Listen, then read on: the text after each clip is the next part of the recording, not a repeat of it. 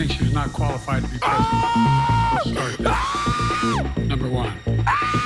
First question! Are you fucking kidding me? It's the first question! To run for president.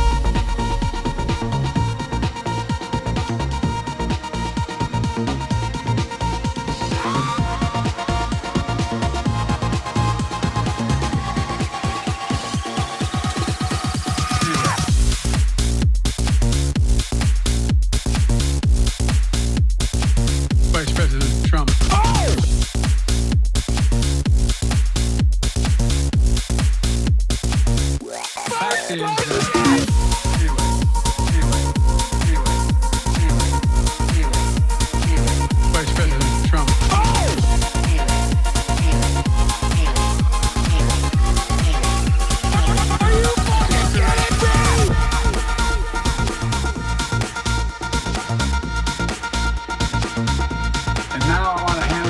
President of Ukraine, who has as much courage as he has determination. Ladies and gentlemen, President Putin. President Putin. He's a big President Putin. President Zelensky. I'm so focused on Putin, we gotta worry about it. Vice President Trump.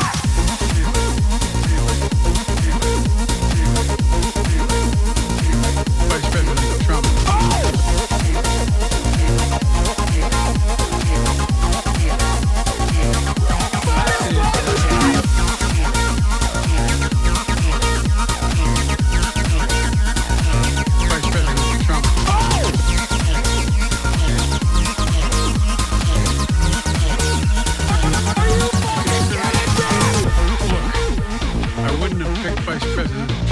Vice President, but I think she's not qualified to be president. What's going on, everybody? I hope everyone's having a fantastic evening, fantastic afternoon, fantastic pre-noon, no matter where you are in the world. I'm Hasan Piker, and this is the Hasan I'm broadcast coming to you live. That's a Megaphonics W right there.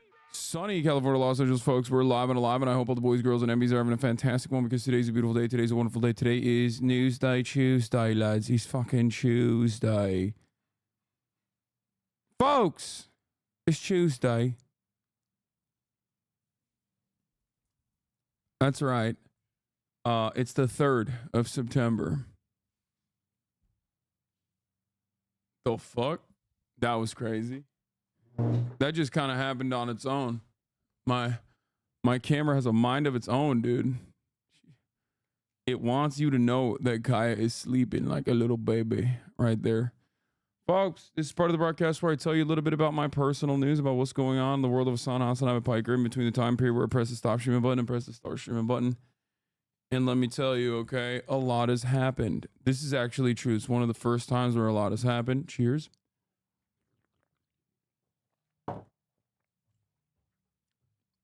A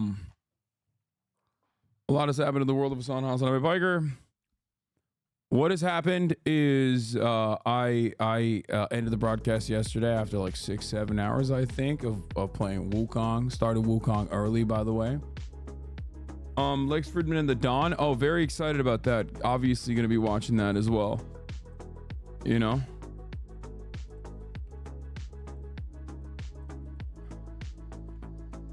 That's later today, right?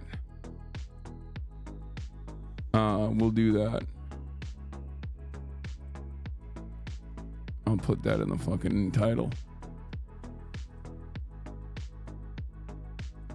So, oh, Lex versus the Dawn is already revealing bangers for us. Oh my god, what a great, so much content. Thank you, Lex Fridman. Did you see Concord News? Have you covered that game at all? What the fuck is Concord News? No, I don't know what Concord is. Play War Thunder? Absolutely not. I don't have that kind of autism. Okay, everybody calm down.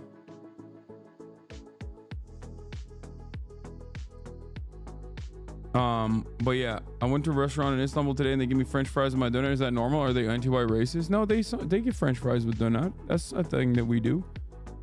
Anyway, folks. Yeah, I ended the broadcast last night and I hung out with the family. It was Murat's engagement party. Right. My little bro is engaged. to be married.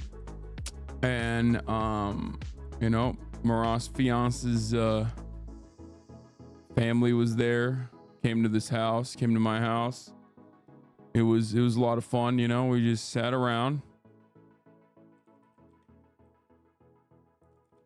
and we just ate great Turkish food. I'll tell you this much, I did my diet's been out of control. Like I'm gonna go on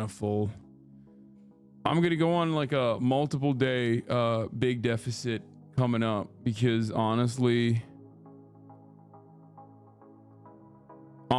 it is not, it's not looking too good. Since the DNC, I've been getting absolutely cooked, dude. The DNC fucked my diet up, fucked my entire life up, basically.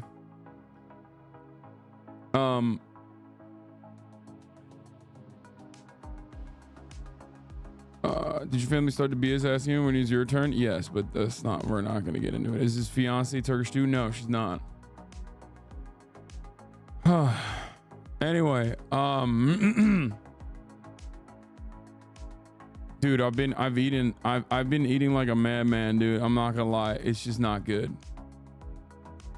Did you see Risk of Rain 2 controversy? No, dude. One day ain't gonna ruin it for you. No, it's not a one day situation. It's been like weeks and weeks at this point. Like before the DNC, I had the bachelor party that where I like fucked my diet up a little bit, and then ever since then I had the DNC for the whole week, and I haven't been able to like recover and get back to my regular diet. Still look good, but I'm not losing weight. I'm gaining weight. I've like been steadily picking up weight, so I need to do my damn thing and start cutting again.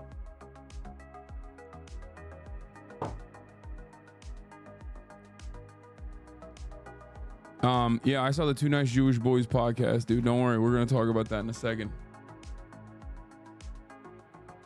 What? Did you hear Mark Robinson went to a gooning store 5 days a week? What? Mark Robinson?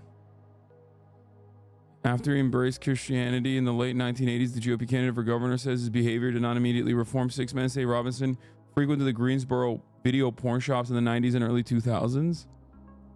I mean, yeah. So what? Let my man goon, you know? Fuck my diet up a bit? You mean when you were desert lifting weights, getting your nips hard with your bros? Yeah. Saw you eating bread on stream yesterday? No, I wasn't eating bread. I was eating cookies. Yeah, I ate so many goddamn cookies. My little cousin, my like little 12-year-old cousin is baking. She's on a baking tear. And honestly, it's so fucking good. Like, she'll make cookies for the family, and then I eat like 7. I can't have one. I have no control. You know what I mean? I just have no fucking control over my own goddamn body. So anyway, it's a new dawn. It's a new day. Okay. It's a new dawn. It's a new day. It's a new life. But let me tell you what I also fucked up. Okay. Guess what? I balled the fuck up. I didn't play a lot of Wukong last night, but I did actually ball the frick up this morning. I'm pretty close to dunking, chat. I'm pretty fucking close to dunking. Honestly. You want to see? Here, I posted on my Instagram. I also got the same exact keyboard, but a new one. Instead of cleaning it up. Here's the gooning article if you want to check it out. I don't really care. But yeah, we had like Turkish chefs come over to cook us some, whip us up a dinner. It was fire. Had some manta. Typical rich boy. You look great. It's not typical rich boy. Honestly, in my mind, it was like, here's what I thought. Okay. The keyboard that I have is $80. Okay. It's obviously a very important part of my job. Okay. Now, in my mind, this is an $80 keyboard. It's an $80 Logitech keyboard. The old one was so fucking dusty and so unclean in ways that are impossible, because I've cleaned this before, but like since the Diet Mountain Dew incident, for the love of God, get an actual good keyboard, dude. Why? This is fine. Look, do you hear it? I like it. It's tactile. Anyway, since the Diet Mountain Dew or Diet Dr. Pepper incident, you can clean it. What the fuck? It's not good for the environment. I've been using this keyboard for like 4 or 5 years at this point. Okay. It's cooked. Like, what do you mean it's not good for the environment? What do you want me to do? I fucking sprayed soda on it and it literally fucking doesn't work.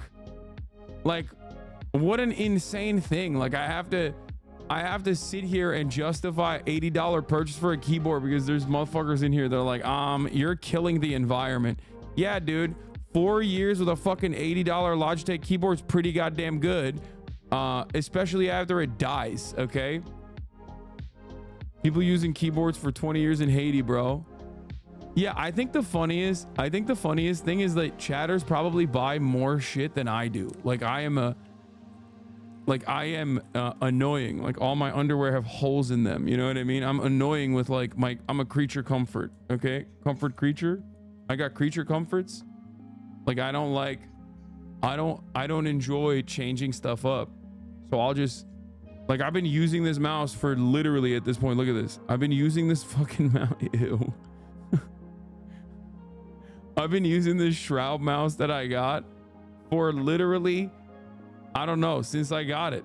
You guys remember, it's got a lot of wear and tear on it. Still going strong though, you know what I'm saying? Fucking wipe it once. Jesus Christ, I do.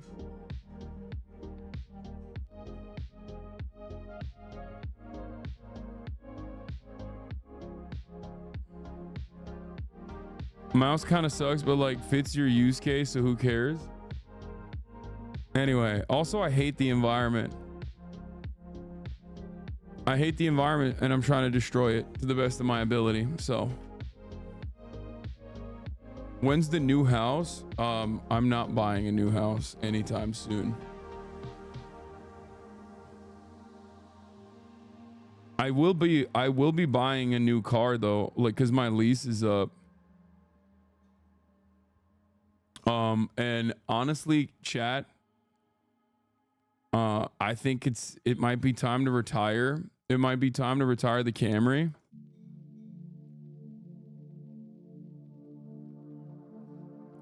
And you guys want to know what I'm looking at? Can't wait for the Twitter dog. I'm not gonna like fucking buy it publicly. I'm just gonna buy it and not like talk about it. No, you want to know what I want to get? Okay. The cars I'm looking at right now are the 2025 Toyota 4Runner, the 2025 Toyota Land Cruiser, which is not that good. I mean, it's pretty sick, but it's not that good. That's for the gas one.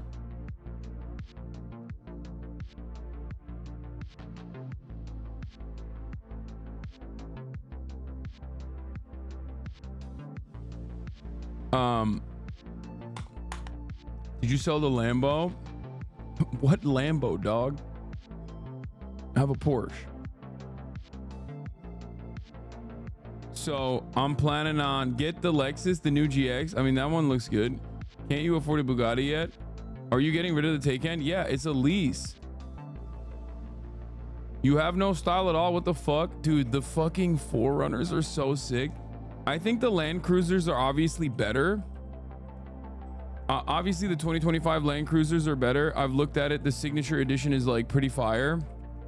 I like the Tacomas too though, honestly. But the 4Runner is so iconic, dude.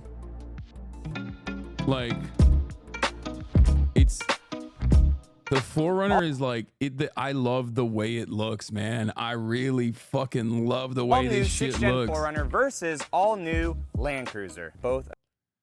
And these are the colors that I would get it if I were to get it. The new Land Cruiser only has 5 seats, but the Lexus GX 460 has a 7 and it's the same car. I know. I heard the Lexus GX 460 also has like a better engine or something, but like I don't like a Lexus. I am a Toyota boy. I know Lexus is Toyota, but like higher quality. But I like Toyotas and I don't like Lexus. And my family has had both. Like we're a Toyota family, right? My brother drove a Lexus. My brother drove my grandfather's hand-me-down Lexus for years and years. I just love the way this fucking thing looks. But okay, hold up. Obviously there's an alternative out there because there's a fucking EV. There's an EV play here. Are you ready for this? Are you ready for the fucking EV play? It's nothing that you've thought about. No one in the chat has even brought this up. No one in the chat is even like considering this. It's not BYD. I love BYD. I can't get it. People are saying Rivian. People are saying Prius. People are saying, dude, are you ready? Them shits are crazy, dude. I don't know. I don't have a lot of trust in GMC, but dog, they are fucking dope. Okay, listen. Hear me out. Hear me out. Hear me out. Hear me the fuck out. It's got more battery run than my current Taycan. Shit's gonna break day 2. Yeah, I'm a little scared about that. I'm not gonna lie. Cause like as far as like the EVs goes, I think it's probably the worst EV SUV. There are actually ridiculous lease deals on the Hummer right now. You can get one for like $400 a month. Yeah, they're also ass. So I think a lot of people are like, they're ass. So people basically are like, you can just take it. Please take it for free. Yeah, it's not a great vehicle. Yeah, can't be worse than the Cybertruck. The cancellation would be crazy. Wait, what? For the fucking Hummer EV? Why the fuck would anybody cancel me for that? Please don't. I work for GM making the batteries. Please don't. What the fuck? What are you, spitting in the batteries, dude? Okay. I knew. Oh, I'm tired, boss. Hasan, hypocrite. Hasan, car socialist. Okay, everybody calm down now. Calm down now. Calm down. Okay.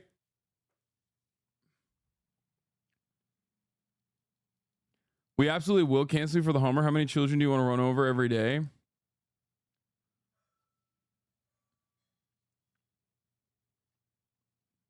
Bro, look at how much it weighs. Can your driveway handle the almost semi-trailer weight? If you get that, I'm on subbing. It weighs 9,000 pounds, bro. You're going to run over so many people.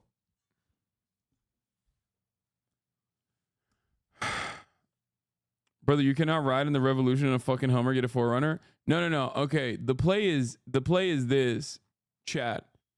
Like, I need one ICE and one EV. Because the Camry is like on his last leg. So I was planning on getting like one Toyota again, staying in the Toyota family, and then getting like either having one larger SUV or / truck that is ICE or EV, and then whichever one the other one is going to be a sedan.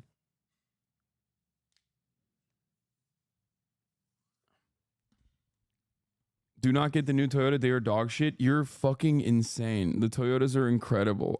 I really love the fucking 4Runner. I'm probably gonna get it. How many miles does the Camry have? Dude, I don't fucking know.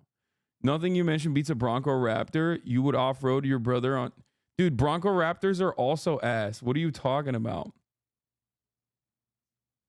There's a new Porsche SUV EV. Wait, really? What is it? The Macan? The Macan is the only EV one, right? They don't have like the Cayenne EV. I mean, it looks kind of good. I could drive that. I want a fucking Yangwang, okay? I can't get it though. I literally looked it up. I looked up the Yangwang. Yo, straight up, I looked up the Yangwang, and honestly, you can't You can't get the Yangwangs out here. You can't. BYD does not sell to the United States of America. It's so ass. Fucking pisses me off. No way you fit in there. No, dude. The Porsche Taycan and the Macan are both fine. They're big enough. May or may not be out there before your Taycan is up. They're taking the damn time with the Macan EV. This one is a sick car, but it's not out till 20. Oh, no, this one is not real. This is just a concept. But Hyundai is coming out with another EV, but in 2030. That one is incredible. Yeah, this is what I want. I want the U9. This is the fastest production car on the planet. The BYD Yangwang U9. I want it. I can't get it. They don't fucking... It's not street legal in the United States of America. They don't even like... They don't even fucking do this shit. They don't even let you have it here. It's fucking bullshit. But it's so sick, dude. Look at this spoiler. It's like their supercar, but it literally costs like... It costs as much as like the most souped up Porsche. You know what I mean? Wait, why is it not street legal? None of the BYDs are street legal. Damn, that's a GT3 style wing. Yeah, none of the BYDs get like in order to become street legal, they have to like abide by American standards. This doesn't mean that their standards are not up to par with American standards. It's just that they've never even attempted to because they don't give a shit. Porsche 911 Turbo will swipe the floor on this bitch. What are you talking about? This is literally the fastest production car on the planet currently. You're objectively wrong. It is an electric vehicle with, I think it has that like weird, well, it's not even weird, but like the Chinese EVs also have like ICE motors in them too.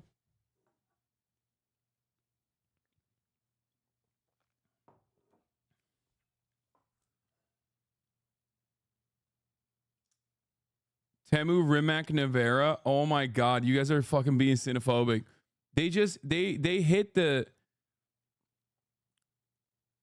I think they did, what do you call it? They did a thing, like they did the test, what is it called? The Nürburgring test. Apparently the car gets so fucking fast. It like feels like it's lighting on fire.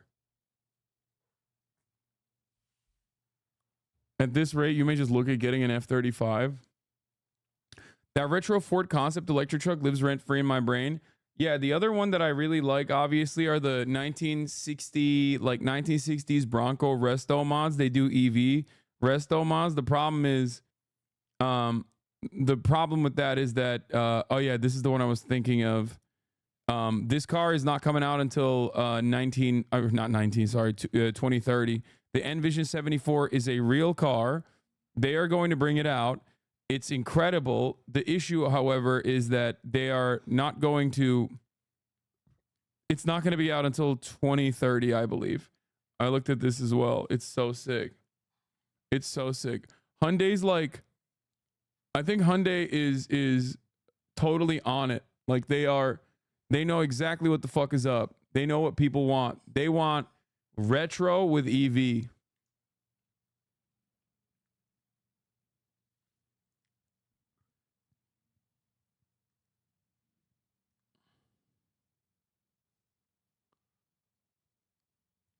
Yeah, Hasanabe is for sure hetero. Look at these car choices. Ew. You think this is an ew car choice?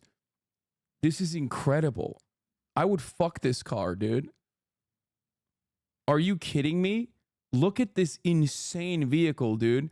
It is an electric vehicle, and it is like a modded out version of an old fucking racing car that you're wrong. You're just, I don't even know what to say. I just, other than you're fucking wrong. I also kind of like that there's not a lot of idiotic shit. Like there's no waste of space that a lot of EVs have with like all these like iPads and shit. I hate that. That's part of the reason why I still want to get a Toyota.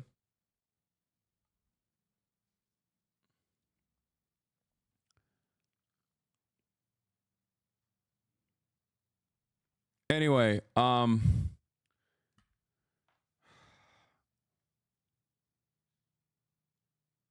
it's not an EV, it's a hydrogen fuel cell EV, lol, that's why. It's not the fastest car on the market. This isn't. I never said it is. Oh, I thought this was an electric vehicle.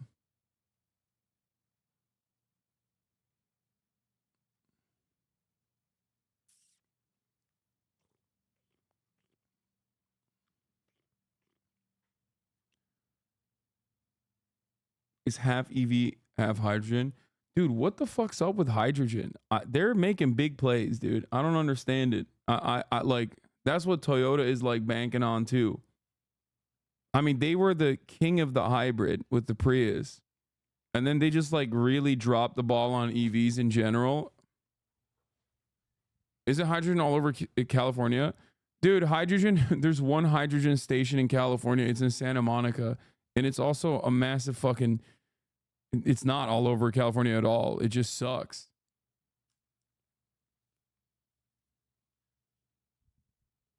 Like, I don't know the tech behind it, but as far, like right now, it's not something that you can have.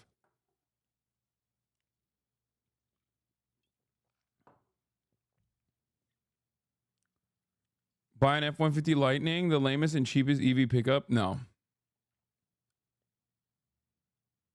They went all out for EVs. They'd lose money on the hybrids.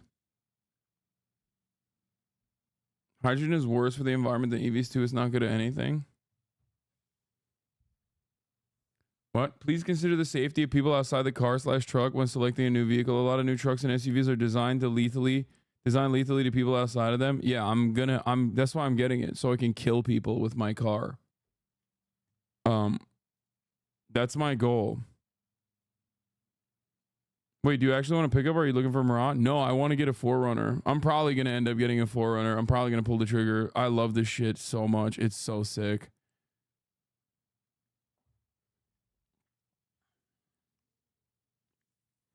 Did you drink champagne at the engagement party? Yes. I took a sip. I'm not like, I don't really drink, as you guys know. Anyway, but that's it. I played ball this morning. All right, let's fucking blast off. Let's do the dang thing, okay? Let's talk about it. Lex Fridman X Donald Trump 62 days campaign mania. Bro was talking about cars like we live in Mad Max. I mean, they're not wrong. American cabs are so fucking massive that it's like, yeah, they literally their clearance is so insane that, like, yeah, you can't see children in front of you.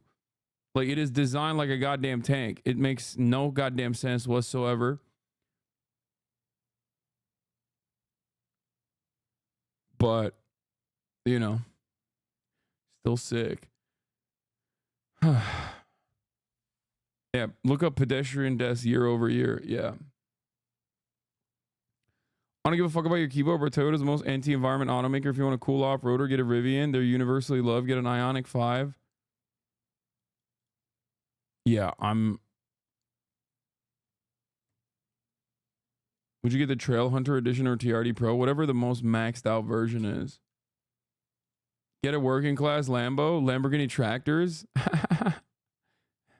Hell yeah. Why does it look so, like, scary? Why not the BMW EV? The 7 Series Beamer EVs are actually kind of sick. I just don't like BMWs as a whole. I'm not like a BMW fan. The only other thing I thought about was potentially the G-Wagon EV, but like that's so, it's just, I don't know. I just don't like Beamers, and I don't like Benzes. I don't know. You need to get the trail package for the harsh roads of Beverly Hills. You think that's a joke? By the way, that ain't a joke, dog. Yeah, no, you literally need off-roading gear to be able to fucking consistently drive your goddamn car in Los Angeles roads. That's not a fucking joke. That literally is not a joke. Have you seen the motherfucking potholes out here, bro? I've gone off-roading with my brother. I know what off-roading is like, and let me tell you, okay, as someone who has off-roaded with an off-roader and someone who drives on Los Angeles roads, okay, there is not much difference, okay?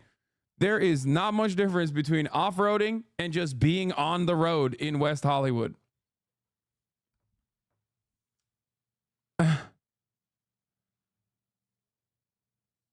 Yeah, going to the fucking gas station in Los Angeles is off-roading, dog. That's what it is.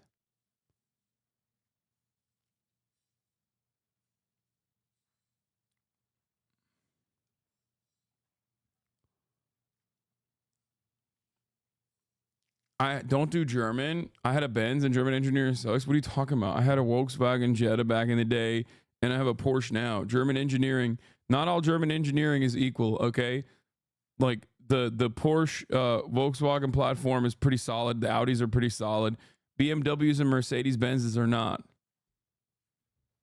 Don't call yourself a high-speed lover. I disown you for this car talk. I live in Los Angeles, dog. What the fuck do you mean? That's a crazy thing to get mad over. It's like, yeah, I should just walk. Well, what happens when the sidewalk is over? Just walk on the street and just get killed.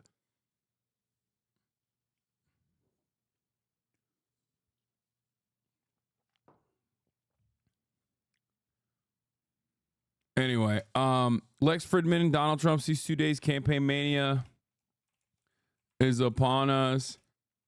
Venezuelan gangs have overtaken Colorado. Wukong later.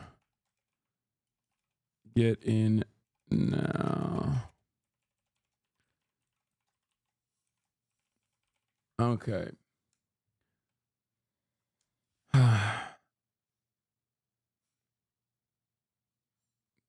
Dude, get this absolutely insane, and Hyundai are actually killing it. Dude, I know. The Hyundai, it looks phenomenal. It's just not out until...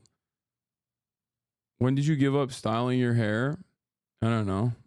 Does it look bad? I feel like it looks fine.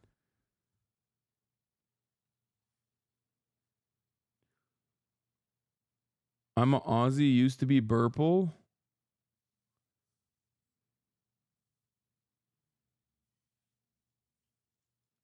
All right, we gotta What? talk about this. The Ioniq 5? Dude, I am not getting this car. Okay? You are insane. I am not getting a fucking Hyundai Ioniq, dude. That's crazy. Okay? Like, look at this ugly ass thing, dude. I mean, listen, the Hyundais are decent. They have like decent EVs. No disrespect. But like, I'm not touching that, bro. Get the fuck out of here. Bro, this is literally like... You know, back in the day when the Priuses were first popping off, people would be like, oh, gay. Like, you have a Prius. Priuses are great, right? This is literally, this is way worse than that, okay? Best EV year over year.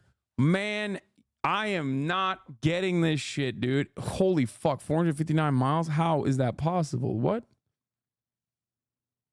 Oh, no, it's 134 miles with 72% battery.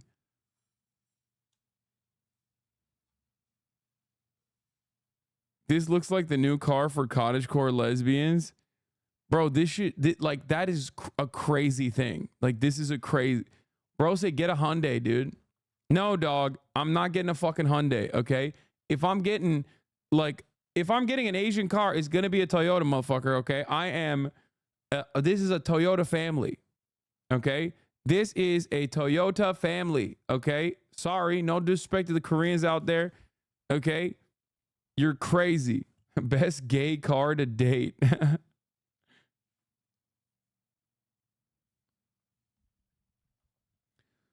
Why? I don't understand why they make EVs look so ass, dude. I just don't get it. I don't know why. Like, ugh.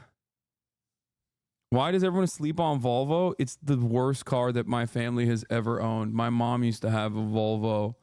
It's so boring. It's a car that you get when you literally want like safety over anything else. You have a family and you like really care about safety. Okay? That's the vehicle that you purchase when you got that situation.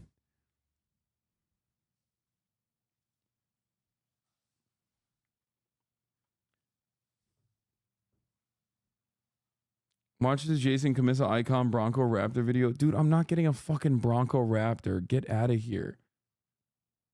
People have said, I saw it. Bronco Raptors are literally fucking getting marked down by like 50 grand right now. Okay? Like, if I was an off-roader, I'd get like a Jeep Wrangler or something. Okay? Why the fuck would I get a Bronco Raptor? I'm not an off-roader. Exactly. Perfect time to buy one. Yeah, because no one is buying it because it's insanely fucking priced up for no goddamn reason. You want me to buy $100,000 fucking SUV when like it's not even on the off-roading front, it's not as good as like a car that is cheaper than it.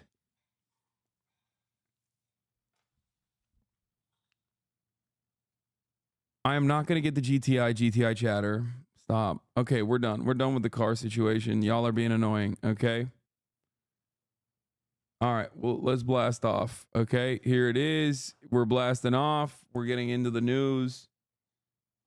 Oh, please, that's one paycheck for you. First of all, it's just not, it doesn't make sense. Like, if I'm going to drop $100,000 on a vehicle, I want to get a fucking car that I actually like. I'm just saying that it doesn't even like reach the performance standards of like, I'm not an off-roader anyway, but even as an off-roader, it like there's better off-roading cars out there. They're just literally listing cars to piss you off. Yeah, they're just like really adamant about the specific car that they like. Social justice. Because of your car taste, I'm convinced you need Jesus in your life. Why? Because I said I really like the 4Runner. That's like the top contender right now.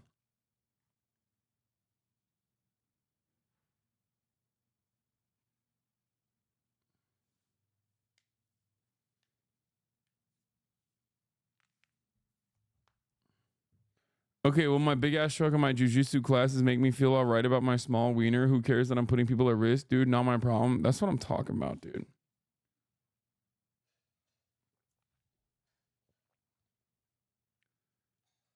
These are Tyler Oliveira investigates the Venezuelan gangs taking over Colorado. Let's go.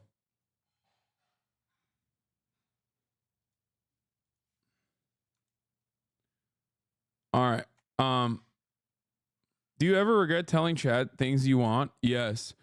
When it comes down to like personal news, it is one of my biggest regrets, honestly. Like telling chat personal news related shit gets heated real quick because everyone has like really everyone has a lot of opinions, okay? Typical rich boy with more money than taste. Okay.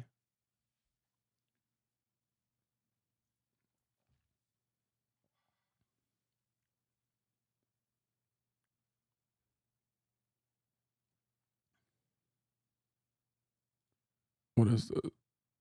Did you guys know that the iconic, this is like neither here nor there, it's completely irrelevant, but did you guys know that the iconic Shelby was designed by a North Korean man? Like straight up. It's such a fucking sick story. Yeah. A motherfucking North Korean man, straight up with his family members in North Korea.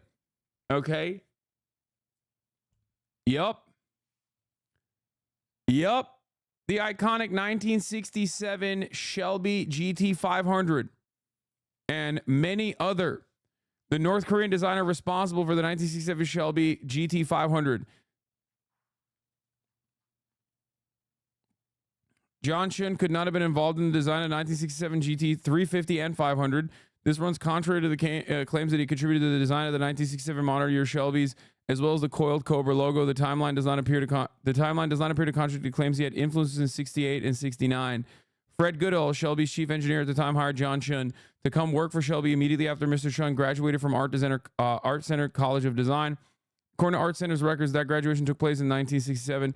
According to the Shelby Registry, the first 1967 Shelby cars began shipping to dealers in 1966. By the time Chun arrived, 1967 cars and the updated Cobra emblem were already completed. The credit for the 67 range goes for Ford designer Charles McHose, who died January 31st, 2020.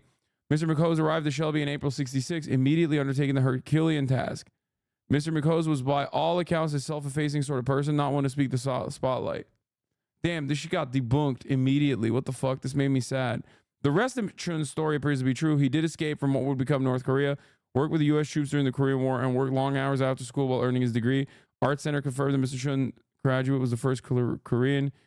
It is possible some of his ideas were adopted for the early 68 advertising models, but more research is required in this area. So he didn't. So he helped. He didn't entirely design it. This editor's note immediately disqualifies the entire article. What the fuck? 50 years after these events, memories get tangled. The historical record can be incomplete. In this case, we're at least able to accurately state where credit for the 67 is due and where it is not. The loss of both men, each a contributor to a breed of legendary cars, is an erosion of history. We mourn their passing. POV, when I watch a streamer spread misinformation, I mean, I also, he collaborated and defected. I don't think he literally fucking collaborated.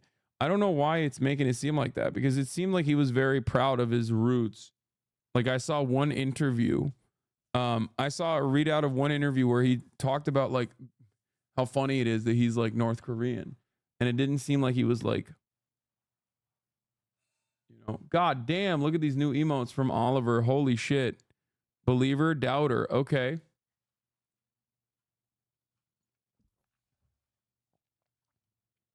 Get the motorcycle from Akira. Okay, dude. Y'all are crazy. We're done with the car conversation. We're done with the car talk. Okay. Y'all have lost the plot in its fucking entirety. Okay. I will not be purchasing a motorcycle, dude. What the fuck is wrong with you? Now you're being crazy. Okay. You're being extra fucking crazy. Yeah. Get a Gundam, dude. Get Optimus Prime. Dude, get a spaceship, dude. What are you doing?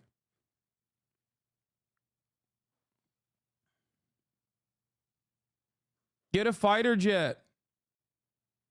Get a fighter jet. Get an Eva. Get an Eva. Get a yacht. Get a yacht. Get a yacht. Get a yacht. Motorcycle. Yeah, dude. I'm going to get a fucking motorcycle so I can get killed.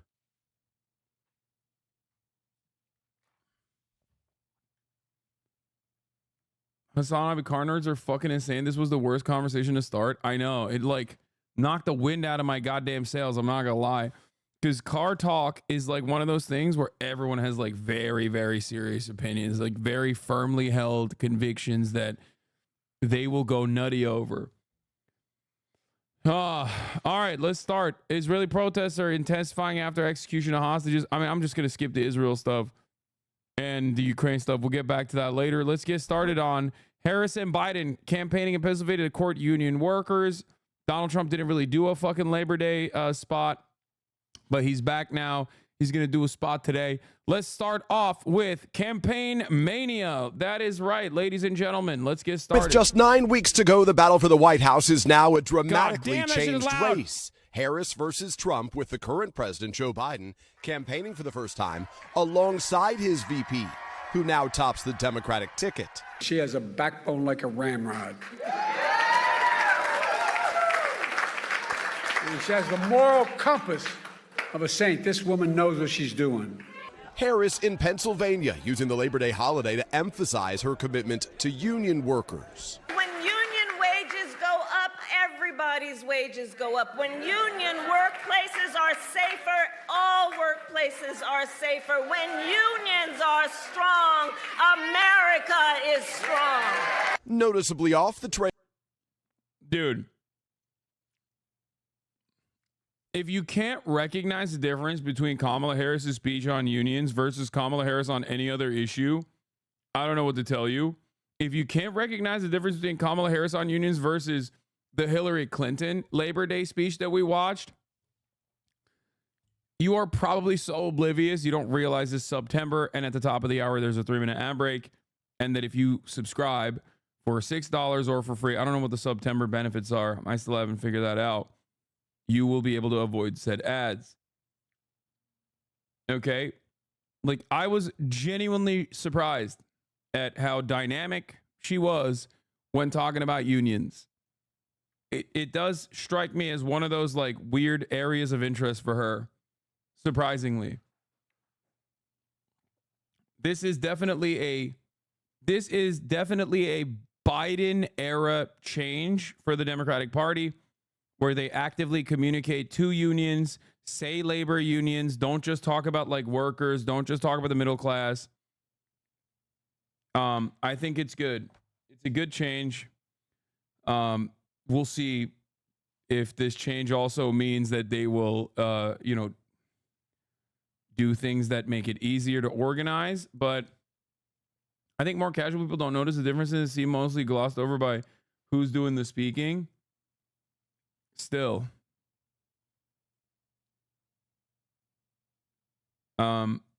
It's a welcome change of attitude and a welcome change of pace in general.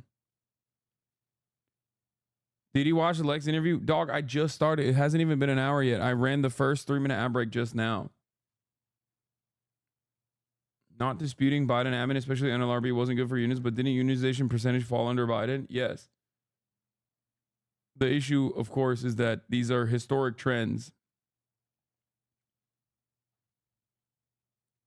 The existing unions also happen to get like pretty solid contracts under Biden, though, like historic contracts under Biden. But yes, the unionization percentages is at an all-time low.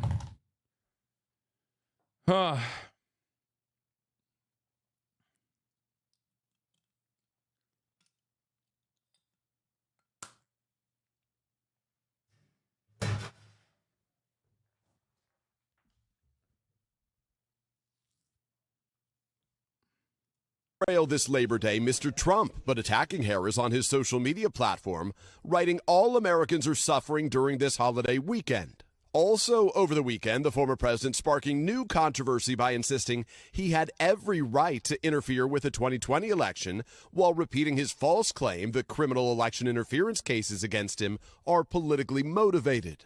Whoever heard you get indicted for interfering with a presidential election where you have every right to do it? You get indicted and your poll numbers go up. The next major moment in this race, the presidential debate, now just 1 week away. Multiple sources familiar with Harris's preparations tell NBC News she's held a series of work sessions. This sucks ass, by the way. Kamala expected to unveil second key economic policy plank for New Hampshire speech Wednesday, focus on small biz and startups, likely mix, including tax credit grants, technical assistance. Why does that suck ass? Because that right there is precisely what the Democrats always do. That is old school Democratic Party nonsense. Okay, here we go. Okay, ain't nobody out there is ever going to get excited for fucking tax credits for small business and startups. It is boring as fuck. It literally sucks. It sucks. It's means tested garbo. I hate it. I think it's bad policy. I think it's bad politics. Okay? Straight up. Straight the fuck up. The issue, however, is that it appeals to the absolute worst, most annoying motherfuckers out there. So we'll be hearing a lot of people, we'll be hearing a lot from people, the exact worst type of people in society, Redditors and the like, who love this type of shit, even if they don't have a small business, but they get really fucking annoying and technical about how like great this actually is. I think it sucks. It is poison. It is the exact opposite of like broad sweeping changes in the legislative agenda. For example, you know what helps small businesses? The way that Tim Walz talks about this is phenomenal.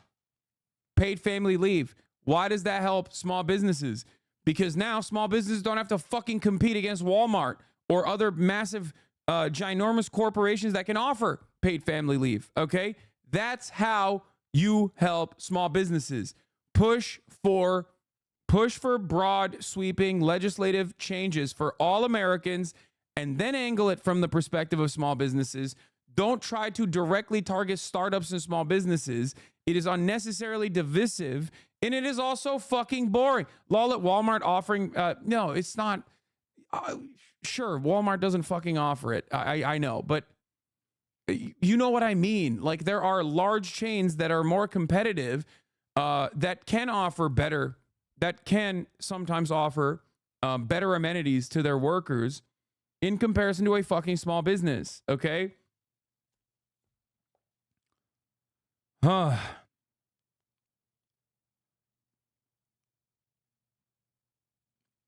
Yeah, this was really funny.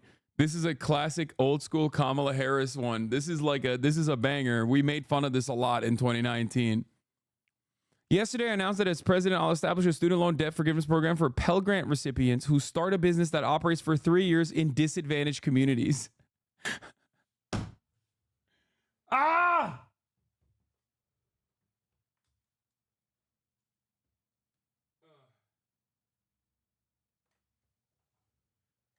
As opposed to just doing student loan debt forgiveness. What the fuck? Why can't you just say student loan debt forgiveness? Like, this was in 2019 when she was running in the primary.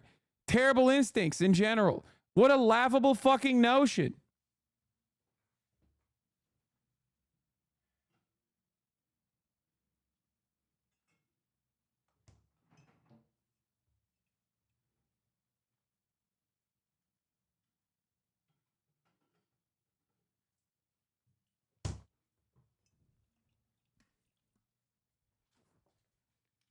I want to thank everyone for your feedback and clarify some confusion. We have an opportunity gap in our country, and one thing we need to do is support black entrepreneurs. I have a plan to do that on multiple fronts. It's also unnecessarily identity politics focused as well, which is annoying because, like, dude, like, this is not helping black people. This is helping like 8 black people, okay? And you have unnecessarily tied like student loan debt relief to helping out like 8 black people that might leave might leave a fucking college and then go back to a community that is underserved and start a fucking podcast or some shit. Like, it sucks.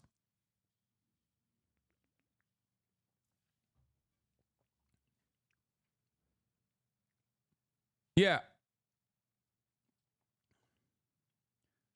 So stupid. Student loan relief for Pell Grant recipients is just one component of our plan to reduce the opportunity gap for black entrepreneurs. Along with $12 billion in direct capital, we can ensure black entrepreneurs have a real shot at starting small businesses. Ben Norton, Bernie Sanders, we should forgive all student debt and make public universities free by taxing Wall Street.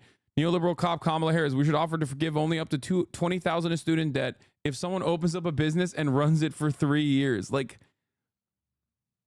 what an incredibly bad idea. Anyway, this was like an old one. This was a like an old, terrible, means tested, like classic old school Democratic Party bad idea, okay? Matt Brunig is also saying what I've been kind of pointing to for a while now, which is, you know, tax credits. Everything's a tax credit. Respect to TPC for the Tax Policy Center for spending most of this piece on the administrative problems of this proposal.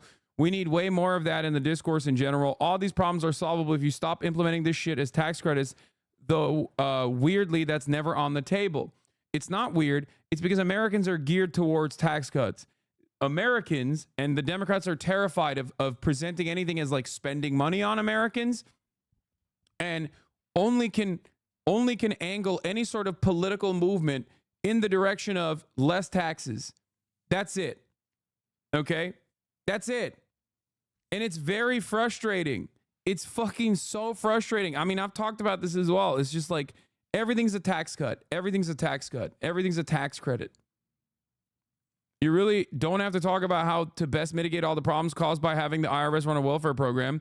You really can just decide not to have any of those problems if by designing it as a normal Social Security Administration program. I mean, don't get me wrong. Whom among us does not like the intellectual challenge of how to do things in ways that don't make sense?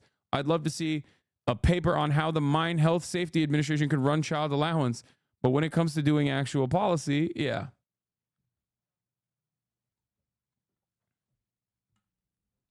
It doesn't make sense, okay? It does make sense if you think about it from the framework of like, I am terrified of ever fucking running a campaign that is going to just straight up give people money because I'm worried they're going to say I'm a communist, and I'm worried that they're going to say, you know, how do we pay for it? How do we pay for it? How do we pay for it over and over again? And I don't want to, I don't want to ever personally fucking deal with that messaging problem. So everything's a tax cut. Everything's a tax cut. Everything's a tax cut.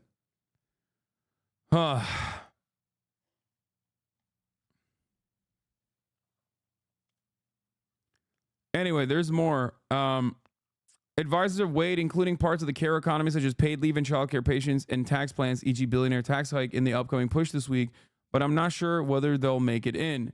Oh, so they're fucking not admitting, they're not putting in the good shit. I was surprised to learn that 62 million U.S. workers are employed by a firm with fewer than 500 employees.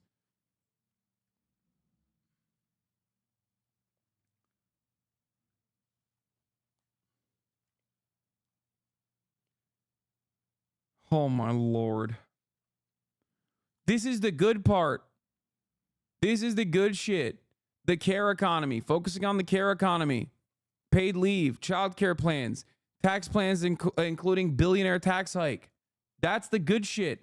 So they're literally coming out with the cookie cutter, means tested neoliberal bullshit and not coming out with the actual good shit.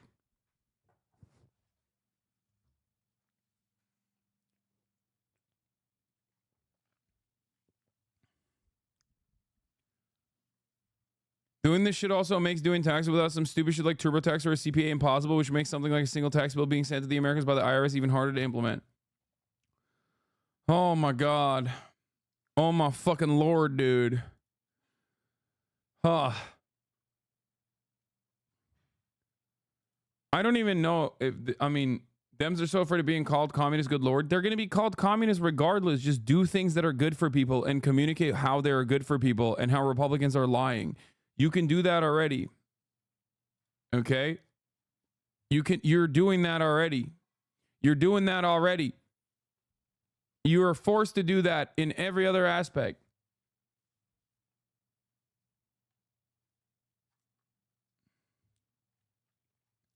Democrat, like, Biden is calling her Comrade Harris.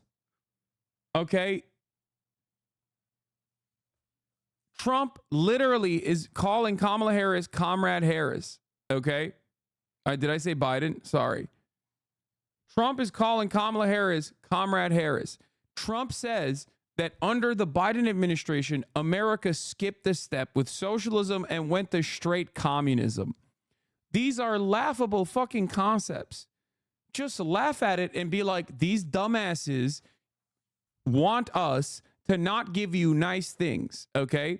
For far too long, nice things have only been afforded by the federal government in the form of taxpayer-funded subsidies to corporations and the billionaire class. We want you to get a crumb of that. There's a lot of you out there. There's a lot more of you than there are of them. But we want to, and it's going to be somewhat costly, but we want you to get something in return for all the taxes that you're paying for. Okay? They call that communism. It's utterly ridiculous because they don't want you to have nice things. Just say that because it's the fucking truth. Okay? Force them into a corner of engaging in, deficit hawkish behavior that Donald Trump doesn't like doing. He does not do it because he is a populist. He knows he doesn't want to do that. He knows that that's poison for his base. Okay? It would divide his perspective. It would literally divide his base. If he was engaging in deficit hawking, it would literally cut across his own base of support. There are a shit ton of people who still think Donald Trump has their best interest in mind because he communicates that way.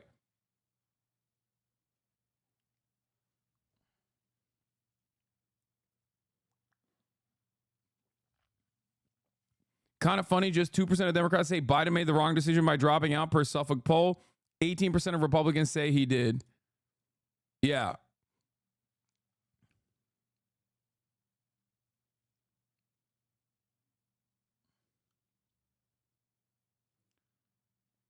Is there an inherent reason why they won't engage in the truth? I understand Dems are terrible, but the current strategy seems like the same old garbage. Because the same old garbage seems promising now because it's got a new polish on it. Okay? That's it. It's no longer Joe Biden, who is like a carcass presenting the same old garbage. It's now Kamala Harris presenting the same old garbage, and she is at the very least like younger and more dynamic seemingly. So they think that this will allow them to win a marginal victory. There is no interest in like making bold proclamations, running a campaign of hope and change. Even if you're not going to fucking follow through on it, there's still obviously a great benefit to running on it.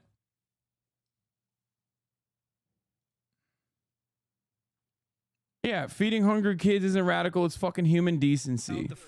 There you go, dude. There you go. Okay? It's almost as if a lot of those liberals who are diehard loyalists of the Democratic Party will literally defend these policies on principle, but also they'll reflexively defend these policies because it's the Democratic Party running with them. Let's play moderate game until we have the House and Senate, then fucking ram through as many progressive policies. No, that's not how this works. You're failing to understand what I am saying. Okay? You're failing to understand what I'm saying. First of all, they're not going to fucking ram through progressive policies. That's not going to happen. Okay? And also, not only is that not going to happen, running with a progressive agenda is not unpopular. This is a lie that has been fucking told by the Democratic Party to their base, okay? Absolutely zero people are like, oh man, I really would appreciate a fucking tax credit if like I worked in an underserved community for 3 years as a small business owner, as a Pell Grant recipient. That is unnecessarily complex. You're adding, that is the Elizabeth Warren to the Bernie Sanders. Bernie Sanders comes out and he's like, everyone needs health care. Y'all are ridiculous. Everyone deserves health care. We got to make this shit free. It would literally cost less to the government. It would cost less to the average American. Okay? At the end of the day. Right? That's it. Boom. Universality. It's simple. It works. It's great. Elizabeth Warren's like, well, you know, here's how we're going to actually do this. We're going to means test this proposal. We're going to make the military more green. Yada, yada, yada. It's not simple. It's complicated. It's nerdy. It's unnecessary. Okay?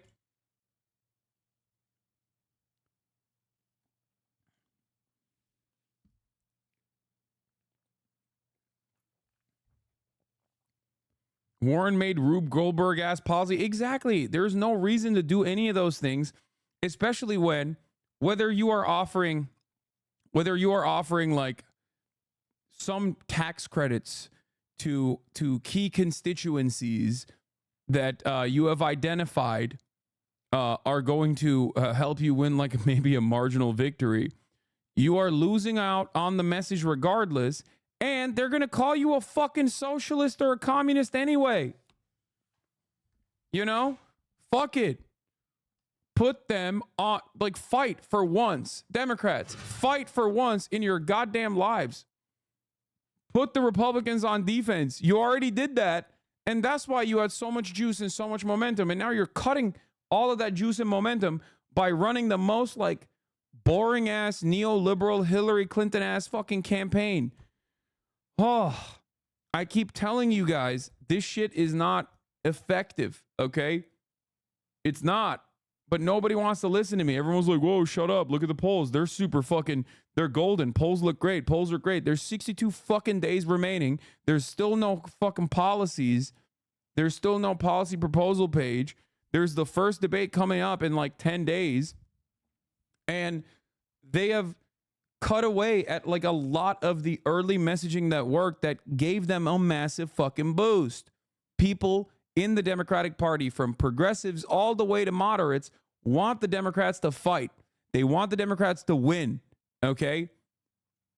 But if you run scared, and you refuse to fucking fight against the Republican Party, and then you also capitulate to their framing on key issues like immigration, you're going to fucking barely win or maybe even lose. How are you still harping about zero policies when they stated like half a dozen? Oh my God, dude. They don't have a fucking policy page. They don't have policy papers that you need to give to door knockers and canvassers. What the fuck are you talking about? Okay? You need you need policies on paper, okay? That's how you engage in door knocking. That's what you give to your canvassers. This is just bad campaigning in general. Please stop.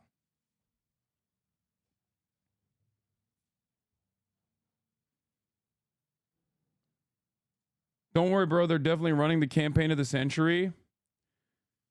What is this? Yeah, Biden knows better than anyone that Scoop Jackson's belligerent foreign policy, including the commitment to giving Israel a virtual blank check of America's support, has been losing ground in the Democratic Party for decades. According to Benjamin Netanyahu in 2021, Biden emphasized to him in a private conversation that domestic pressures were making it difficult for Biden to be as pro-Israel as he wanted. Biden reportedly said, Bibi, I got to tell you, I'm coming under a lot of pressure back here. This is not Scoop Jackson's Democratic Party.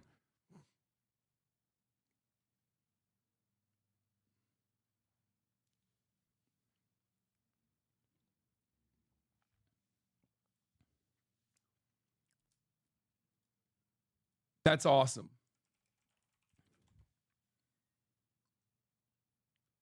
Scoop Jackson died in 1983. Okay? He died in 1983. He was born in 1912, okay? 1912.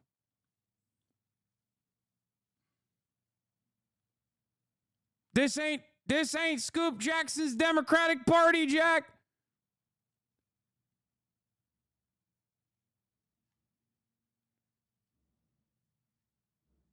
You're telling me someone was named Scoop? Yes, brother, because he was born in 1912. They don't even name motherfuckers like that anymore. That's how old he is. He's so old, he died in 1983. Do you understand what I'm saying?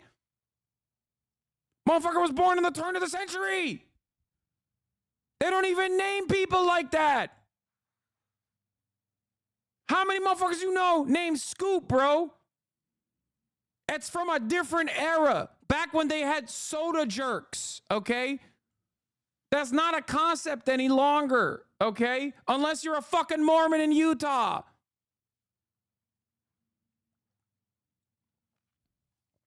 I know it's a nickname. Yes, dude, I know. His name is Henry M. Jackson. My point is, they don't name motherfuckers Scoop anymore. Like, they don't just go, Jack, all right, we're going to name you Scoop. That's right. That's like not a thing. That's not a thing.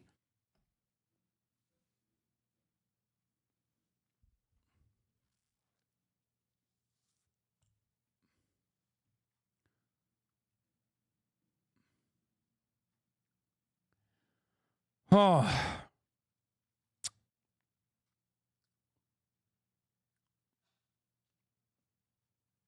Actually, just Henry. Dude, shut up. I know his name is Henry Jackson. Oh my God, you guys are so fucking annoying. I'm saying they do not name, like they don't give nicknames like Scoop and call people Scoop Jackson any longer. Oh my God, you guys are so fucking lame, dude.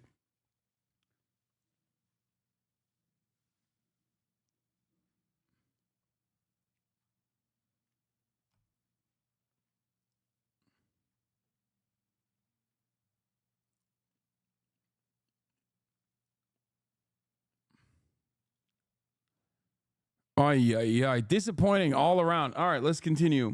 Between campaign stops and her official duties. Unlike Mr. Trump, who shared the stage with President Biden earlier this summer, it'll be Harris's first debate in nearly 4 years. And no public events are scheduled today for either Harris or Trump, but this week does notably mark the beginning of voting season, believe it or not, with the first absentee general election ballots getting mailed out in the key battleground state of North Carolina. this Friday. Savannah. Always good to remember. Voting is about to begin. Peter, thank you. Hey, thanks.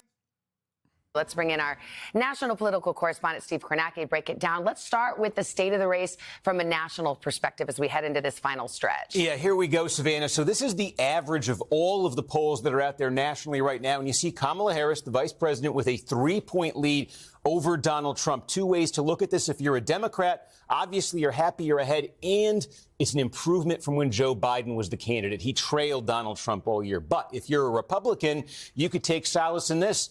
This is not unfamiliar territory for Donald Trump. Labor Day 2020, he trailed Joe Biden by 9. He almost came back to win that race. 2016, he trailed Hillary Clinton by 5 on Labor Day. He did come back to win. So Harris has actually it's a tighter national margin. But as we know, these elections are determined state by state in these battleground states. So let's look at a state of the race there. Yeah, let's go. Yeah, numbers look worse when you look at the fucking states. When you look at state by state, numbers look the best. Numbers look the best when you look at like the national average. You still need a +5, okay, for the Democrats to win over the Republican Party, because there are more Democrats. There are more registered Democrats in this country than there are registered Republicans. There are more Democratic voters in this country than there are Republican Party voters. Ultimately, you still, given the way that the Electoral College works, you still need around a +5, okay? And as you can tell right here, 2016 polls were a little different. Obviously, there was a lot of overcorrecting that needed to take place for polling in 2016. Hillary Clinton's +5 didn't actually end up helping her secure the victory. Let's go through now 7 battleground states. You can memorize this list at home. We're going to talk about them a lot between now and November. But the key here is that 6 of these 7 states all went for Joe Biden in 2020. North Carolina, the only went for Trump. And you see right now, the polling is tight in just about all of them. Trump ahead narrowly in Georgia, North Carolina. Small Harris leads, except take a look here, like in Wisconsin, Harris on average leading by 6. This is important to note. The polling was off in states like Wisconsin in 2020 and 2016. It underestimated Trump's support. Whether it does that again this time around, a major question. That made a huge difference, of course, in the result there. So let's do my favorite, Matt, the 270. Love to see how this can play out when you start switching how the battlegrounds go. Yeah, mine too. So we've got those 7 states you just mentioned in gray here, the battleground states. Look, 2 perspectives here. If you're Harris, your most direct path is this. They call them the Great Lakes states. Wisconsin, if you could win that, Michigan and Pennsylvania all went for Biden 4 years ago. Hold those, and you see it right there. Harris is at exactly 270. But here's the complication for her. What if she slips up in one of these? Pennsylvania, she didn't pick that state's governor as her running mate. Some people wonder about that. If she were to lose Pennsylvania, it is the largest of these battleground states. It's over. If she doesn't win Pennsylvania, it's over. Okay? Like, the reason why it's over is because if you lose Pennsylvania, the likelihood that you will win Georgia is incredibly low. Like, there's no pathway, in my opinion, where you lose Pennsylvania, but then you win Georgia. And if you lose Pennsylvania, you most likely lost Georgia as well. And in which case, it's fucking over. She's campaigning in Pennsylvania, right? Yes. You could see her number comes down. She would then need to win at least 2 from this Sun Belt tier. And meanwhile, if Trump were to get Pennsylvania, it opens up the simplest path for him. Get Pennsylvania, hold North Carolina, which he won in 2020, and then just win back Georgia, which he narrowly lost, and he'd be at exactly 270. All right. And Steve, you're not wearing khakis. You're wearing gray pants. Are you going in a new fashion direction that we need to be aware? That's crazy that they know about the fucking khaki Kornacki, dude. You think they're Hasan watchers? Like, do you think there's like producers in the room that know? I mean, I guess we're not the only community that love the Steve Kornacki khakis. Yeah, I'm always very conscious of my fashion decisions here. You know me, you know me. All right, we're on the journey with you. You're not the only one to bring it up. Yeah, a lot of libs love his khaki Kornackis too. Thank you very much. The Kornacki khakis. Check ban appeals are probably there. All right, we got a new Harris ad. Focused Harris Wallets 2024. Not everything revolves around you, law. Okay, first of all, I said this community, okay? Oh my God. I can't even fucking make a goddamn joke. I can't even make a goddamn joke without fucking 48-month subscribers like literally shoving it down my fucking gullet today. What is happening? Is it because I didn't pick your fucking personal favorite car in the morning when we were talking about it? Your viewers genuinely hate you, bro. Yeah, like literally. What the fuck, man? Yo, are you okay, dude? Are you all right? Are you all right? Is that what happened? I didn't like the car? I didn't like the car that you wanted to suggest. You didn't even suggest a car. Is that a confession?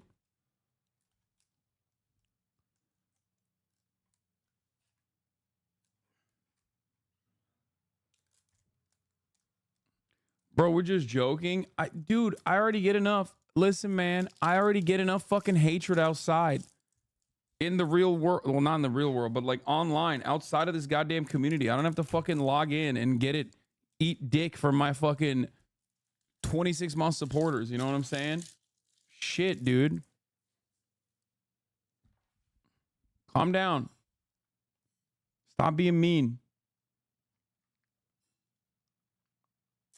Literally, Russia hates you. I know. I got the goddamn government of Russia making fun of me, saying I'm gay. Any protein bars you recommend? Quest.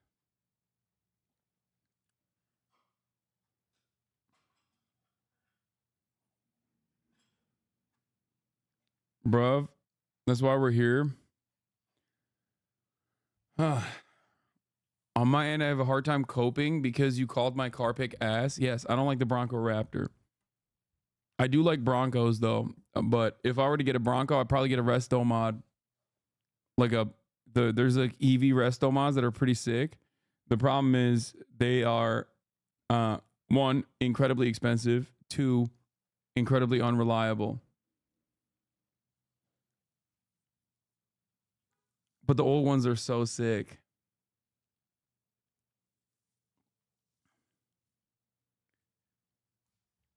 All right, let's look at this new Kamala Harris. We all know ad. costs are too high, but while corporations are gouging families, Trump is focused on giving them tax cuts. But Kamala Harris is focused on you. Building up the middle class will be a defining goal of my presidency. She'll make groceries more affordable by cracking down on price gouging. And she'll cut housing costs by taking on corporate speculators. Middle-class families build America. We need a leader who has their back. I'm Kamala Harris, and I approve this message. A troubling incident, this one out. Yeah, the U.S. Marines. We'll talk about that. But what is this? The Russians are not the only ones using your ads. What? Using your likeness in ads, it seems. Okay, dude.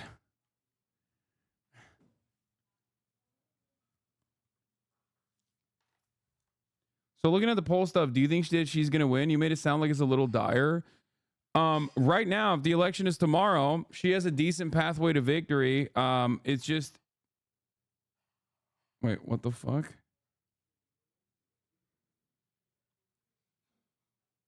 Hold on.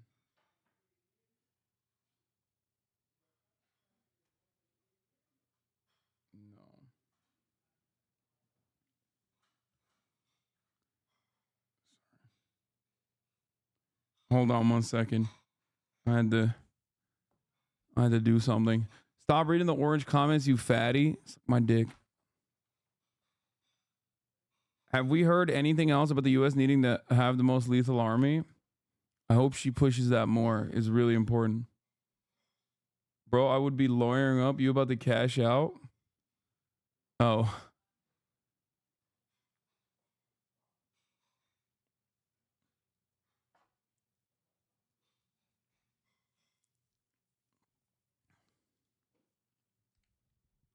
Tell me why Snopes bothered covering this. Because everyone is just in clown world, dude. That's what it is.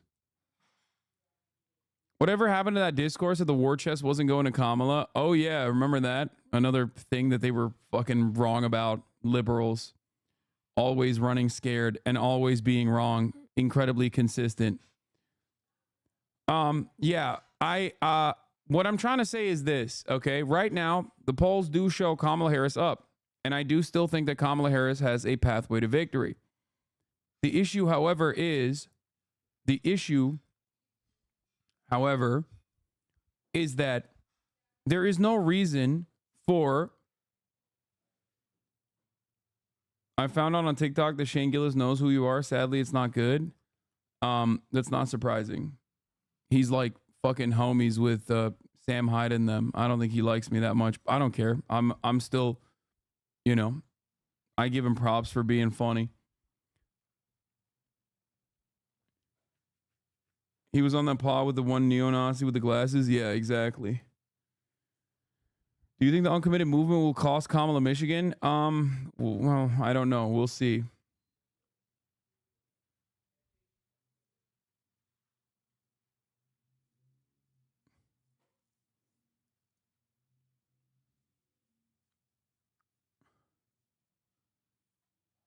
All right.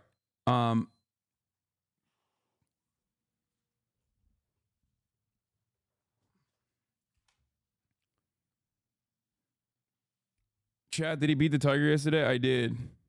I did beat the Tiger's ass. What was I talking about? God damn it.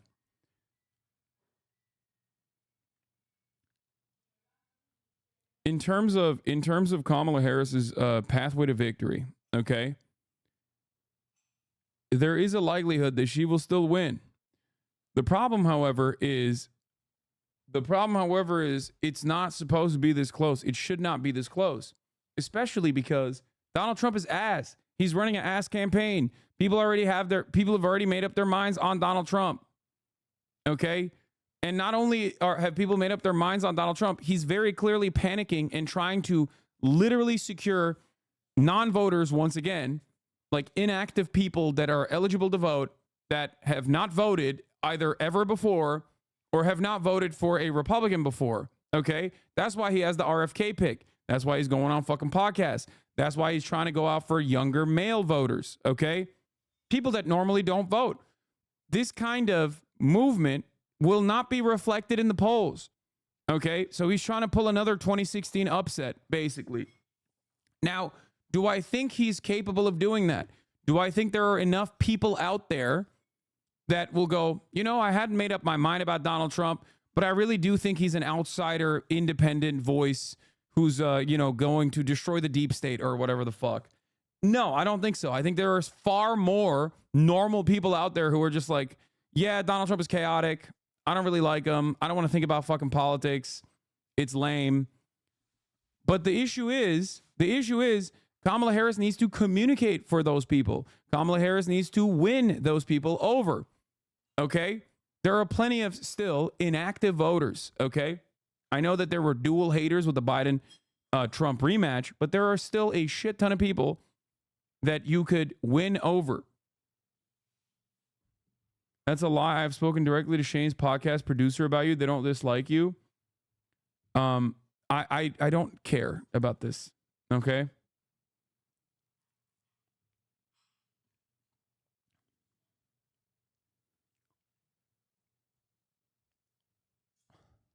I feel like the Venezuela slumlord story out of Aurora is a plant. What do you think? Anyway, we're gonna do the Lex Fridman pod. I don't know if it's in here. Is it out yet? It is. It's only an hour. I don't know if you know this. And we'll dive into this now.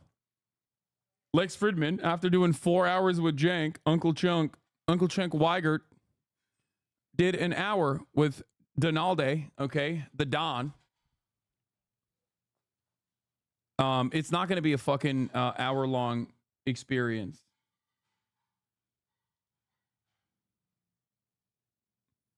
What is this? Socialist Hasan Piker is reportedly selling his new Lamborghini in a recent Twitch stream. He stated, I just can't own the same car for more than like a month, you know? Okay, guys, come on, please. Please stop doing this. People take this seriously. Like, we know that this is a thing that people literally don't care about. I think we've realized that people don't care about the truth, right? People don't care about the truth when they've made up their minds. So people will unironically dead ass look at a fucking photo of me standing in front of a Porsche and be like, oh, he has a Lamborghini and he's selling it. Like, they don't care. Okay. But some people call you a fascist. Yeah, they do. So I figure it's all right to call them a communist. Yeah, they call me a lot worse than I call them. A lot of people listening to this, myself included, that doesn't think that Kamala is a communist. I believe you have to fight fire with fire. Politics is a dirty game. It is a dirty game. Oh, wow. Brilliant analysis, Lex. Thank you. It's certainly true. How do you win at that game? They suffer from massive Trump derangement syndrome, TDS, and I don't know if it's curable from their standpoint. I think we would probably have a better world if everybody in Congress took some mushrooms, perhaps. First of all, what the fuck is this Joe Rogan ass convo, bro? What is happening? Are these cuts? Like, is Donald Trump stoned? What is happening? Why is he so fucking low energy? What the hell's going on with this convo, dude? Medical marijuana has I gotta pee. Hold on. Amazing. It's been, I've had friends and I've had others and doctors telling me that it's been absolutely amazing. The list of clients that went to the island has not been made public. Yeah, it's very interesting, isn't it? The following is a conversation with Donald Trump on this, the Lex Friedman podcast. They're getting smaller and smaller. They're getting smaller. Right? I mean, people do respect you more when you have a big camera for some reason. No, it's cool. And about 20 guys that you pay a fortune to, right? All right. Okay. You said that you love winning, and you have won a lot in life, in real estate, in business, in TV, in politics. So let me start with a mindset, a psychology question. What drives you more, the love of winning or the hate of losing? Maybe equally, maybe both. I don't like losing, and I do like winning. I've never thought of it as to which is more of a driving force. You've been close with a lot of the greats in sport. You think about Tiger Woods, Muhammad Ali. You have people like Michael Jordan, who I think hate losing more than anybody. So what do you learn from those guys? Well, they do have something different. You know, the great champions have something very different, like the sports champions. And, you know, you have champions in other fields, but you see it more readily in sports. You see it over a weekend or you see it during a game. And you see that certain people stand out and they keep standing out. But it's there for you. It doesn't take a lifetime to find out that somebody was a winner or a loser. And so the sports thing is... I'm going to warn you that this interview is going to infuriate you a lot. I mean, it already has pissed me off. It started off with a bunch of fucking silly ass takes. So it's very interesting, but you know, I play golf with different people, and there's a different mindset among champions. There's really a very different mindset. There's a different thought process. You know, talent-wise, sometimes you can't tell the difference in talent, but at the end of a weekend, they seem to win. And it's very interesting. Like, as an example, Tiger or Jack Nicklaus, he was... Are you not a Trump tard anymore? Yeah, I'm going to ban you. 6-month subscriber. You can fucking suck my dick, dude. Like... The level of liberalism that you're demonstrating right there means that you are no longer welcome in this fucking community. Okay? Sorry. It's just like, I don't want you in here. You're such a fucking annoying, whiny little smarmy liberal, the absolute worst type of fucking liberal out there. Okay? If you've been a 6-month subscriber and at any point, even ironically, you thought that I was like a legitimate Trump supporter, you're a smarmy liberal dipshit who fucking cries regularly because I criticize the Democratic Party. You're exactly that same type of smarmy liberal dipshit that was like, we can't. You want Trump to win. That's why you want Biden to get out of the fucking race. Okay? Bill Maher ass dumb fuck.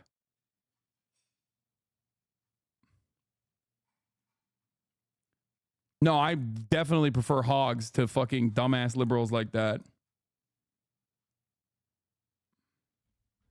Straight up. I can convert hogs. people that are like firmly planted on the Democratic Party in the most like liberal ways possible. Like if you come in here and you fucking accuse me of being a Trump supporter, you're lost in the sauce, okay?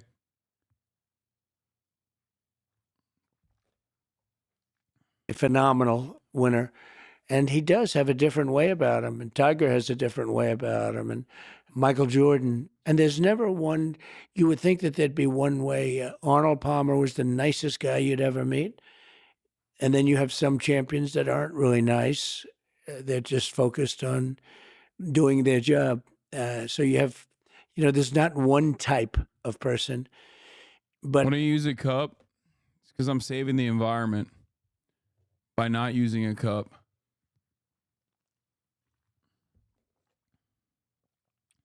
The one thing I would say that everybody seems to have in common is they're very driven. They're driven like beyond. They don't seem to give up easily. They don't give up. They don't give up, but they do seem to be, they have a passion that's maybe more than people that don't do as well. You've said that politics is a dirty game in the past. It is a dirty game. It's certainly true. So if it is a game, how do you win at that game? Well, you win at that game by getting the word out and by using sense. You have to have a feeling where it's going. You also have to have a feeling of what's right. You can't necessarily just go what's popular. You have to do what's good for a country if you're talking about countries. But you have to get the word out, and you have to just continuously, like, for instance, you have a great show. You have a great podcast. It's very well watched. And I'm sitting here and I do this. A lot of people see it. And I do other things, and a lot of people see that. And I go traditional also. You have traditional television, which is getting a little bit older and maybe less significant, could be less significant, I don't know. But it's changing a lot. The whole plane of platform is changing a lot. It's changed a lot in the last 2-3 years. But from a political standpoint, you have to find out what people are doing, what they're watching, and you have to get it. You have to get on. I just see that these platforms are starting to dominate. They're getting very big numbers. I did Spaces with Elon. What the fuck does this have and to they do got with numbers anything? like nobody's ever heard before. What does this have to do with anything, bro? He's just doing a reverse glaze.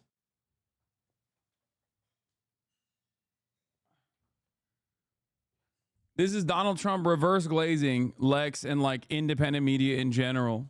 So, this is, you wouldn't do that on like radio. You wouldn't do that, those numbers, no matter how good a show, you wouldn't do those. That's idiotic. You're insane. Of course you do those numbers on radio. What the fuck are you talking about? And also, radio wouldn't have the same issues that Elon Musk had on Twitter. I really, this is so stupid, dude. It's so dumb. It's so wrong. Those numbers on radio, you wouldn't do them on television. You've been successful in business. You've been successful in politics. What do you think is the difference between gaining success between the two different disparate worlds? Yeah, and they're different, very different. I have a lot of people that are in business that are successful, and they'd like to go over to politics. And then you realize they can't speak. They choke. It's hard to make a speech in front of that. Let's say you're talking about a big audience, but I get very big audiences. And, for many people, it's virtually impossible to get up and speak for an hour and a half and have nobody leave. It's not an easy thing to do. And it's an ability. But I have many people that are very, very successful in business, would love to do what I did. And yet they can't pull the trigger. And in many cases, I don't think it would work. Almost for everybody, it's not going to work. It's a very tough thing to do. It's a big transition. And now, if you talked about people in the business and politics going into business, likewise, that wouldn't generally work out so well either. It's different talents. It's different skills. I have somebody who wants to go into politics so bad, but he's got a little problem. He's got stage fright. Now, He's a total killer. But if he gets up into a stage in front of people, he doesn't do well, to put it mildly, actually. I mean, he does badly. So you have to be able to make hard decisions like you do in business, but also be able to captivate an audience. Look, if you're a politician, you have to be able to speak in front of large crowds. There are a lot of people who can't do that. I've seen it. They can't even think about doing it. And they don't. There are many people in business right now. I could name them, but I don't want to embarrass anybody. They've been talking about running for president for 15 years. And they're very big in business, very well known, actually. But it takes guts to run. Like for president, I can tell you it takes guts to run. It's also a very dangerous profession, if you want to know the truth, but dangerous in a different sense, too. But it takes a lot of courage to run for president. It's not easy, but you have, and you know, the same people as I do, there are a lot of people that would like to run for president that are very, very successful in business, but they don't have the guts to do it. Dude, this is boring as fuck, dude. That's crazy. I'm not alone in this, right? Like, this is... this got no fucking juice, dude.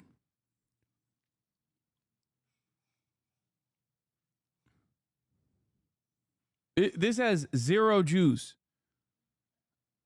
It is so fucking bad. He's like, oh yeah, people are too afraid of running for president. I'm not. It's very scary. It's not boring at all. Really?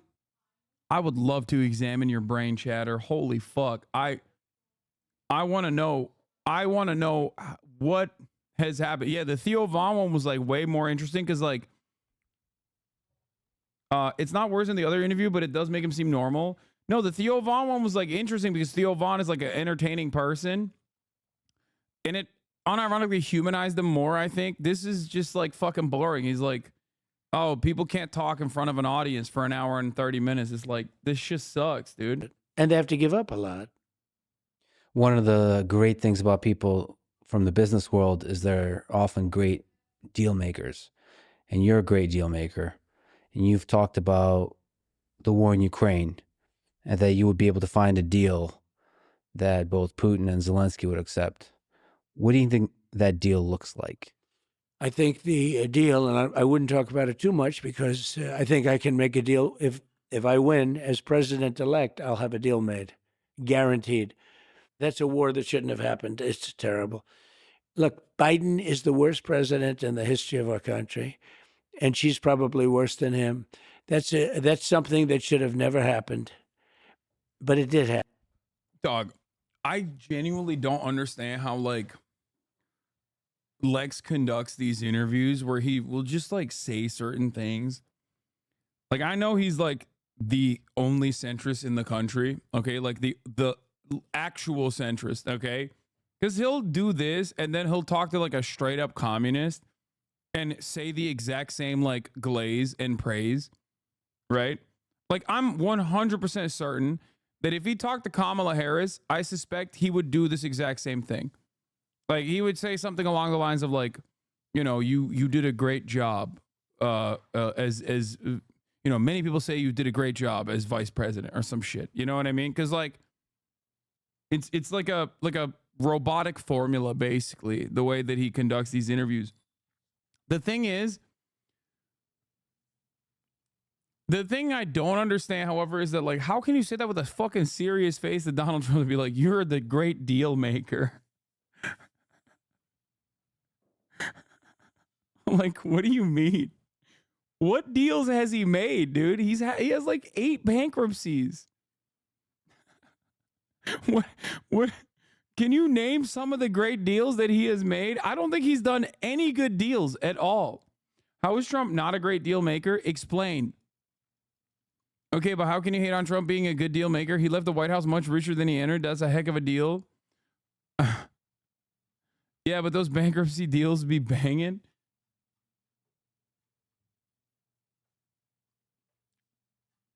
It just doesn't make sense. Happen. And now it's a much tougher deal to make than it would have been before it started. Millions of people I think the number's going to be a lot higher when you see this all at some point iron out. I think the death numbers are going to be a lot higher than people think. This is one of the things that fucking annoys the shit out of me. This is one of the things that annoys the living shit out of me, where like Donald Trump can make these like bold statements. Okay. Donald Trump makes these bold statements on a regular fucking basis. And then there's no follow-up. There's no like, how are you going to do this? There's never even a, how are you going to pay for it? People have just completely caved on the issue. Like he could just say whatever the fuck he wants and zero people will be like, okay, that seems like a good idea. How would you do it? Like nobody asked him this shit. What the fuck's going on? And it's wild because like, on the other side, you got Kamala Harris can have like a decent policy, and immediately they're like, how are you going to pay for it? And then she describes like, price gouging, which is vague still, right? And how they're going to follow through on the price gouging, like going after price gouging corporations and those promises.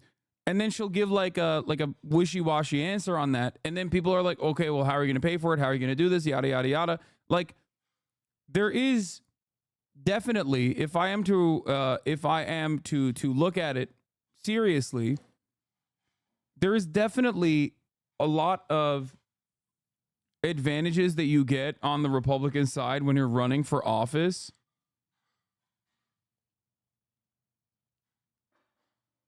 In terms of like how much your policies are called in the question. Whereas like Democrats being the adult in the room obviously get that adult in the room benefit in terms of like the way people analyze them in the polls, in terms of like the way people vote for the Democratic Party versus the Republican Party, but also simultaneously like they get a shit ton more scrutiny in general. It is a little annoying to see that double standard in the media in general, whereas like for Donald Trump, he'll say something one day and say the exact opposite a couple hours later. And the media will report it as he just said two different things, but never like follow through directly on like where he lands on an issue. And they'll just kind of drop it because he has so successfully evaded ever answering any sort of like policy related issues with a firm commitment. He is more evasive than subscribers at the top of the hour when there is a 3-minute ad break.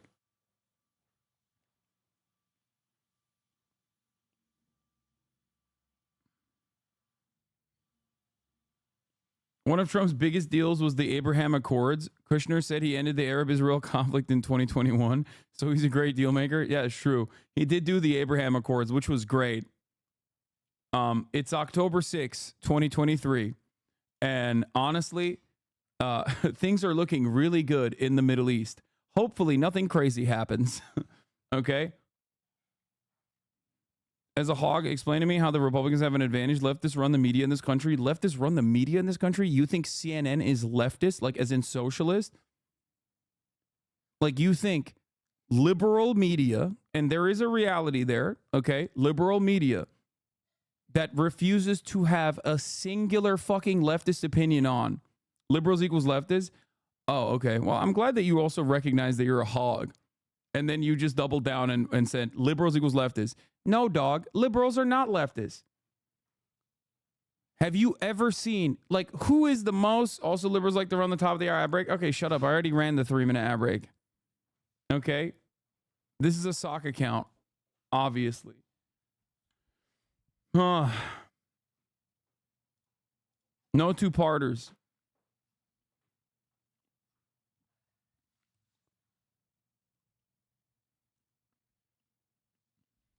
I mean, look at just what happened for this question. He was asked, what are the details of how you're going to get peace in Ukraine? He was just went, it's a bad war. Biden is bad next. No follow-up, no pressure. One of the only times where I've ever seen Trump be held accountable for his statements was, and this is like, this experience lives in my mind, was the Axios interview he did with Jonathan Swan in the midst of COVID. Do you remember? When like Jonathan, when the Axios interviewer just straight up was like, okay, well, you're wrong. Here's how you're wrong. And he held him accountable for the statements that he made. When you're so far gone on the right wing, some center right news media looks like radical left. Holy shit. It ends up making good content in general too. So I think that like liberal media should probably do that a little bit more. And Axios is obviously center right, by the way. Axios is a center right publication. That's why Donald Trump gave them the interview, which was a mistake for him at the end of the day because he actually was held accountable.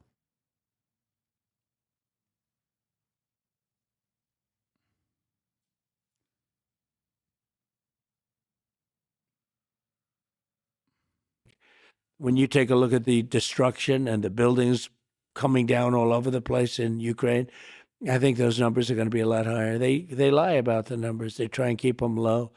They knocked down a building that's 2 blocks long. These are big buildings. And they say one person was mildly injured. No. A lot of people were killed.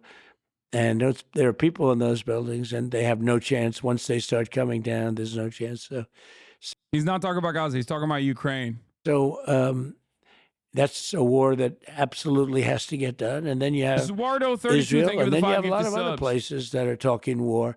The world is a rough place right now. And a lot of it's because of the fact that America has no leadership. And I believe that she'll be probably worse than Biden. I watched the interview the other night. I mean, it was just a softball interview.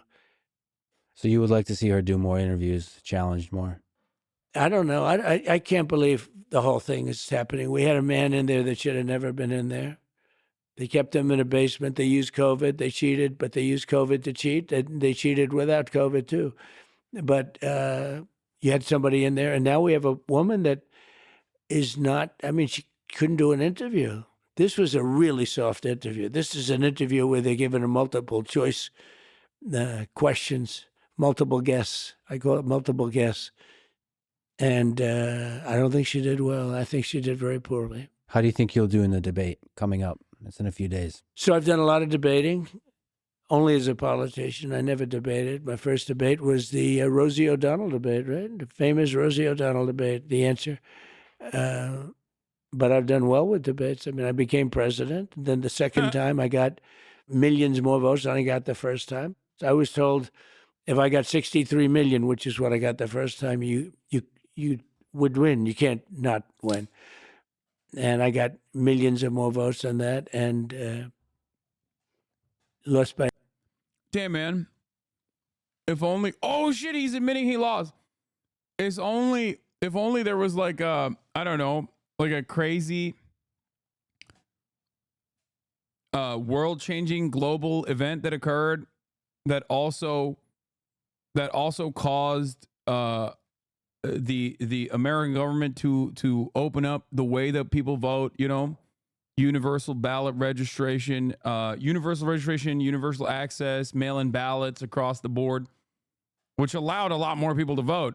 A lot more people to vote for the Republican Party, but also a lot more people to vote for the Democratic Party. A whisker, and look what happened to the world with all of the wars and all of the problems, and look what happened with inflation, because inflation's just eating up our country, eating it up. So it's too bad, but there are a lot of things that could happen. We have to get those wars settled. We have to get.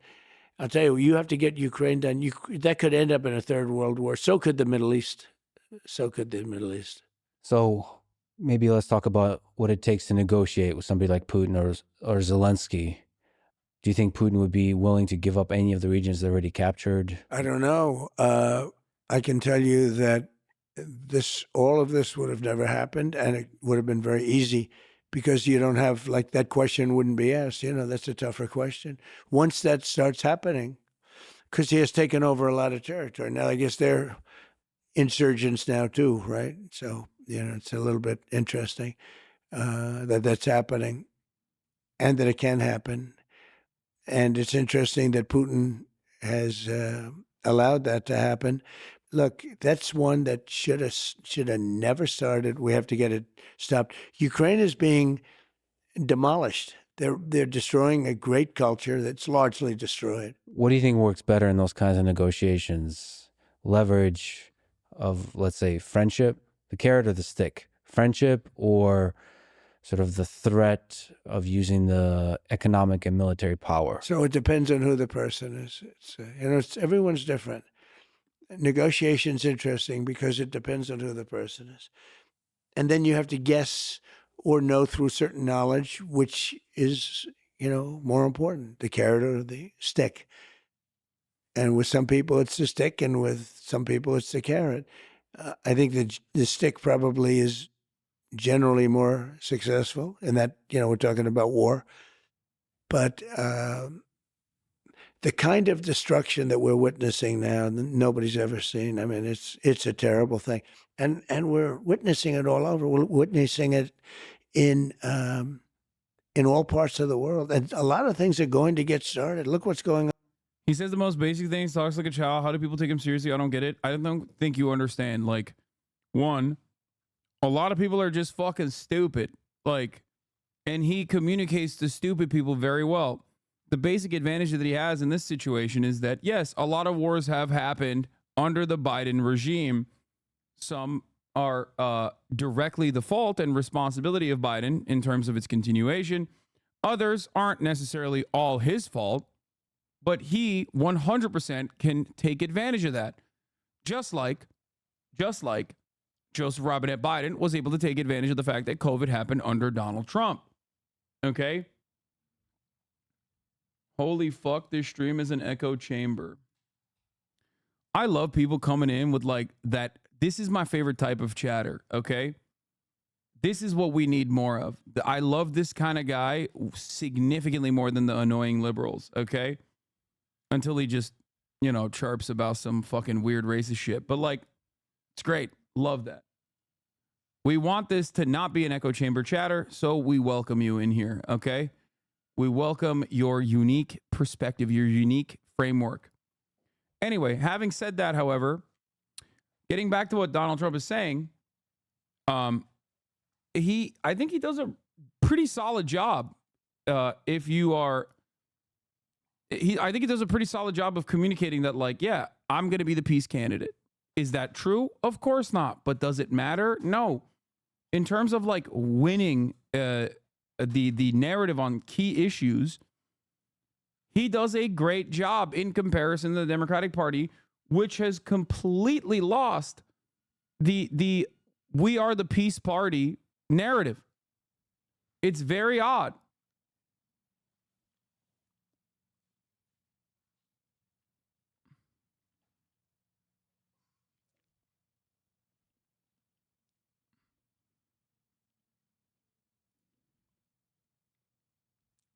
Detroit, Michigan judge rules Robert F. Kennedy Jr. must remain on the ballot in battleground state.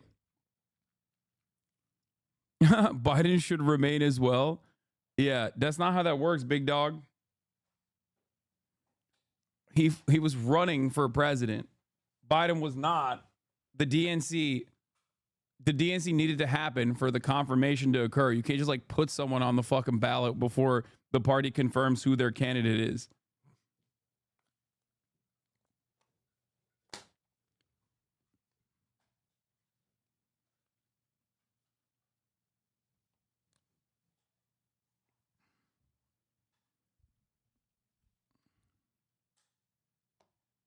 Anyway, Trump is quiet quitting. Trump does not have a single campaign event this week, according to his website. His next scheduled public appearance is Saturday in Wisconsin. Do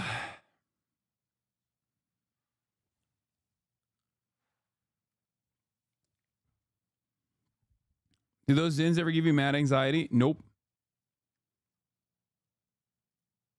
On with China.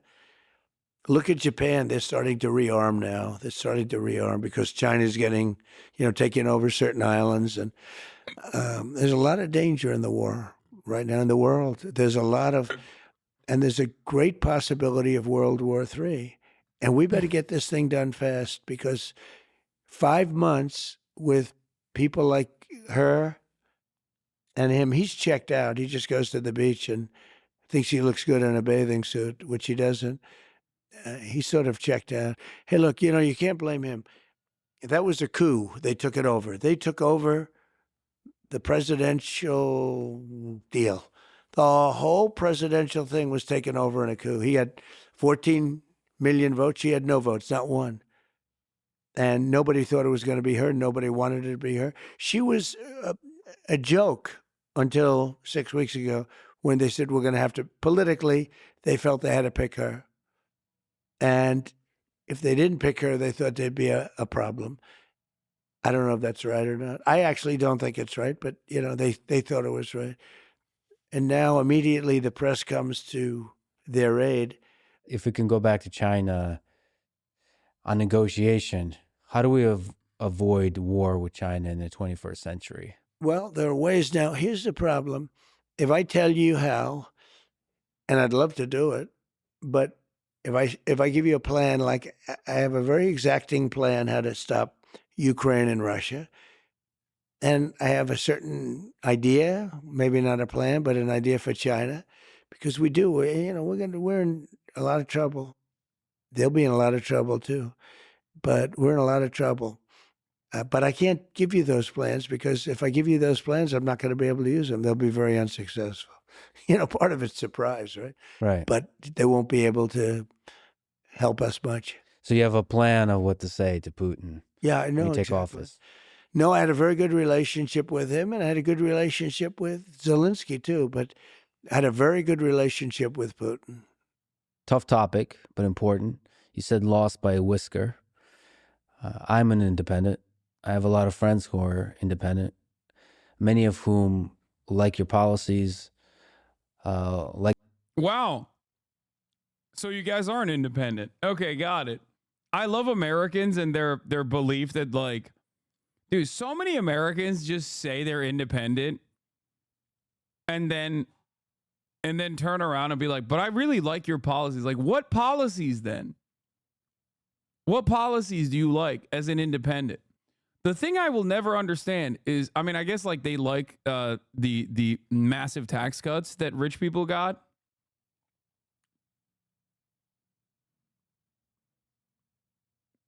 Is that what it is? It's just people who are too embarrassed to admit they're Republican. Yeah. You can be independent and like someone's policies. Dude, the difference between the Democratic Party and the Republican Party when you remove all of the fucking flavoring is that the Democrats offer less tax cuts, but still offer tax cuts and deregulation. The Republicans offer broader tax cuts and more deregulation. But the major difference between the Democratic Party and the Republican Party is that the Republicans will consistently say it's black and brown people that are causing your life to be shit, and we're going to put harm on them. We're going to do harm to them directly, and then that will magically make your life better, which it never does, but they still say it anyway, and they still make you believe it. That's the major difference. And it's not like the Democrats don't continue along with policies that harm black and brown people either. They do. They just don't present it as like the major difference. And that's the big difference between the Democratic Party and the Republican Party. One runs forwardly with harm specifically to black and brown communities. Okay, don't you think Republicans do any policies that centralists can like? What is a centralist? You mean centrist? What is a centrist? Like, just dive deep into that statement, because you're just kind of saying that because you've heard it before. What does a centrist mean? Okay. What does a centrist mean? Think about it. Like, what are you on the center on?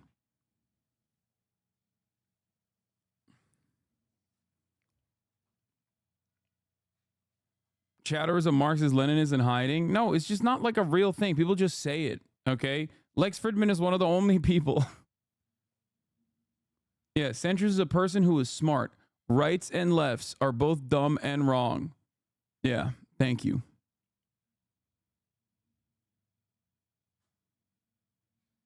Stop illegal immigration. Tax cuts don't take guns. Some policies are good. Some are bad. Abortion. See, this is what I mean. It's like, one, you have no idea what you're talking about. You have just adopted the right-wing framing on this issue. Stop illegal immigration. The largest amnesty proposal ever given, the largest amnesty ever given to undocumented migrants in this on U.S. soil was given by Ronald fucking Reagan. Okay, that's number one. Beyond that, it's not like the Democrats are pro undocumented migration into this country any more than the Republicans are. Okay, the real secret is that both parties are pretty restrictive when it comes to undocumented immigration, and not only that, but also, that is what allows Donald Trump to say things like, we're doing child separation, but who built the cages? Barack Obama, which is true. Barack Obama did build the cages. Donald Trump used them. So ultimately, though, okay, neither party is saying we are fucking pro illegal immigration. That's not a real thing. And neither party actually is. They're both very draconian, very restrictive. The reality, on the other hand, however, is that the reason why they are restrictive on immigration is so that there are people that come into the country knowing full well, we all know that they're going to come into the country regardless, okay, that we can abuse and use and hyper exploit, even more so than the documented U.S. labor pool, which is already pretty fucking heavily exploited. That's it. That's the real reason why we have immigration laws in the restrictive white nativist ways that we have them. Okay? It's not a real... One benefits from illegal immigration a lot more than the other, and it's pretty clear. What do you mean? Are you now going to run with this narrative that illegal immigrants are actually secretly voting for the Democrats? Is that what you're about to say? Because the only group that actually benefits from illegal immigration are capital owners. Capital owners who love talking about how undocumented Democrats definitely want the vote in the future. Really? You think undocumented migrants are actually getting citizenship in this country left and right? Is that what you think? And then those guys are then turning around and voting for the Democratic Party? They can't vote.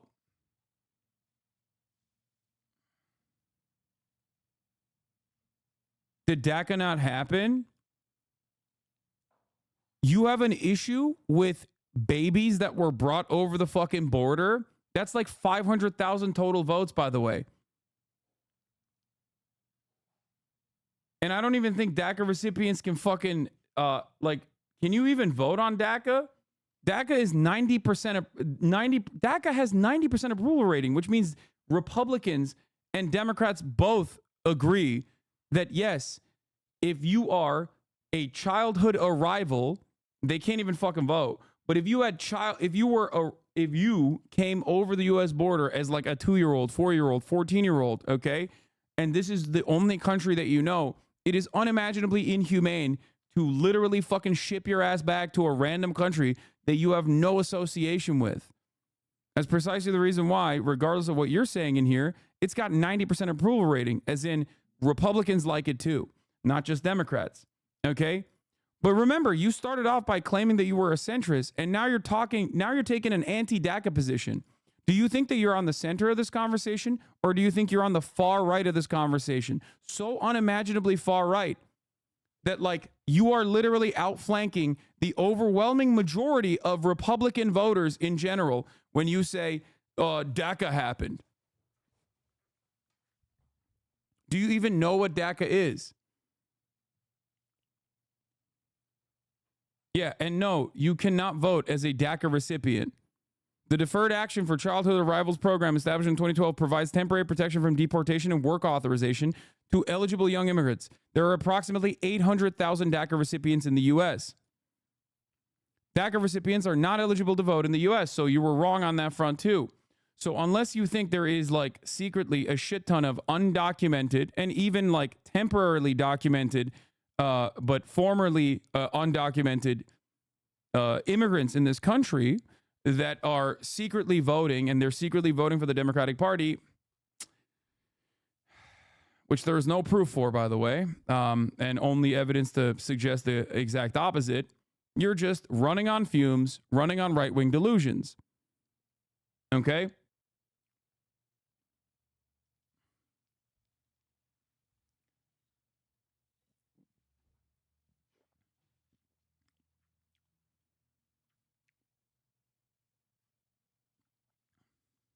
Where did this guy go?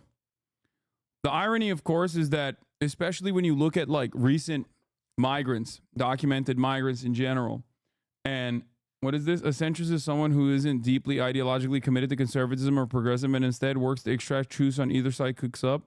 In my honest opinion as a centralist, this person is a memer, by the way. I don't think they're being serious. Yeah.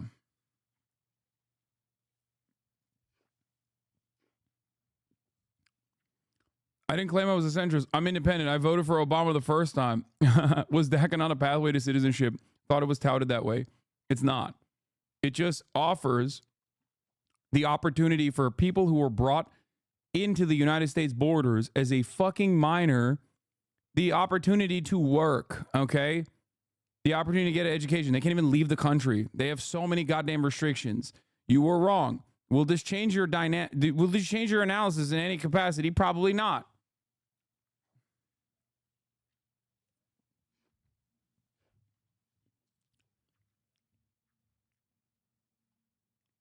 There should be a pathway to citizenship for DACA recipients.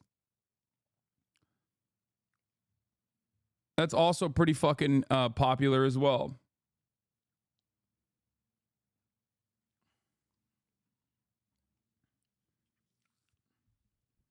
You have to have you cannot have any sort of criminal record if you're a DACA recipient. And you get, I mean, you're heavily restricted. You can't even leave the fucking country. There is an unimaginable amount of restrictions on it. You can go to college and work, though. So there you go. If you're a Republican and anti-immigration, you just need one trip to Florida to find out that it's illegal overstayers that brought their marriages that keep Florida red. I mean, there's also... My best friend is DACA, you absolute piece of shit. You have no fucking clue how fucking hard it is on them. Literally every aspect of their life is restricted. Yeah.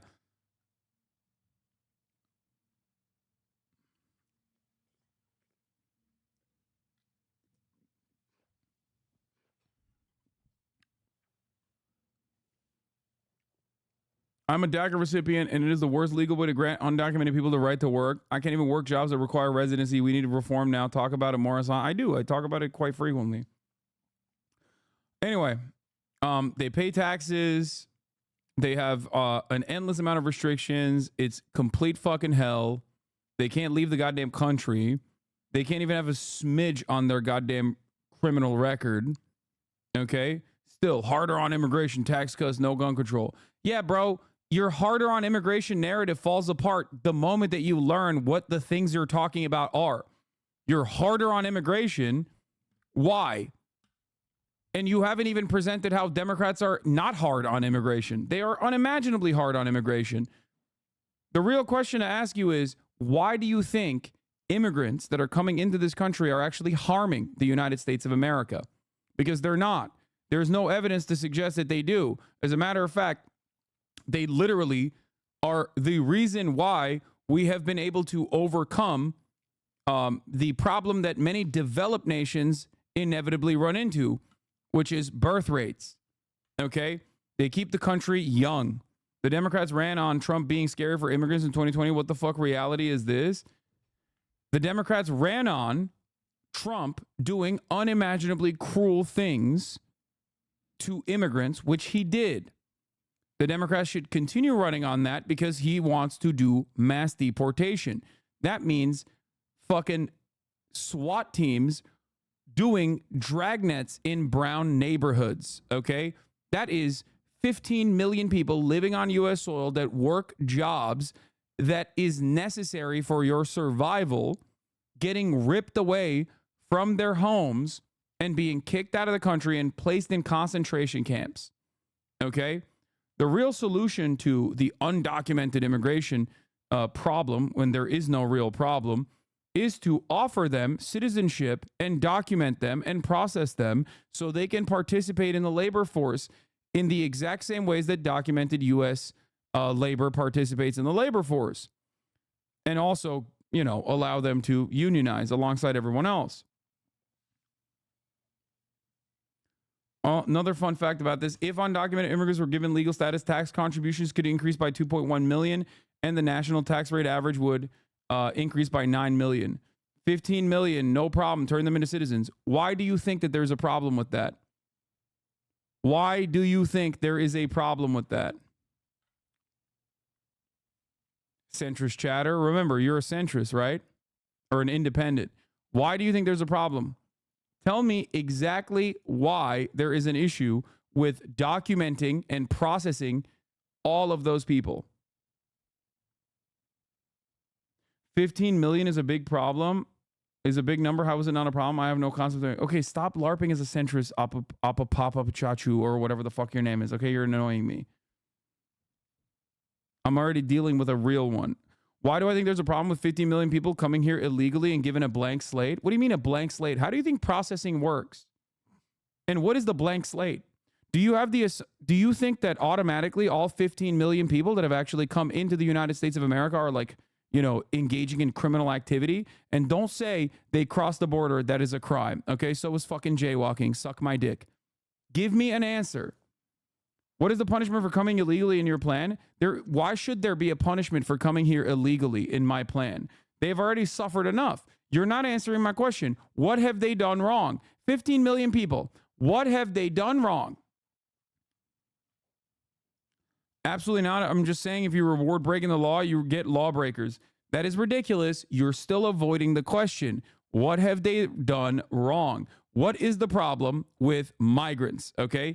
You slap on undocumented or illegal in front of it and then expect people to be like, yeah, I agree with you. There's something wrong with that. Okay. What have they done wrong?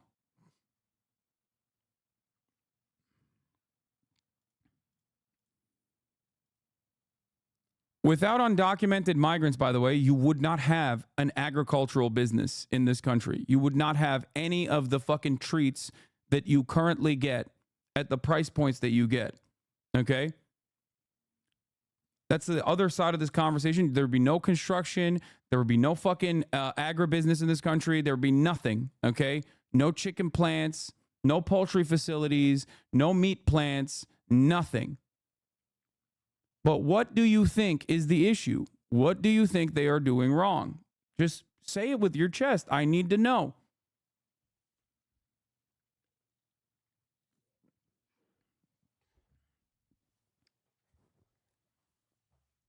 They enter the country illegally. They artificially lower the cost of labor. They abandon their own country. First of all, they abandon their own country. You don't give a fuck about their country. Don't act like you care. Don't come in here with that cynical bullshit. They abandoned their own country. Okay? Ridiculous. They entered the country illegally. Okay? Misdemeanor. Doesn't matter. Who gives a fuck? They artificially lower the cost of labor. This is the only thing that you brought up that is correct.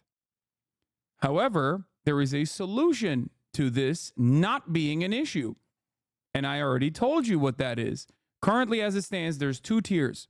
In the American labor force, you have the undocumented labor force and you have the documented labor force. Okay. They pay into taxes. They don't even get the social safety nets that others can get. Okay. Like documented U.S. citizens can get. They would be paying more in taxes if they were documented. Okay. But not only that, you're right. The never-ending pool of undocumented labor actually does artificially lower the cost of labor. Okay? This is true. The solution to that isn't to purge the country of 15 million people. The solution to that is to process them.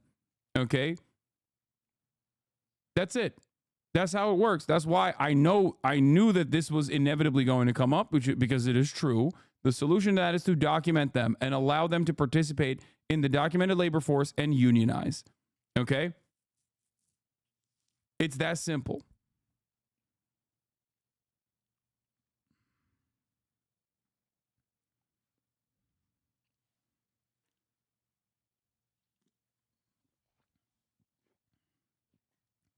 The solution to control the flow of people in the country through visas and not take people illegally border hopping. If there was a more meaningful reform on the way that migrants get processed and refugees get processed in this country, no one would be illegally entering the nation. Okay.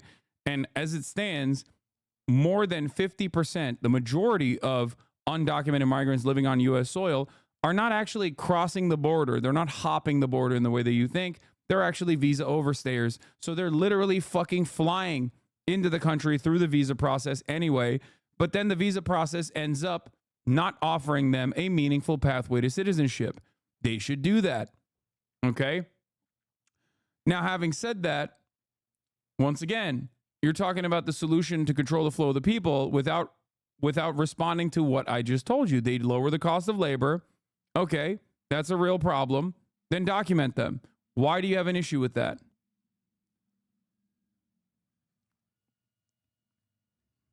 If your problem is that they are artificially lowering the cost of labor, which is not their fault, then the government solution is to not deport them, but instead to document them, right?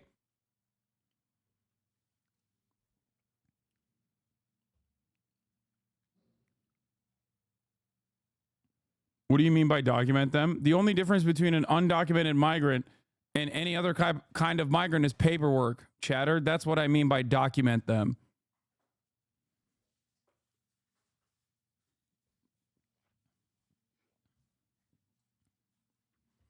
I have a problem with it because it addresses a symptom of the issue and doesn't have anything to do with stop flow. What do you mean stop flow? What you still have yet to explain to me what the problem is in terms of migrants coming into the United States of America. Okay? You said there is, out of all of the things that you brought forward, there's only one that is actually a valid concern. I addressed your valid point of concern. You didn't actually have anything to say about that. And then you turned around and said, "Oh, but there's going to be a flow. There's going to be a flow of migrants." What is the problem with migrants coming into the United States of America? What is the problem with migrants coming into the United States of America? What is the problem? Just say it. You obviously have these very strong issues. You have these strong, firm-held positions. You should not have a problem explaining exactly what it is.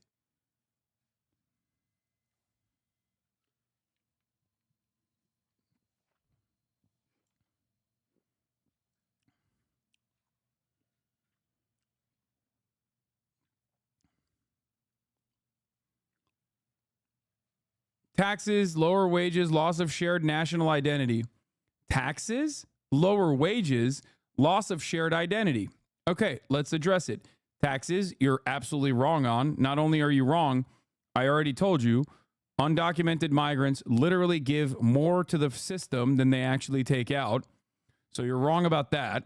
Completely wrong about that. Secondly, if they were documented, they'd give even more taxes to the system. As far as lower wages goes, we already addressed it. The problem there, in terms of lower wages, actually stems from the government not really allowing people to unionize and take a higher percentage of the profits that they are generating for corporations. Okay? It's the same principle for documented migrants, the same principle for undocumented migrants, it's the same principle for natural-born U.S. citizens. Okay? Every single person, regardless of where they were born, has the exact same issue. Now, as far as loss of shared national identity goes, that is fucking hokum. Okay? There are studies conducted on this as well. By second generation, every single migrant group that has come into this country has almost entirely assimilated to American culture. And by the third generation, there is virtually no distinction between any migrant population. At that point, they're also like American citizens as well, obviously. The United States is a land of migrants. It's comprised entirely of migrants in general, okay, from all different parts of this planet. As far as like loss of national shared identity, that's ridiculous. That's not a real thing. It's a completely made up notion, okay? And you literally know people like this in your life because this is a land comprised of immigrants, okay? How many people do you think you know that have parents that are first generation? How many people do you think you know that you talk to on a daily basis that have parents that are first generation immigrants? You are currently talking to someone who came to this fucking country. I'm a natural born U.S. citizen because I'm an anchor baby, but I came to this country at the age of 18. I am virtually indistinguishable from the average American. But beyond that, about 10 of my friends, exactly. Would you say that they are not Americanized? Would you say that about 10 of your friends are contributing to a loss of shared national identity, or 10 of your friends are completely Americanized? You grew up with these people. You literally live this on a daily basis, but people in the media tell you that it's actually not the case. So who are you going to trust? Your own personal anecdotal evidence? Your own personal experience with people that you know? Okay? I would say the conditions they grew up in are a lot different than the communities being established today. No, dog. You are just being taught to believe that the conditions are different today. Okay?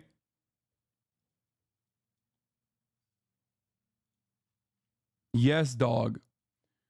Dude, don't be annoying. I'm treating you with respect and dignity. Don't fucking turn around and be like, yes, dog. Like, you genuinely do not have a fundamental premise that you're operating off of that is born out of the reality. You are literally experiencing reality, and then people are telling you something that is not corresponding to what your experience is. And now you're trying to make up for that contradiction by just continuing along with the falsehood. Your own personal experiences literally destroy this argument that you are currently presenting. Okay? Don't be fucking bad faith.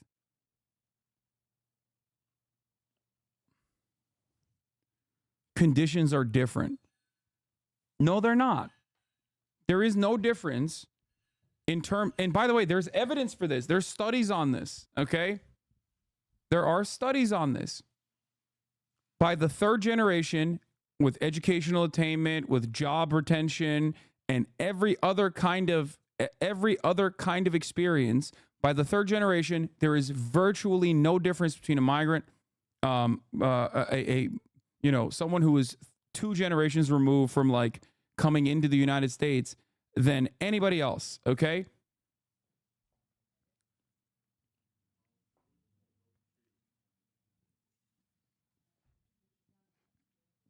As a matter of fact, you probably are 2 or 3, maybe 4 generations removed from being a migrant. That's it. So many Americans are quite literally, so many white Americans are quite literally 4, 5, 6 generations removed from being a migrant. Nah, I've been here since Jesus. What? The fuck does that even mean? What are you Native American? Like, what are you talking about?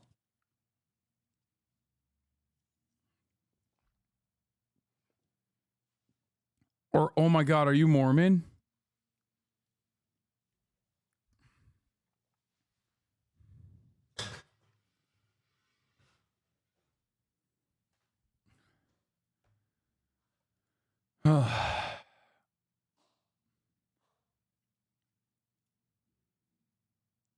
I'm a white guy. My grandparents were immigrants. I'm definitely 100% American. Yep.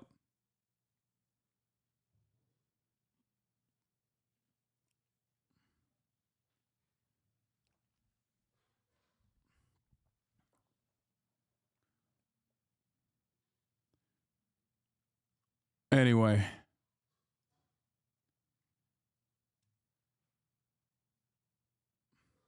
There's a concern for animosity between ethnic groups in America, but that's stoked by insecurity and capital owners pitting groups against each other. Yeah, but ultimately, that animosity is like blown out of proportion too. It's ridiculous. Think about it. When you have these sorts of conversations, with people, they come at it with these like vague generalizations and silly attitudes. And it completely falls apart. Truth is the greatest anecdote in this circumstance. It's actually significantly easier to have this conversation with people than you think. Just don't immediately call them racist or whatever, and just work through all of these issues that they supposedly have. in so many circumstances, the truth will reveal itself. Like the actual position that they have will reveal itself, or they'll agree with you at the end of it. That's how it works. Like the fact that you're a deal maker, like the fact that you can end wars, but they are troubled by the fact that you can end wars is crazy. What happened in the 2020 election and statements about widespread fraud and this kind of stuff, fake electoral scheme. What can you say to those independent voters to help them decide who to vote for? I think the fraud was on the other side. I think the election was a fraud. Bro, you just said you lost, dog. What do you mean? You said earlier you lost. You can't now turn around and be like, oh, the election was a fraud. And many people felt it was that, and they wanted answers. And when you can't challenge an election, you have to be able to challenge it. Otherwise, it's going to get worse, not better.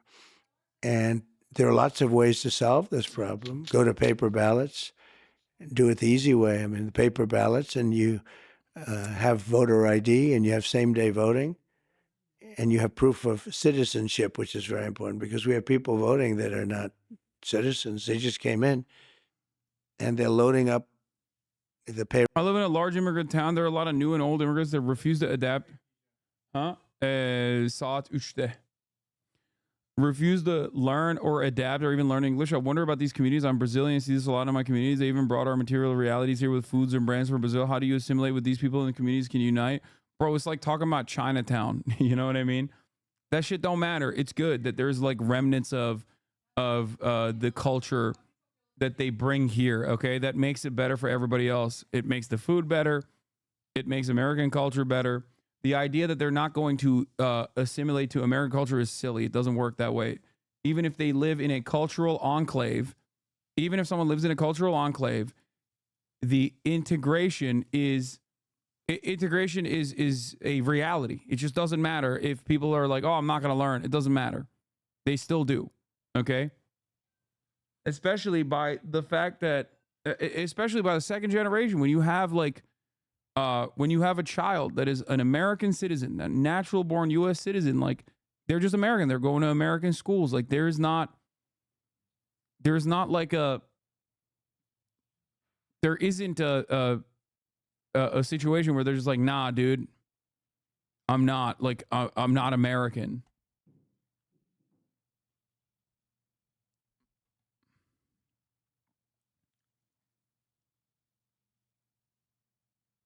Why are you in a rush to assimilate them, chatter? No, I mean, there is no, people will say like, oh, they shouldn't assimilate or whatever, but like, that's not how this works, okay? You need to have some semblance of like cultural unity if we're having a serious conversation about it. Of course, that's what public education is about. That's what the military is about. These are all factors at play that actually create a cohesive national identity, okay? We're not going to have like theoretical anarchist, no fucking borders, no boundaries type conversations at this point. Okay. Yeah. The greatest example is nobody makes that argument against Little Italy in New York. Thank you. Exactly. Okay. You don't say that about that. Think why.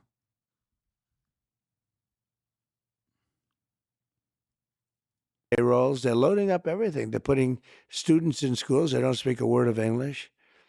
And they're taking the seats of people that are citizens of our country. So, I gotta pee. Look, we have the worst border in the history of the world. We have coming into our country right now millions and millions of people at levels that nobody's ever seen. I don't believe any country's ever seen it. And they would use sticks and stones not to make it happen, not to let it happen. We don't do anything. And we have a person who was the border czar, who now said she wasn't really the border czar, but she was. She was the border czar, but she was in charge of the border. And we have her, and she's saying very strongly, oh, I did such a good job. She was horrible, horrible. The harm she's done. But we have people coming in from other countries all over the world, not just South America, and they're coming in from prisons and jails. They're coming in from mental institutions and insane asylums. And they're street criminals. Right off the street, they take them. And they're being given to our country. Drug dealers, human traffickers. We're destroying our country. This is a sin, what's been allowed to take place over the last 4 years. We're destroying our country. And we'll see how that all works out. But it's not even believable. And now you saw in Aurora, Colorado, a group of very tough young thugs from Venezuela taking over big areas, including buildings. They're taking over buildings. They have their big rifles, but they're taking over buildings. We're not going to let this happen. We're not going to let them destroy our country. And in those countries, crime is... I wonder if Lex Friedman will go, is this true? Will there be a fact check on this? Nah. I live in Colorado. This is such a bullshit talking point. It's not happening. Yeah, good luck explaining that to people. You could be living in that fucking... You could be living in those housing units, okay? And people will still be like, nah. This is the problem. They put the ring cam pics on screen yet. I saw the ring camera footage. Okay?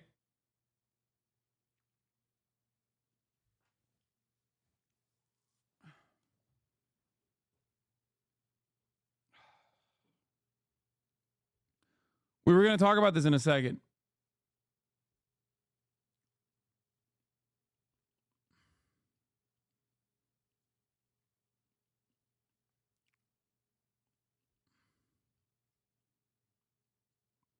I tried to talk about this with Jank as well last night, and he legitimately believes it. He's like, nah, no, it's real. Like, crime tourism is a real thing that's happening in America. And that it's real. He cannot be reasoned with on this issue. Like, he just straight up said it. Like, America does crime so much, we are importing criminals to do crimes, and they are stealing our regular American-born citizen crimes and from the American-born criminals.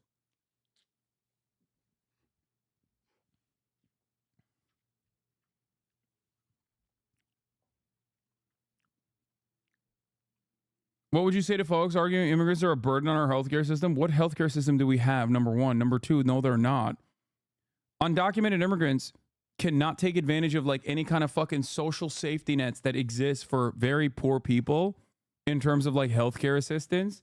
The only thing that they actually do take advantage of is the emergency room, and that constitutes 0.09% of overall healthcare budgets that the government is actually spending money on. So it's just not a real thing. Guys, every single number that right-wingers represent or right-wingers present when talking about undocumented migrants are not actually about the cost of undocumented migrants overall. Because in the cost-benefit analysis, undocumented migrants, given the horrifying conditions that they withstand in the American labor force, are actually putting in a shit ton more revenue into the system than they take out. They actually will cynically do this thing that is disgustingly racist, but is rarely ever called out. They factor in the children of undocumented migrants who are American citizens, born on U.S. soil. They are American citizens. They will say, oh, undocumented migrants cost like $3 billion a year of taxpayer-funded like education and all this stuff. And you're like, hold on. Undocumented migrants can't take advantage of any of those things. How are they doing that? And then you actually dive into the numbers and you realize, oh, they're looping people in who are American citizens into the numbers. Okay? So remember, if you hear like a massive number, look at the data. Okay? Look at the data. They're actually they're lumping in documented, natural-born U.S. citizens in terms of, here it is, the cost of illegal immigration to taxpayers. Immigration Integrity Security Enforcement Subcommittee of the House Judiciary hearing entitled The Impact of Illegal Immigration and Social Services Illegal immigrants are a net fiscal drain, meaning they receive more in government services than they pay in taxes. This is a result not due to laziness or fraud. Illegal immigrants actually have high rates of work. They do pay some taxes, including income and payroll taxes. The fundamental reason that illegal immigrants are a net drain is that they have a low average education level, which results in low average earnings and tax payments. It also means that a large share of the quality for welfare programs often receiving benefits on behalf of U.S.-born children. It's literally right there in the fucking summary.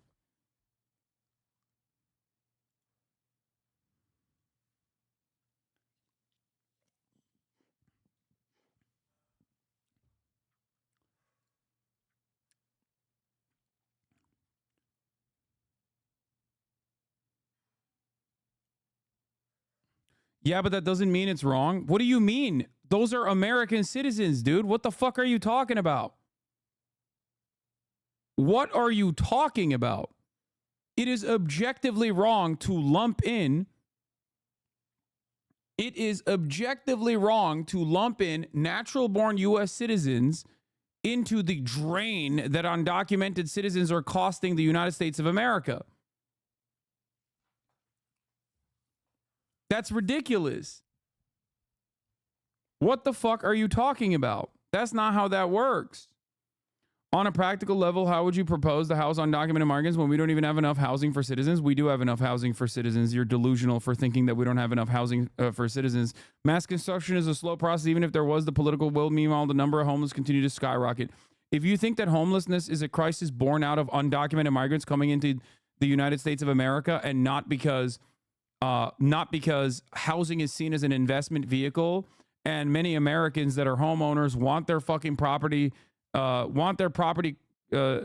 to go up because it's like their only fucking way of accumulating any kind of fucking wealth, then I got something funny to tell you. It's called public housing, okay? But yeah, you're saying that like we don't have enough houses. You're wrong. We do. We have more vacant properties than we have the total number of homeless in this country. That's number one. Number two, it is directly a consequence of keeping house prices high. Okay? There is no political will to actually fix the housing crisis in this country. But we need to build more. Dog, I just told you we already have existing units. We still do need to build more. You are right, especially in high density urban areas. Okay. But the problem is people don't want to do that, and people don't want to build the actual necessary type of housing. Okay. Social housing.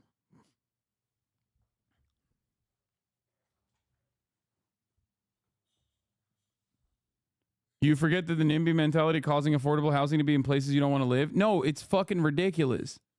I don't care what NIMBYs believe. Even if you do, they attempt initiative. NIMBYs make it impossible to do this building. You definitely see this in LA.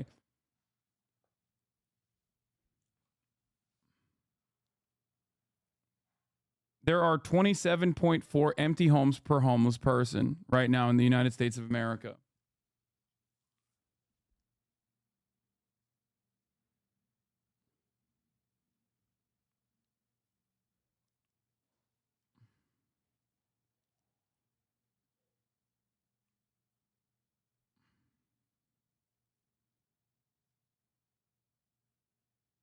We should be building public housing that would single-handedly readjust the housing market. Okay?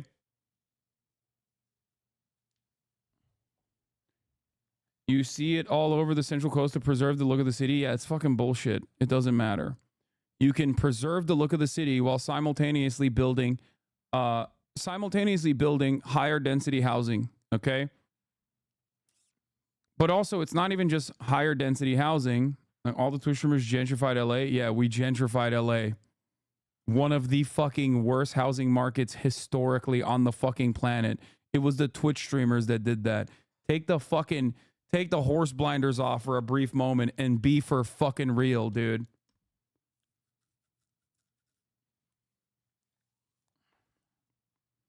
Anyway, undocumented migrants do not actually factor into the conversation about housing at all. It's ridiculous.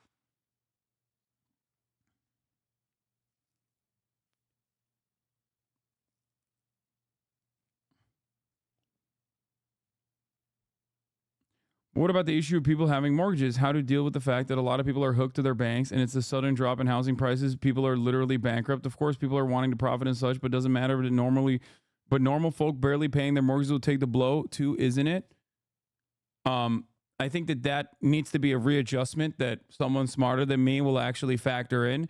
But overall, it's a fucking investment, dog. What are we talking about? People talk about their housing investment as both their shelter and also like the most significant piece of investment of all time. It's fucking ridiculous. This is what is really frustrating about homeowners in this goddamn country. If you want to treat your house as a piece of investment, as an asset, then sorry, sometimes you might take a fucking hit. But for far too goddamn long, we have decided like, no, this will always go up. And now the inevitable consequences of this attitude, because there is a finite amount of fucking land and people are not making better use of said land, people go, whoa, what about my investment? Sucks to suck, dude. What the fuck do you mean, what about my investment? Ultimately, that land is finite. So your housing prices will go up again, okay? Fear not. You just have to sit in the house for a little bit longer. It's so frustrating, dude.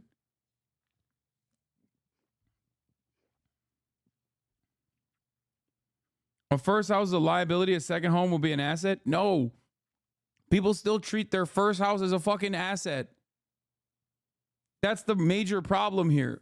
Because people, even if they see their only home that they own as like shelter, in their minds they associate it with a second mortgage that they could potentially take out of it or have taken out of it. Okay? That's it. Property value dropping doesn't change their mortgage payment. The amount they have to pay is locked in. Yes. Well, that's not true, actually. They can restructure it, but that would be costly as well. Obviously, you can restructure your loan payments.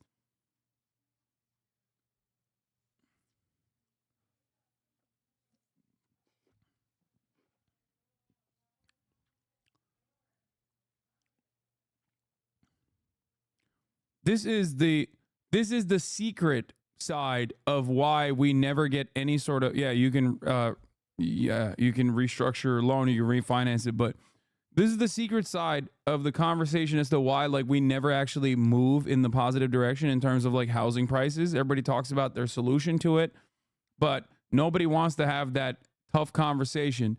Homeowners fucking vote. Okay? If you own a home, you have assets, you're way more likely to fucking vote. Okay? Not so secret? No, it is because we never have the tough talk that like, for example, in California, 44% of the California population owns their home. That means 44% of likely voters, like with a much higher likelihood of voting, straight up think, oh, this always has to go up. They will never in a million years appreciate if what they have taken for granted for multiple decades, which is ridiculous, like the way that their housing prices have gone up, ever goes down. They would lose their fucking minds.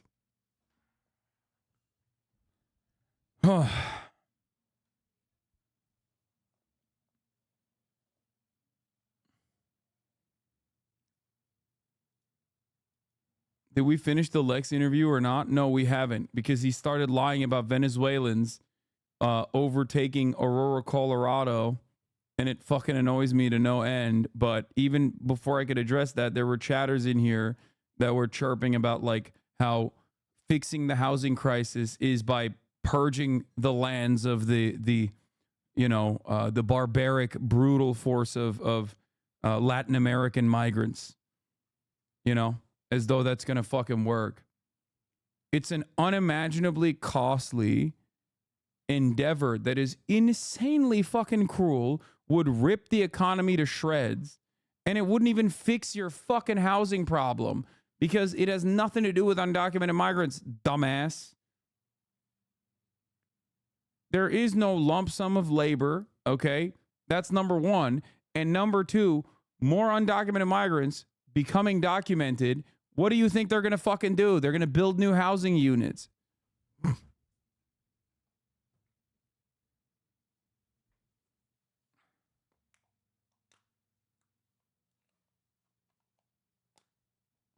Way down. They're taking them out of their prisons, which is good because good for them. I do the same thing. By the way, if I ran one of those countries, any country in the world, I would make sure that America has every one of our prisoners.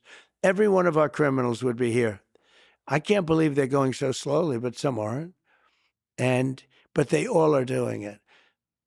And we can't let that happen. They're emptying out their prisons and their mental institutions into the United States of America. We can't let that happen.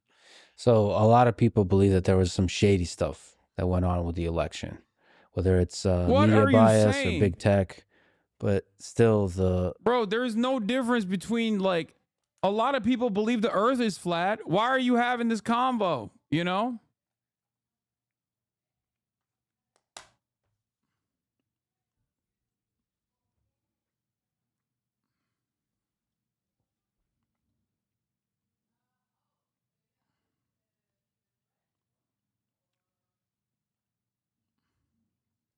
the claim of widespread fraud is the thing that bothers people.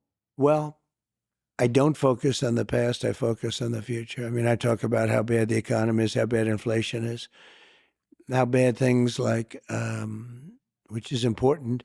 Afghanistan was, in my opinion, the most embarrassing thing that's ever happened to our country. And because of that, I think Putin went in. When he saw how stupid we were, Putin went in. But it was the most embarrassing moment in the history of our country. I really believe that. Why is the voice of progressive telling me to vote for the blue war machine Lamau? I still like you, brother, and anyone who's disillusioned by Uncle Sam and him betraying the working class, but even in the simplest way, Jill Stein, Howie Hawkins, and the Green Party would never drop the bombs, let alone supply them. Yeah, they would never drop the bombs, let alone supply them, because they're never going to fucking be president, okay? Biden and the Democrats genocided them. Why would you ever vote for that, let alone his VP? I don't understand what where you're coming from, but as a typical fucking Howie Hawkins, Jill Stein defender, I suspect that you're coming in here with I don't know. Look at their logs. I suspect that you're coming in here with hallucinations. Okay, I never once told you to vote for. I never once told you to fucking vote for Kamala Harris, but I do find it very funny that you came in here, you spammed this shit a million different goddamn times, something that I never said. And also your suggestion is to vote for Jill Stein. Go ahead, dude, have fun with it, you know? The Aurora fearmonger is so silly, says intelligent. It's all just suburban people in Highlands Ranch or wherever who say they're natives and think immigrants are subhuman. The people actually invading the Denver metro area are rich people / corporations driving up the housing prices. I live on the west side and still all my neighbors are immigrants. All my patients at work are immigrants, and the most enjoyable parts of Denver are due to immigrants. Everyone spewing this stuff can eat shit.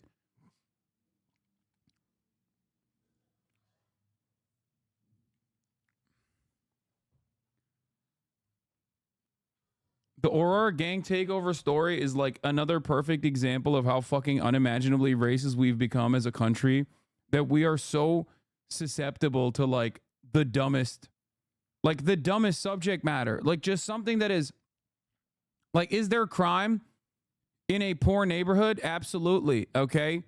Abso-fucking-lutely.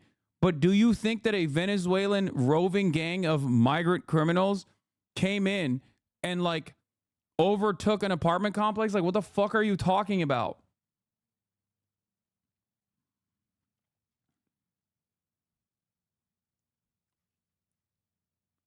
I still have, unfortunately for chatters who are asking this question, I don't know. I don't have the answer for the fucking for the photo, the Ring camera, okay? The Ring camera footage of the dudes with like the dude with the fucking sniper rifle. It's just that the local police say that it is not happening. Like, so I don't really understand. when you got the fucking right-wing ass local police force that fucking literally, wasn't Elijah McClain in Aurora? Like when those guys are like, yeah, dude, what the fuck are you guys talking about? Like, what do you think? They're coordinating with the fucking Venezuelan migrants secretly? They're in the pocket?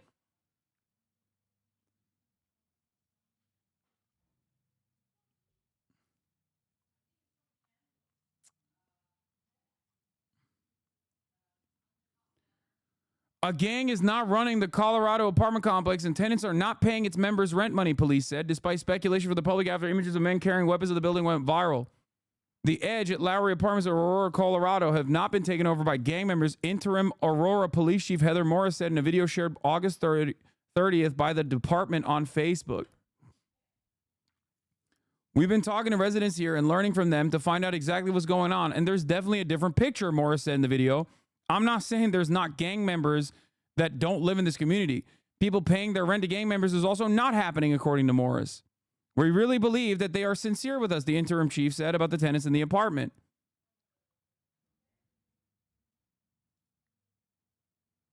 Aurora officials must counter Venezuelan gang hysteria perpetrated by dodgy U.S. politicians and media propagandists.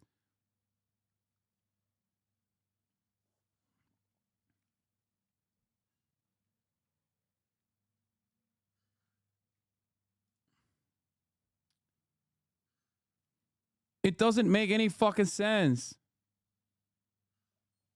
I guess the police chief is gone woke now, you know? They've made them gay and woke.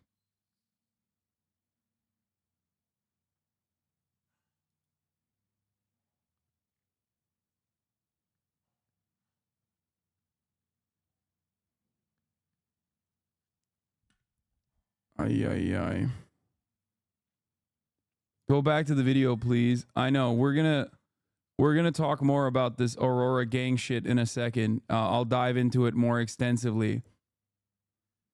Yeah, the police chief is taken over by a migrant. But you know, we left 13 dead soldiers. Think of it, 13 dead soldiers. Many soldiers horrifically hurt with arms and legs and everything else gone. We left hostages behind. We left Americans behind. We left military equipment, the likes of which nobody's ever left behind before. Billions and billions of dollars of equipment. They're now So many subscriptions could have been given at the top of the hour to the Hasan broadcast. The Hasan broadcast. At the top of the hour, folks, 3 minutes of ads. Biden made it $6. When I was president, it was $5 to subscribe. Now it's $6. Bidenomics, folks. Billions and billions of dollars. You no longer want to see the Hasanabi broadcast ad break at the top of the hour. All you need to do is subscribe, folks. Here's the 3-minute ad break now.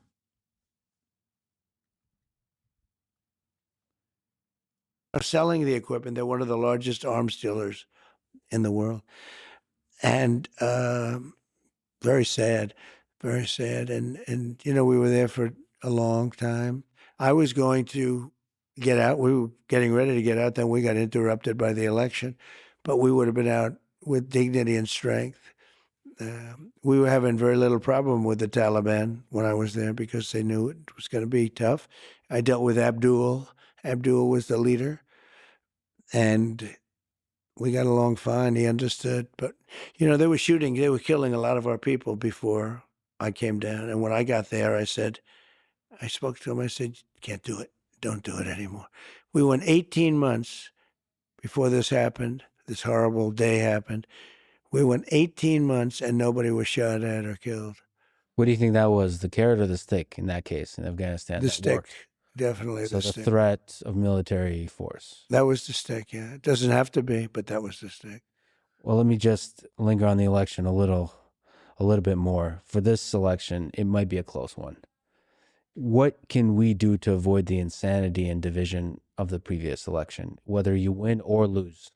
Well, I hope it's not a close one. I mean, you know, I don't know how people can vote for somebody that has destroyed our country. The inflation, the bad economy, but to me, in a way, the worst is what they've allowed to happen at our border, where they've allowed millions of people to come in here from places that you don't want to know about. And I can't believe that that's going to be a close election. You know, we're leading in the polls, but you should be telling people not to vote for Kamala like you do for Trump if you are honestly in support of Palestinian emancipation and the end of the genocide. I will never tell people to vote for Kamala Harris, but I will tell people not to vote for Donald Trump. Okay?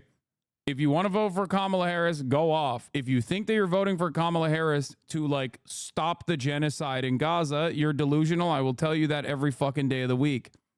Okay? If you think like don't vote for Kamala Harris is like somehow in the interest of Palestinian emancipation, I don't know what to tell you. Okay? Like go ahead. You know? Do whatever the fuck you want to do. Do you. Okay? But if you think that like me advocating like, oh yeah, do not vote for Kamala Harris. Do not vote for Kamala Harris. Because, you know, you got to vote for Jill Stein. Do not vote for Kamala Harris. Like, dog, I've been around the block many, many years. Okay. I've covered multiple elections at this point. All right. Let me tell you something. Jill Stein was around as well back when I was covering the elections from 2016 to 2020, and now she's back. She's never around for local elections for some weird reason. The Green Party never mobilizes for any sort of fucking local elections where they could actually genuinely and earnestly fucking make a difference. Okay? We need to apply the pressure to the Democratic Party, otherwise they keep pulling the same shit. Yeah, see, this is new. This is a fresh, young-faced, new chatter, okay?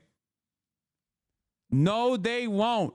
They're fucking delusional, warmongering genocidaires. They do not give a fuck, okay? They do not give a fuck. You watched the AOC TikTok? I did not. I've been talking about the Green Party far before AOC chirped about Jill Stein or whatever the fuck, okay? Give me a goddamn break. They do not give a fuck. If they did, they would have literally given a fuck after the 2016 election. They didn't. They were like, oh, no, it's a Russia conspiracy. It's a Russia conspiracy. They stayed the course. The only thing that I have actually ever seen, fucking seen, Mark Lamont Hill, a Green Party member, said the same thing, yet nobody got mad at him. What do you mean? What did he say? I'm older than you. The issue is every anti-two-party movement vote is fractured. If every anti-genocide voter who wrote in the same message would be reported on far more consequentially by CNN and everyone else. Yeah.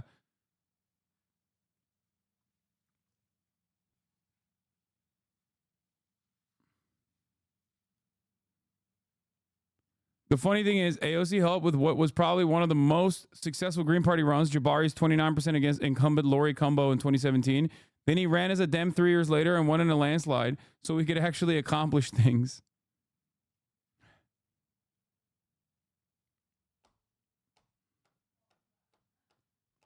Green Party's L are mostly Democrat attacks. Wait, what? So let's focus on building a third party. At least they don't sell out, as if Americans are easy to organize.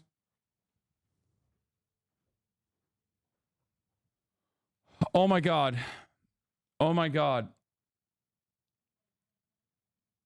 I'm writing in Biden, okay? I'm writing. Oh, fuck. I'm writing in Biden. I'm writing in Biden. Oh, I just sneezed so hard. I got a fucking ab cramp. I'm writing in Biden. Don't talk to me. Don't talk to me. I'm staying the course. I'm writing in Biden. Joseph Robinette Biden. His name will be at the top of my fucking ticket, okay? He's the only one. He's the only one bold enough and brave enough to defend America, okay? It can be true that Jill Stein is a grift and that Democrats are supporting a genocidal policy in Gaza. Not only can it be true, it is true. If this makes you despair, I only have one thing to say for you. Grow up. No one ever said change is easy. He's right.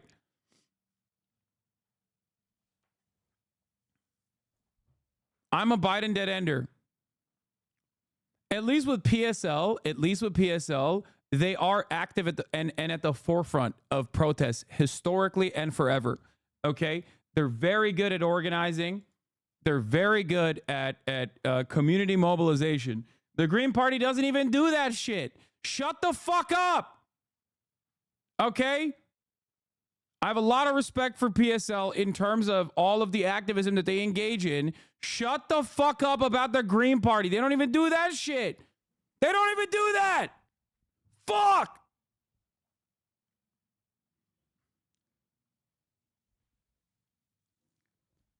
Day Tuesday. Them steal my sign. Ah! Day Tuesday. Moment I bring up PSL. Day Tuesday's in here. Ready to rip. Ready to let it rip. As soon as I fucking... Speaking of irrelevant parties, do you think the libertarians just like to be contrarians?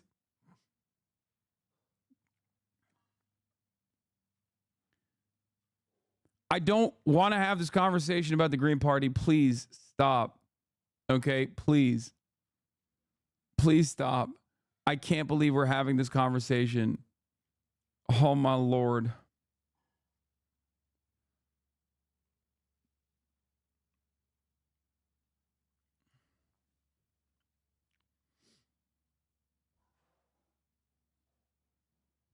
Okay, I don't know what AOC said about the Green Party. I don't care what AOC said about Jill Stein or the Green Party. I don't care. I don't care about the Green Party. Just explain to them why it's a grift. I already did. At least PSL is at the forefront of activism and community organizing in this goddamn country, okay? They have active chapters. There are literally people that are making those fucking placards, okay? They're going to fucking protests. They're organizing protests. They're at the forefront of every fucking civil rights movement in this country right now, okay? Now, in terms of local elections, they're not great either. They don't have a phenomenal track record on that front either. Those are the places where you can actually fucking make a difference. What's up? Ooch. Like, there are examples of this. Yeah, you have the Working Families Party in New York City. You have the DSA. Like, there are other political organizations that work within the existing structure. Okay?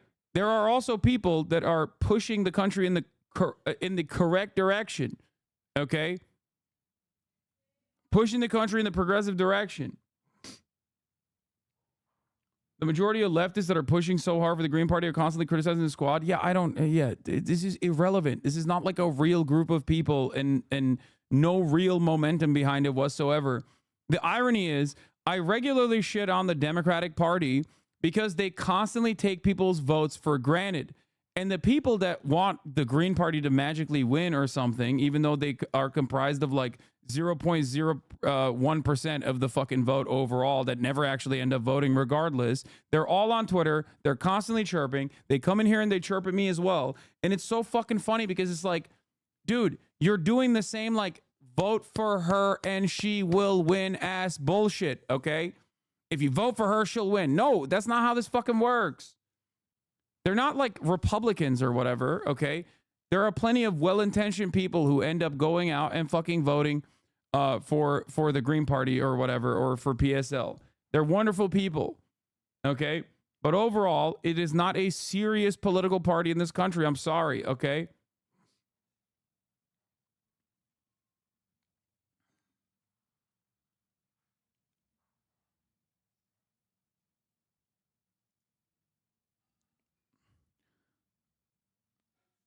These political parties and movement organizers, and people will shit on them too. They'll be like, oh, they work within the confines of the Democratic Party. They're fucking captive. But it's like, no, they do. They actively do try to get their fucking, their policies across, okay? And it's a failure inevitably, but at least they're fucking getting more movement than the fucking Green Party is. I'm sorry.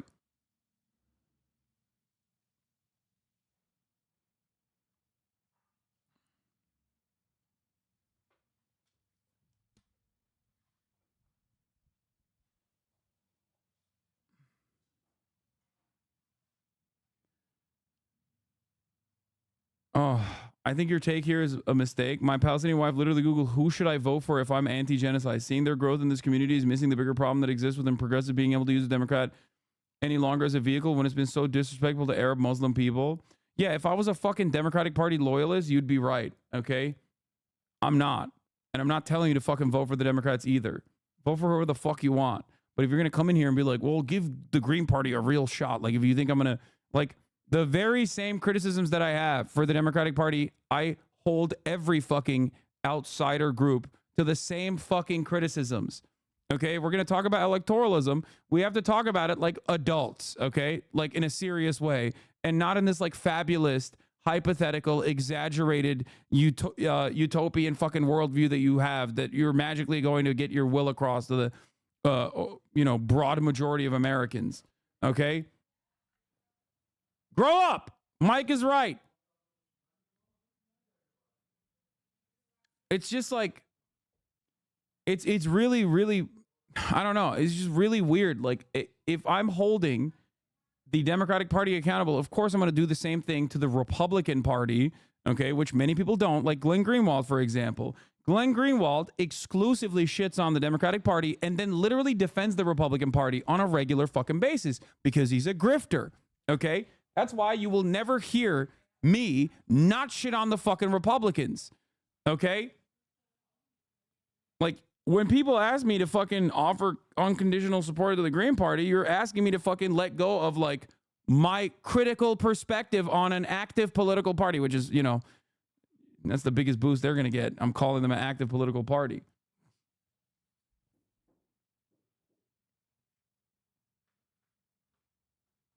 Glenn Greenwald isn't a grifter. He's a mark. There's a difference. No, I think he's a grifter.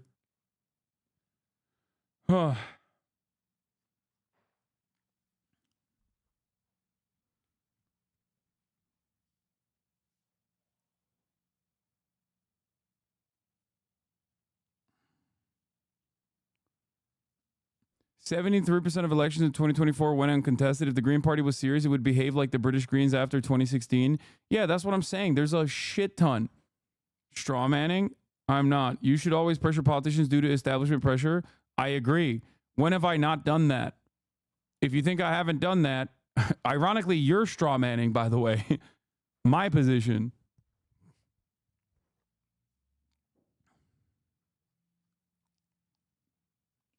I think people can casually abandon the Palestinians because they don't have an actual connection with the oppressed people. It's all a game and not a matter of survival.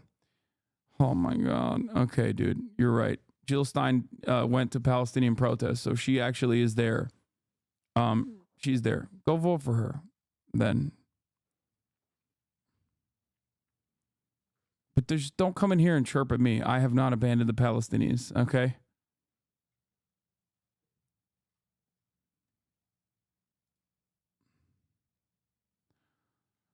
Oh, let's get back to the Lex Fridman interview.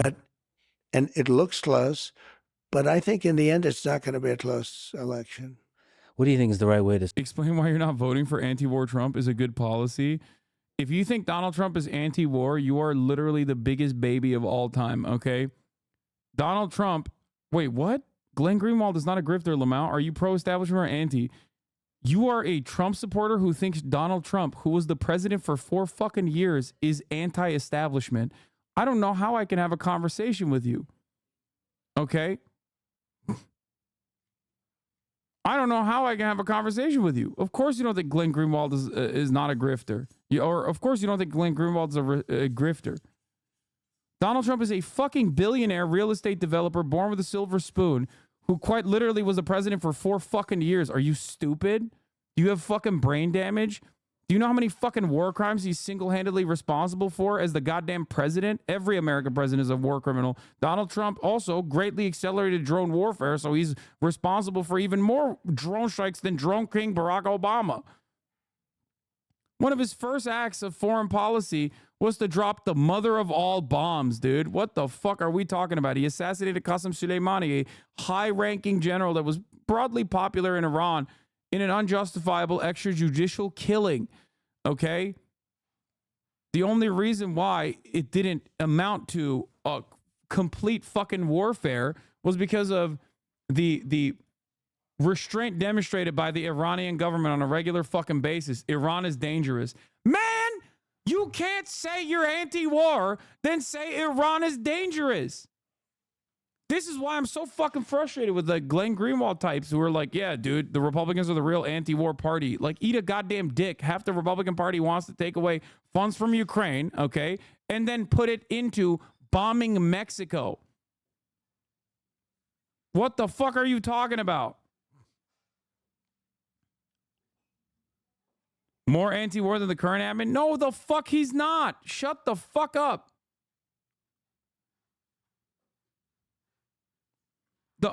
By the way, I don't even fault this dumbass, okay? Let me tell you something. This is how you arrive. You arrive at this conclusion, as do many Americans. Listen, this is a learning, educational moment for every single person. You can only arrive at this fucking conclusion if you're obviously a little stupid, and many of us are, myself included, okay? But you have to understand, the only reason why Americans arrive at this conclusion is because Donald Trump at least presents an anti-war narrative, like he's a peaceful dove, like he did against Hillary Clinton, successfully, mind you, and he's doing again against the current Democratic administration. When you have Kamala fucking Harris get up there and basically Sig Heil in English by being like, we have to have the most lethal American military, of course people are going to hear that and go, oh my God, there's a genocide going on. She's in support of it. She hasn't said anything to fucking distinguish herself from Joe Biden, and then turn around and say stuff like, we're going to have the most lethal, hard-dicked military of all time. We're going to fuck all of our enemies in the ass. We're going to fucking do it all. Then, yeah, Donald Trump being like, I'm going to finish all the wars. I'm going to finish all the wars. I love peace. I'm a peaceful dove.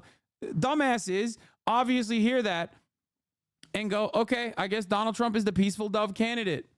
There is a reason why he says it. He's lying. Don't say at least he's saying it. He's lying. You can look at his fucking track record, dumbass. Fuck. Technically, Joe Biden actually did end a war. Afghanistan. Donald Trump literally shits on him on a regular basis for doing so, for demonstrating the courage to do so, by the way. Okay? What do you mean at least he's lying? You can't trust either of them. Oh, shut up. You obviously prefer one over the other. I don't. I don't trust either of them. I don't like either of them. I openly said I wasn't going to vote for Joe Biden, and I wasn't going to vote for Donald Trump. And who knows if I vote for Kamala Harris or not? Probably won't either. So shut the fuck up. You actually have a dog in this fight. You want to vote for Donald Trump. You want to hug Trump. You want to kiss Trump. You love Donald Trump. You think he's fucking a peaceful dove, okay?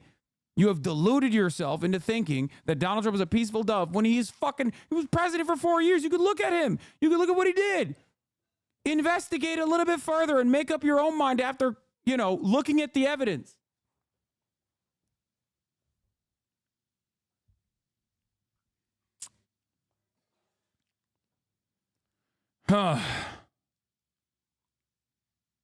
Strikes on terrorists, Iran is good. Okay, so you're not a fucking dove at all, dumbass. Shut up. Strikes on terrorists, Iran are good. We are the terror, okay? We are responsible for so much more terrorism globally than Iran ever could dream of, okay? What the fuck do you mean? You are a terrorist. You are a defender of terror. You are literally saying we should do more terror by calling Iran the terrorist Iran.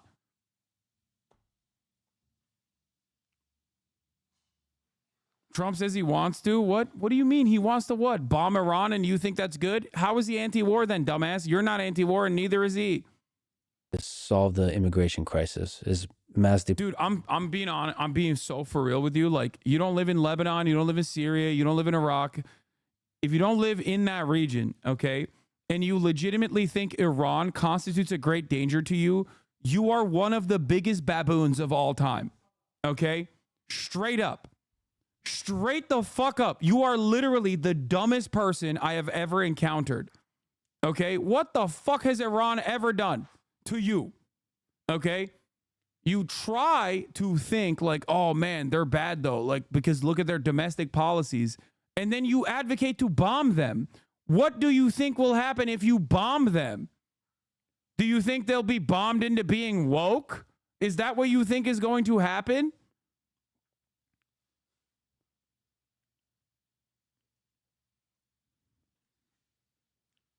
Deportation one of the solutions you would think about? Well, you've got to get the criminals out of here fast, right? You know, the people from mental institutions, you got to get them back into their mental institution. No country can afford this. You know, it's just too much money. You look at what's happening in New York and Chicago and LA and lots of places, and you take a look at what's happening. There's no country can afford this. We can't afford it. And we've got to get the bad ones out immediately, and the rest have to be worked on.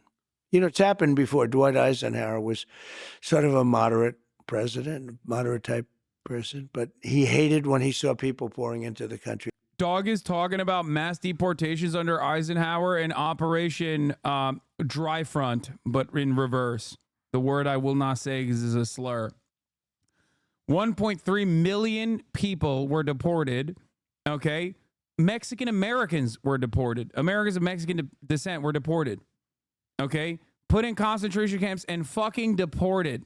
You understand? He's literally talking about this as though it's a positive thing. Holy fuck, dude. And they were. Nothing like now. You know, I probably got elected in 2016 because of the border. And I told people what was happening, and they understood it. And I won the election, and I won the election, I think, because of the border. Our border is 25 times worse right now than it was in 2016. I had it fixed too. I had it the last week of the famous chart that I put up was exactly that. You know the chart? When I looked to the right, I said, there's the chart. Bing. Bing. That was not a pleasant experience. But the chart that I put up said, and that was done by Border Patrol, that was the lowest number that we've ever had come into our country in recorded history. And we have to get it back to that again. We will. Let me ask you about Project 2025. So you've publicly said that you don't have any direct connection to Project nothing. I know nothing about it. And they know that too. Democrats know that. And I purposely haven't read it because I want to say to you, I have no idea what it's all about. It's easier than saying I read it and, you know, all of the things. No, I purposely haven't read it. And I've heard about it. I've heard about things that are in there that I don't like. And there's some things in there that everybody would like. But there are things that I don't like at all. And I think it's unfortunate that they put it out, but it doesn't mean anything because it has nothing to do with me. Project 25 has absolutely nothing to do with me. You posted recently about marijuana and that you're okay with it being legalized, but it has to be done safely. Can you explain your policy there? Well, I just put out a paper. And first of all, medical marijuana has been amazing. It's been, I've had friends and I've had others and doctors telling me that it's been absolutely amazing, the medical marijuana.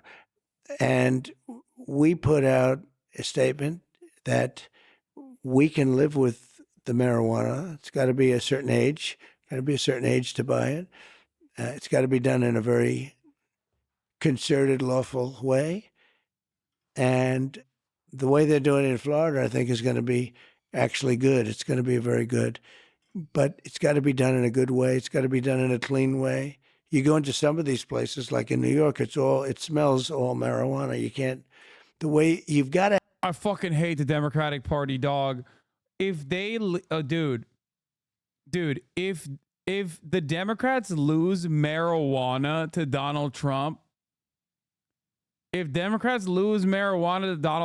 I'm going to Brian kill me. Like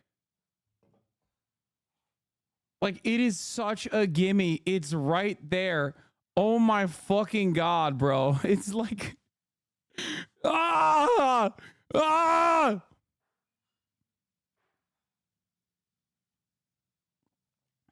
Do Democrats not support medical marijuana nationally? No, dude. Not one person believes the GOP will pass pro-marijuana reform laws. Okay, first of all, I don't think you understand what Trump is doing here, okay? This is the RFK Jr. Joe Rogan podcast audience activation, okay? There are plenty of people who have never voted, who are the dumbest people you've ever seen, not because they've never voted, but just like in general, who only fucking consume these goddamn podcasts, who will literally go, oh, dude, I'm voting for Trump because he said he likes marijuana. He's going to make it legal. Oh my God.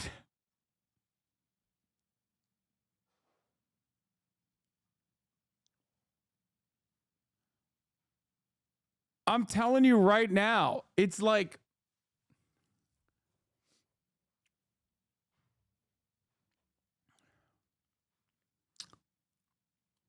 U.S. files charges against Hamas leadership. That's so funny.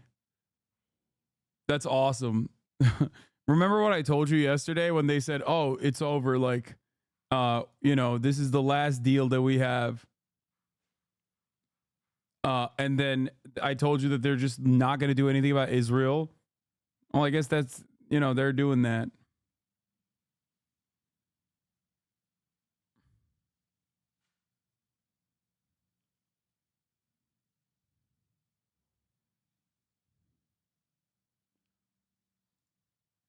To have a system where there's control. And I think the way they've done it in Florida is very good. Do you know anything about psychedelics? So I'm not a drug guy, but I recently did ayahuasca. Yeah. And there's a lot of people that speak to sort of the health benefits. And there's already tons of people in weed culture who think Trump legalized hemp, which legalized THCA, aka normal weed, on purpose. He's popular in weed circles more so than you would expect. I mean, that makes sense. They're all fucking potheads that don't know their ass from their elbow. And the spiritual benefits of these different psychedelics. Right. I think would probably have a better world if everybody... Wasn't the Biden admin trying to reschedule weed? What happened to that? Come on, dog. You know what happened to that. They just fucking dropped it.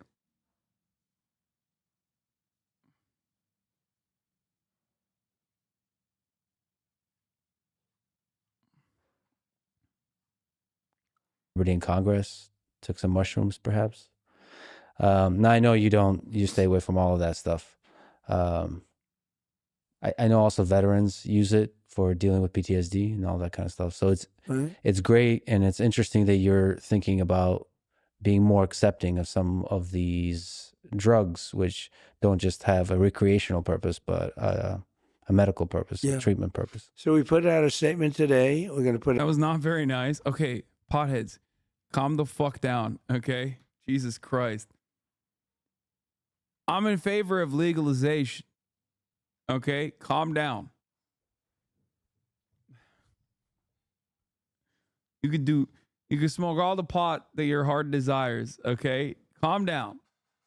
This old man said potheads. I know. I'm fucking the devil's lettuce. More pothead slander and alcoholic celebration. Yes, I am pro drunk driving and anti marijuana. I am a 1960s Democrat or conservative. I'm just a 1960s kind of guy.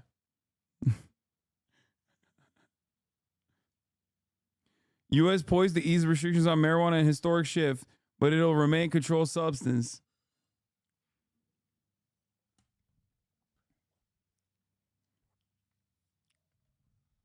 How much would you smoke in a day, be honest? I don't. I used to smoke a lot. I don't.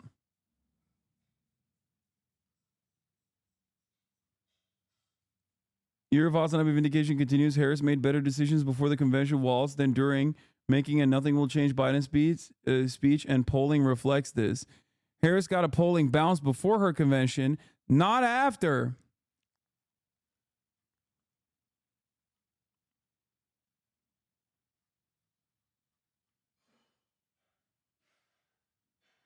How'd that happen?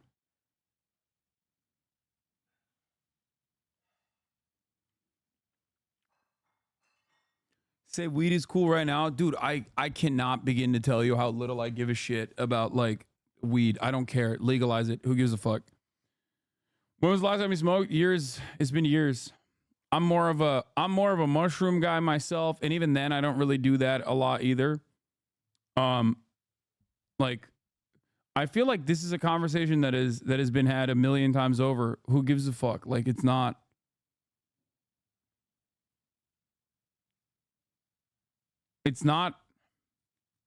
People from not legal states care, little bro. No, dog, you don't understand. I'm saying I don't care as in like, yeah, of course I'm in favor of legalization. What the fuck are you talking about?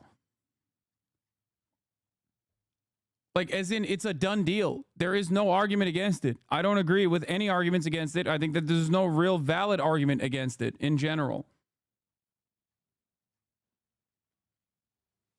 That's why I'm saying it is a fucking done deal in my mind. That's why I'm criticizing the Democratic Party for not like actively pulling that fucking rope and just being like, we are going to move forward and engage in rescheduling marijuana in general and continue forward with legalization process. We're also going to open up a shit ton of people in prison currently for the crime of carrying, the crime of possession, the crime of even distribution, really.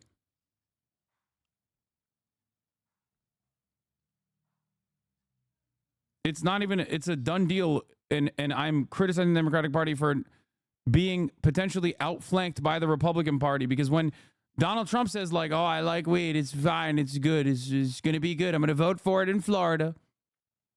All of a sudden, okay, don't say it's not outflanking from the eyes of the average people when the fucking federal government or the Democratic Party routinely does not talk about this at all and runs away from it. It comes across as though Donald Trump is actually outflanking the Megaphonics. When I'm talking about the average American, understand I'm talking about their perception, okay? If you don't hear Joe Biden talk about it, and if you don't hear Kamala Harris talk about it, but you hear Donald Trump talk about it, obviously, from the average person's perspective, it comes across as though they're the ones outflanking the Democratic Party. It's the same principle. It is the same exact principle behind. It is the same exact principle behind why the motherfucker in the chat was saying Donald Trump says he's a peaceful dove. Why would I not vote for him to end wars? Okay? If you don't make it a message that is at the forefront of your campaigning, okay? If you don't put it in any part of your campaigning strategy whatsoever, then of course people are going to go, oh, well, Donald Trump is talking about it. I believe he's going to, do the right thing and make marijuana legal or whatever the fuck they ascribe to Donald Trump. Do you not understand what I'm saying here? It's the same issue behind like the railroad strikes. The Biden campaign rarely ever talked about it. The only thing that people remember is the fact that they stopped the strikes legally before they ever happened. They don't know what came afterwards. They don't know that they still continue to engage. They don't know that the Biden campaign the Biden administration still continued to engage with the railroads and actually got the wishes of the railroad unions across to the railroad companies.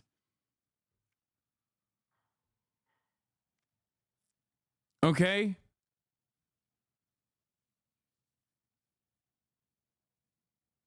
Campaign lol, Freudian slip. Huh. Put out another one probably next week, be more specific, although I think it's pretty specific. And we'll see how that all goes. That's a referendum coming up in some states, but it's coming up, and we'll see how it does. I will say it's been very hard to beat it. You take a look at the numbers, it's been very hard to beat it. So I think it'll generally pass, but you want to do it in a safe way. Speaking of marijuana, let me ask you about my good friend Joe Rogan. So you had a bit of tension with him. So when he said nice things about RFK Jr., I think you've said some not so nice things about Joe, and I think that was a bit unfair. And as a fan of Joe, I would love to see you do his podcast because he is legit the greatest conversationalist in the world. So what's the story behind the tension? I don't think Glaze. There was any tension, and I've always liked him, but I don't know him. I mean, I only see him when I walk into the arena with Dana, and I shake his hand. I see him there, and I think he's good at what he does, but I don't know about doing his podcast. I mean, I guess I'd do it, but I haven't been asked, and I'm not asking them, I'm not asking anybody. It sounds like a challenging negotiation situation. No, it's not. It's not really a negotiation. and he's sort of a liberal guy, I guess, from what I understand. But he likes Kennedy. This was before I found this out, before Kennedy came in with us. He's going to be great. Bobby's going to be great. But I like that he likes Kennedy. I do too. He's a different kind of a guy, but he's got some great things going. And I think he's going to be beyond politics. I think he could be quite influential in taking care of some situations that you probably would agree should be taken care of. The Joe Rogan post is an example. I would love to get your psychology about. It's kind of crazy that he just fucking said, like, he's being called. They're mad at him for. Lex Fridman is like the first time he's actually had like any kind of division, any kind of like contentious adversarial journalism that Lex Fridman is presenting here is because Trump has not sufficiently dick rode Joe Rogan. That's awesome. Like, he's like, oh, you said some mean words about Joe Rogan. What's up with that? That's wild, dude. You're Mr. Deals.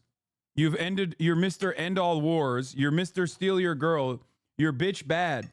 You're dick too long. You're smoke too loud. But also, why did you say that about Joe Rogan? Sir, don't you know Joe Rogan is the greatest champion of free-flowing conversations, sir? He's the greatest conversationalist of all time.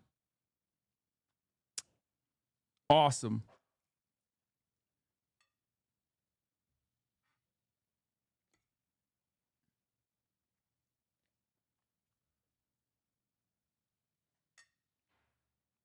Behind the tweets and the posts on Truth. Are you sometimes being intentionally provocative, or are you just speaking your mind? And are there times where you regret some of the truths you've posted? Yeah, I do. I mean, but not that often, honestly. I do a lot of reposting. The ones you get in trouble with are the reposts, because you find down deep they're into some group that he's talking about QAnon. You're not supposed to be reposting. You don't even know if those groups are good, bad, or indifferent. But the reposts are the ones. How much you want to bet his staffers were like, dude, what the fuck are you doing? Don't read Truth and repost like QAnon supporters. Like, that's a bad look, sir. We're trying to present you as a moderate, sir. You're running a general election, sir. Ones that really get you in trouble. When you do your own words, it's sort of easier. But the reposts go very quickly. And if you're going to check every single little symbol, and I don't know, it's worked out pretty well for me, I tell you. It's Truth is very powerful, Truth. And it's my platform, and it's been very powerful, very, very powerful. Goes everywhere. I call it my typewriter, that's actually my typewriter. What are you doing usually when you're composing a Truth? Like, are you chilling back on a couch? Couches, beds. Okay. A lot of different things. I mean, like late at night and just I'd like to do some late at night. I'm not a huge sleeper, but whenever I do them, past like 3 o'clock, they criticize you the next day. Trump was up truthing. Okay, Trump was truthing at 3 o'clock in the morning, and there should be no problem with that. And then when you think about time zones, how do they know that you're like, in a time zone, like an Eastern zone? So, but every time I do it after like 2 or 3 o'clock, it's like, why is he doing that? But it's gotten, the Truth has become a very successful platform. And I like doing it. And it goes everywhere. As soon as I do it, it goes everywhere. The country seems more divided than ever. Yeah. What can you do to help alleviate some of that division? Well, you can get rid of these two people. They're terrible. They're terrible. You don't want to have them running this country. They're not equipped to run it. Joe, it's a disaster. Okay. And Kamala, I think she'll end up being worse than him. We'll see. I think a lot's now, the convention's over with, and I see I'm leading in just about all the polls now. They had their little honeymoon period, as they call it. And we'll see how that all goes. Who knows? From my personal opinion, I think you are at your best when you're talking about a positive vision of the future versus criticizing the other side? Yeah, I think you have to criticize, though. I think they're nasty. They came up with a story that I looked down and I called soldiers that died in World War I suckers and losers. Okay. Now, number one, who would say that? Number two, who would say it to military people? Nobody. It was a made-up story. It was just a made-up story. And they like to repeat it over again. They know it was made up. I have 26 witnesses that nothing was said. They don't want to hear about that. Like she lied on McDonald's. She said that that she worked at McDonald's. It's not a big lie, but it's a big lie. It's so, I mean, they just went and they checked. And unless she can show something, they don't talk about, the presses are going to follow up with it, but I'll keep hammering it. But she never worked at McDonald's. It was just a, sort of a cool thing to say, hey, I worked at McDonald's, But one of the worst was 2 days ago, I went to Arlington at the request of people that lost their children. He's awesome. Lex is like, hey, maybe you shouldn't be so contentious. How do you fix the country's divisiveness? He's like, they're suckers. I hate them. We fix it by voting for me. Kamala Harris never worked at McDonald's. It's like, what are you saying?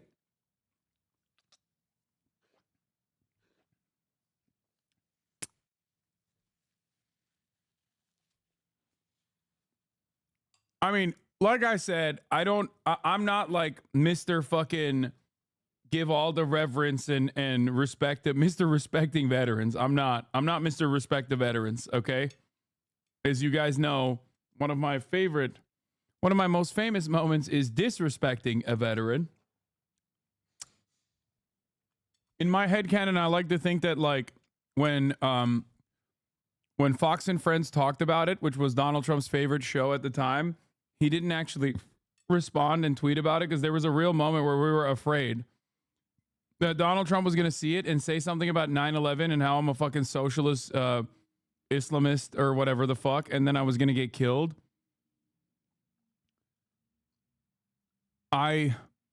Maybe he just saw it and was like, he agreed.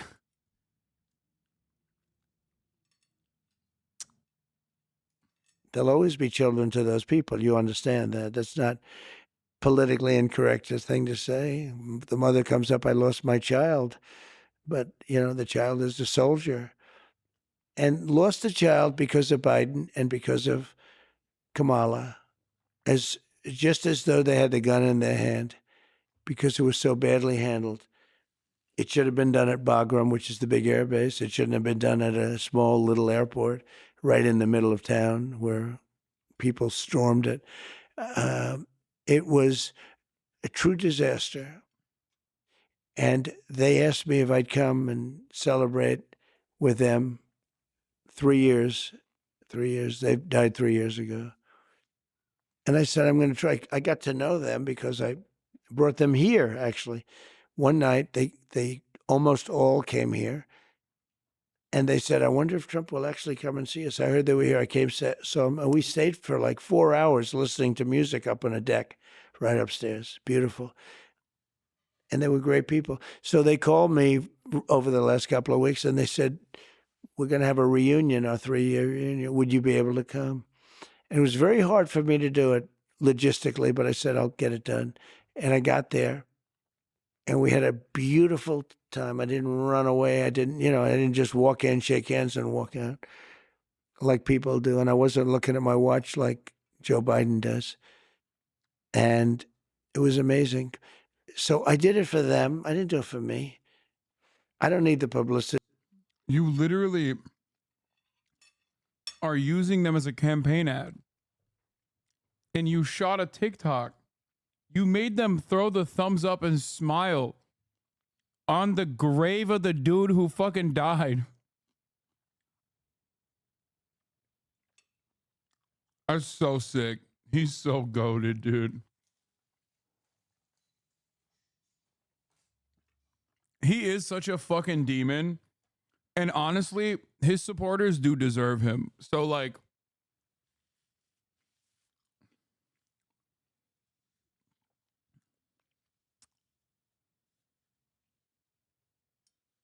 it's what he would have wanted. Oh, absolutely. It's not even a joke. He probably would have wanted that shit. Yeah. Yeah, next to the guy who fucking killed himself, by the way. His marked grave perfectly visible in the thumbs up photo.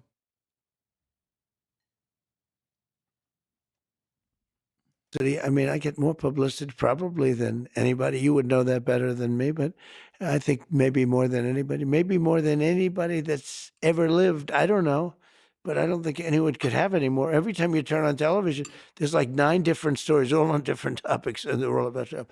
As an example, you interview a lot of people, good people, successful people. Let's see how you do with this interview versus them, okay? I mean, I can tell you right now, you're going to get the highest numbers you've ever had by sometimes a factor of 10. But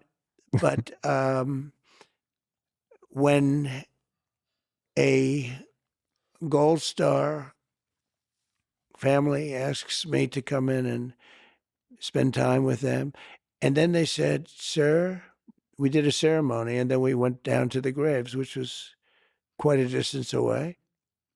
They said, "Sir, would you come to the grave?" And then they said when we were there, it's very sad actually, because these people shouldn't have died. They shouldn't have died. They died because of Biden and because of Kamala.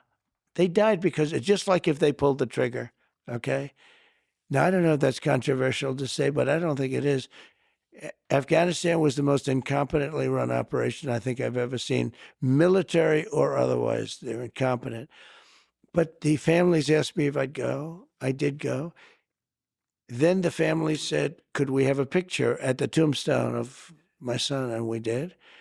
Son or daughter. There was a daughter, too. And I took numerous pictures with the families. I don't know if anybody else that was in the pictures, but they were mostly families, I guess. That was it. And then I left. I spent a lot of time with them.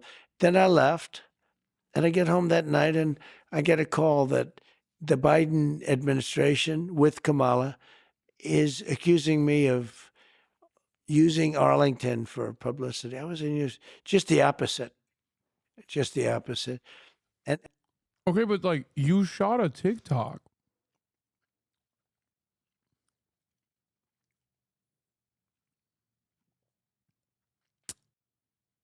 Like you literally did.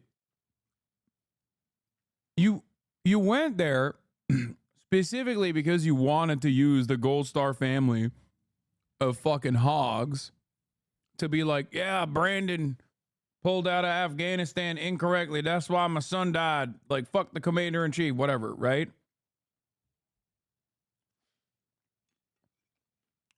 But like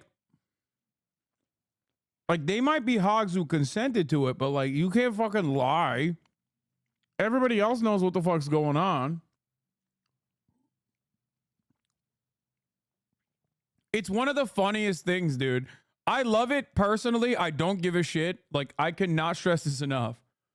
One of the coolest things that Donald Trump ever said when he was running for president in 2016 was when he said he likes his heroes not to be captured by the Viet Cong, okay? When referencing John McCain. It is one of the coolest things that anyone ever running for president has ever said. Like, I was legitimately shocked. Okay? It was awesome. It was so fucking awesome that he said that.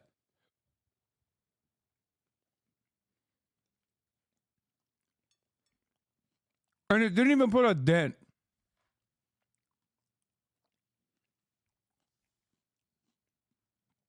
It did not even put a dent in his approval ratings, in the way that like veterans see him and want to vote for him. Yeah, until Joe Biden said you should kill your foreman.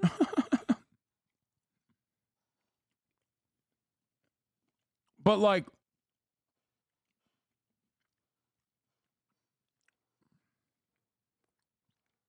coolest maybe if you're a Republican scumbag. I guess I'm a Republican scumbag because fuck John McCain, dude.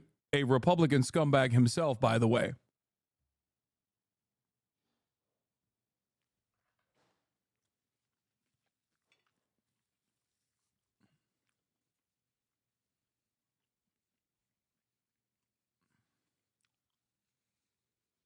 Like, this is why I'm saying I don't give a fuck that he like shot a TikTok on top of some dead soldiers, because it's insanely funny. Not only is it insanely funny that he did the "don't you give up now, you know, like the fucking little early TikTok meme of like the kid dancing in front of his like dying grandfather. He basically did that. Okay. He literally, not even basically, he just straight up did that. He danced on their graves, which is already an insane thing to do and pretty funny. And people will not be upset at him for it at all. Okay? It's fucking awesome. There are more people in here at the top of the hour mad at me that I'm serving a 3-minute ad break than veterans who will be upset that Trump hit the gritty on top of like a bunch of dead soldiers' graves, okay? Straight up.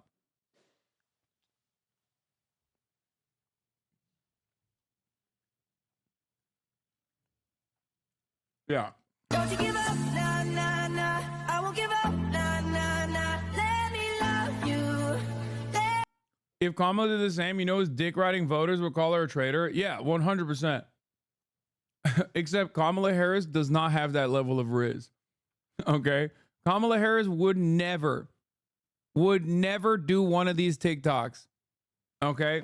In the way that Donald Trump was able to, execute one of them. Let me love you.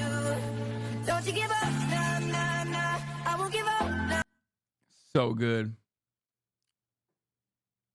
So fucking good. And actually, did you see, it just came out, the families actually put out a very strong statement defending me. They said, by the way, I hit that fucking top of the hour ad break so smooth, people didn't even realize it's coming for him. That's crazy. Anyway, here's the 3-minute ad break now. we asked him to be there. Well, politicians and the media can play those games. And you're right. Your name gets a lot of views. You're probably legit the most famous person in the world. But on the previous thing, in the spirit of unity, you used to be a Democrat. Yeah. Setting the politicians aside, what do you respect most about people who lean left, who are Democrats themselves or of that persuasion, progressives, liberals, and so on? Well, look, I respect the fact that everybody's in there. And, to a certain extent, life is what you do while you're waiting to die. So you might as well do a good job. I think Okay, Trump. I mean, I don't hate that line. Everyone is throwing up question marks just because it's Donald Trump saying it, but like, he kind of fucking popped off, dude. That was a little bit of a bar. That was his like coconut moment. That was a little bit of a fucking... And, to a certain extent, life is what you do while you're waiting to die. So you might as well do a good job. I think in terms of what's happening now, I think, we have a chance to save the country. This country's going down. And I called it with Venezuela. I called it with a lot of different countries. And this country is going down. If we don't win this election, the election coming up on November 5th is the most important election this country's in. Oh, bro, this is loser speak. I don't know what happened, but somewhere around like post 2020, the Republicans started behaving like Democrats. Okay. Right there. Like that's a Democrat bar, dude. He's like one step removed from vote shaming. I feel like he's gonna start fucking vote shaming. Like, yeah, and them started behaving like Republicans, but like not the good behavior that Republicans demonstrate, as in like wanting to win and standing on business and actually consistently calling the opposite side pedophile monsters. You know, that's I wish they would do that, but they only adopted the fucking Republican policies.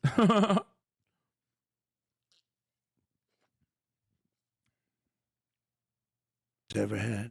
Because if we don't win it, I don't know that there'll be another election. And it's going to be a communist country or close. And there's a lot of people listening to this, myself included. I guess he is vote shaming Jewish people, but he's doing it in the most Trumpian way possible, where he's like, if you're a Jew and you don't vote for me, you are mentally disabled. Like,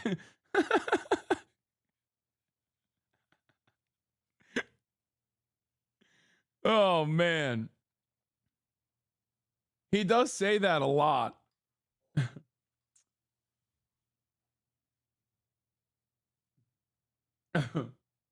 You need your head examined. You are intellectually disabled.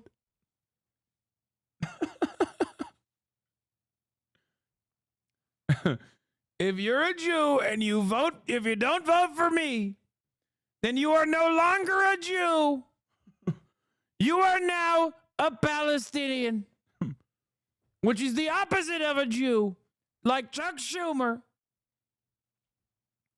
Chuck Schumer is no longer a Jew. He's not allowed at the synagogue.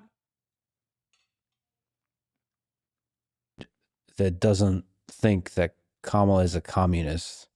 Well, she's a Marxist. Her father's a Marxist. That's right. And she's It's advocating. a little unusual, you know. She's advocating for some policies Why is that that? are towards the direction of democratic socialism, let's say. But there's a lot of people that kind of know the way government works, and they say, well, none of those policies are. What policies has Kamala Harris put forward that is aligned with any kind of democratic socialism, dude? These people have fucking brain worms. Also, Donald Trump made it seem like Marxism is a genetically inherited trait. Like, well, her father is a Marxist. That's a little unusual.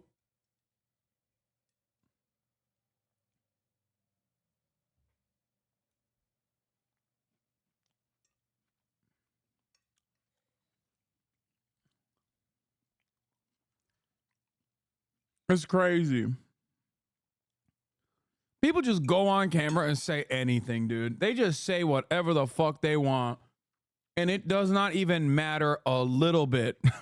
It's crazy. Going to actually come to reality. It's just being used during the campaign to, you know, groceries are too expensive. We need them cheaper. So let's talk about price controls. And that's never going to come to reality. It could come to reality. Look, I mean, she came out with price control. It's been tried like 121 different times at different places over the years, and it's never worked once. It leads to communism. It leads to socialism. It leads to having no food on the shelves. Richard Nixon. And it leads to tremendous inflation.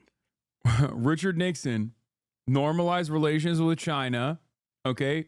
Recognizing China as like actual China. Price controls. That's it. He is a secret Maoist. Secret Maoist Richard Nixon. He did that. And Trump is right. He literally did communism in America. It's just a bad idea. Whenever we use terms like communism for And her, the EPA. and I don't know if you know this, but some people call you a fascist. Yeah, they do. So I figure it's all right to call them a communist. Yeah, they call me a lot worse than I call them. They do indeed. Wait, what? It's just sometimes. It's interesting, though. Wait.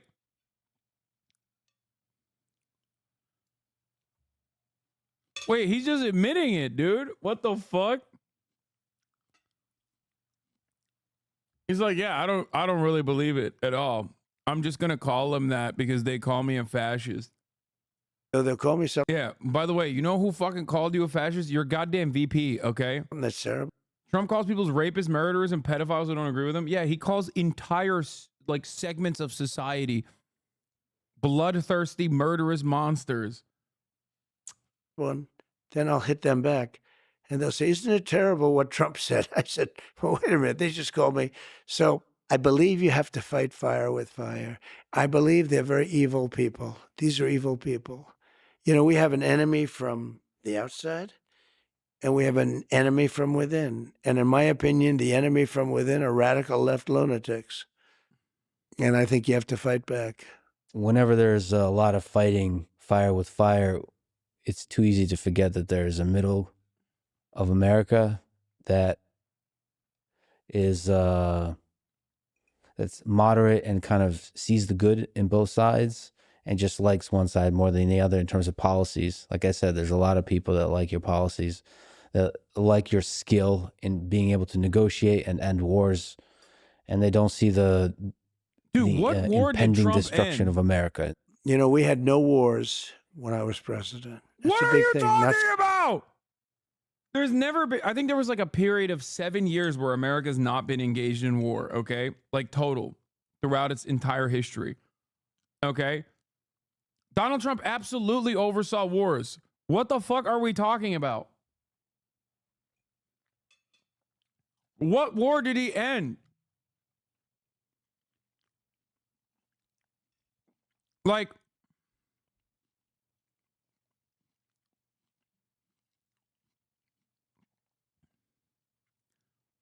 I'm telling you, man.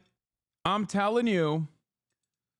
Fucking Democrats are so dumb for leaving this point on the table. Americans largely do not understand the imperialism necessary for their jalapeno poppers to be fucking $5. And they broadly consider themselves to be anti-war. Donald Trump is taking advantage of that broad sentiment by presenting himself as anti-war, where the Democrats are running towards being pro-war. There is no constituency for pro-war, or at least the constituencies for pro-war are already in the Republican Party. In 78 years has that happened. But we had no wars when I was president. We defeated ISIS, but that was a war that was started that we weren't anywhere near defeating. But think of it, I had no wars. And Viktor Orban, the prime minister of Hungary, said the world has to have Trump back because everybody was afraid of Trump. Now, that's what he said. So I'm not using that term, but I think they respected me. But he said China was afraid, Russia was afraid, everybody was afraid. And I don't care what word they use. Probably that's even a better word if you want to know the truth. But let's use the word respect. They had respect for me. They had respect for the country. Dude, Viktor Orban is so funny because, like, he's gotten so much undeserved praise and, like, undeserved popularity because he's just, like, glazes Trump. Like, why? Who the fuck cares about Viktor Orban, bro? What are you talking about? Put the fries in the bag, Victor. Fuck you mean? Like, bro, it is so wild that, like, you got a former American president being like, Viktor Orban, he likes me. It's like, I don't care. What the fuck do you mean? Like, his opinion is as relevant as, like, whatever the leader of Estonia is. I don't fucking know. Okay? Can you imagine if Joe Biden is running around being like, the leader of Estonia, he likes me a lot, Jack. Probably she, because Estonia is majority women. Okay? It's like, I'd be like, what are you saying? Like, who gives a fuck? I don't care. Viktor Orban, every single time he's mentioned by Donald Trump or any other fucking Republican, okay, gets more out of that bargain than the person mentioning them gets. Lol, it is in fact a she. Fucking called it. See? I mean, I ended the Nord Stream 2 pipeline, the Russian pipeline. Nobody else could have done that. I ended it. It was done. Then Biden comes in and he approved it. So we're defending Germany and these other countries for peanuts compared to what it's worth. And they're paying the person we're defending them against billions and billions of dollars for energy. I'm so mad. I could do better propaganda for Trump than Trump is making. Okay. I would literally be like, they said I'm anti-NATO. I told European countries to pay up. Okay. And then they did. And then you know what Joe Biden did? He followed. If he had such an issue with my policies on NATO, he would have told the European countries, no, keep your money. He didn't do that though, did he? Because he liked that policy. Okay. If I'm Trump, I'd be like, dude, they continued my fucking policies with NATO. Like, they keep calling me a fucking Nazi or whatever, but then they keep doing the shit that I did fucking 4 years ago. They called all of my supporters Nazis for wanting to build a fucking wall. Okay? All of my supporters, they're Nazis because they want to build a wall. Guess who wants to build the wall now? They act like they want to build the wall now, 4 years later. The fuck are we doing? Are we really not going to at least call into question the motivation here of the Democratic Party? They said the same thing about tariffs. I put tariffs on China because I'm brave and I'm bold and I'm beautiful. They yelled about my tariffs on China. Now they're fucking putting Joe Biden, before he ran out because I destroyed him in the debate, was also running on putting tariffs on China. My tariffs. Now, I just want what's best for America and what's best for Americans, okay? That's why I don't mind it. But it's crazy to me that these guys constantly get in their feelings and call my supporters one thing until they realize it's a good idea and they want to do it themselves. You know? That's what I would say if I was Donald Trump.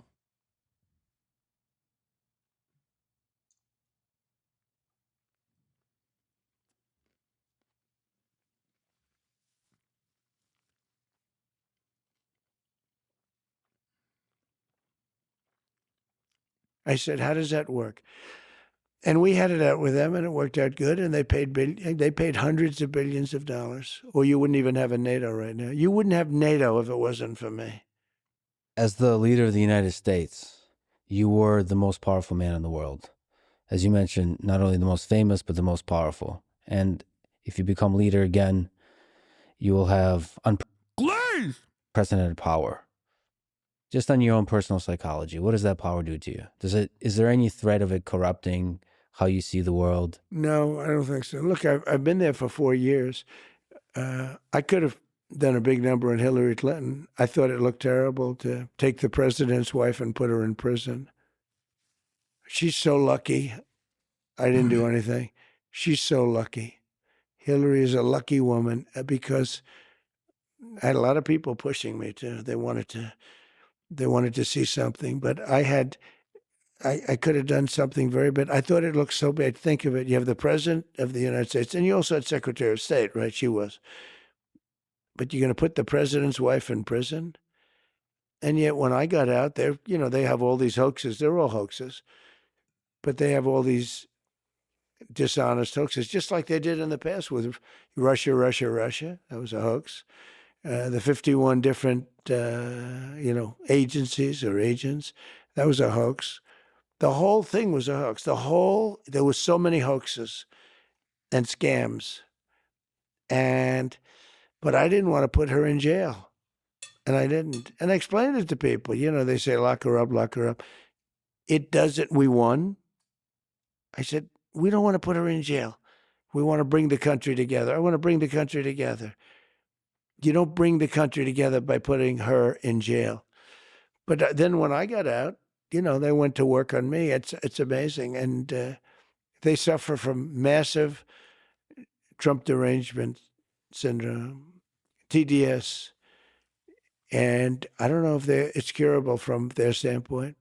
A lot of people are very interested in footage of UFOs. The Pentagon.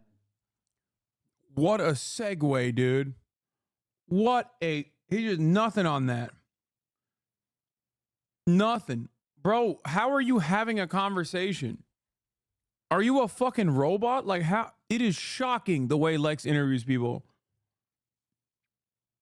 Like, dig in a little bit, man. Ask a fucking follow-up question. It doesn't have to be contentious, but just like anything. Pentagon has released a few videos, and there's been anecdotal reports from fighter pilots. So a lot of people want to know, will you help push the Pentagon to release more footage, which a lot of people claim is available? Oh, yeah, sure. Motherfuckers chat GBT, bro. I would do that. I'd love to do that. I have to do that.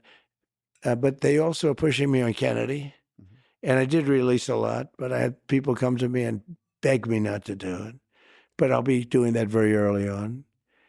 But I would do that. There's a moment. Okay, come on. Why didn't you? You ran. You literally went on the Alex Jones InfoWars broadcast before winning the presidency, which, by the way, that's what he did. For those of you who forget, Donald Trump went on InfoWars. Okay, he did this exact same fucking push last time around in 2020. He didn't do it in He didn't do it in 2020. He did it in 2016 and he won. He went on InfoWars. Now, he also kept running on the narrative, the promise, the false promise that he would release the 9/11, like all the 9/11 documents. And he didn't do that shit at all. He's a fucking liar. Where you had some hesitation about Epstein, releasing some of the documents on Epstein. Why the hesitation? I don't think I'm not involved. I never went to his island, fortunately. But a lot of people did. Why do you think so many smart, powerful people allowed him to get so close? He was a good salesman. He was, Say it, bitch. You were the president. You know what happened. You were the president. You presided over his assassination.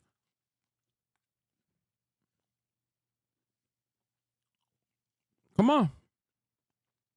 Say it. We know the answer. Let's see. Let's hear if he can say it. Dog.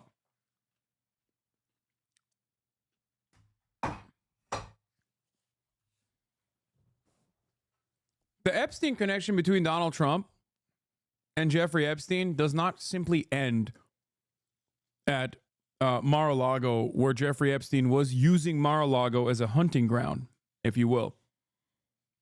Okay? Jeffrey Epstein's first criminal prosecution in the early 2000s had also a subsequent federal prosecution. There was one case happening in the state of Florida. It was a state case, and a federal investigation was being conducted into Jeffrey Epstein's actions. Because sex trafficking minors across state boundaries is a federal crime, beyond the fact that it is also illegal in the state.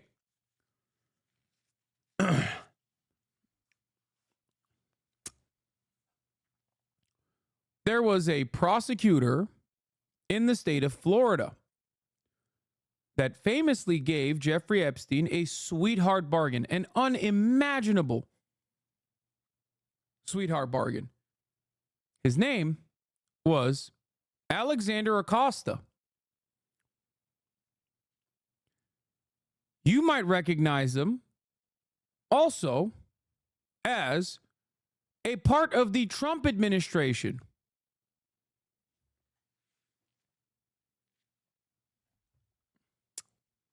Jeffrey Epstein's lawyers are, of course, yes, Ken Starr and the Dersh. There's also more connections between Jeffrey Epstein and Bill Barr's father, who ended up killing, who ended up overseeing Jeffrey Epstein's assassination in prison.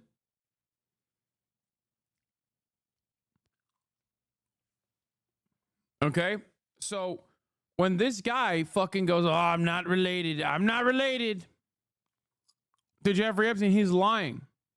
Who's a hale and hearty type of guy. He had some nice assets that he'd throw around, like islands. But a lot of big people went to that island. But fortunately, I was not one of them. It's just very strange for a lot of people that. Why do you keep saying "fortunately," dog? He's literally saying like, I would have been if I was invited. Luckily, I was not.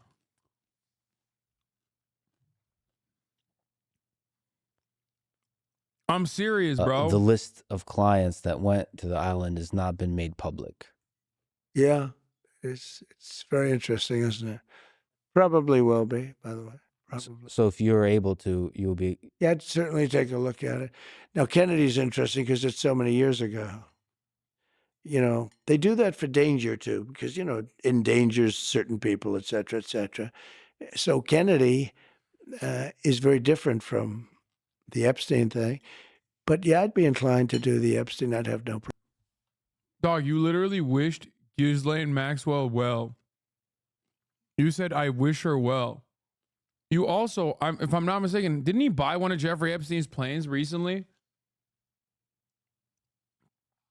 Like, when Ghislaine Maxwell was prosecuted and was going to be criminally charged, you said, "I wish her well."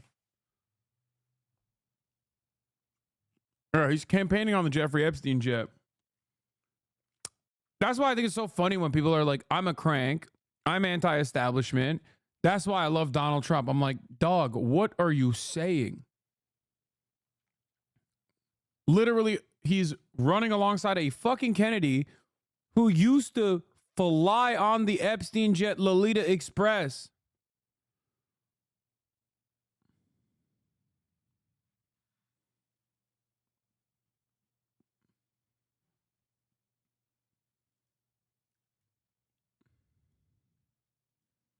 I remember this is an old article.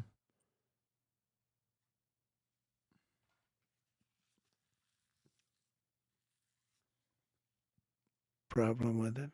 That's great to hear. What gives you strength when you're getting attacked? You're one of the most attacked people in the world. I think you can't care that much. I know people that care so much about everything, like what people are saying. You can't care too much because you end up choking. One of the tragic things about life is that it ends. How often do you think about your death? Are you afraid of it? I have a friend who's very, very successful, and he's in his 80s, mid 80s, and he asked me that exact same question. I turned it around. I said, "Well, what about you?" He said, "I think about it every minute of every day."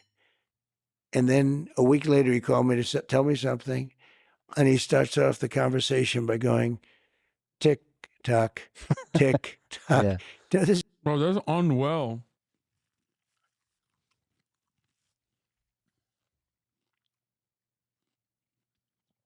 That's gotta be. Since Hasan is rich and likes communism, why does he not just buy a communism from the communism store and make it happen? True, dude.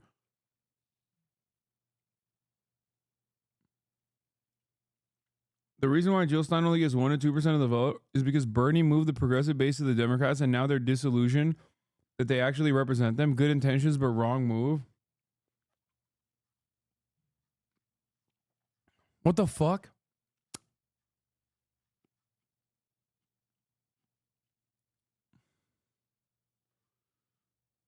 Chatter, are you Jill Stein herself? Like, what's happening? No. The Bernie wing of the base within the Democratic Party always existed, okay? Please stop with this fucking Green Party shit. Oh my God. Okay, let's just... This is a dark person, you know, in a sense, but... I love that Bernie is now doubly sexist. Sexist for running against Hillary and also sexist for running against Jill Stein. Please, dude. Bernie Sanders fucked up two prominent women who were definitely going to be president, both of their campaigns, okay? Hillary Clinton and Jill Stein. What a fucking W for men, okay? What a W for Bernard. It is what it is. I mean, you know, if you're religious, you have, I think, a better feeling toward it. You know, you're supposed to go to heaven, ideally not hell, but you're supposed to go to heaven if you're good. I think our country's missing a lot of religion. Bro, this is my favorite take. Hold up. Someone said, Kamala Harris supports the genocide. Jill Stein is against the genocide. Okay, so am I. Write me in then. Write my name in for president. Because fundamentally, there is no difference between me or Jill Stein in terms of like who you're going to do in your writing candidacy, okay? I'm anti-genocide. Kamala Harris isn't. Do you understand? Well, there is a difference. I probably am more active and not only active every fucking 4 years when an election is coming up. I'm probably a little bit more active than Jill Stein in American politics and like community organizing and funding and facilitating protest movements and things of that nature than fucking Jill Stein. So yeah, you should just write my name instead. Okay? Now, I obviously have the same likelihood of being president as Jill Stein and more of the moral consistency that you are so desperate for. Of course, there is a constitutional problem with me being president. I am 33 years old. I'm not eligible. Okay. But Jill Stein might as well not be eligible either because she ain't becoming president.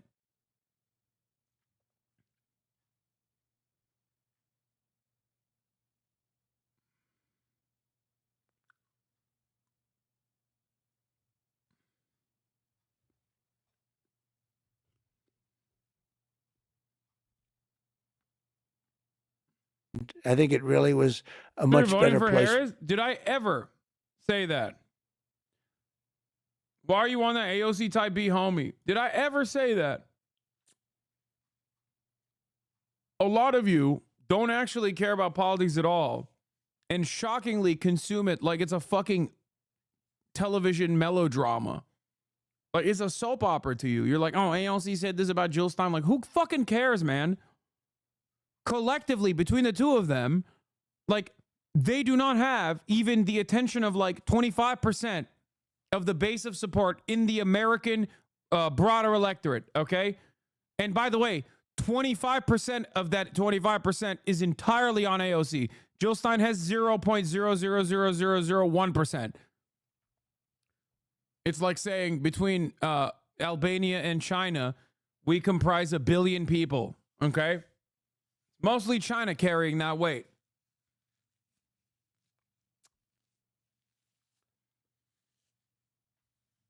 What the fuck?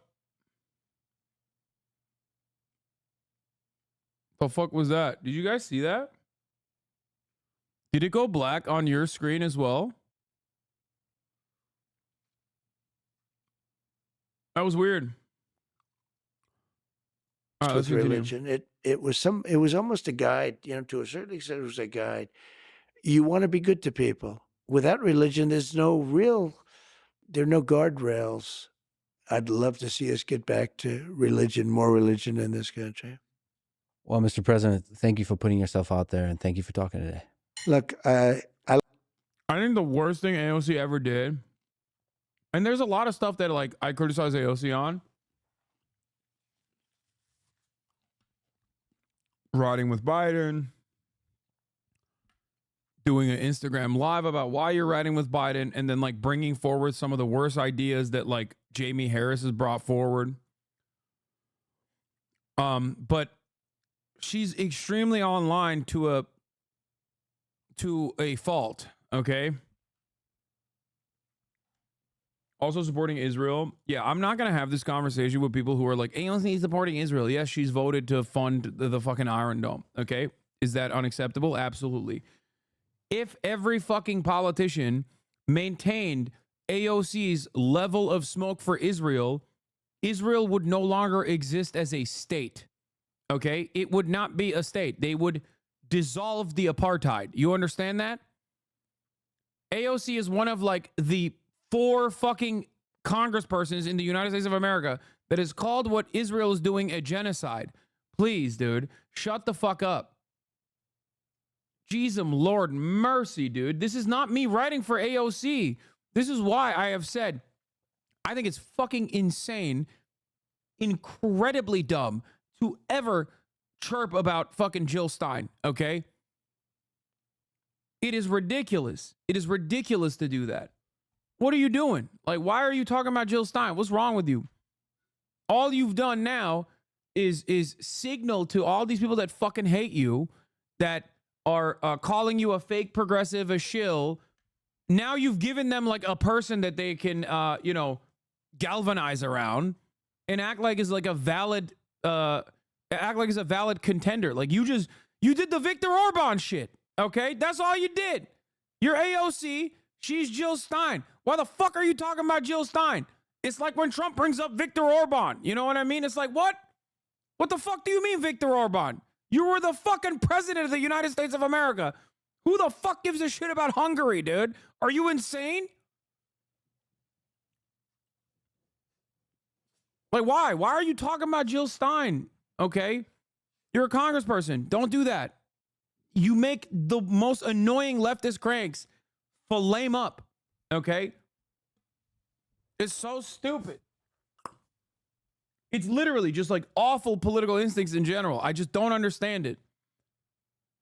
I still can't believe how disconnected you are on the anti-genocide message to think it's an elect Jill Stein message. It's not usually you're not doing this brain dead cope takes. If you don't like it, use a giant fucking megaphone to change the movement to write in a message of choosing and stop crying and fucking moaning about it and do something then. Wait, what? Me?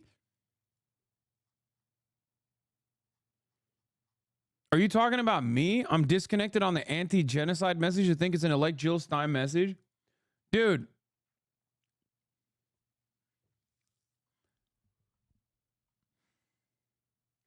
Then don't fucking vote for Kamala Harris. Okay? What are you talking about? If you think that they're going to learn anything, no one gives a rat's ass about Jill Stein. What are you talking about? There's hella people chirping in here about Jill Stein. What the fuck do you mean? Leftists are deeply unserious people. We are watching this unfold once again, over and over again. Anti-genocide voters need a single message right in. Okay, right. I'm anti-genocide then. Write free Palestine then, if you want a fucking single message. Okay? Good luck.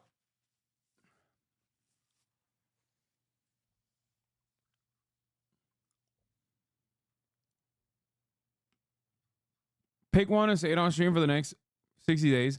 Insulin dependent. You have been following me for literally 4 fucking years. You're an active chatter in this goddamn community. Okay? You've been subscribed for 5 months, but I know your name. I recognize it. You talk to me all the fucking time in this chat.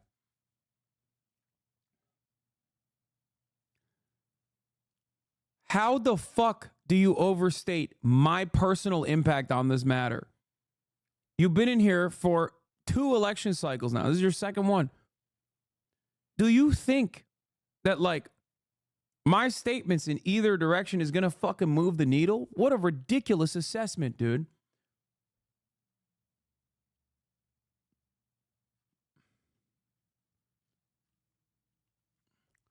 People come in here and don't just talk about like a vote for Jill Stein is a vote against genocide. They literally ask me what my opinion is on Jill Stein. And if you know anything over the course of your past 4 fucking years, okay, you know that I'm a stubborn piece of shit. And if someone is like, bro, why aren't you taking Jill Stein seriously? I'm going to fucking pop off. It's just ridiculous.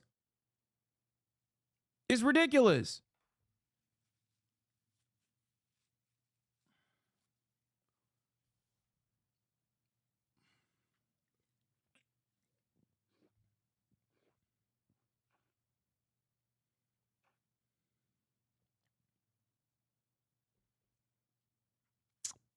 Can you imagine how much shit we get if any third party actually won a state? Why am I supposed to feel like it's normal to have such disdain for any anti-capitalist party? I don't even care if Jill Stein is a grifter. I'm not punching left and she's done something that shows she's a grifter beyond not being in enough local elections. Centralized movements are stronger than diasporatic ones, plain and simple. Chowder's an idiot? No, Chowder's an anarchist.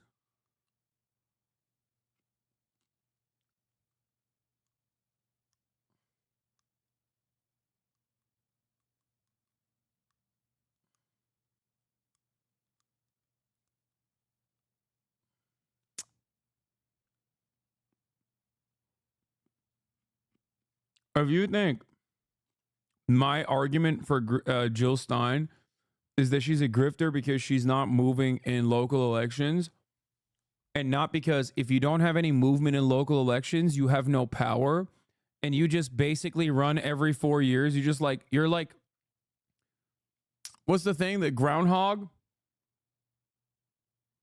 that just like pops up? What was the fucking name of the groundhog? Where they're just like the one that comes out and is like, oh, it's going to be a long summer or a long winter. I don't fucking know. That's like Jill Stein, okay? Puxatony Phil. What a fucking ridiculous name that is. Anyway, it's like that, okay? Puxatony Phil. It's like every 4 years, it's like, hey, remember me? I'm here. It's like, yeah, if you were actually active in political movements, if you were actually active in electoralism and you had a base of support, you probably have a better shot at fucking winning a state like that chatter is claiming she's going to.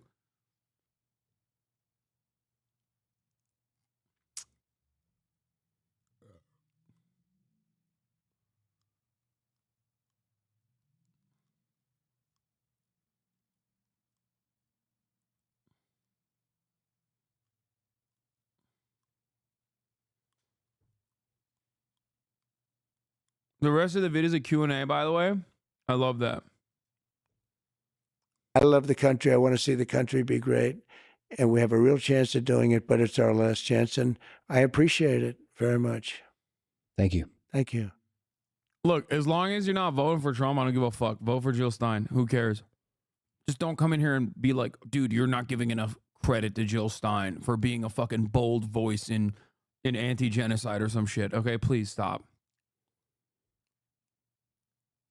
I think the greatest thing that Jill Stein presents is like, she gives the otherwise like anti-electoralist leftists, like baby leftists, an opportunity, like an outlet to feel like morally righteous as though they're doing something, in the same way that like every annoying fucking Democrat goes and votes for the Democratic Party and thinks like, this is, you know, I'm doing some revolutionary activity here. Okay, I voted for Kamala Harris and like we're saving the country. It's literally that, but for like fucking 12 leftists across like every state in the nation. You are giving Jill Stein as much attention compared to Trump and Harris as their poll numbers? No, that's not correct. I've given Jill Stein significantly more attention than her poll numbers deserve. Okay? That's the annoying part, because her supporters are in here chirping at me. And it's like they're not even real supporters of Jill Stein. They just heard about it on TikTok. That's it.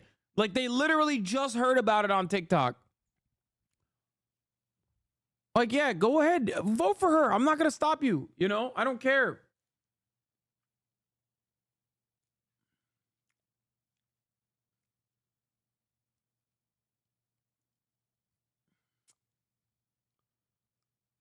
Lots of lefties on Tumblr were saying exactly that. They think a larger third party vote shows Dems that they misstepped with Palestine without really saying how. No, it doesn't matter. It literally doesn't matter. Democrats will never learn their lesson. I said this even, guys, before Kamala Harris, I was very openly 10 toes down saying I will never vote for Joe Biden. Okay? That didn't stop me from being honest with you when you asked me about Joe Biden's NLRB or some of the good things that the Biden administration did. And I was like, I'm still not going to vote for him. Now, at the time, people would be like, well, here, what should we do as a protest vote? And I would tell you, like, I don't really give a fuck. Okay? I don't give a fuck. I don't care. Do whatever the fuck you want. I'm not voting for Brandon.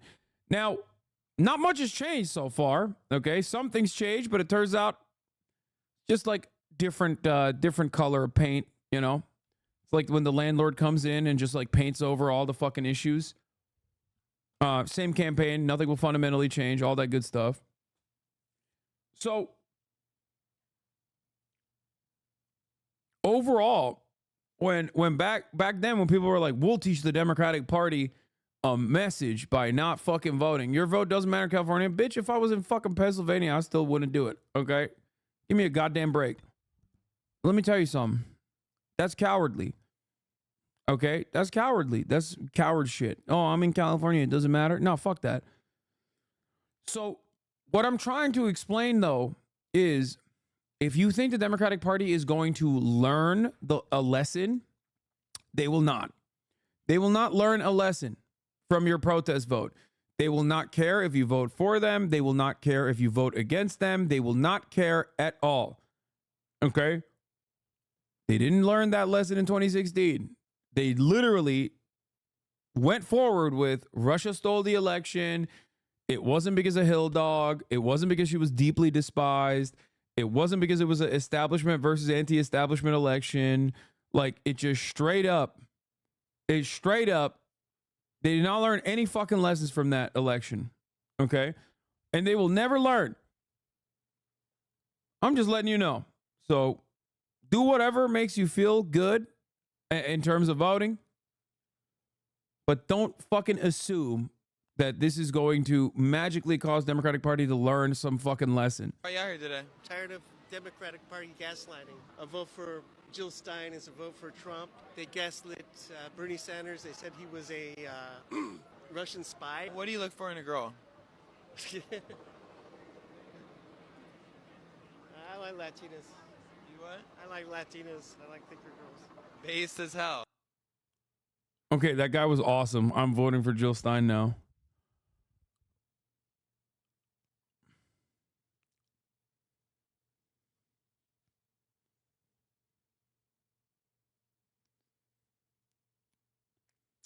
Good. Let the Democrats fucking lose.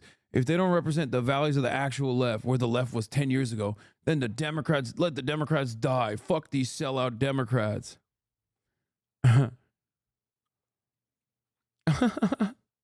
Okay, dude. Like, this is what I mean. Like, you think you're gonna fucking kill the Democratic Party? Okay. Good luck. Yeah, you're going to kill the Democratic Party by being one of the 500 people in your fucking state that voted for Jill Stein. Oh my God. If somebody came in here with that same energy about Kamala Harris, I shit on them, okay? Just so you know, equal opportunity across the board. People come in here, do the same fucking bullshit about Kamala Harris. They're like, oh, dude, Kamala Harris, like, you don't want to vote for her. You don't understand. She's going to save the nation. It's like, no, she's not. Suck my dick.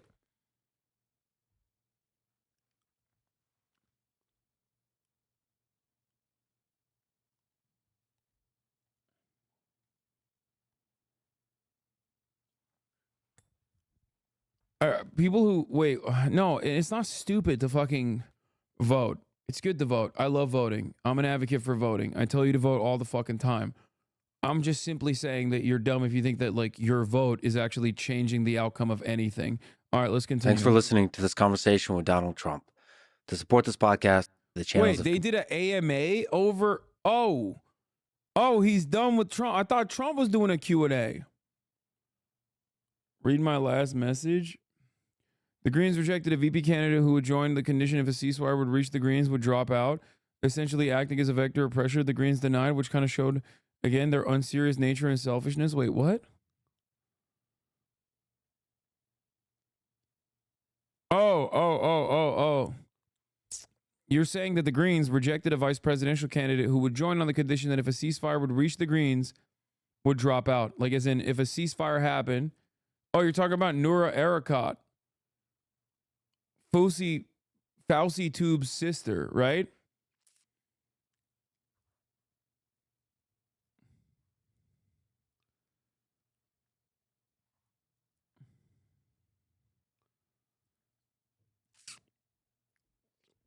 Yeah. Isn't that crazy?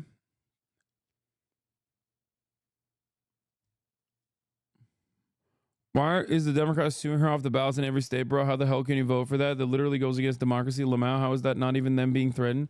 Let's have a real good faith conversation. Wait, what? Threatening the dude? They're fucking pieces of shit. The Democratic Party. The Democratic Party are pieces of shit. They're so fucking stupid. They're literally trying to eliminate like 500 voters. I never said that they were good faith. I never said that they care about democracy. If they cared about democracy, they would care about your vote. They would try to win it. Okay? They don't.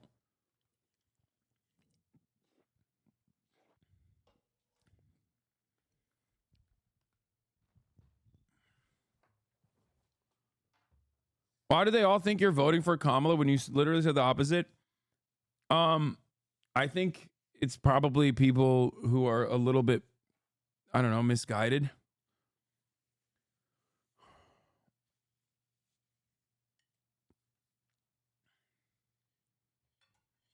But yeah, Noura Erakat, FusiTube's sister, human rights attorney, professor at Rutgers University, Palestinian American.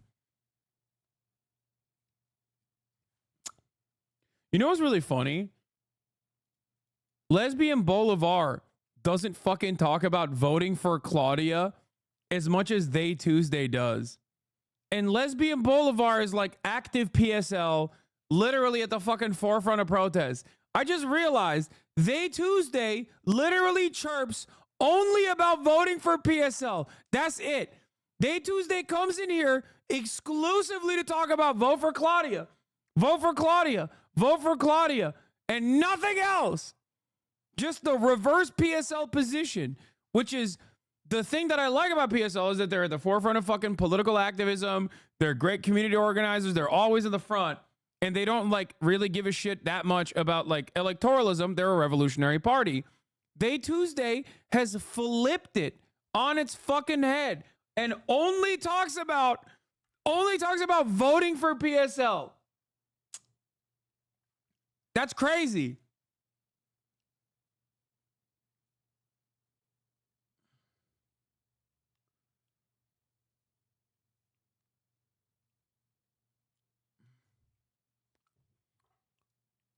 Brother, we're going to organize the January 6th for Medicare among...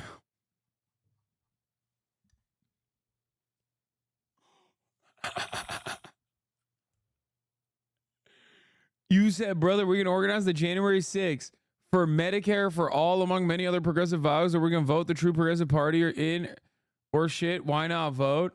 Or to end the war machine. People are being naive if they think that voting for a party. At Hasan Abi, hashtag PSL, hashtag moment from They Tuesday. Stop. Stop. Y'all are crazy. Okay, we're done. We're moving away from this.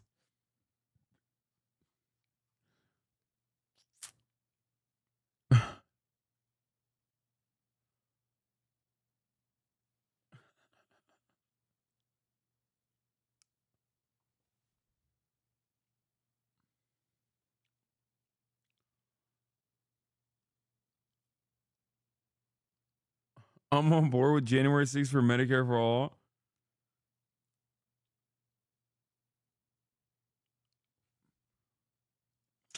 Can't even watch or listen to you anymore after like 5 or 6 years of being a regular viewer. Peace out, homie. Why aren't you repping PSL and telling us to vote for them just because you think they can't win? How is that possibly a good argument for not voting for someone when the Dems are genociding? Why reify the two-party system and support for Dems? Vote for her and she can win is literally the exact same fucking thing that the Democrats did, okay? Everybody has a role in advancing the cause, okay? It's just ridiculous. No one will say she will win, dumb fuck. Also, reread my earlier chats. Why reify the two-party system and support for Dems? Oh...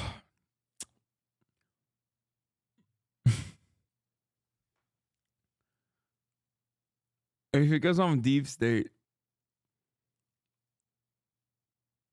It's because I'm a deep state agent who benefits from the duopoly.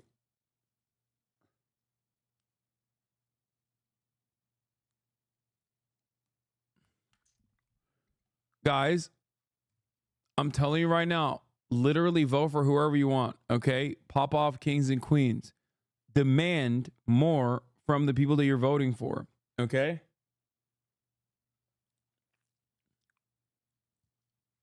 If someone aligns with your worldview, then great.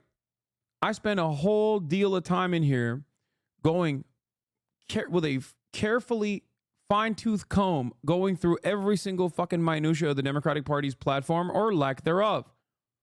A lot of you don't do that for the people that you're fucking advocating for. That's it.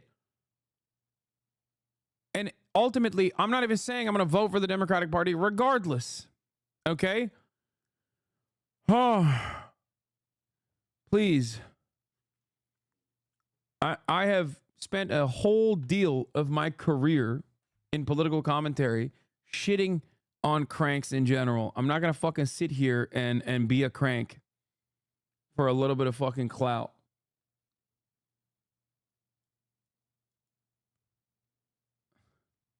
Weeby, shut the fuck up. Okay? I see your smarmy ass fucking takes. Yes. You shit on megaphonics, but then you do megaphonics, but for the nihilistic perspective, okay? Stop being nihilistic megaphonics. God damn.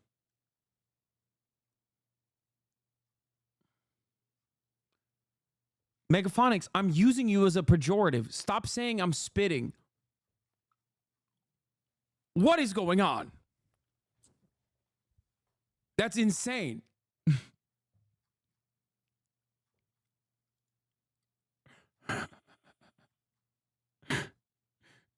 Okay, let's get to Venezuela.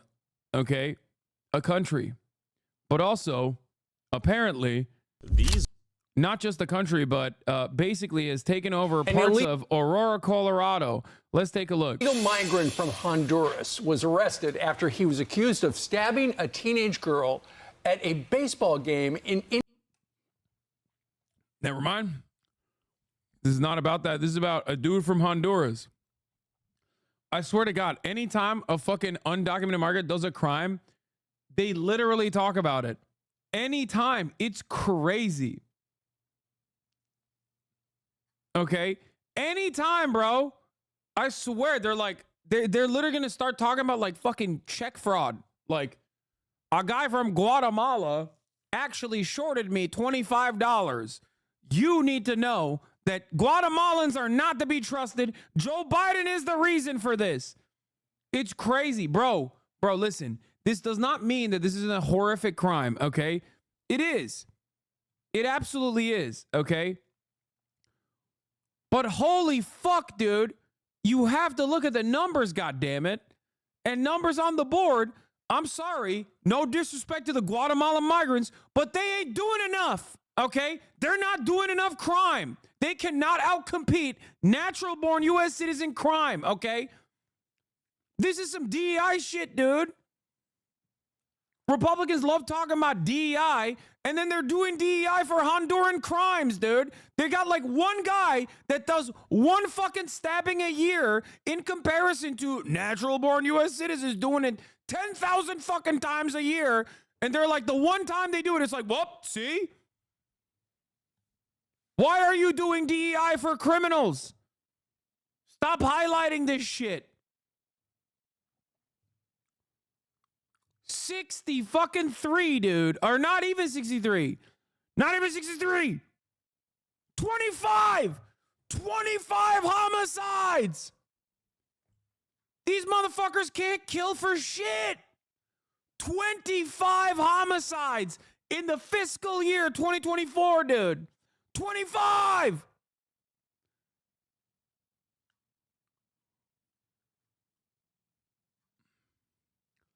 What the fuck?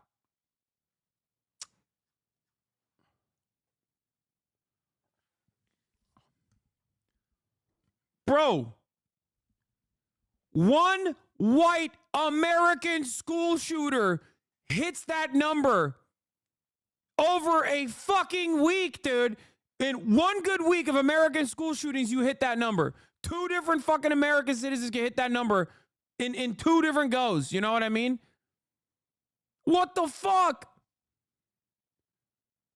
Be for fucking real, dude. What are we doing here?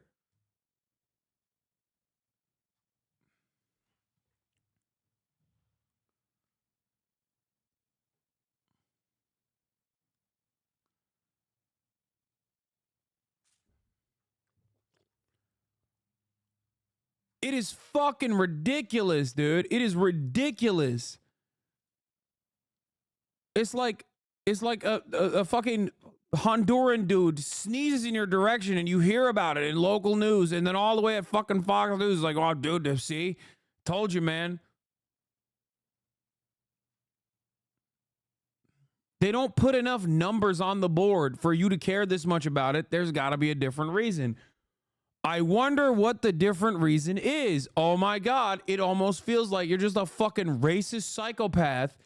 This is exactly how Breitbart used to operate back in the day when they had the black crime tab. As in, whenever a black person does a crime, they would get alerted and you would get alerted. If you followed the black crime tab on Breitbart, back when Ben Shapiro used to write for Breitbart. Fun fact, Ben Shapiro used to write for Breitbart.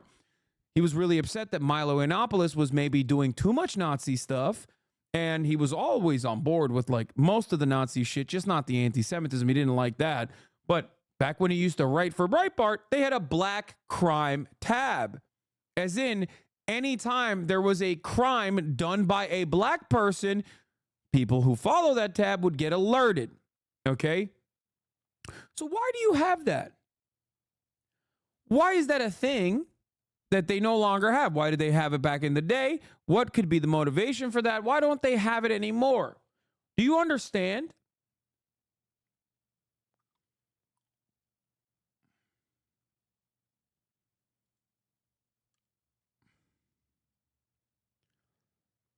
Here are the school shooting deaths by year, second paragraph. There have been 129 people killed and 346 people injured from school shooters since 2018. Oh. Yeah, bro, there's like, dude, I'm telling you, there have been 204 school shootings in which at least one person was killed or injured since 2018. They had 22 school shootings in 2024. There's only been 7 killed in school shootings. This year's been particularly low for school shootings. Like, I think obviously 2022 was a big year for school shootings, 40 people. That's a lot. 100 people injured, 40 people killed in school shootings. I believe that was the Uvalde year.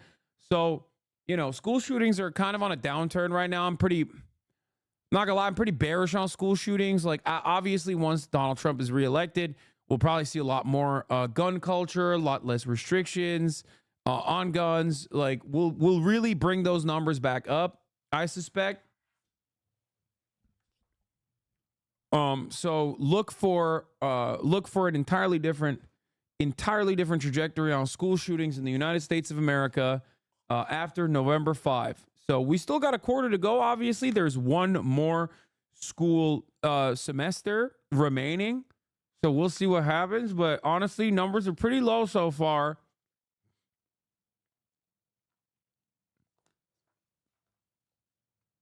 I think one of the craziest statistics that I just found out is that in the year 2020, 3 people were killed in school shootings and 10 school shootings happened overall.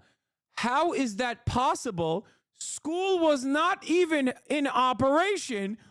Americans find a way to do school shootings when you don't even have school. During lockdown, Americans still did school shootings. Are you fucking kidding me? What did you do? Kill your mom? Did you do a homeschool shooting? What the fuck were you doing? Did you shoot up the Zoom meeting? How did you do a school shooting? 10 times during lockdown. Fuck. I hate this country.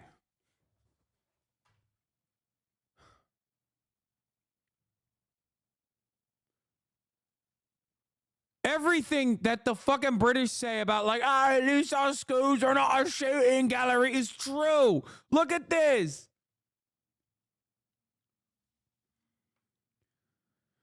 Oh.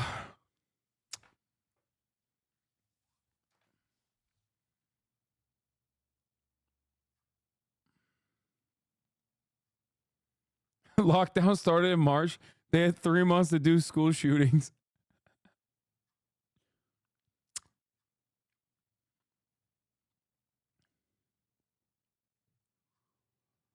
Holy shit.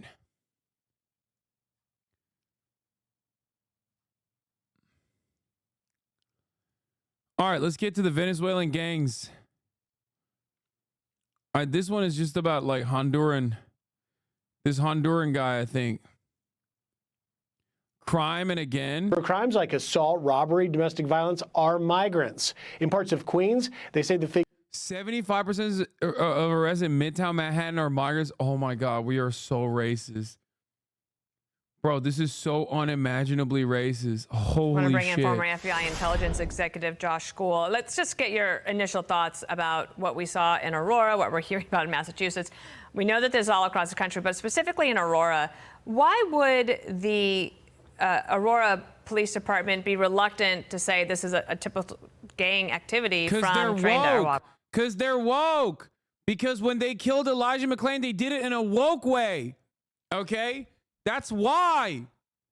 Because they're fucking woke. They're gay. They're gay. They're woke and gay. They're trans, which is the most gay you can be and the most woke type of gay you are. Okay? That's why. Because that's the wokest police department of all time. Okay? Agua.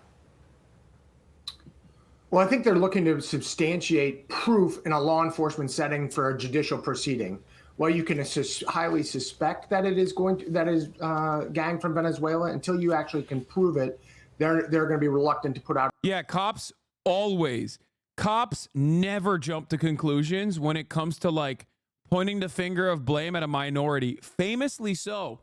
Cops always are so reluctant to make broad sweeping declarations that vilify marginalized groups of people and then also literally lie about it in a court of law, a practice so popularized in American policing that there's a term for it. It's called test-the-lying, okay? Like testifying, but instead of the "fy," you put the lie in there. Test-the-lying, lying on the stand. That's how commonplace of a practice that is in American policing, that there's a term for it. Now, having said all of that, it is wild that this fucking dipshit still is like, yeah, these cops are, they're brave boys and girls in the blue. And, they're doing due process. They're doing investigations. And I guess they haven't found sufficient evidence. Or maybe they're not. They looked at the fucking Ring video footage and were like, this looks insane. Let's go investigate. I know that they did that because I read a Fox News article. Or not, it wasn't a Fox News article. It was a USA Today article where the police chief says Colorado apartment is not being taken over by Venezuelan gang despite viral images. Okay? So what did the cops do is a question that you might have in this situation. Well, they fucking went to the apartment complex and asked around. Here they are at the apartment complex asking around. Here's some more viral, well, less viral, but still, images of them doing the job that they're supposed to be doing. And also, they asked the tenants, and the tenants were like, yeah, no, there is no gang coming around collecting rent. APD officers have been proactively patrolling the areas where there is suspected TDA activity. Today, Interim Chief Heather Morris and several officers connected with residents at the Edge at Lowry Apartments at Dallas Street and 12th Avenue to offer reassurances, provide updates on criminal activity in the area, and learn about living conditions at the complex. Below is an update from Chief Interim Period. Chief Morris is not working, of course, because Facebook fucking video. Classic. Tren de Aragua gang members confirmed in Aurora, Colorado. Rumors of the complex being run by the Tren de Aragua, a large criminal organization from Venezuela, began circulating. Dude, one of my favorite things is when conservatives are like so fucking racist or so transphobic that they learn like the intricacies of like Venezuelan gang activity in America. It's like no conservative should know what this gang name is, okay?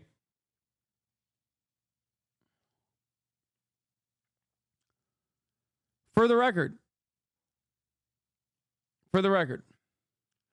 I do want to point to something. Okay? Do I believe that there is gang activity in a fucking slum? Yes, I do. In an underserved community, can some of those gang members also be a part of this Venezuelan gang? Sure. Do I believe that the Venezuelan gangs have actually fucking overtaken some of these slums and are collecting rent? No, I don't. I don't believe that. That's what is more likely in this circumstance is the slumlord decided to hit the racism button in an effort to evacuate the slums that he is the landlord of, that he is left in a dire situation, and instead is trying to get them out of there so that they can, I guess, like demolish it and rebuild something else. Oh.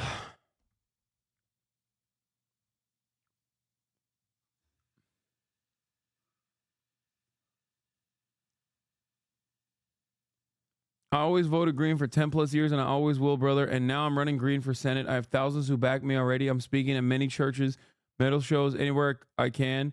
We still here, brother. I love you regardless. Good luck, Psycha Micah. You will still see the top of the hour ad break regardless. Okay? Because at the top of the hour, there's a 3-minute ad break. And unless you have $6 in your pocket right now that you can use to subscribe, you're going to be hit with a 3-minute ad break.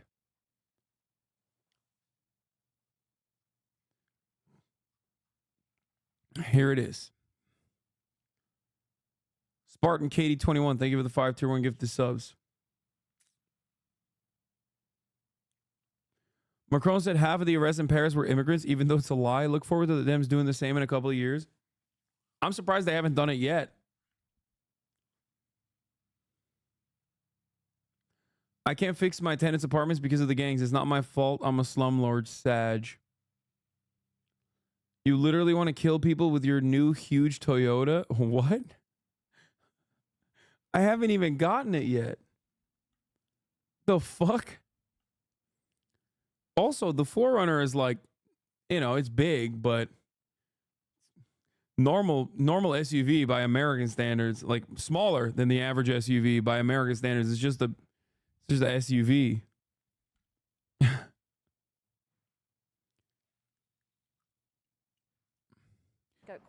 I mean, I rest my case. Dare I say more? Interim police chief, woman. Yeah, something's going on here. Methinks it's woke.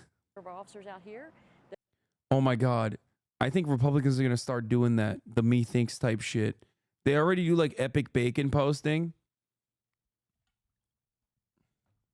That are out here tonight again. I've been out here for several weeks, making contacts with our residents, reassuring them about the criminal activity that's happening here and how we're going to address it. We're out here. We want to reassure the people that live in this community that we are actively investigating criminal activity that's happening and listening to them to... It's giving woke. Silence is violence, Sweaty. Why are you silent about the Venezuelan gangs?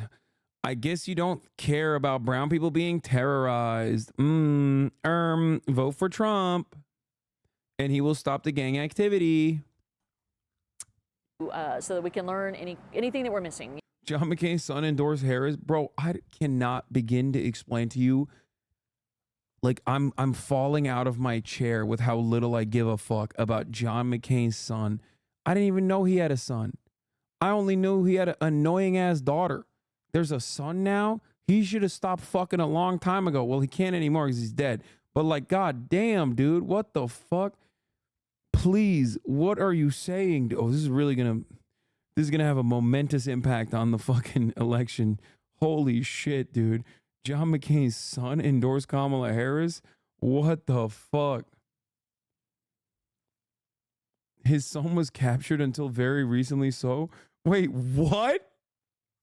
No way that both John McCain and his son were No, you're lying. Shut the fuck up. Oh, you're joking.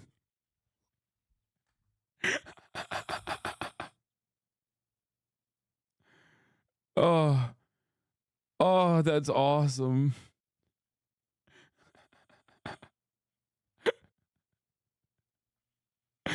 Oh, how far did the McCain's just...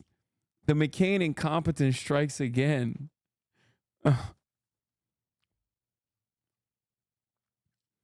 Some things just run in the family.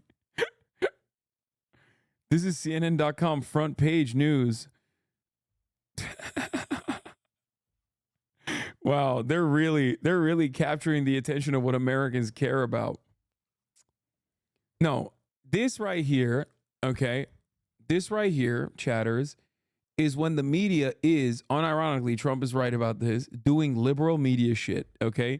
This is when they want you to care about something that absolutely zero people will care about, and no one will remember this moment 3 months down the line, okay? But they'll still try it, you know? God bless them for trying, but no one fucking cares about this.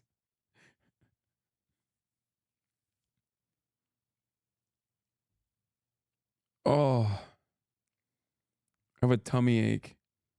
Out a statement. Further, we don't know whether or not there is process underway to actually disrupt conspiracies, which would then be public in court documents. I see. Okay. So how bad do you think this is? I mean, obviously we're waiting on confirmation of exact ties to the gang, but you look. Personally, I am very interested to find out what the fuck this ring footage is about. So how bad do you think this is? I mean, like, what were they doing? Obviously, we're waiting on. Like, are they playing airsoft? Like, what's going on? I still don't have an answer for this. Okay, I don't know what happened there. I do think it's pretty funny that, like, that's all it took for people to be like, oh, this is obviously, it must mean that, like, there's a fucking Venezuelan gang that's running the slums now.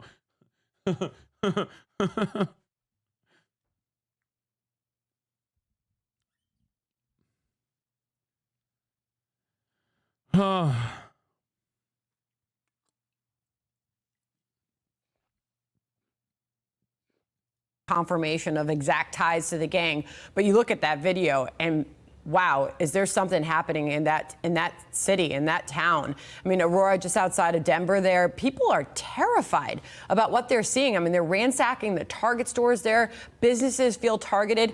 And I've worked the phones this week trying to get people to come on to talk about it. No one there wants to talk about it. Why? Yeah, because it's not real. What the fuck? You're not. So you're literally admitting you're not doing journalism. Like, yo, I swear to God, you could convince like entire segments of the population that Wyoming is a real state. I know it's not. We all know it's not a real state here at the Hasan broadcast, but like people could be convinced that there is just a state called Wyoming where there are more cows than people. Like, obviously we know the truth. It's not a real state. But people can be convinced of anything, including the statehood of Wyoming. Okay? Absolutely no one would believe that. Come on. At least pick a realistic name, right? Exactly. That's what I'm saying. They fear they will be targeted by these gangs. And gangs rely on that fear to keep communities quiet. I saw that Aurora's creating a special task force. There's already task force and gang task forces. Bro, if someone's knocking on my door and I look out of the fucking keyhole and I see a dude with a fucking sniper rifle, I'm not opening that door. You know what I'm saying? That's dangerous prospect right there. That's not good. Tonight,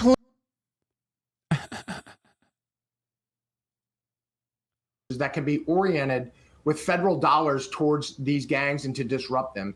This is hugely concerning when you see that the level of violence and intimidation that's going on.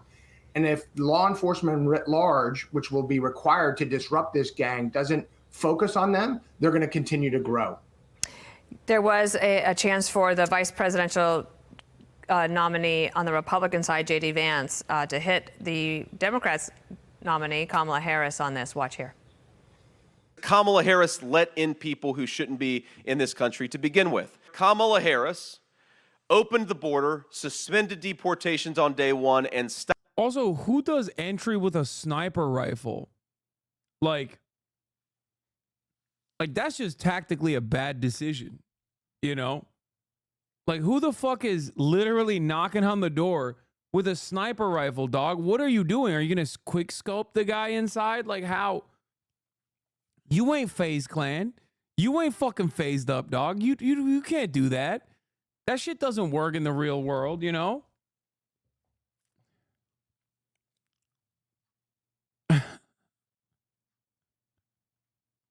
You wouldn't understand libcug. Stopped Donald Trump's Remain in Mexico policy. When Donald Trump is president, we're going to re-implement deportations, re-implement Remain in Mexico, and tell people they got to go back where they came from and come through the proper channels. We know from polling that the economy is the #1 issue, but immigration is right below it. And is from your experience looking across the nation, you know, Colorado's not the only place dealing with this. What are you hearing from other entities? It's wild how little we give a fuck about like the actual people that we supposedly are like we supposedly seem to care about in this story, like the tenants that are being brutalized by this gang. And then like when tenants are actually asked, they're like, yeah, there's no fucking gang takeover, man. What the fuck are you talking about? And it's like there's an absentee landlord though. Okay. What is this? I've been getting stories of people too. That tell the truth. They're afraid to speak out because no one does anything. Girl, I'm a property management in an apartment complex in Aurora, and we've been getting a large number of Venezuelans moving in, and the properties never looked as dirty as it does now. We charge them trash fees, but they don't care because they have all these fees organizations paying up for a year of rent. Also, gunshots at night, and police never show up. I had a guy walking around with a knife, and police never showed up. My husband had to stand up to the man. Wow, what a source. Thank you. Hey, look at my racist ass property manager source. Who are you going to believe? The actual victims of this supposed gang activity, who also happen to be brown, or this property manager that's saying Venezuelans are disgusting?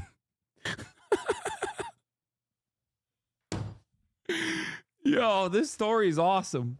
It contains multitudes. Okay? Yeah, we care about the tenants, by the way. Just, you know, not really that much because they're Venezuelan and also dirty because they're Venezuelan. Can I repeat that the Venezuelans are dirty tenants?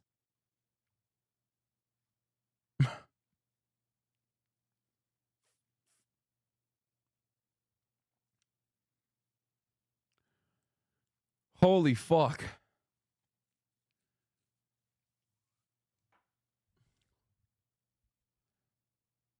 I'm Venezuelan and no fucking shot would I have not heard Venezuelan migrants are getting 1 year of free rent in the USA, Lamau.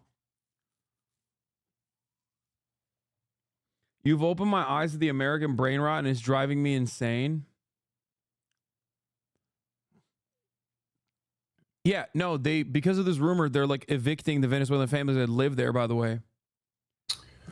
Well, other entities, you're seeing violence we saw in New York, Louisiana, Miami. The most recent reporting has sex trafficking rings going all the way through Virginia and other states. So again, criminals are going to exploit the border. In order to exploit the border, they have to have relationships with Mexican cartels, which are very powerful. Venezuelan gangs operating in the United States with relationship with the Mexican cartels is very concerning for U.S. law enforcement. And when they go into these smaller towns, Aurora is a relatively large, but they're not a major metropolitan city like New York. There has to be federal resources directed to in order to disrupt this and dismantle this gang before it continues to grow in power. You know, with your experience with working with gangs and fighting against them, has anyone actually figured out where this fucking apartment ring video footage came from? Because I know it was like a lady who claimed to be in an apartment and scared of like the gang activity or whatever, and then they just like told her to get new locks on her door, and then also get ring cameras and whatever. And then she took this footage to a racist council councilwoman in Aurora, and then the councilwoman literally was like, we're going to move you out of there. And then they moved her to like a different apartment or something. Also, why do they cut the feed is immediately once the door opens? Yeah, I have no idea what the fuck it is.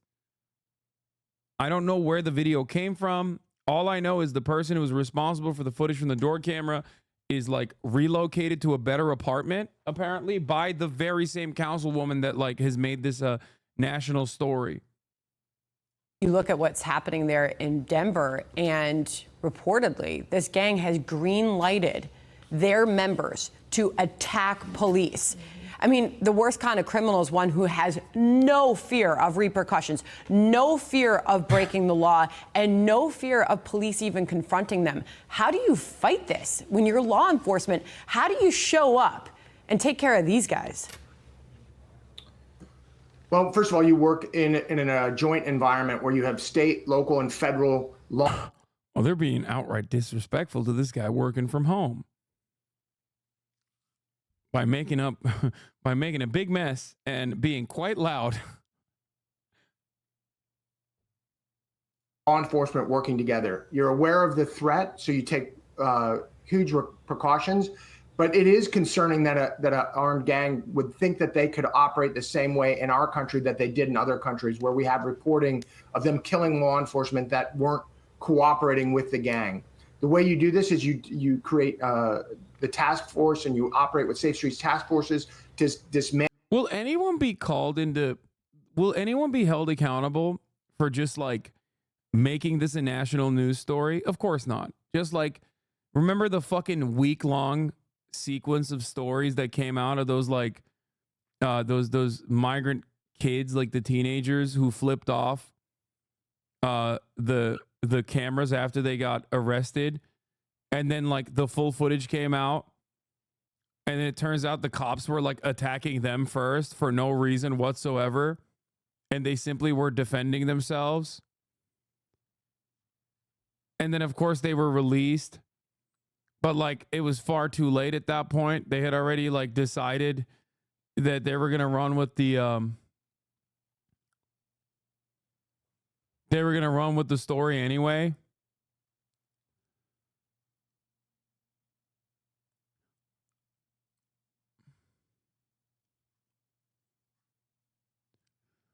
Oh.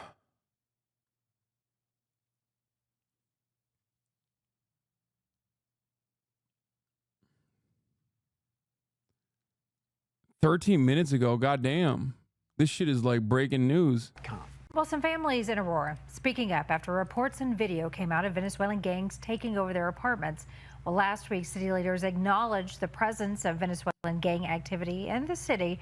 Came after a resident shared surveillance video showing men with guns in a hallway at a complex near 12th and Dallas.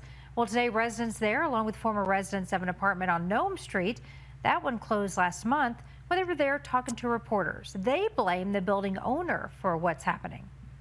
Just like at Nome Street, the same landlord is here, and they're trying to push the blame on the families and the residents, but we're not going to let that happen. They are demanding the city of Aurora hold the owners of the apartment complexes accountable. You can look for more on this afternoon's rally with your reporter for Aurora, Tori Mason. She's going to join us tonight.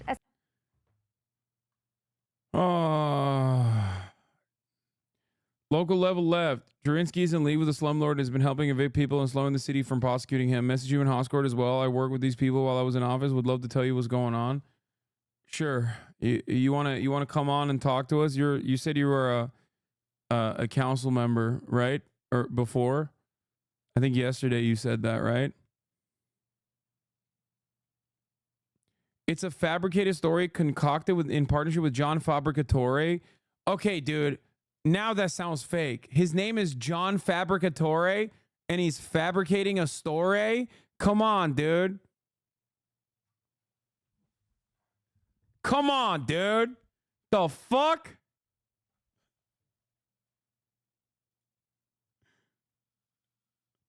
Yup. Ward 4 council member from 2019 to 2023.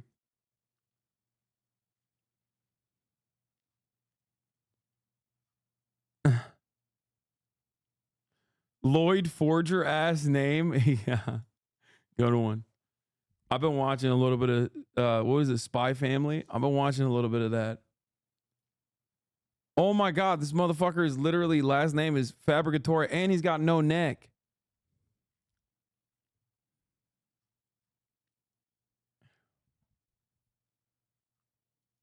Matters worse, the lawyer says the owners of the tenants at a condemned Aurora apartment building filing a class action lawsuit against the owners. They're demanding the building owners and management group get housing for people in the 98-unit apartment building at Nome and Colfax, forced out this week by the city over deplorable conditions.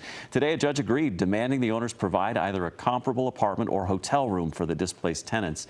A Denver civil rights attorney filed the class action suit on behalf of... How are you going to watch this and not wish that we had Chinese style, like... How are we not gonna fucking watch this news story of a fucking slumlord who has like refused to do basic shit for his tenants? Give me 2 minutes and I'll be ready. I'm gonna call you on guest star. Okay. Start stream together. Is that what it is now instead of guest star? Fucking Christ, dude. Twitch is so annoying. Here, I sent you a link to stream together, I guess.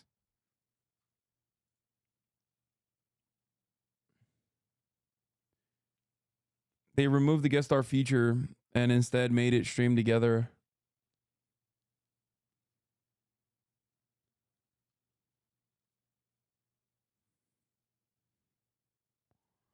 Why are you so obsessed with China? I mean, if there was a fucking landlord conducting themselves in this way, they would get executed. No armed Venezuelan migrants did not take over a Chicago apartment building.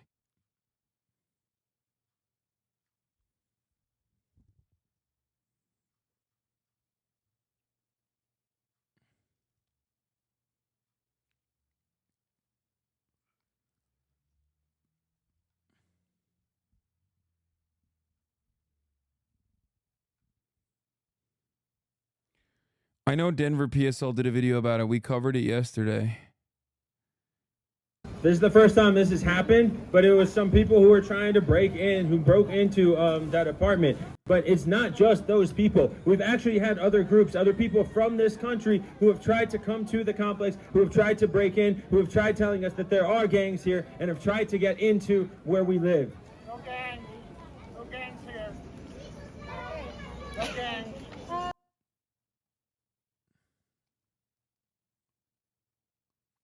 Jill Stein can fix this. Please stop.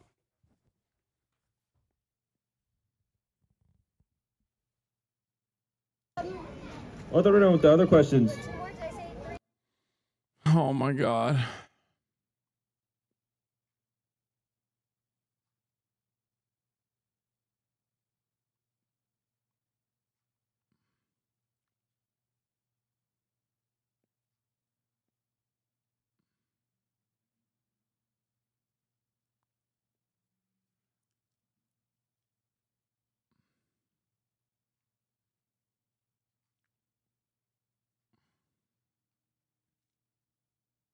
When Jill Stein wins, you're going to look so dumb. I agree.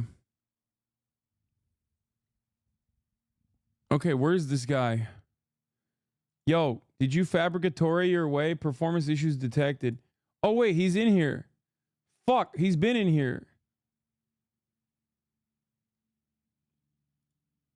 Okay. Microphone. Oh, you can hear me? All right, tested the microphone. Hello, can you hear me? Hello, hello, hello. Hello? My bad. Can you hear me now? Yeah, I can hear you. Awesome. Can you hear me and see me? I can hear you just fine. All right, local level left. State your business. All right. Oh, wait, Hey, Hasan. I'm gonna turn. Hold on. I'm gonna turn my camera off, and then I'm gonna try to like hide my. The fuck! I just want to show you and not my camera, but it's fucking annoying. God damn it. Let me see. What the hell is this? This is a new setting. Sorry, it's just fucking annoying. It's all good. I don't know why. It's just like, whatever. I'll just fucking put you right here. Okay. Yep. Okay. All right. Well, you're on stream. You're on screen. You're on stream. Right. Awesome, man. Well, hey, good to finally meet you. Big fan. Before I start, I just want to let you know that you're part of the reason I ran for office originally. So thank you for being an inspiration to me and a lot of other lefties all across the country and the world. But yeah, I was on city council from 2019. I got elected in December 2019 or November 2019, and ran for mayor instead of running for my council seat because we've been in the minority out here. For those of y'all who don't know, Aurora is a heavily Democratic city. It's fairly progressive as well. This was a place that Bernie Sanders just crushed in 2016 and in 2020. But unfortunately, our current state government and Democratic Party are run by our Libertarian governor, who you're familiar with. They don't really care for the left, so they consistently divest in Aurora. So we end up with these weird fascists like Daniel Jurinsky on our city council, because it's just the weirdest and most reactionary people who end up running for office that end up winning out here. So basically, last year, I worked with the East Colfax Community Collective and Unidos por una Nueva Economía, UNE, United for a New Economy, to go after slumlords in our city, because it's been a huge issue. You're probably familiar with the Nome Street property. That was the first one that kind of made national news. I actually went and toured that building last March or May, I think May actually. I got pictures and everything if you want them. Brought those photos to our city attorney and to our regulatory agency basically in the city. And they were like, yeah, this rises to like a criminal level of like neglect and disrepair. Just because there's a history of going after this property in the city. It's been a nuisance for a long, long time. Basically, it's an out-of-state slumlord who owns that property and a couple of other ones, some of the other ones that are involved in this manufactured story. And he's just never done anything about it. He intentionally rents to folks who are like, you know, can barely scrape 2 pennies together, takes advantage of folks who are undocumented, but also has documented people there who are like re-entering from the criminal legal system or who just frankly can't get rent anywhere else. So a lot of like month-to-month leases, really does like a piss poor job of maintaining the property, obviously. Threatens people. I heard stories from tenants when I actually went there and knocked doors and talked to folks where the guy who's their property manager sits in an office behind like steel bars in front of the window with a shotgun on his lap and a pistol on his hip, and walks around and intimidates people, posts notices of like, oh, we're gonna, you know, fine you an extra $200 for whatever reason, just things that people aren't even responsible for, but there's no recourse because, you know, these folks either lack the legal means to protect themselves or are undocumented and don't want to get involved with the police. But the fact that, like, you know, that they're saying now this is like a gang-related issue is complete horseshit. This is 100% a slumlord who is trying to find a way to basically continue to neglect this and to come out of this looking clean.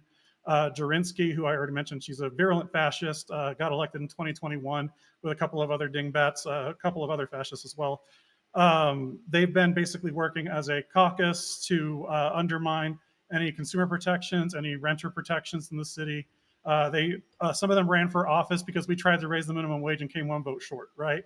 That's the kind of like things that spurred them to actually do this. So what's happening here is, you know, obviously we're 60 some odd days out from a presidential election.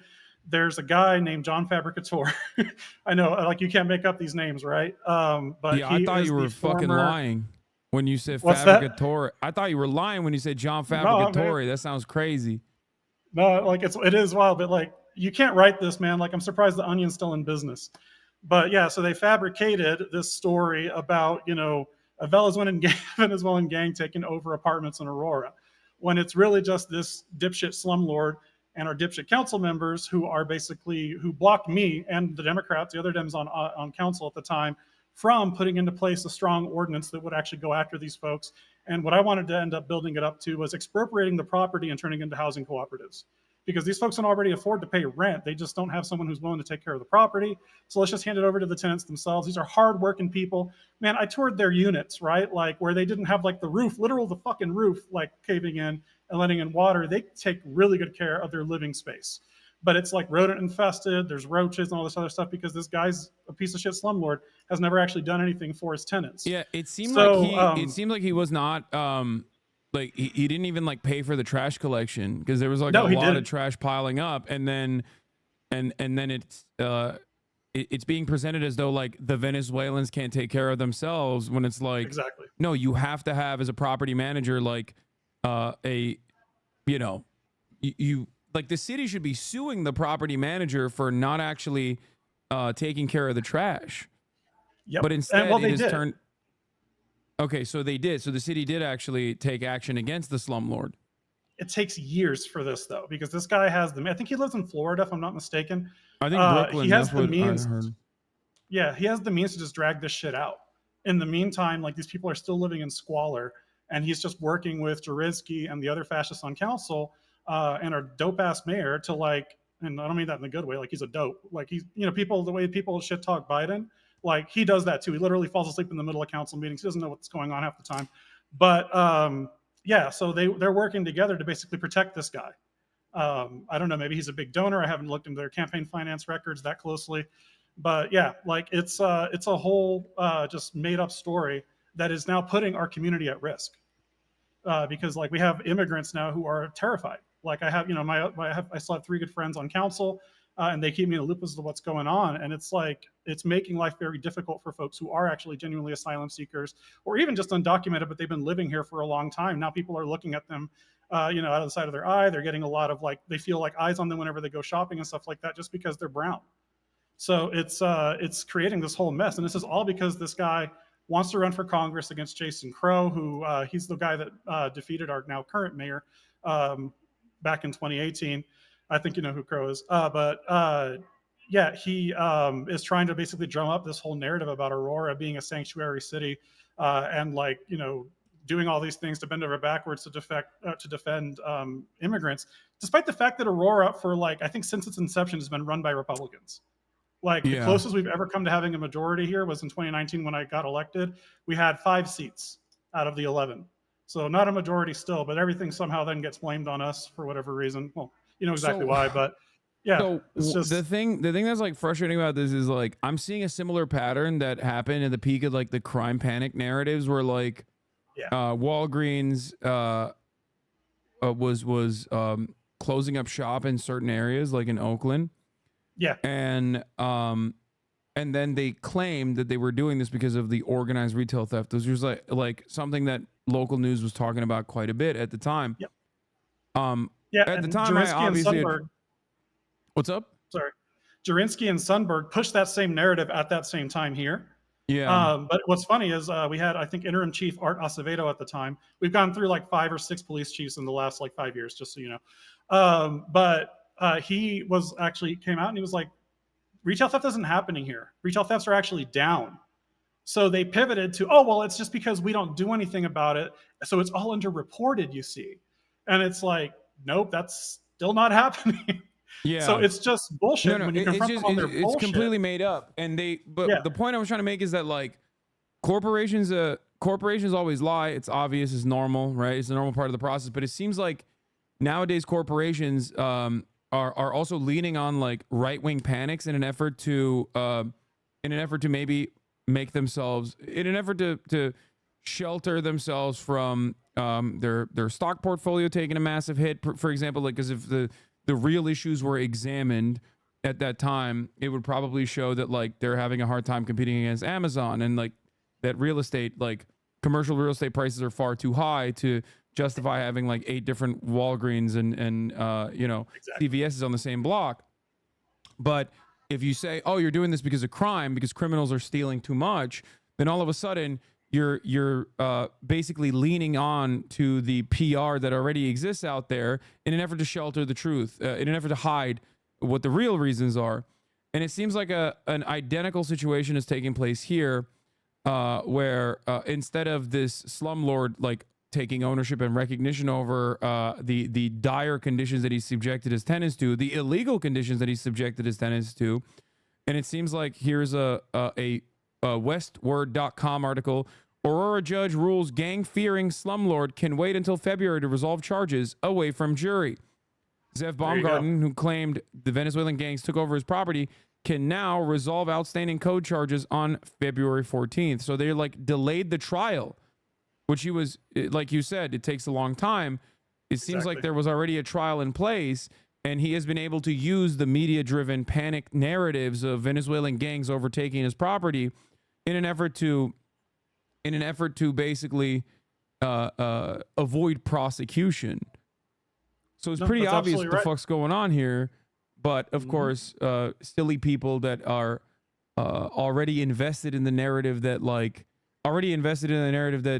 immigrants are doing an unimaginable, untold amount of crimes will so easily and willingly lean into this shit. Yeah, it's confirmation bias, right? So that's why this shit just spreads like fire on Facebook and on Twitter now, because Musk has turned it into an even more of a hell site. But yeah, now we're playing catch up, trying to explain to people what's actually going on, right? Like I fucking live here. Like it's safe as any other place. None of this stuff is actually happening.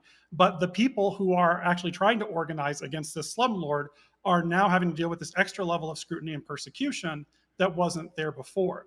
And one of the things that's really scary, Hasan, is that Aurora is a majority minority city, right? And 20% of our population isn't even born in the United States.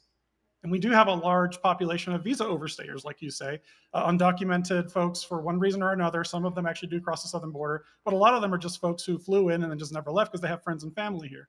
And now they're all at risk of violence, extra scrutiny, persecution, etc., from these white supremacists trying to weaponize this slumlord's negligence into an immigration story where none exists. And it's like it baffles my mind that this shit actually works. But man, it's something that you talk about a lot. Like there's just no media literacy anymore. So people see something spun out of context, excuse me, something spun out of context or just fabricated, and they run with it. And it is nationwide news. While like this is the first time I think anyone who has like been trying to counter this story has gotten in front of someone with an actual following. So thank you for giving me the ability to do that. But like it's insane. It says here on this article that according to records from the Aurora Police Department, Baumgarten is the owner of the apartment complex at Nome Street that was shut down by the city on August 13th for outstanding code violations dating back to 2020, including rat infestations, backed up sewage, and pileups of trash. Hundreds of residents were evicted in the process. Baumgarten was scheduled for a jury trial in Aurora Municipal Court on August 27th to resolve 81 charges, and then at a second date on September 5th to deal with the 24 dozen charges he faced related to unlawful vehicles. According to an August 5th statement from Red Banyan, a Florida-based PR firm hired by CBZ Management, the company that Zev Baumgarten owns, that owns this property, which ran Fitzsimmons Place, the complex had fallen into severe disrepair because of the Venezuelan gang Tren de Aragua has scared away its property managers. Fitzsimmons Place is also listed online as Aspen Groves, but according to Red Banyan, CBZ Management prefers to identify the property as Fitzsimmons Place.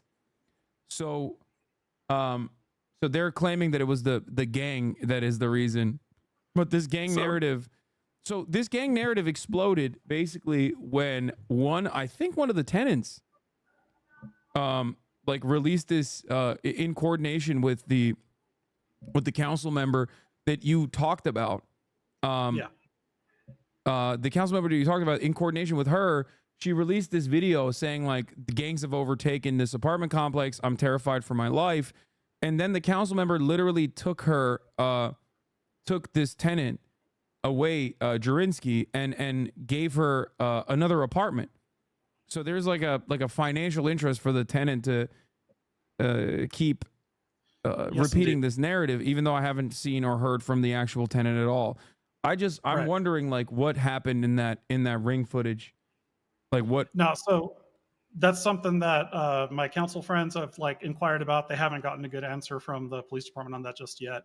But to this point about like, yeah, this lady absolutely had a vested interest in telling the story that people wanted to hear, right? If you're going to get a better apartment than the slum that you're currently living in, you'll go along with it, right? Especially when someone in a position of power like a council person and like a candidate for Congress, right? If they're influencing you to do this, you're more likely to go along with it as well. So it's the whole thing smells like just horrific. And yeah, I would take all of this with a grain of salt. Like I said, I live here, man. I got 3 good friends on council still. Like this just not happening. Like our police department, who has a really awful reputation nationwide for obvious reasons. But Heather Morris. So Heather Morris is our interim, by the way. She didn't go for the full-time position because Jurinsky and the other little cabal of fascists basically pushed her out. They've cost us multiple chiefs over the years. They continuously overstep their bounds in the city charter. Like as a council member in Aurora, you are a legislator and an ombudsman for your constituent services. You don't do any HR. You don't tell officers or chiefs or anything like that what to do. The only person that we can talk to do that kind of stuff is the city manager because he's the chief executive, right? Well, they've basically thrown the city charter into the trash. I actually tried to censure Jurinski when she first got onto council, because immediately after getting on, she called for basically the chief to be fired, and for her, or as an act of good faith, to fire her deputy, because she was trying to get her buddy basically made chief or deputy chief in the department. There's a whole another level of corruption here that doesn't directly tie into this broader story around immigration. But like, holy shit, y'all need to be paying attention to what's going on in Aurora and at the local level, because I guarantee you this shit's happening on the LA City Council. It's happening on the New York City Council. Like, By the the way, local level is really where the action's at. Like federal gets all the airplay and all the play and all that. But like, if y'all are talking about like good quality housing, real economic opportunity and stuff like that, that actually happens at the local level. That's where all the land use decisions are made. That's where the housing permits go through and all that stuff. So transportation, I know we got a lot of public transit enjoyers in the community. So yeah, please pay more attention to the local level, chat more generally speaking. But yeah, this shit with the Aurora City Council and the immigration stuff, it's all bullshit. Yeah, and I'm reading here, it says CBC Management, a company registered Baumgarten as a property manager for Fitzsimmons Place, along with 10 other properties across New York and Colorado, according to his website. 4 CBC Management properties in Aurora have outstanding code violations. I guess the Venezuelan gangs have also overtaken those other ones as well. Oh, brother, not only that, they were here 2 years ago, so they're time traveling Venezuelan gangs, right? Yeah. So like TDA is that much more dangerous than Yeah, it's been the outstanding violations have been happening since 2020, not 4 years ago. No, it's been happening for even longer than that, it seems. That's true. They've overtaken they've overtaken the management, just CBZ management, by the way, nothing else. Like only CBZ management properties across Aurora, it seems. And it certainly can't have anything to do with a fucking slumlord. It's probably, you're right, time traveling Venezuelans and residents. Aurora, so the code violations happen, Aurora says, and residents from its properties in other parts of the metro area have complained about neglect as well. Yep.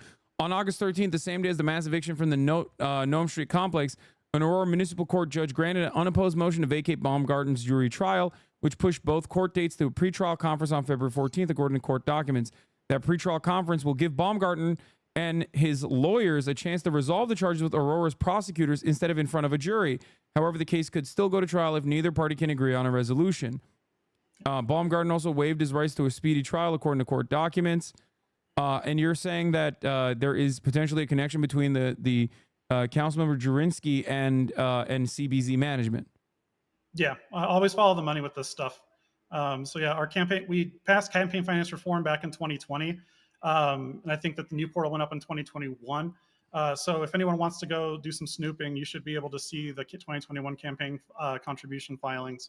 And all the way up to present day in case there might have come later. But yeah, this is I don't believe in coincidences. Like this seems way too organized. It's tying into a Republican congressional campaign and directly buying into Trump's anti-immigration rhetoric and the broader fascist movement that we see in the United States. Like he fucking mentioned it in that thing, the interview that you watched a little earlier, right? So I don't believe in coincidences, especially when it comes to politics. This all seems orchestrated from the top down to me. Okay, well, thank you so much for coming on. Yeah, you bet, man. Thank you for the great work you do. Yeah, ditto, vice versa. All right, have a good one. Take care, man. Bye. All right, bye. All right, that was local left level. He was an Aurora council member from 2019 to 2023. And yeah, he was able to offer us a little bit more insight at the ground level from Aurora, where local level left on Twitch, where obviously time traveling gangs of Venezuelan migrants have overtaken specifically CBZ property. I don't know why they chose CBZ property. It seems to me like in order to believe this story, you have to believe that, you have to believe a lot of insane things. A lot of insane things have to come together instead of something that happens all the time, which is a fucking asshole slumlord refusing to take care of his property and leaving it in a dire state because the tenants are some of the most underserved populations.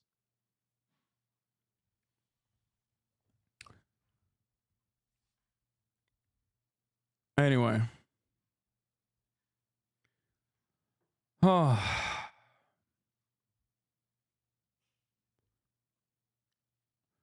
It sucks because it's not just the right, chat.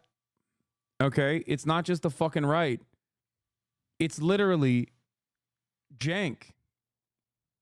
Okay? Uncle Jank believes this.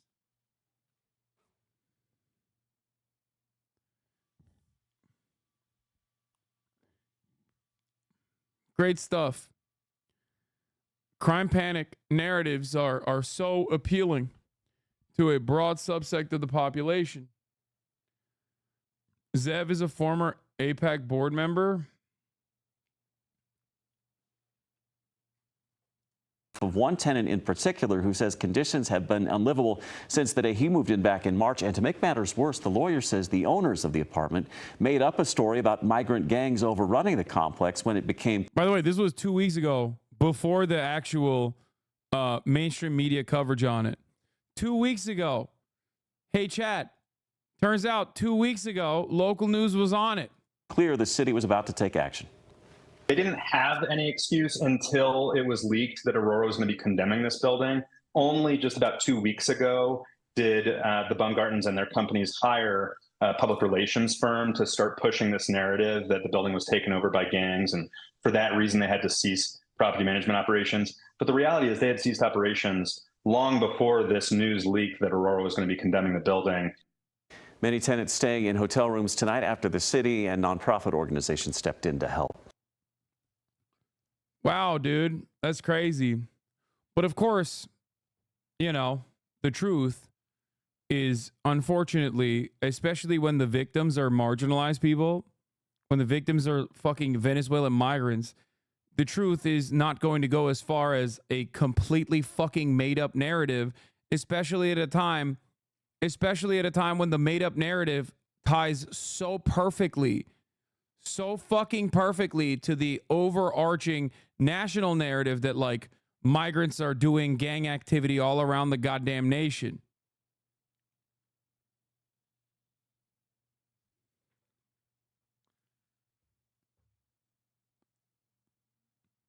A Fox affiliate reporter posts bullshit claiming Venezuelan gangs took over an apartment building and threw out the previous owners. Obviously fake, similar looking to an AI image. I don't think it's an AI image. Cenk Uygur fell for it. Post-left watch, once again, even when he's on the right side of history, still end up on the wrong side somehow. I mean, I am not in disagreement with post-left watch for saying Cenk is ridiculous for fucking believing These this are bullshit. illegal Venezuelan. Okay. It just seems like not even the local residents think it's a race thing besides whoever released the ring footage. Yeah. Venezuelan immigrants, part of the Tren de Aragua gang, breaking into an apartment complex. Bro said trained their Aragua gang and then literally posted a fucking stock image of like MS-13 from the prison that they have in El Salvador. Legal Venezuelan immigrants, part of the Tren de Aragua gang, breaking into an apartment complex in Aurora, Colorado. At least that's what the current narrative going viral on Twitter is right now. They're armed and ready. They'll try to wipe your windows and then come rob you. Well, I see that bullet hole in my bedroom window, huh? That's a bullet hole right there? We've been terrorized. Gunshots, the trash piling up. Every time we try to go to bed at night, we have to keep it like this so nobody can kick in the door. Besides this incident caught on camera, is Aurora in flames right now? Have Venezuelan gangsters conquered the entire city? And are the Hells Angels actually on their way to enact vigilante justice on this gang while the police sit by and do nothing? This Venezuelan gang has indeed taken over at least some of the buildings. You're saying at least 2 of the 3. I'm the political correspondent for the Idaho Rednecks at Work. Was this just a landlord thing? Yes, brother. The landlord had kept his fucking slums in such a dire situation that the city condemned the properties, and he had issues that started in 2020 for the past 4 fucking years. There's an active court case against the landlord, and then he goes, "Oh yeah, the reason why I can't take care of these properties is because of Venezuelan gangs that have overtaken the fucking properties." And then boom, it becomes a national story overnight. Even though, and I showed you this already, there was reporting 2 weeks ago, before this became a national news story, from the actual fucking tenants who were saying the slumlord is making up a story about Venezuelan gangs because he does not want to fucking he does not want to pick up the trash of the property. Okay? That's the real story. The real story is slumlord. Well, the real story is not a story at all. It's a fucking real dog bites man, man bites dog situation. Okay? It's literally dog bites man if you're watching another slumlord not take care of one of his fucking properties, an out-of-state slumlord not taking care of 4 of his properties in the fucking state where a lot of low-income migrants live, okay, and being condemned by the city and having to go to fucking court, okay? It's a real man bites dogs type story if all of a sudden you believe the fucking insanely racist narrative that like Venezuelan gangs have overtaken the fucking property. Now, this doesn't mean that there is no gang activity in fucking Aurora. I'm not saying that at all. I'm not even saying that this Ring camera footage is fake. Okay? It could very well be real. I don't know what the fucking context of the footage is. But obviously, the real reasons as to why these fucking properties are in a state of disrepair for the past 4 fucking years is because he's a goddamn slumlord and not because of time-traveling Venezuelan gangsters who went back in time since 2020 to stop this one property management company from actually taking care of his fucking properties. 4 of the properties that this one company manages seemingly are in a state of disrepair. Why is this Venezuelan gang only targeting this guy's fucking properties for the past 4 fucking years? Oh!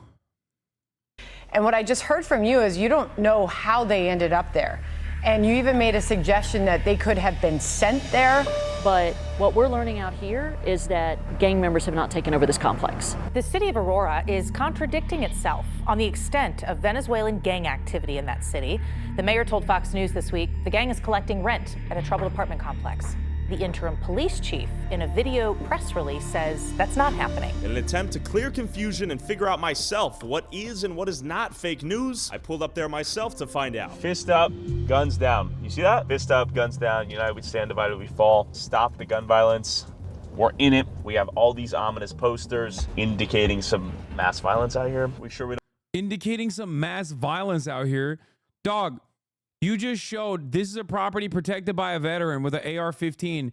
But of course, that's a white guy most likely, so it's different. You know what I mean? Some mass violence out here. We sure we don't want to roll up the window and film through it? So the surrounding neighborhoods, I'm sure, have a lot of opinions on what's going on here. Probably a lot of the negative attention that has been brought. Also, there's not a single source of media. Venezuelan gangs are real. Just open your fucking eyes. LATAM have a real problem with this shit.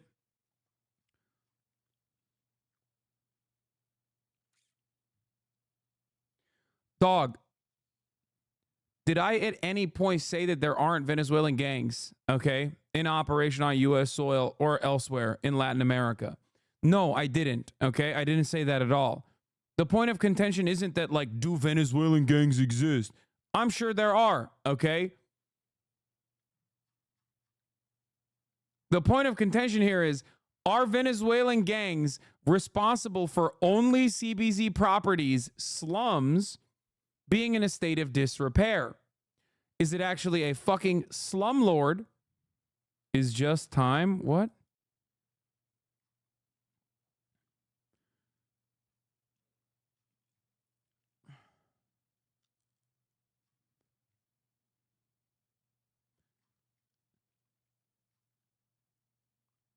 What are you trying to do a 2-part debate?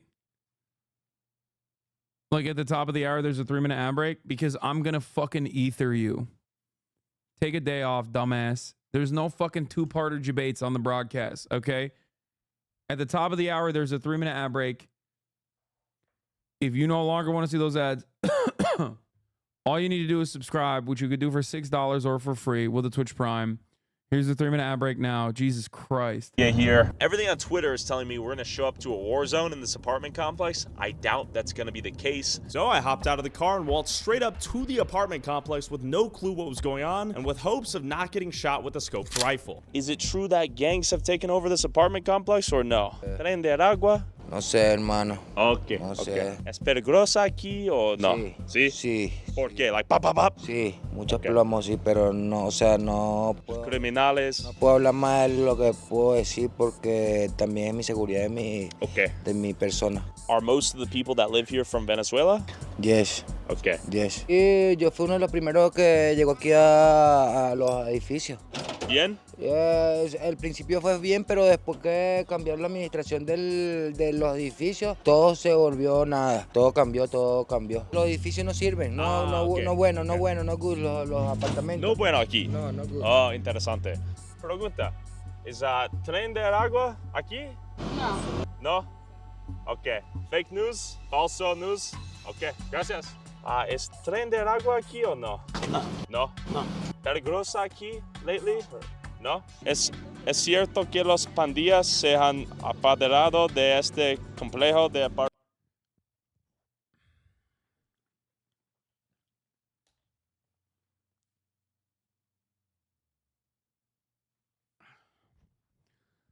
I wish it was real and they black bagged him right now. I'm wishing.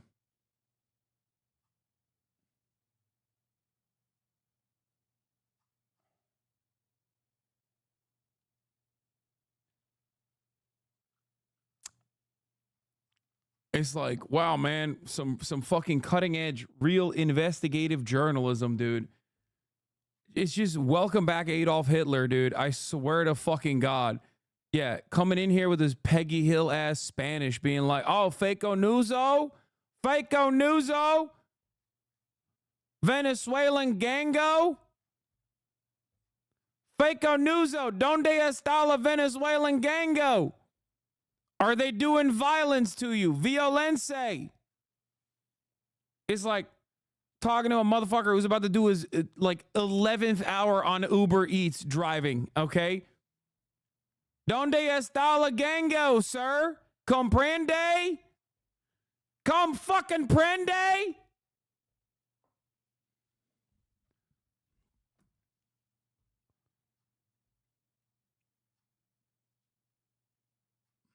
¿Apartamentos o no? No sé, porque yo vivo trabajando, yo vengo al trabajo y a dormir. ¿Cuántos años vive aquí? Meses.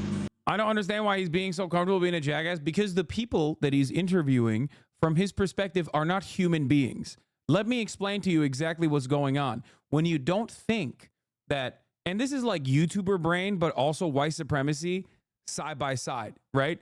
YouTuber brain means like everyone is just content. They're NPCs. They're content. They're giving you content. It doesn't fucking matter. You don't have to treat them with respect or decency, okay? But it's an additionally deadly combo when you got YouTuber brain that treats everybody as NPCs, and also on top of that, white supremacy, reactionary fucking sentiment. And the people that you're talking to happen to be Venezuelan migrants. So like all of a sudden, it's literally like he's treating them not as like potential victims of gang activity or whatever, but instead like just disrespecting them. You know what I mean? That's all he's doing. ¿Ese? 3 meses. Okay, ¿de dónde eres? Yeah, irony is that he is still conducting, I guess, so far, better journalism than Fox, but, you know, we're not going to get into that. Okay, I'm sure that'll be a common story out here. We are not hearing any confirmed gang activity. Is that you get shot out here, by the way, guys? Okay, have you heard about, like, the gang activity and that sort of thing?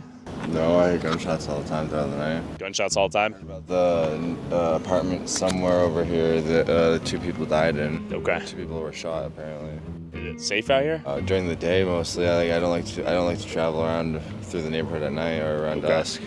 Tren de agua no corren los apartamentos. No. Los rejas de los apartamentos. Creo que hay una desinformación con respecto a un video que anda circulando. En realidad, a mí no me han extorsionado. Yo no he pagado. Yo siempre pagué aquí a los propietarios, como tal, siempre. No puedo decir que hayan pandillas aquí, porque en verdad yo no tengo conocimiento de eso. Okay. Y sería una injusticia uno hablar lo que no es. De eso deberían encargarse las autoridades de investigar bien. Y si es cierto que está aquí metido el tren de agua. Do you think it's motivated by fear of immigrants and xenophobia? Creo que like, I don't think this motherfucker genuinely thinks Tren de Agua actually fucking runs this apartment complex. You want to know why I don't think that? Because you think this Iowan dipshit would be fucking traveling to Aurora to go be like, ah, Tren del Agua, are you here? ¿Dónde está la Tren del Agua? If he actually thought that his life was in fucking danger? No, exactly. This is the whole point. He doesn't fucking believe it. Even he doesn't fucking believe it, okay? Que hay una campaña en contra también de nosotros los buenos. Yo creo que las autoridades deberían abocarse al problema como tal. Aquí hay muchos padres de familia, muchas personas que tenemos nuestro proyecto, que vinimos con un futuro, que vinimos a construir un futuro, a ayudar al país a que salga adelante. Y creo que nos están metiendo a todos en el mismo saco y no debería ser. Pregunta para ti. ¿Es falso información regarding la Tren del Agua, los criminales aquí? Falsa. You got a door in the window right here. You got a barred wall on the wall. Someone's definitely driven into it. Everyone here's chill, but something's going down. We have broken glass over here. I don't know. Yeah, no shit, dog. It's the fucking slums, brother. What the fuck? Yeah. I love that you see a place in like dire poverty and you immediately think, well, something's gone down here. It's like, yes, dude, they're fucking poor. Okay? The fuck? I don't know if we want to find out what's going down in there, but there's some noise calling me in. There's broken glass, broken windows, broken doors everywhere out here. Pregunta para ti. Hola. ¿Tú sabes del video? Go like, pop, pop, pop. No. Allí. Okay, es peligroso. Okay. He's not getting what he wants out of the tenants. I suspect that at a certain point, he's going to do one of those classic Tyler Oliveira things and go find like a fucking white supremacist like blogger in the area whose name is like Groiper Hitler, 1488, to come in and just be like, yeah, there's a lot of gang activity. Actually, they raped my mom, specifically because she was white. And then they raped me. And they said this one is for Maduro and for communism. Okay. And then that's like going to be the fucking end of this. I don't know. I doubt that he's going to. Yeah, the Tim Pool method, exactly. ¿Rosa aquí o no? Sí. Sí, porque actividades criminales. Sí, mucho balacera y todo. Okay. Muchas policías recientemente. Mucho. Porque papá. Sí, por Okay. muchos balazos. ¿Cuántos meses vive aquí? 2 años. Pregunta para ti. Hola. ¿Tren del agua aquí o no? Mucha. Peligrosa. Okay. Bien. Tren del agua is here, he said. I said, dangerous? He said, no. Fuck and find out. Oh, great. This is not a good sign. We got... What?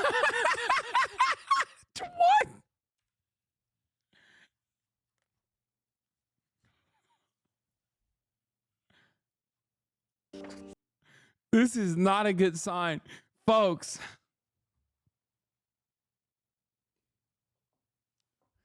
Tren del Agua has put forward some scary signs that say, fuck around and find out.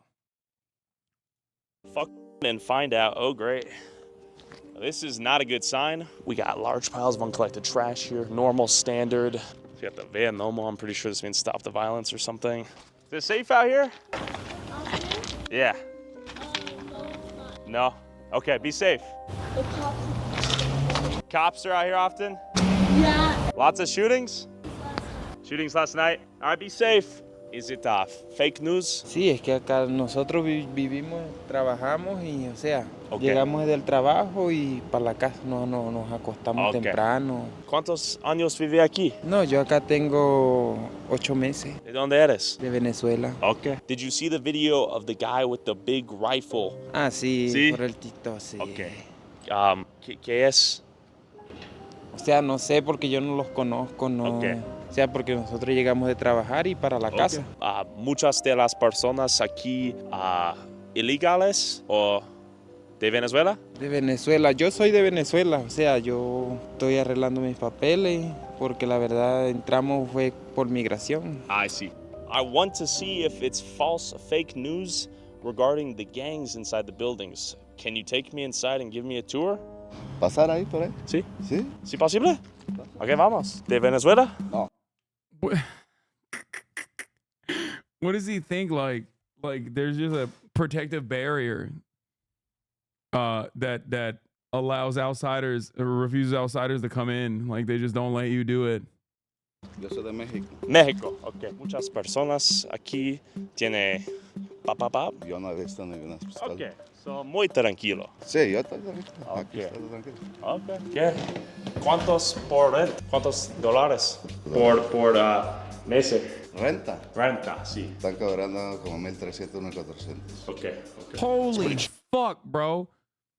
$1,300 to $1,400 to live in a goddamn slums, dude, where your landlord won't even fucking take care of your basic necessities.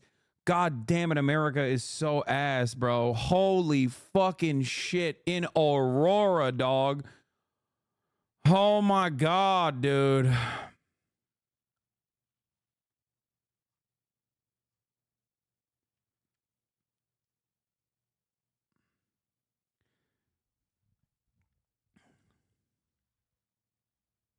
Chill up here. Pretty nice place.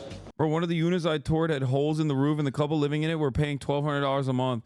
That's what this motherfucker's paying $1,300 a month for, bro. I'm losing my fucking mind. Got a nice view. 301? Oh, es aquí. Un momento, yo quiero mirar un video. Este. Ese apartamento no es aquí. ¿A dónde eres? It's a white door. Maybe they got a new door? Hay diferentes apartamentos. Diferente. Y ¿Allí? todos los edificios tienen la misma puerta, 301. Pero no. ¿Qué es esto? It's a reinforced wall. Take a look at this. What is this? ¿Una persona vive aquí? No sé, yo sí vivo en está cerrado. Should I knock? Sí, dale, suena. Hola. The doors are walled off right now? Okay. Esas puertas son normales, pero yo no había visto eso. Okay. Hola. Amazon delivery? Okay, so we got the Yo, he's funny as fuck, dude. That shit is so hilarious. I'm losing my mind, dude. Yo. It's great, dude. That's funny. broken glass here. Look.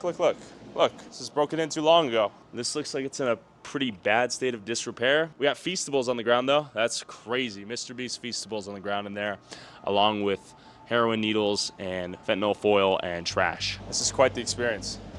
Oh boy. Broken stools here. Beers all over the place. Family inside. A lot of Modelo's out here.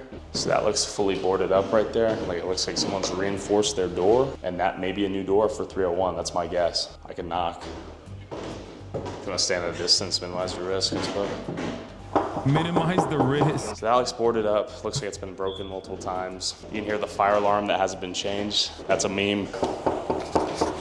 Hola. What's that a meme for, dude?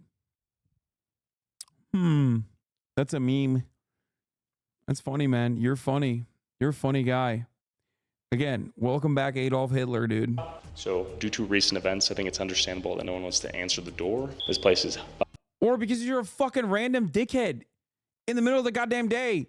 These are fucking migrants who've been working all goddamn night, most likely. Why the fuck? They're either A, not there, or B, even if they were there, why the fuck would they open the door to a random dickhead? Oh my God. Just think about them as how you would think about yourself. If some random fucking person knocked on your door with a goddamn fucking windsock and a shitty ass microphone in the middle of the day, you probably wouldn't open the door either. Holy shit. Up. I'm amazed people live here. This is some third world country shit. Mucho de este, ¿sí? Rocks, rocas, guns, bullets. Bro, for $1,300, by the way, that's insane. $1,300 fucking dollars for that. America, the land of the free, baby.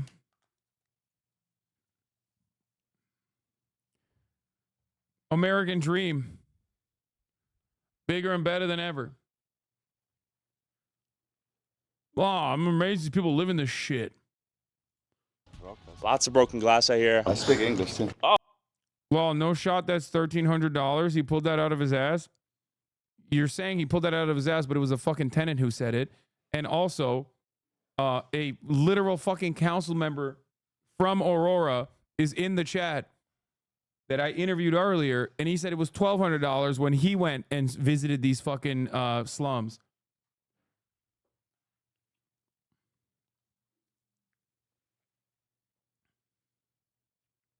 Oh, come on. Yeah. John, all right, are these bullet holes? Lately it's crazy. Lately crazy? Yeah, but you know, I stay to my business. If you mind your own business out here, it's chill, Yeah. safe. It is. This one's supposed to be the safe, the best building in there. This one right here. Yeah, this is the best building. Yo, any of y'all want to be interviewed in there? We're trying to figure out if the gangsters have taken this place over. I'm looking right. You probably see that. He said, I speak English too. Oh my God. Here. I speak English too. Oh, come.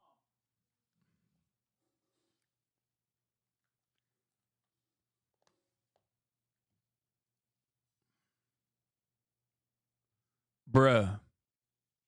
Come on. Yeah. John, all right, are these bullet holes? Lately it's crazy. Lately crazy? Yeah, but you know, I stay to my business. If you mind your own business out here, it's chill, Yeah. safe. It is. This one's supposed to be the safe, the best building in there. This one right here. Yeah, this is the best building. Yo, any of y'all want to be interviewed in there? We're trying to figure out if the gangsters have taken this place over. I'm looking right. You probably see that bullet hole in my bedroom window, huh? That's a bullet hole right there? You had a wasp nest right next to it, too. Yeah, it's a bullet hole right there, though. Okay, so how often do you hear bullets out here? Probably like every 2 days. Damn.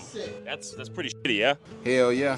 I mean, it's not too bad. Most time I'll be at work, so I don't really have to deal with a lot of them. You ever been hit with a stray bullet out here? Nah, not yet. How much is it to rent an apartment out here? Here, shit, it's like 14. Actually, straight on the inside. And this one, the other ones look like the trenches. Yeah. Yeah. I heard you have the best building out here. Yeah, it's pretty much the best one yet. The other ones they look trashed. They fucking it up, though. Who's fucking it up? Like the Venezuelans. Okay. What But they percentage? cool, though. Like, I ain't got no problem with them, but, like, clean your shit up. You know what I mean? Yeah. Dog, what the fuck are you oh my God, people are so stupid, bro. Dog, what the fuck are you talking about? It is literally the fucking responsibility of the landlord. If they're not collecting the fucking trash, what are the Venezuelans supposed to do, bro? What are the tenants supposed to do? They're putting their fucking trash in the trash container. How the fuck is it how is it their fault, dog? What do you mean?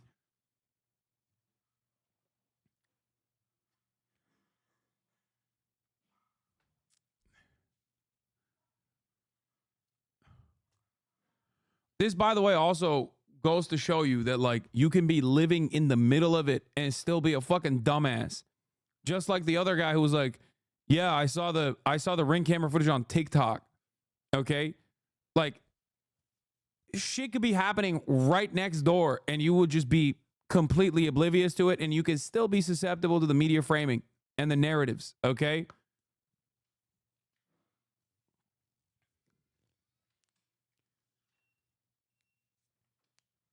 Like, what do you think they're supposed to do? Like, the Venezuelans are supposed to, like, literally drive their trash in their cars to the fucking landfill? Like, what do you mean? They're putting the trash in the trash containers, and the trash containers are overflowing. At a certain point, a logical person looks at that and goes, wow, it seems like these trash containers are overflowing with trash. Seems to me like there's a real problem here. It's probably not the fucking fault of the actual tenants, and instead the fault of the slumlord who is refusing to take out the trash because they're not paying a sanitation company. Yeah. Why do you think they're so dirty with all this stuff? I just think where they come from, maybe they just don't give a fuck because they're in a whole different new place, so they ain't got to pay for nothing. Everything free given, you know what I mean? Do you have beef with them that they're not paying anything and you're like, yo, I'm paying $1,400 a month? Hell no. You chill with it? Yeah, I stopped paying rent. I don't like shit. I told them, like, 2 y'all come over here and fix some of these problems, like the trash, for instance. Like, why the fuck I'm gonna be paying rent and for the some of the things that y'all post, so the stuff that's like in the leasing. Wait, what? So he also, oh my God, this motherfucker's so dumb, bro. I swear to God. He's like, I know who's contributing to the problem, but I just also wanted to say, fuck the Venezuelans.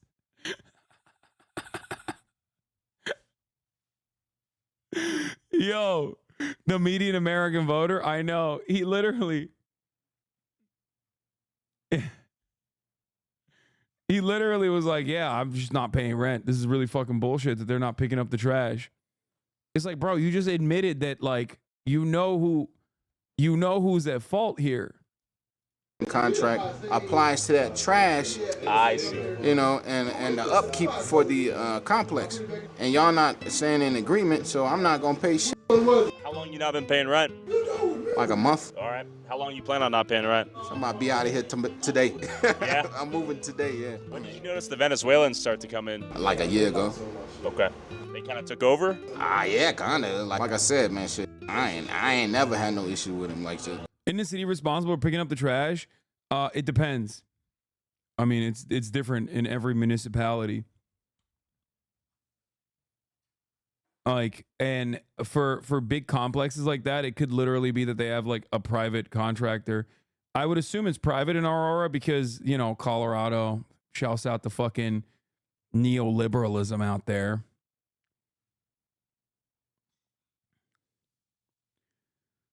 I'm gonna tell you whose fault it's not, though. The motherfucking nope. I tried to move us to a municipal or single contract holder, but Aurora is the Wild West for trash service, and the Republicans like it that way. There you go. It's not just the Republicans that like it that way, though. Like I said,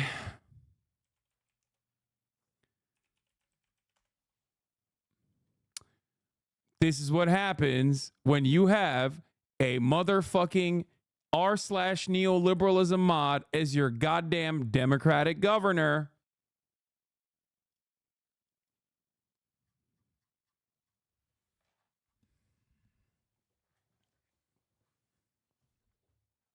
That's real, by the way. He's a fucking League of Legends player and also an r/neoliberalism mod. He is a Reddit moderator. If I need some help with something, they help me. Okay. They need some help. They, you know, when they first got here, the motherfucker would be parked behind my car and shit like that. And I'll be like, hey, I don't know how you do it in your country, but right here, you don't park behind my. You know what I'm saying?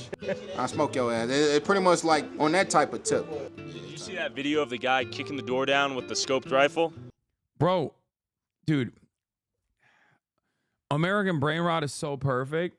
American brain rot is so fucking perfect because, like, that's just a regular fucking dispute that you normally have if you've ever lived in a fucking apartment, okay?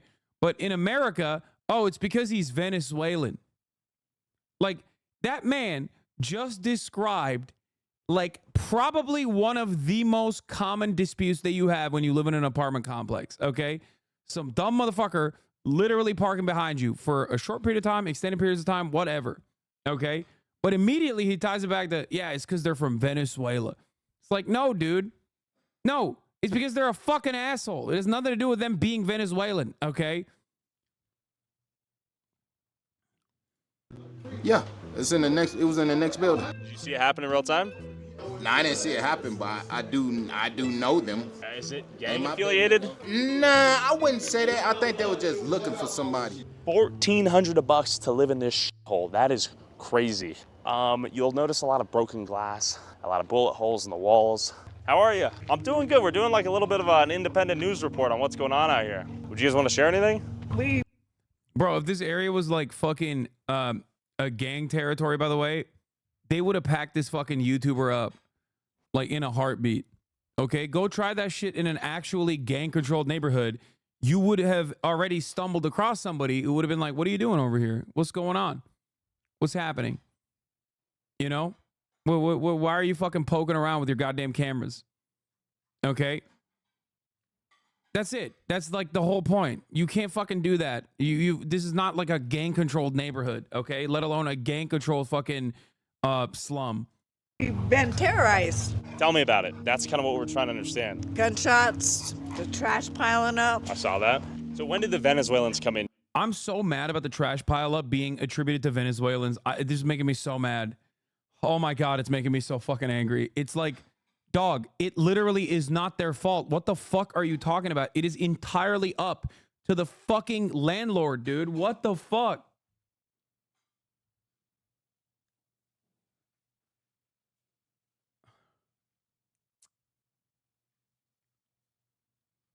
In here. That's a new thing, right?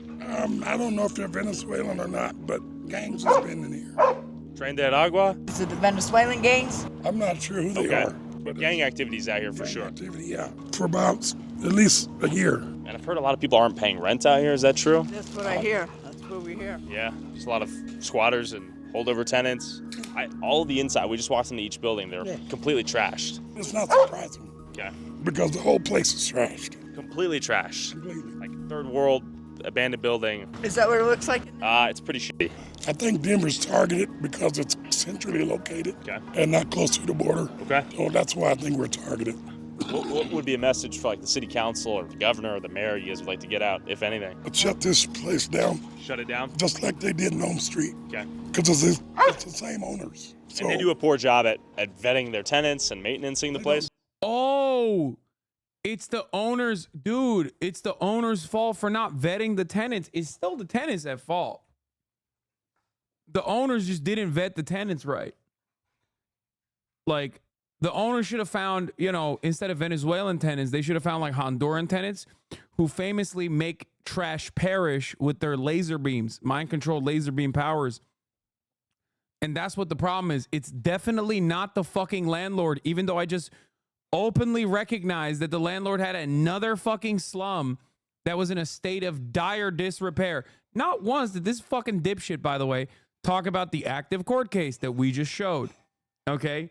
Talk about the fact that 2 weeks prior to this becoming a national news story, that the landlord himself started lying about Venezuelan gangs overtaking his properties, and that's why he just has 4 properties in the Aurora region that literally are also experiencing the exact same problems. Man, must be the tenants, dude. Yeah. What powers do Mexicans have? Yeah, he should have vetted his tenants to make sure that they were Mexicans and not Venezuelans, which is a different kind of Mexican that is famous for putting trash in the trash can that doesn't magically perish somehow. Landlord hired a PR firm, and that's when they came up with the Venezuelan gangs. Yeah. do shit. The owner needs to be locked up. Okay. And that's my opinion. Okay. Just for renting out these illegals. Okay. This place. Dude, he's mad. He's mad that the owner should be locked up for giving, for renting to illegals, he says. Oh my God, dude. Americans, man. Americans, man.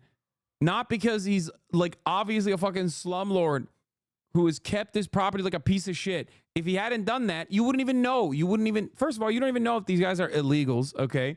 They're most likely Venezuelans with TPS, for the record. So they have their proper paperwork to actually fucking work in the country.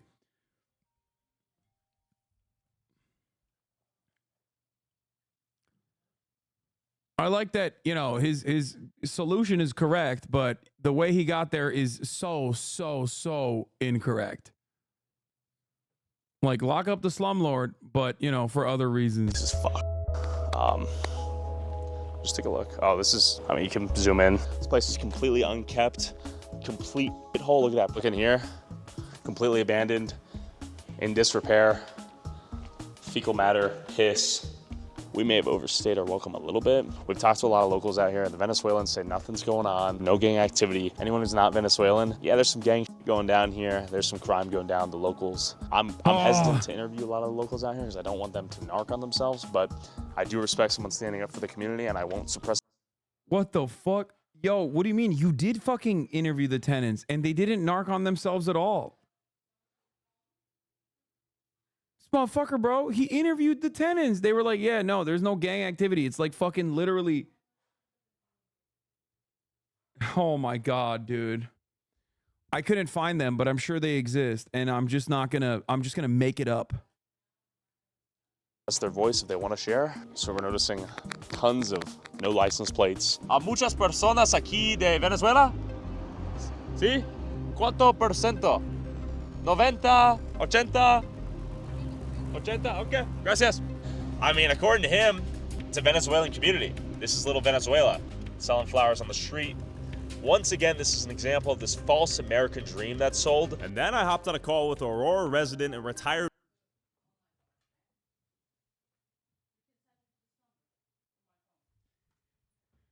What did I tell you? What did I tell you? What did I tell you? I fucking called it. I didn't watch the video. I fucking called it. I couldn't find the actual gang activity, so I went to like the most Hitlerian prototype I could find that will now tell me that there is so much gang activity and rapes are happening at an alarming rate. God damn, dude. God damn. That's our favorite. That's our new favorite on the broadcast. Mr. fucking, what was it? Fabricatore. ICE field office director to hear his opinion on what's really going on here. Is the place on fire? Do we have Venezuelans invading the city? You know, look, the city is not on fire. Aurora is a huge place, you know, it's a great place to be. Great schools, you know, but there are issues, just like there are with any city anywhere in the United States. And what we're seeing now is just, you know, you got one side saying it's not happening, one side saying it's happening, and then you get the social media aspects who say that the Hells Angels are coming into town, that patriots are gonna be, you know, storming these apartments.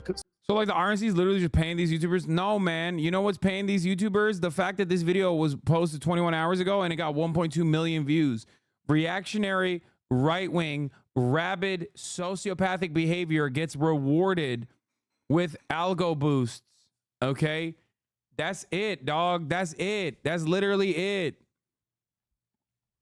How much you want to bet? My coverage on this, which includes interviewing a former council member, looking at fucking actual news articles, showing you what happened in what the actual truth is about the situation. That's gonna get. We're gonna upload this YouTube video. That's probably gonna get like maximum 200,000 views. Okay. If I were to just fucking sit here and lie and talk about how like Venezuelan rapists have overtaken, like a rape gang has overtaken fucking Aurora, Colorado from the same fucking setup from this room, reacting to this video and saying like, you know, oh, I can't believe it. I can't believe what has become of this beautiful country. It would get 1 million views. That's how it works. Okay.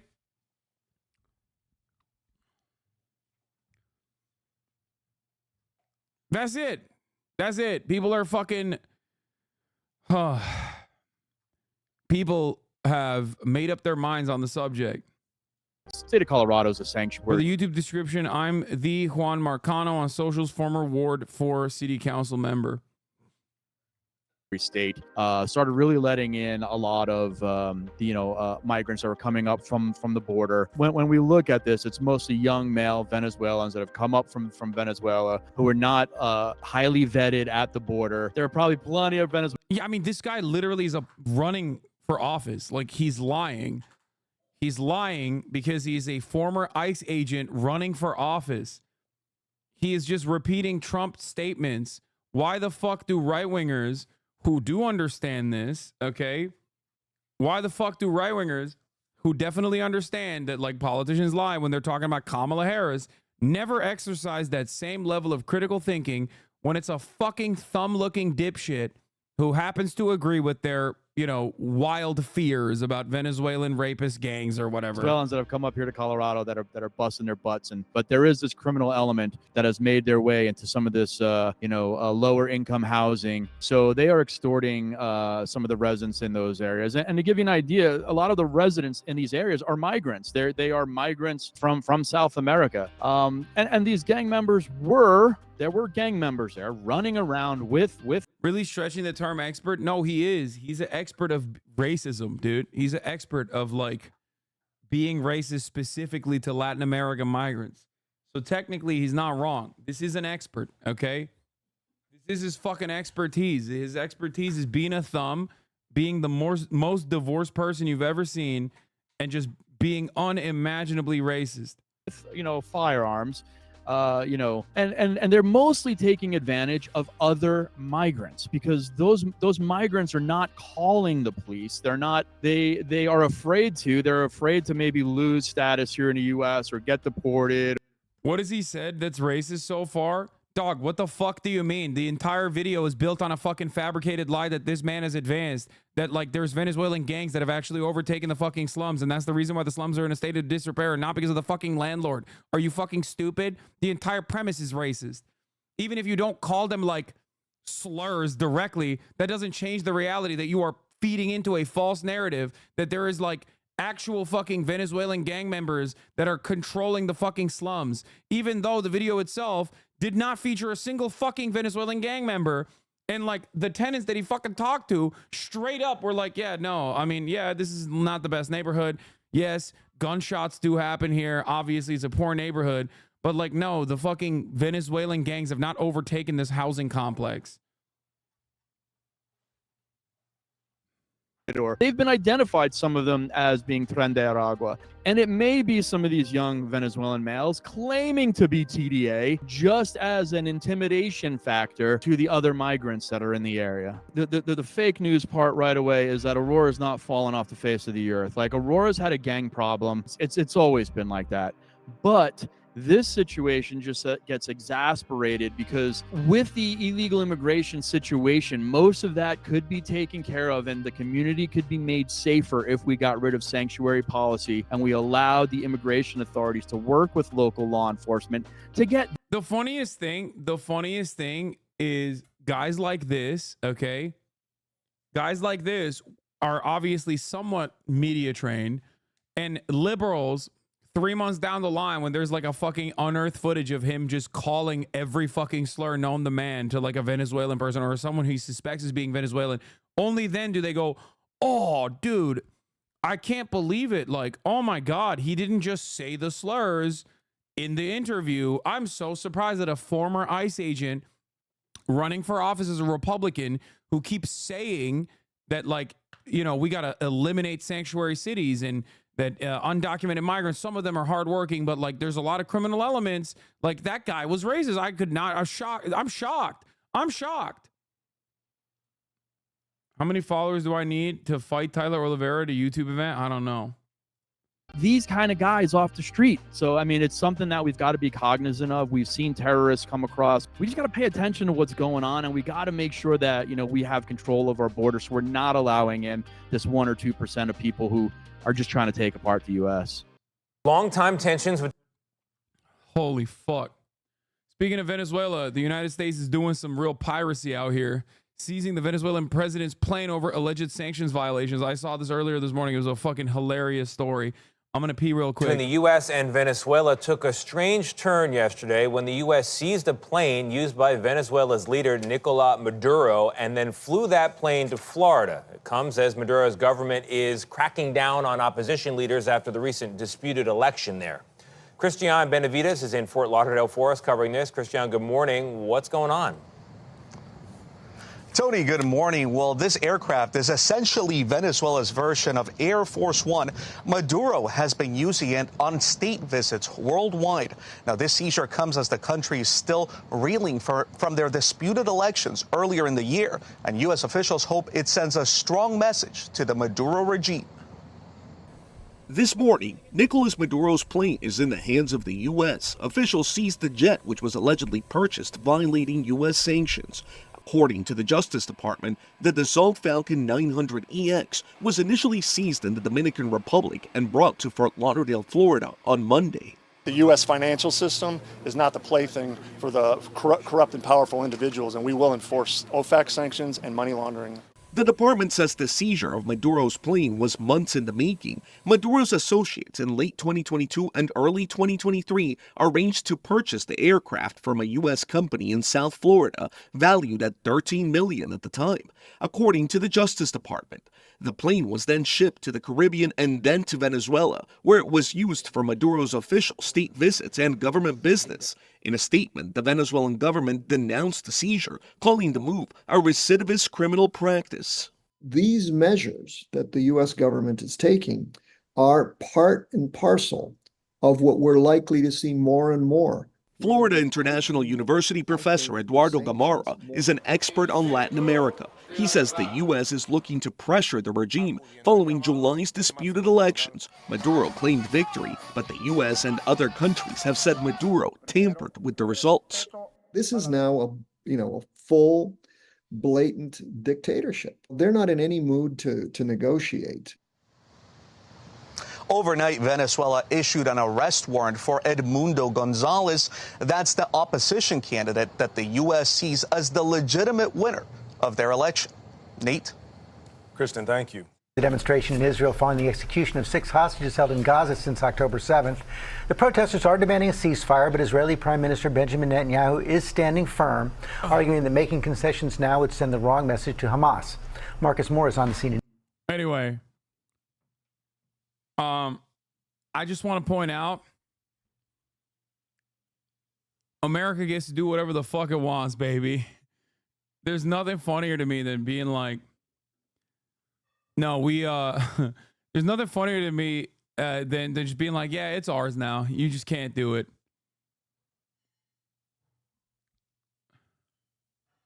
Doesn't the U.S. have the right to seize the assets that have illegally tried to bypass sanctions? It seems to be enforced legally.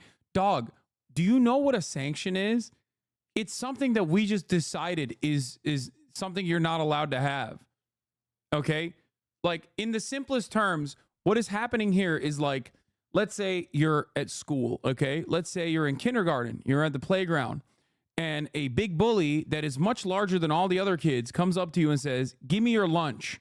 And you say, no, this is my lunch, okay? I paid for it. My parents worked hard for this lunch, and now I have this lunch. This is my lunch, right? And the bully says, no, I've decided it is in the rule book that your lunch is no longer your lunch.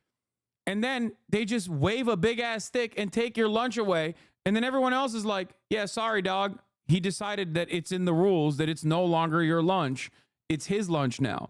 That's it. In the simplest terms, that's it.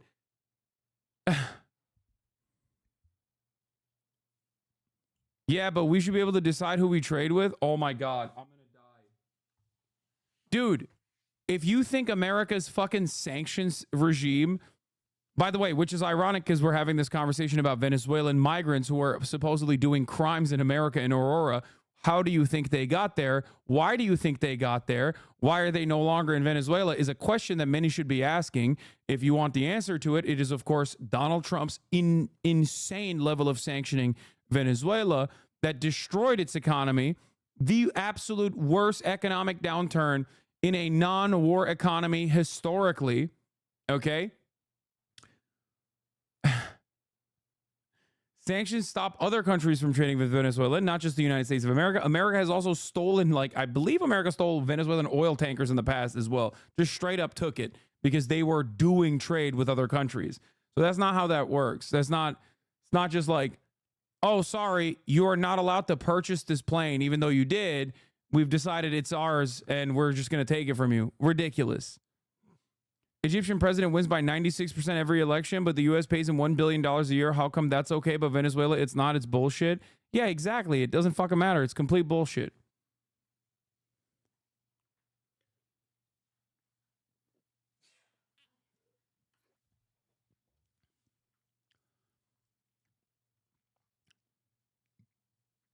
The U.S. has seized Iranian oil tankers heading here to Venezuela.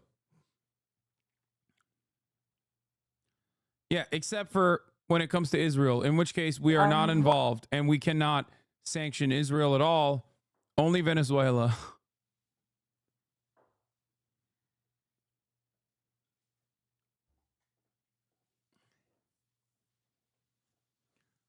Oh my God.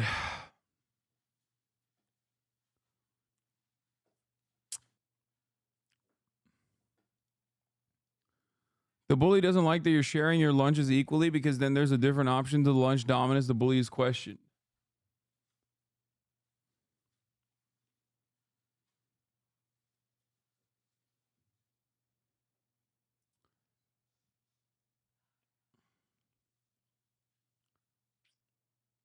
When was the last time you highlighted a charity in the stream? Do you plan on doing that again soon? No, I hate charities. No, I'm doing Debate Lords at TwitchCon, which is going to be for Doctors Without Borders.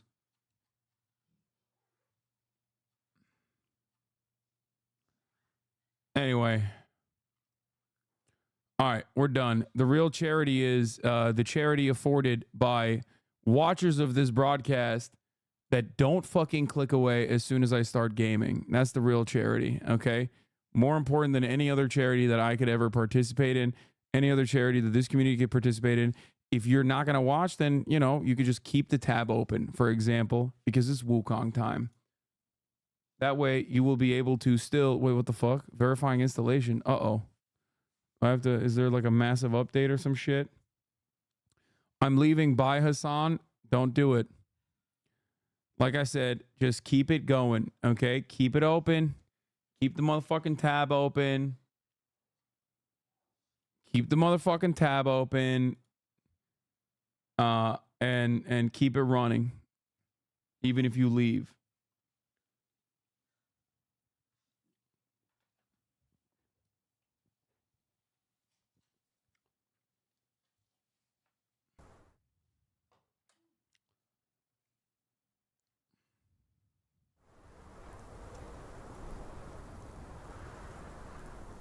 Chat is to say they're leaving, and then also beyond that, fucking say that they're like leaving to go watch someone else. This is the most annoying type of chatter, though. I swear to God,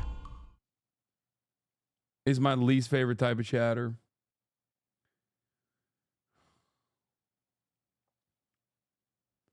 All right, let's do it. It's Wukong time, baby. Don't mute it. If you're gonna mute the tab and not the actual video player. All right, I am in the midst of finding.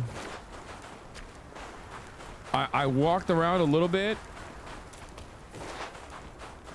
with the rat. We're in chapter 3 for those of you who don't know. I saw a baby. The baby told me to touch 4 statues of the Buddha.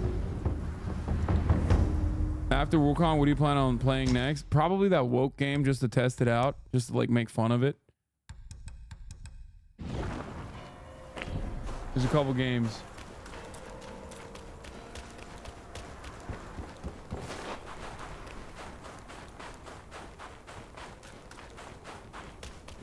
Chatters, gaming time does not actually mean it's time for you to tell me what game you would rather watch me play.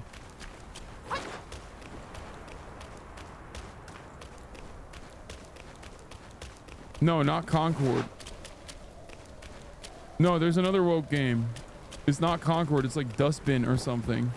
It's a Norwegian game where you can like trigger people, or you can be triggered as a superpower. Anyway, I came out here. There's a Buddha baby out there. Buddha baby told me go touch fucking 4 Buddhas.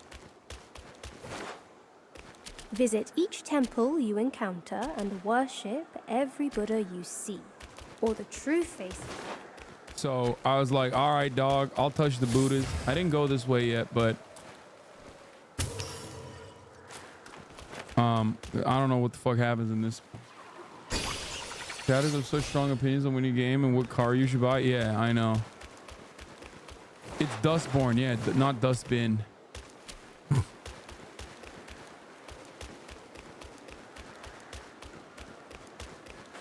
What transformation has been solid for you? I've been using the one transformation,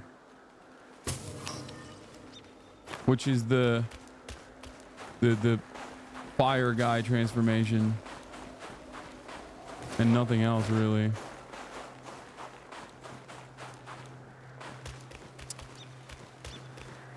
Use Yin Tiger. I might use Yin Tiger soon. That baby gave me a quest. Yeah, he told me to go kiss 4 Buddhas. I've kissed 3 already on the other side. I haven't gone to this side yet. So I don't know what's up here.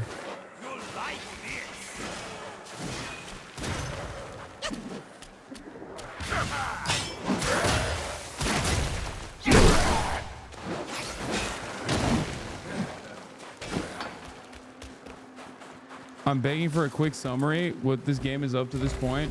It's Black Myth Wukong. It's a very famous Chinese story called Journey to the West. I'm Sun Wukong on the path to unlock Wukong, who has been wronged by, who's the god of all gods, or he's the god killer. Multiple forms of immunity, absolute goat. It's basically, I don't fully know why I'm beating on all these gods, like if we're being real. They come, we run. They back off, we hunt them down. We will come out unscathed. This little rat guy is fighting alongside me. On your back! The little rat guy that's fighting alongside me also used to fight with Wukong himself. Basically, they didn't kill Wukong because Wukong is unkillable. The original version of this monkey that you're seeing. But they trapped him in a fucking rock for like thousands of generations. And now I'm basically his reincarnation, picking up the fucking pieces and trying to. YJ is pig, bro. Wait, this is it? There's nothing else over here? I came all the way up here for no reason? What the fuck? There ain't no way, dog. There's gotta be something else up here. That's it?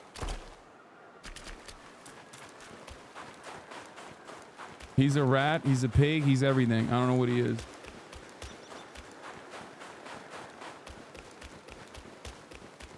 Essentially, this game is an imagination of what happens after Journey to the West ends.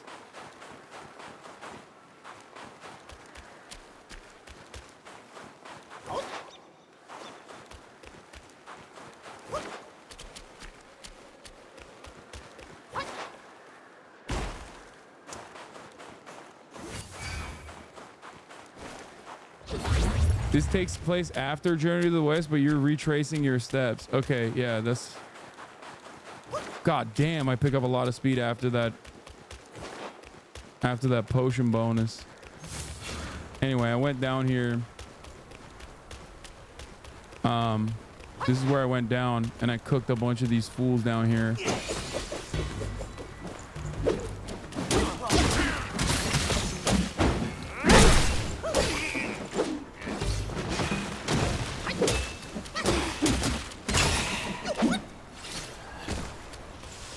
There's like a bunch of big boys down here as well.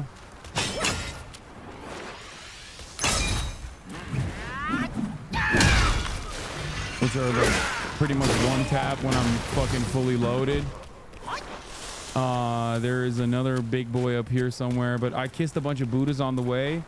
You missed it, bro? No, I kissed them already. Do I have to kiss them again? No, I don't think so. See? There's another one here. I kissed this already. Normally, I would be able to interact with this Buddha, but I can't because I kissed it. But the fourth one I haven't kissed yet, so...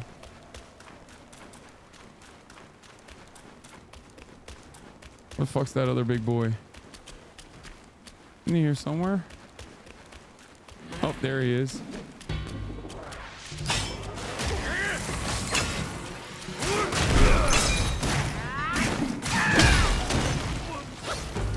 Done. Send the rat out first. Have him get a couple pot shots in.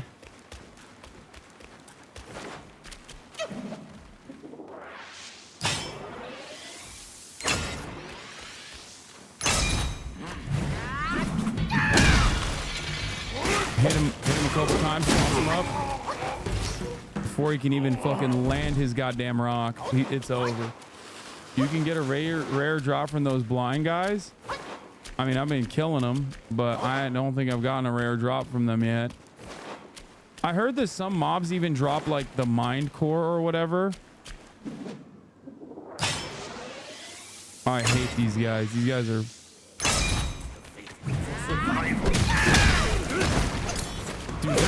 Dude, he's a fucking brick shit house, dude. Like, look at how much damage I'm doing. Oh, he's in front of the Buddha.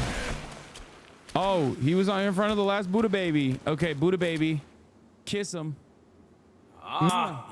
Kiss the Buddha baby. Now. 4 Buddhas, that boy said. Ah, there must be 4 Buddhas to worship. Loony monk. Can't reason with him. What do you mean? I kissed the 4 Buddhas, bro. Is there a 5th Buddha that I need to kiss? I'll kiss all them goddamn Buddhas.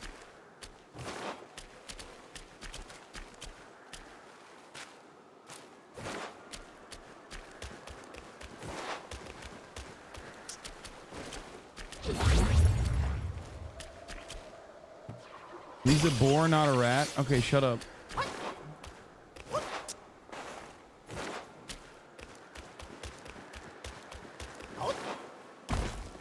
There's got to be a boss here, right? It's a big space. Wait. Wait, where's the baby? I kissed the Buddha's, dog. Chubby one, we've done the rites. Where's the path? The path? Isn't it always there?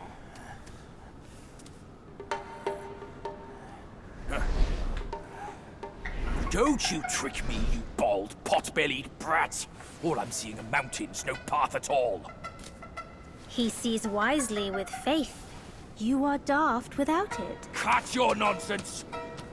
You must be that trickster himself, fooling us all along.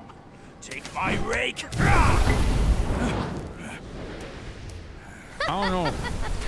Why so rude? I didn't force you to kneel. Throwing a tantrum at your age? Shame on you. He's right. The baby's owning him, really. Save your stupid path. I'll borrow one myself. Baby's like, why so rude? At the top of the hour, there's a 3-minute ad break for all. first. Unless you subscribe. I'll meet you at the summit. Baby's kind of right, to be honest. You're being kind of weird, dog. And you left me?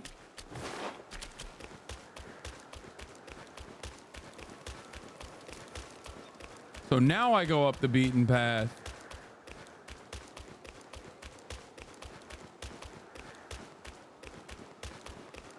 Literally 8 out of 10 and you miss Prime. Yeah, you can use Prime as well if you want. We're gaming right now. I'm not too predisposed with fucking hitting you with the most excellent debates. You know what I'm saying? We're gaming. Are you gonna beat up the baby? Probably. And that is kind of what I do. When you're a hammer, everything looks like a nail type situation. Like, I got this fucking staff, you know? I'm gonna use it. Oh, he cleared the path. This wasn't open before.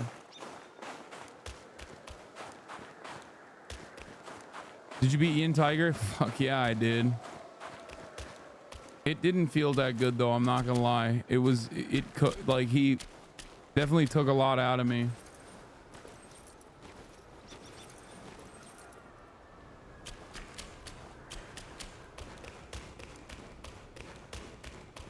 Have you watched the Something About Chickens Kick Predator video? I have not watched the latest video. It's the most requested video in this community though for me to watch.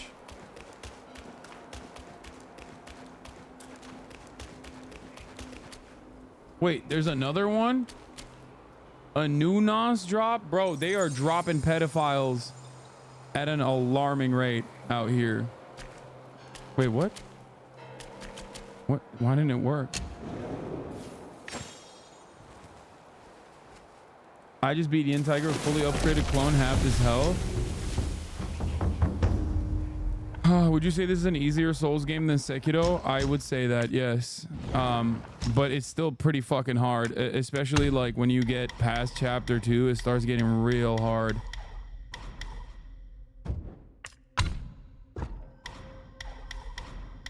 Tell you this much. All right, I gotta get back into thrust stance. There are definitely a lot of fucking bosses that are, I mean, there's 91 bosses. Some are super easy, some are pretty compelling and difficult. Overall, it's a very fun game.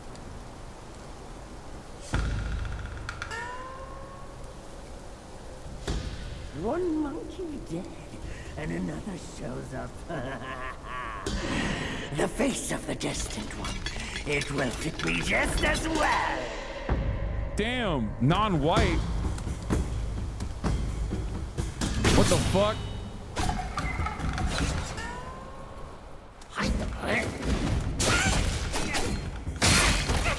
God damn.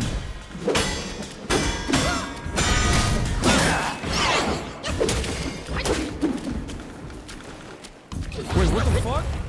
Wait, what? Oh, he throws my ass.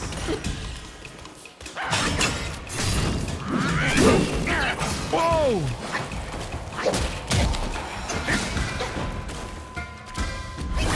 What does this do? Let's see what this does.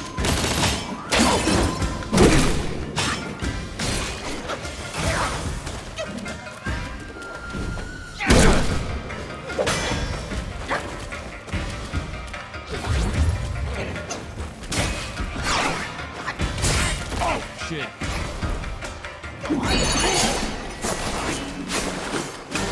Yeah, I got that too. I got whatever you're using. I got that too, bitch.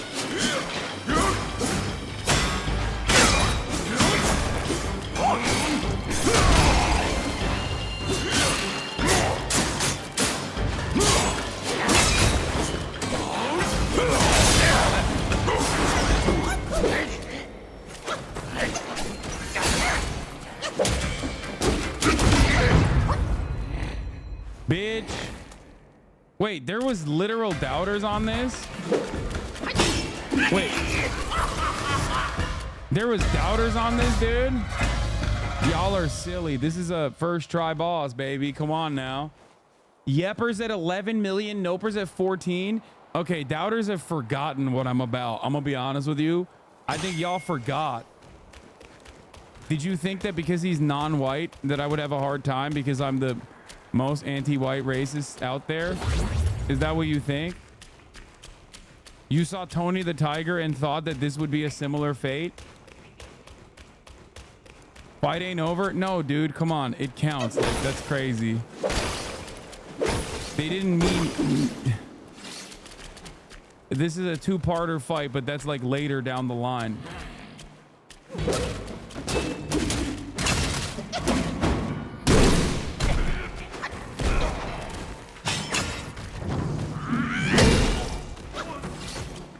These big boys have never... Oh, shit. I was about to say, they've never dropped shit for me, but...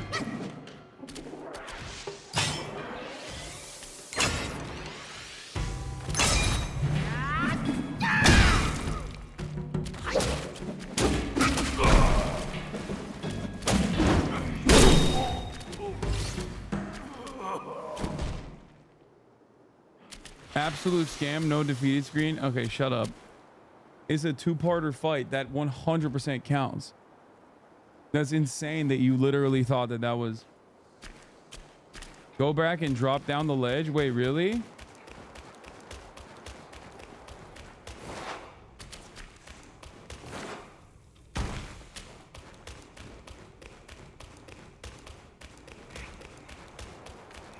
No, it does not. That's a two-parter. Y'all are fucking coping, dude. Oh, down here?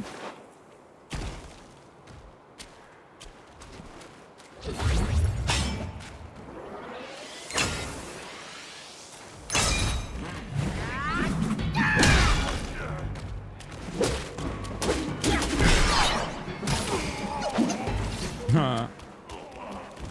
I love when that shit blows up. Wait, let me grab my pot. What is the rule about two-parters, brother? I don't want to fall off this thing. I feel like this is gonna... Hot take, if Hasan even gets damaged once, he doesn't love China enough. That's crazy. That is a hot take.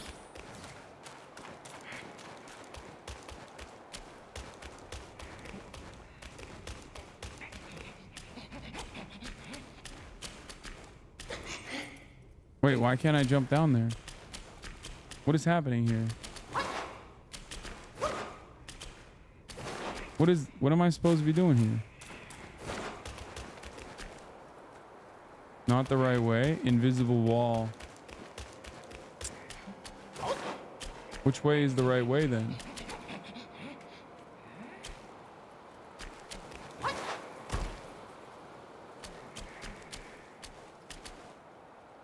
Is that the right way?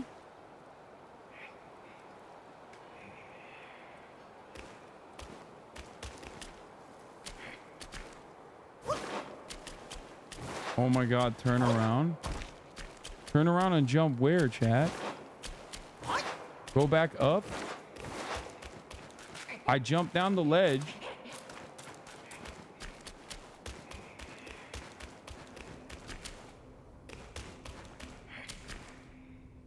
Oh, fuck.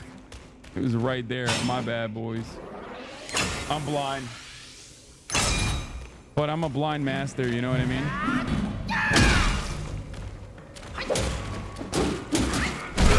Oh, shit, I couldn't dodge that. Fuck.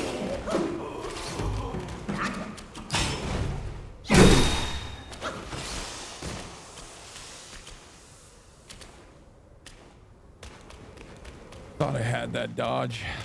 I guess I'm getting a little rusty. Oh shit! I hate those fuckers, dude.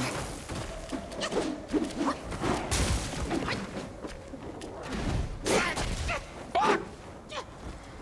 Those little fuckers, they fuck me up every time. There you go. Now you're on my ground. Now you're on ground with me, bitch. They get all horny too. They're like, they get all horny and excited, and you hear them, but you can't see them, so you never know when they're gonna fucking pull up.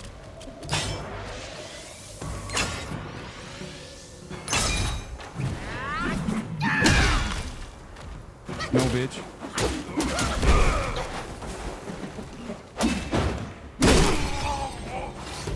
Sparks.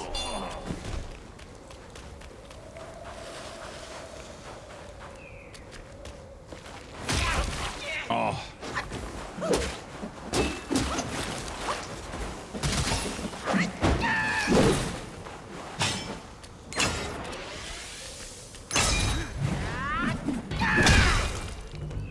Come on, hit him. Oh my God, that's the second time in a row that this slowpoke has hit me successfully. I'm losing my step. It's asparagus, it's true.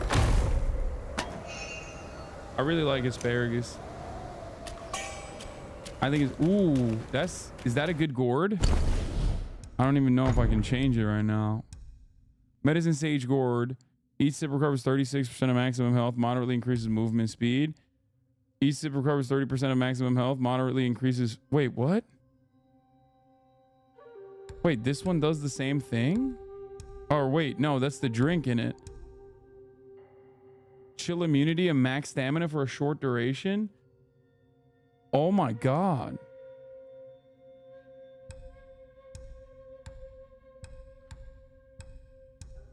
This one doesn't do shit.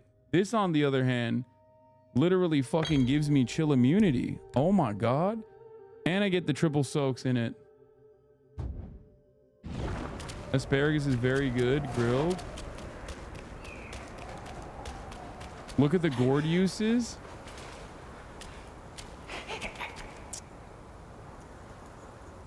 Isn't that a better... Wait. It's got 7. This one has 7 too. What do you mean? There is literally no reason to keep Medicine Sage Gourd on. And every reason to use the Fury Gourd, right?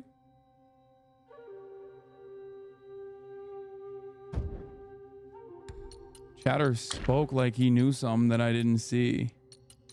Dude, look at all the Yaguai I've defeated. I'm so fucking disrespectful to the Yaguai. Them lower Yaguais. They got nothing on me.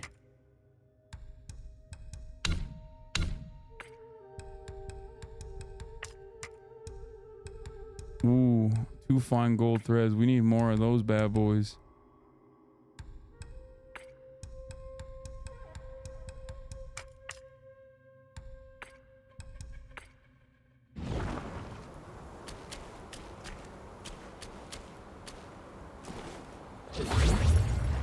What does this do? What did I just get? Skanda of Thought.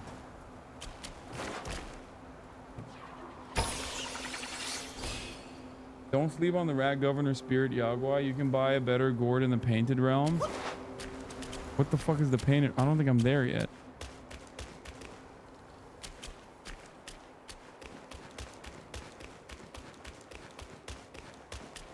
Wait, am I back at the same location that I was at? No. Am I?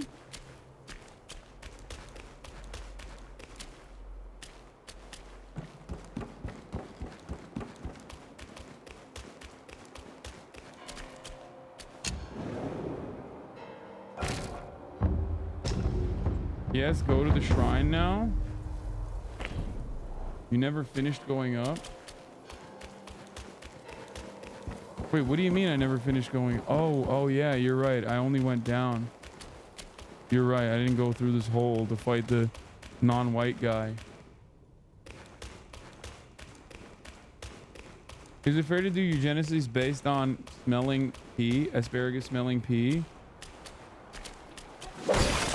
Doesn't everyone's pee smell bad when they eat asparagus? I thought that can't be. No.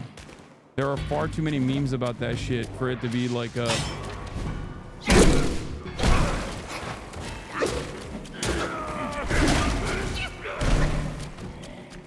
You know what? Fuck. I'm gonna go out here. Can they even come out here?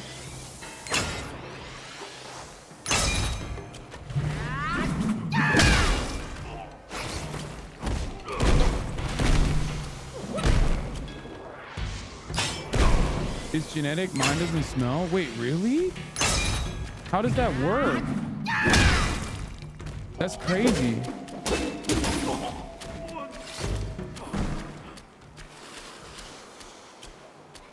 As far as I know, it's a specific gene that allows you to smell. The pee smells, they just don't smell it. Wait, so some people don't know what it smells like when you eat a shit ton of asparagus and then piss? They don't know the joys of that scent?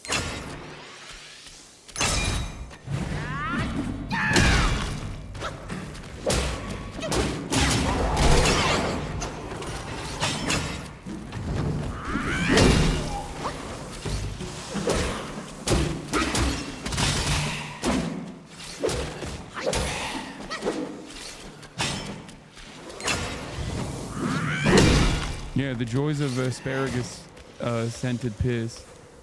You heard me. No, chatter is wrong. It's not that you can't smell it. It doesn't make your piss smell. That's weird.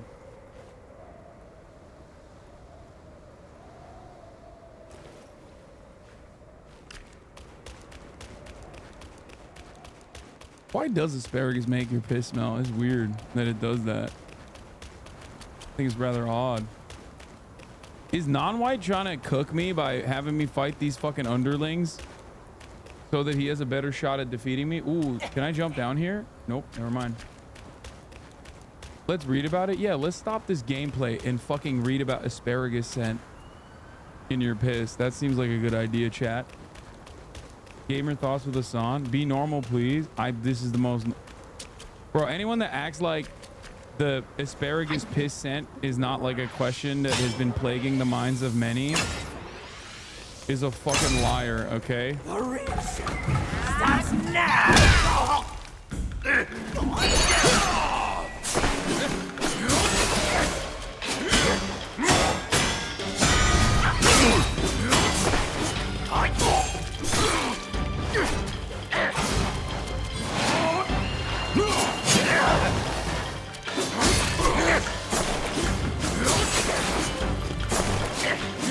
The same fucking double-edged sword that you do, bitch. Oh shit. Okay, maybe yours is a little bit better than mine, honestly.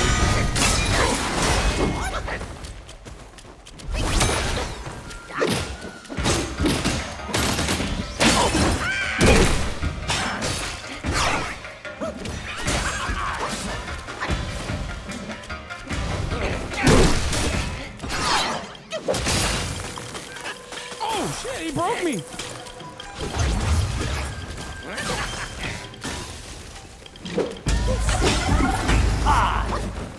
Wait, what the fuck? Wait, is that poison now? Chill out, dog.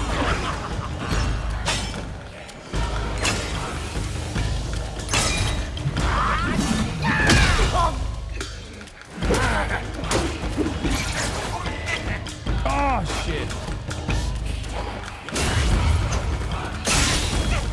Fuck me, that's not good. That poison does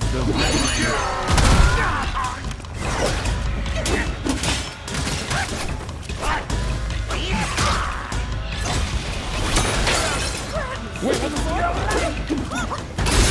Oh shit, he killed me! Like a jester! I should have healed. I fucked up.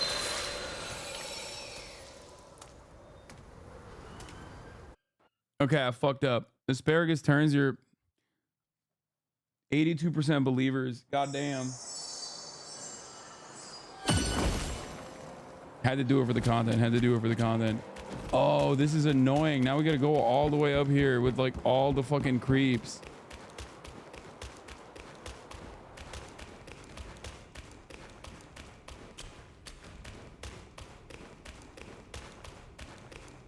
Yeah, I didn't heal on purpose.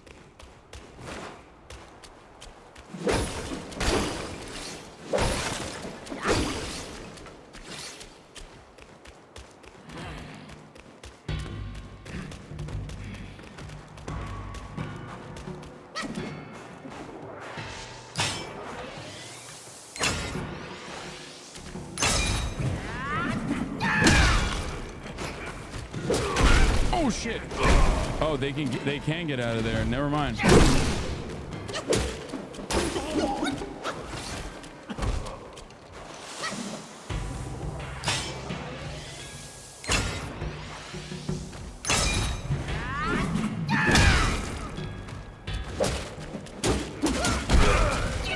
Fuck me. They're not dropping that, whatever the fuck that thing is that is supposed to drop.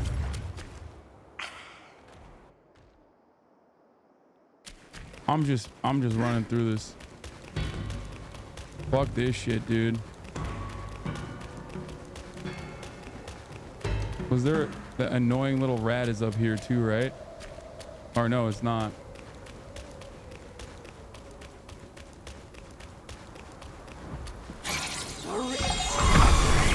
Now!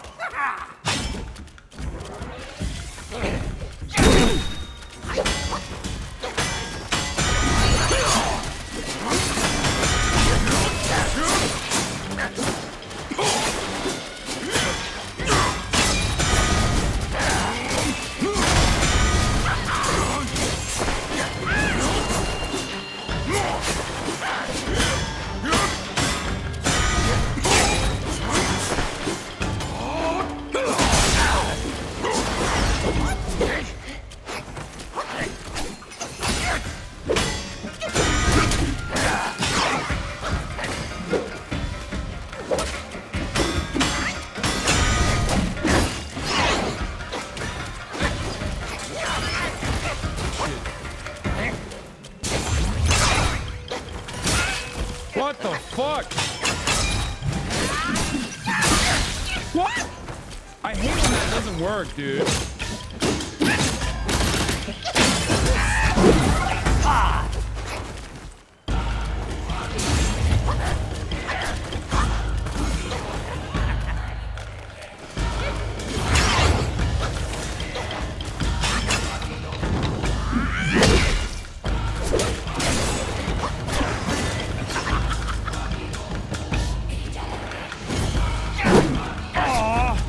Wasted my cloud step there. And wasted that big boy too.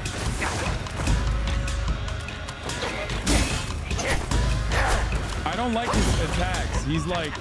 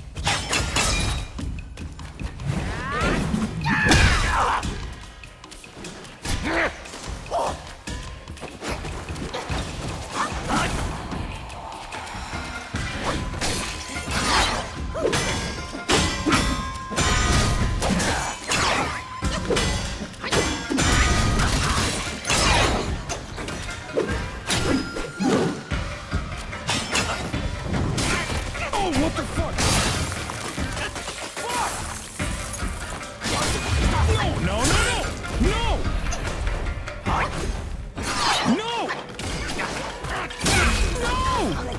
That's crazy!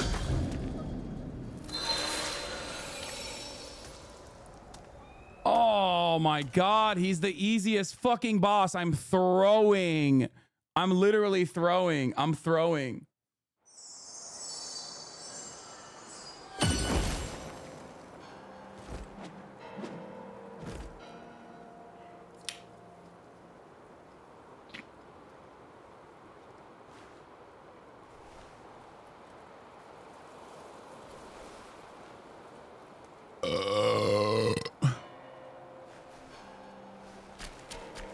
Shut the fuck up.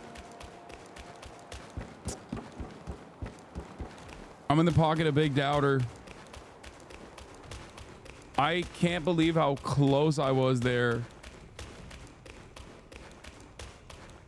I mean, if I had hit that baby head, or if I had actually not, if I hadn't wasted like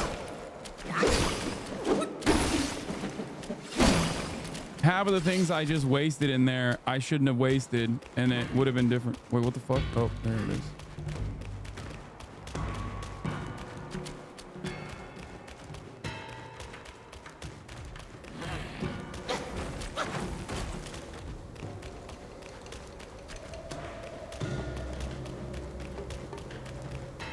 LeBron ain't gonna hop on the show with airballs like this. What did Wukong say to Hasan? Have he quit monkeying around? Good one.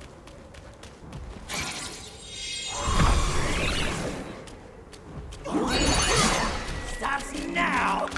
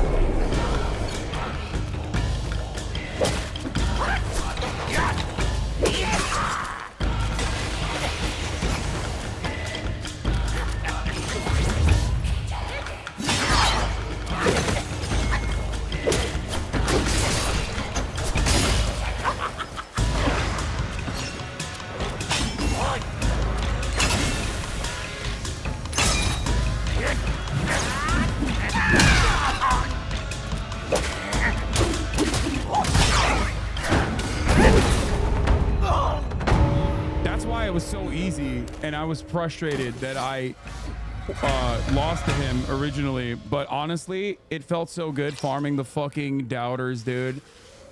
Farm the doubters all the way, baby. You won it. Third time's the charm, you know what I mean? Defeat non-white third try. Wait, what? The doubters were at 13 million points? Fuck, we didn't even farm the doubters. They... Absolutely vile finish.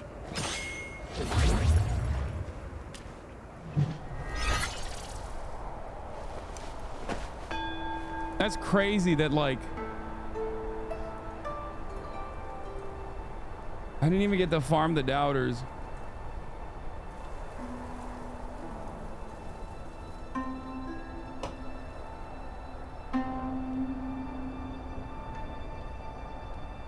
I farmed the believers. Bro really went ultra instinct against non-white. Yeah, I saw non-white and I thought to myself, it's my time to shine. Who played the game are literally getting free points.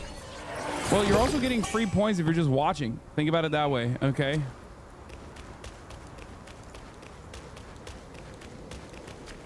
What is the conversion rate, the channel point to USD? $0. Whee!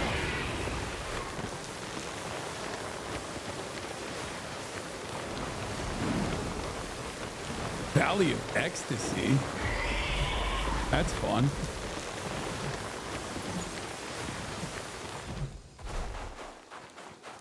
That's a pleasant little name. I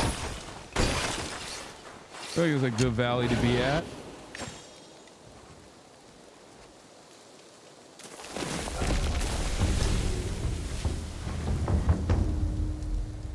I'm surprised you're just now seeing this title.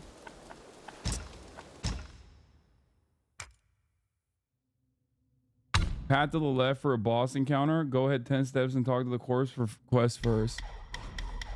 Is that the Fox quest?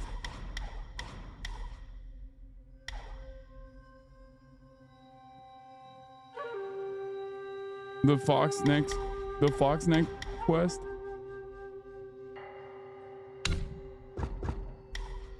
I gotta put more into thrust because I feel like a lot of the bosses are like, they require thrust stance. Your debacle with Yin Tiger made me lose my house, also my wife. I'm homeless now.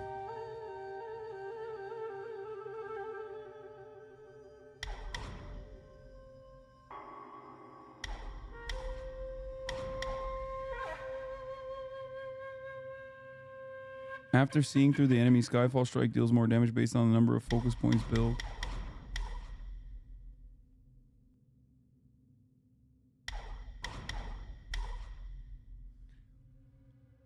Pillar stance is so much better, please. No, I don't like pillar stance. I actually fucking hate pillar stance because it keeps you immobile.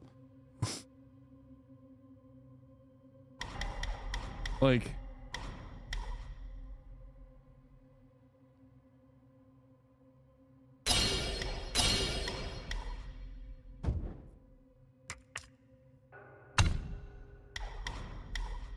Cold Edge moderately reduces the cooldown of alteration spells.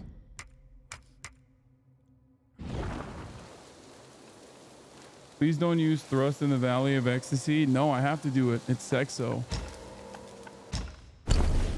Let's check back in our weapons list because there's a hell of weapons that I've unlocked that I haven't like. This thing has kept me going. The Rat Sage Stab with the 7% critical hit chance has kept me going for a minute, dude. I feel like I could potentially go for an upgrade. You know, this attack is higher and it has a punishing downpour. I don't think I've ever hit the Whirlwind Sands. Like, I don't even know. Why not use the dragon stuff?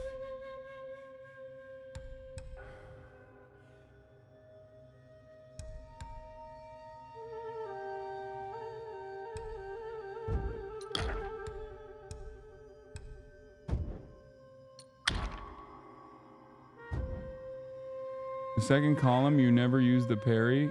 You can move all of them to thrust. Wait, what do you mean? On this?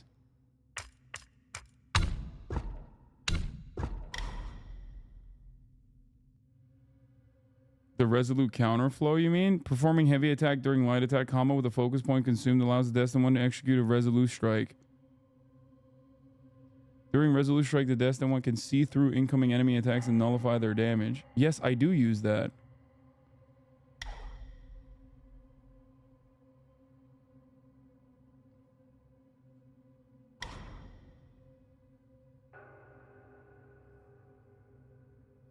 Looked it up in the Sam Procs like 3 times a playthrough. A lot of people say it's pretty shit. Yeah. I don't think I've ever seen the sand at all. I'm gonna try the fucking thunder one, honestly.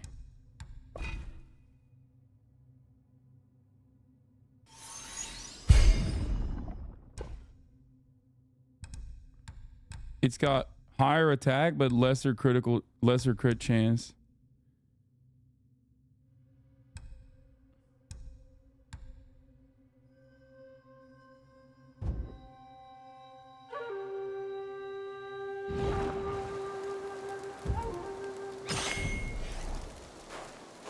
Got my new staff with me. Kind sir, pause your steps and heed. I was a fox guy who practiced to become one of the humans. One day, I was foraging for food and found myself caught in a hunter's trap. Dog, this is literally the fox we watched in the cutscene. Kept me in his home to let me heal. I couldn't Oh breathe, shit! I yet accidentally my ran a 3-minute heart ad break. swelled with Fuck. gratitude. Okay, well, at the top of the hour, I'm gonna run a 1-minute ad break.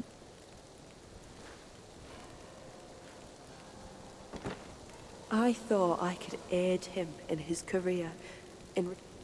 Little did I foresee that following a dream, he would take my life. My soul lingered.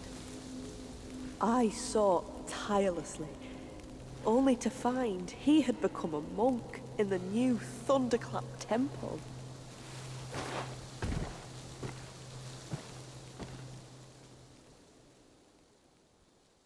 I beg you, sir, to take my fur and wear my form, confront him and calm my sorrowful heart.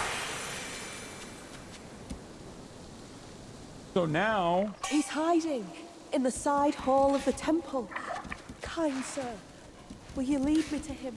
Now I gotta go to the temple, right?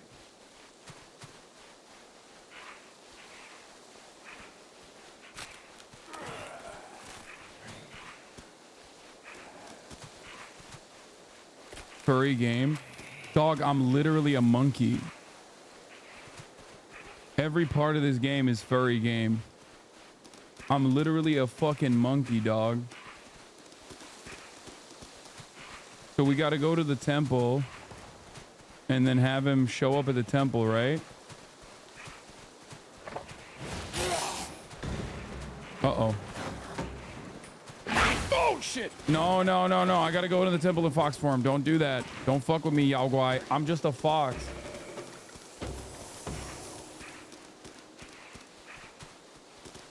What the frick is that, dude?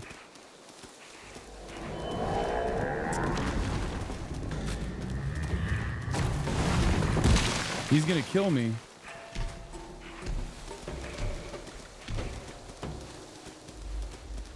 Where's the goddamn temple, dude? Let go.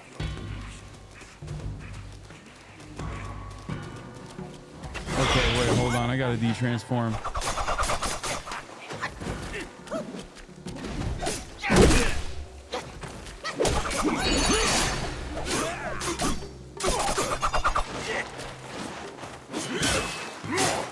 What is this, Kratos? What the fuck is this shit? Bro, Kratos without TRT? Looking like absolute shit.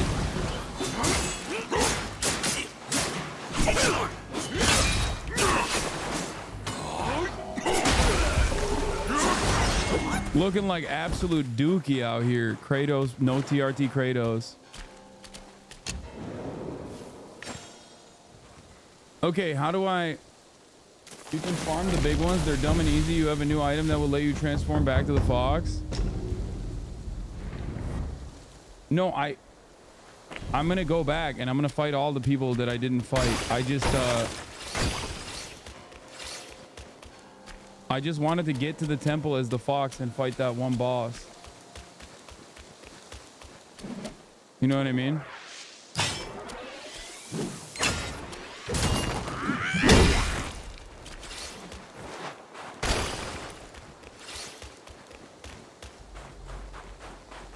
All right, how hard is this? How hard is this fucking boss?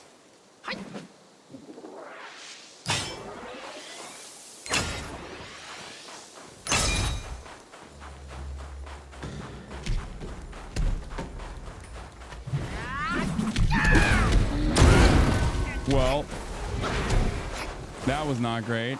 I'll tell you that much.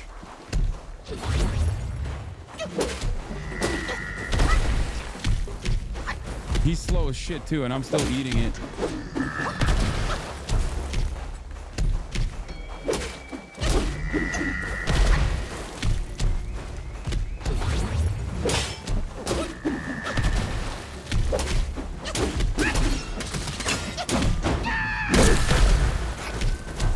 Holy shit, that procs pretty fast.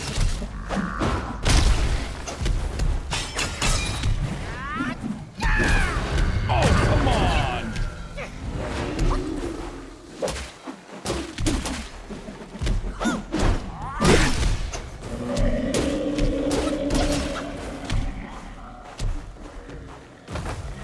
What the fuck?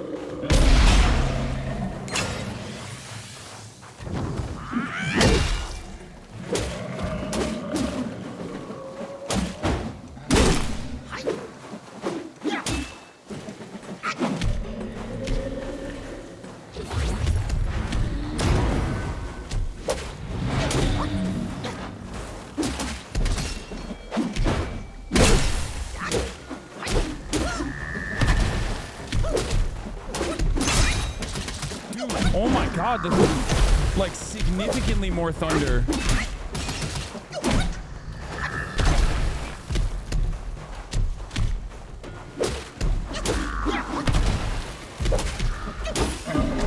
Dude, significantly more thunder.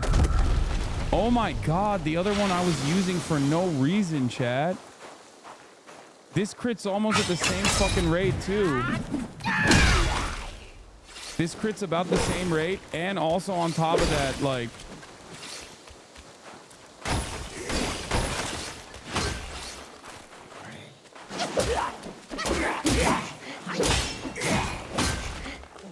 Fuck me.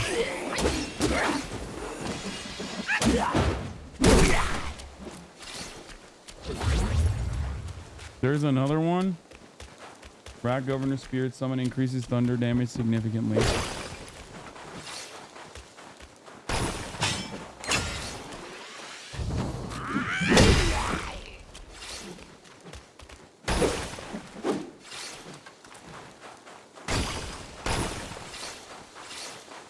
Bro could have squatted and farted on you like that dude that farted on the dog.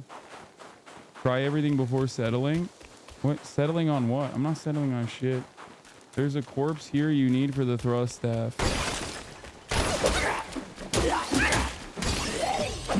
Dude, this one is crazy because it literally constantly fucking does it constantly does thunder damage, whereas the other one never did the sand damage.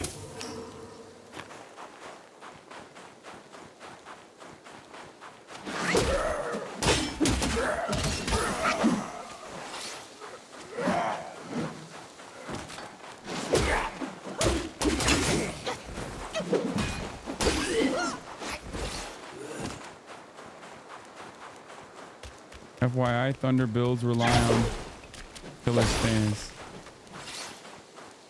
Okay, well.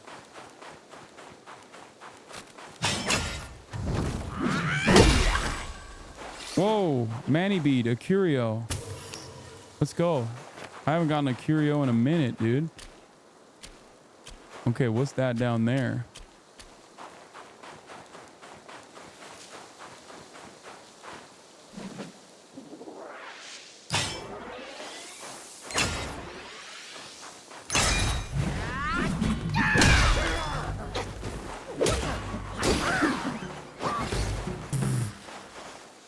Nothing.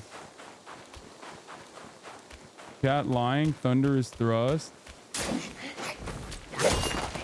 God damn, dude. Even these guys can sometimes cook, you know?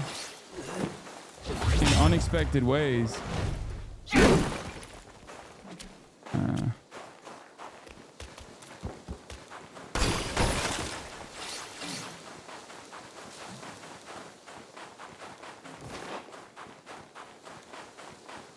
Ooh, pot.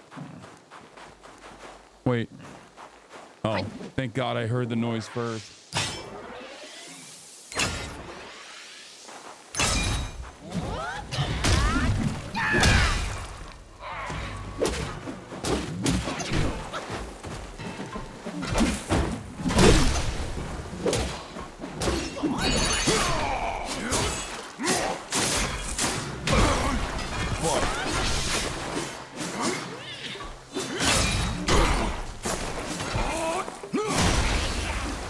Shut up, bitch.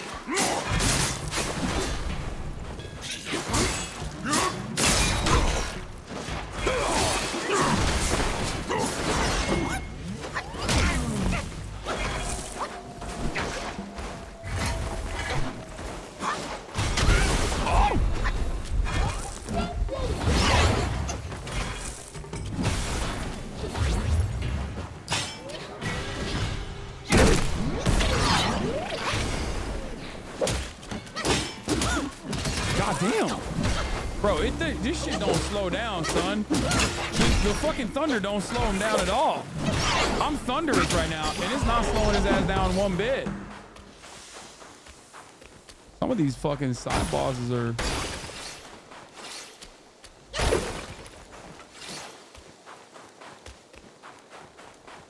Don't kill him until he's cute.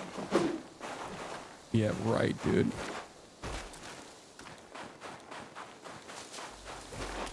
Let's go. Pop. Awakened Wineworm. Let's go. Try giving him snacks that tends to stun potheads. Good one. Okay, I'm running out of fucking board here. Copy Kapatan, it's fine. Gold vine the other way.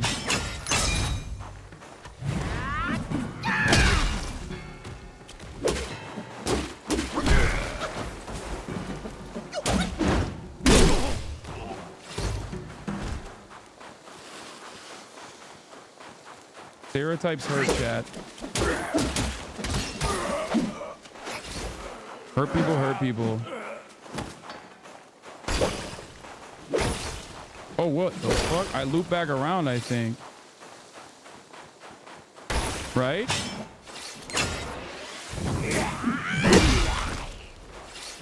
Did I loop back around?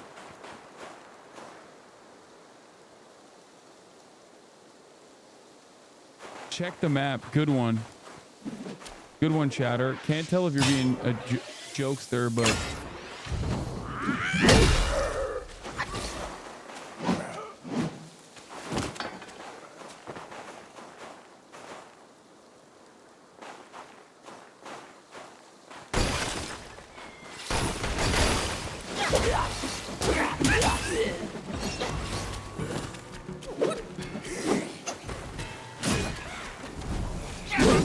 What the fuck? Oh, I hate that little fucker, dude. Oh, shit! What the fuck?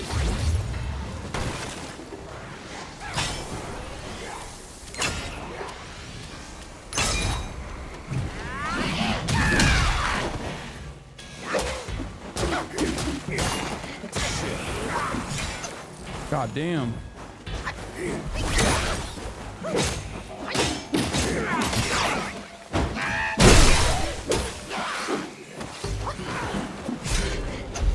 Oh my god, I almost died. Oh shit, I'm out. I am gonna die. Where's the shrine, dude? I desperately need that shit.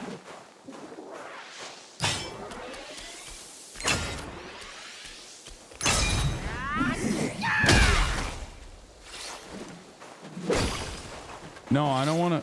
Is there a shrine up here?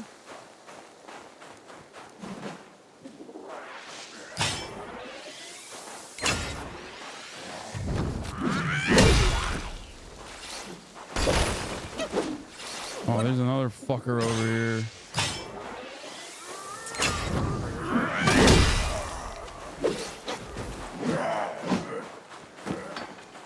To your right. Shrine to your right. Okay.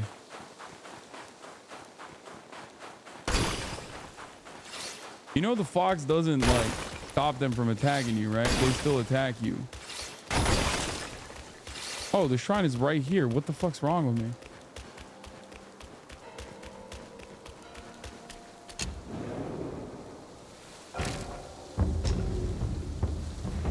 What's the point of the attack then? Fox then? Like, not really anything.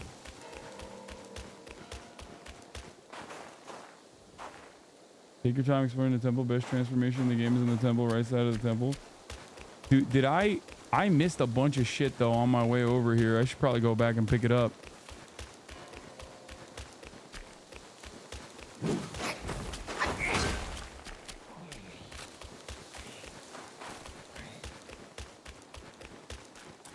Have you tried the target form you got yesterday? No.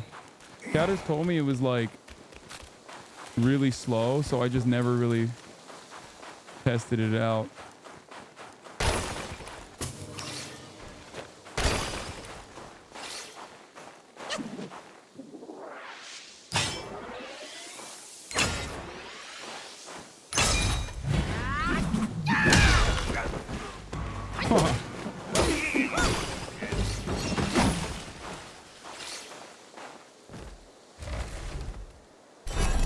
How can you backtrace with this no map having game? Literally, you just have to remember. That's it. Like, there's not really much else you can do other than just remember.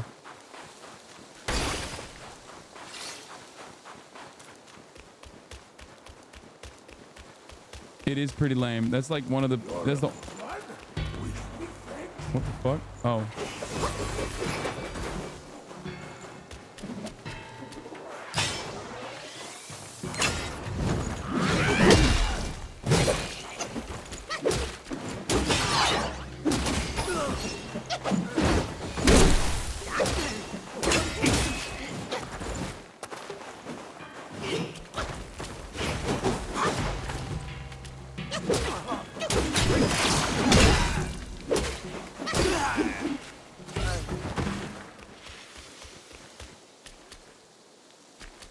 We're going backwards. I know. I'm going back to retrieve a chest that I did not get because I was too busy fucking around earlier.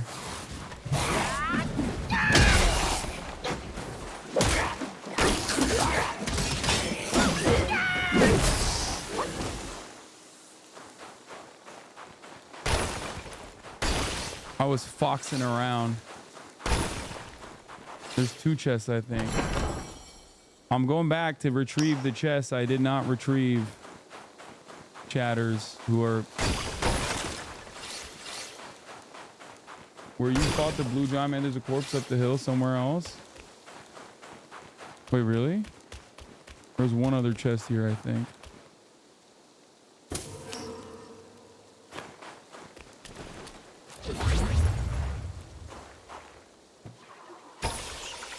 When you offline, do you play your desktop? No. I game offline on my Steam. No shit. Dude, they hit fucking hard, man. There's no business. They got no business hitting this hard.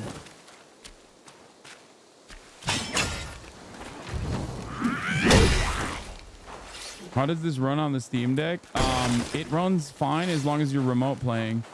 The game itself is not really great on Steam Deck though. Like if you play it as a straight Steam Deck game, you can't really play it.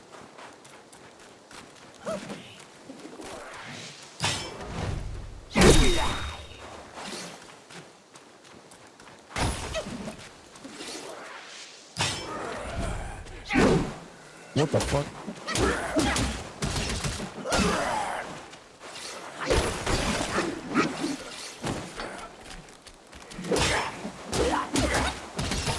What is this path? New path? New path? Depth perception isn't a strong suit? Okay, chill, chatter. Is there a frog boss here? Fucking knew it.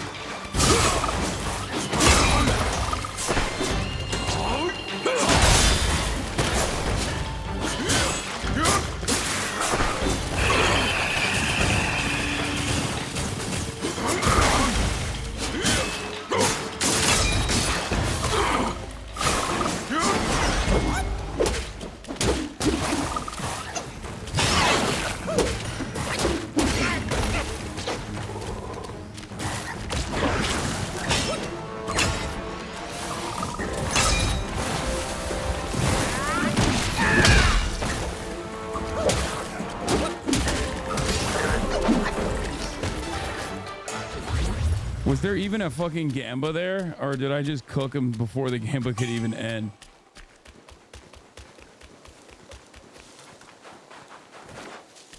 Frog bosses are funny because they're just so... Man, this is such a whack boss. It's super underwhelming. Wait, what the fuck? Oh, there's an enemy there.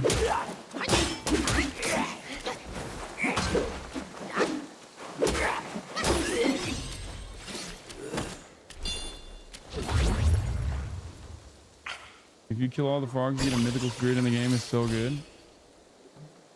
That was a boss, but guys, there's 91 bosses in this fucking, or more than 91. There's 100 bosses in the game, apparently. Okay, we're back in the regular part. Everyone wants to see you die 100 times until you actually do. I'm the only one who doesn't want.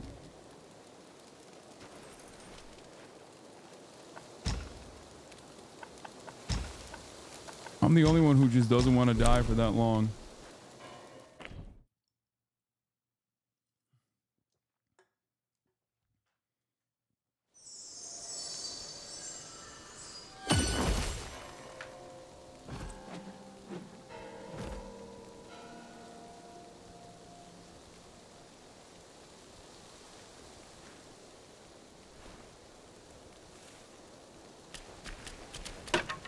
Okay. Where do we go now? You said there's a corpse up where I cooked the big boy?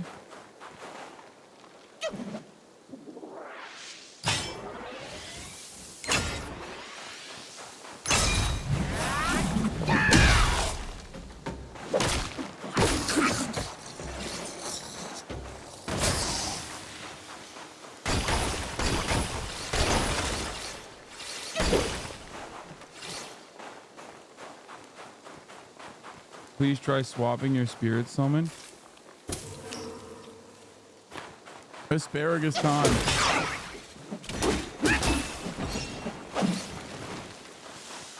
Oh, is it here? Whatever this thing is.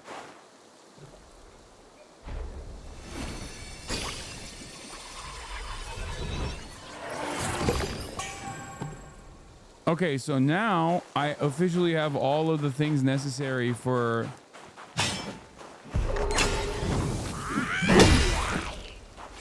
I have all the things I needed for that... stuck in the prison guy, right? There's another big boy west of the recent shrine. I think it drops a curio that considerably increases damage to surrounding enemies upon taking hits.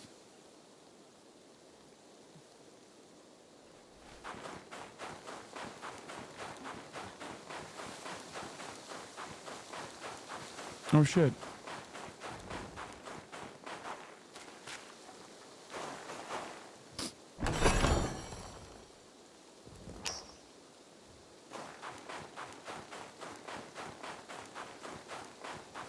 You're missing one? Such an anti-hero? What does that mean? Yes, go back to the first plug at a shrine and complete the correct quest. I think that's the last one, chatters. But I'm not entirely sure. You said there's another big boy that I'm missing. Did you ever finish the Hogwarts game that you own? No. Oh, shit. God damn, son. Chill. This area is fucking annoying, dude. God damn.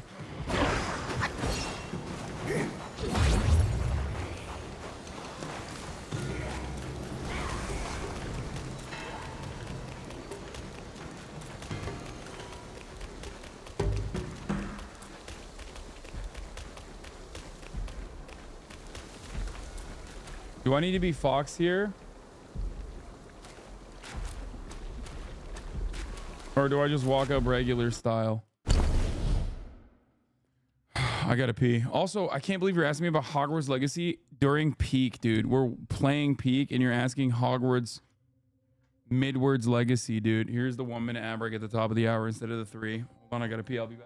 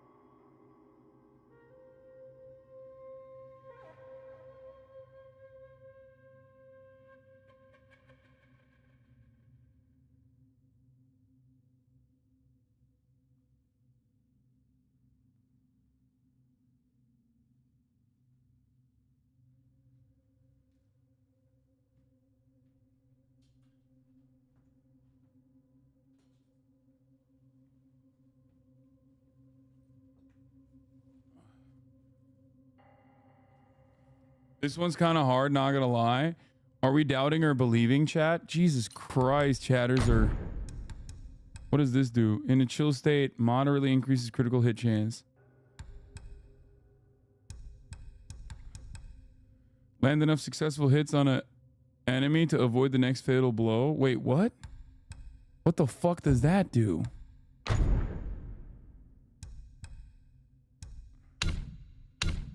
Should I use that instead of the critical hit chance?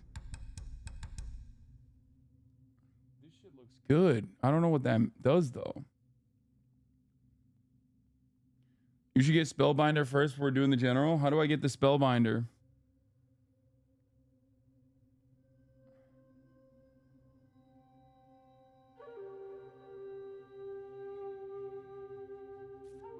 What does land enough successful hits on an enemy to avoid the next fatal blow mean?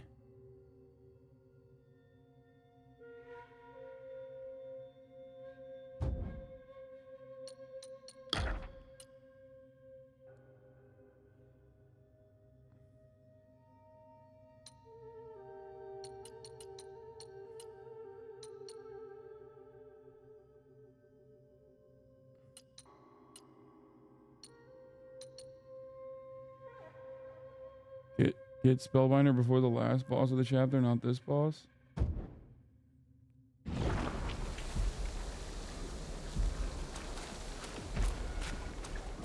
This is not where I'm supposed to be the fox, right? I hear footsteps, but I don't see nothing.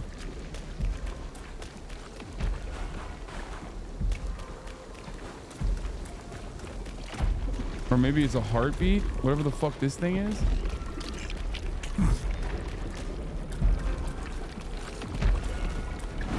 What the fuck? Captain Culpa Wave? These captains are fucking annoying, dude.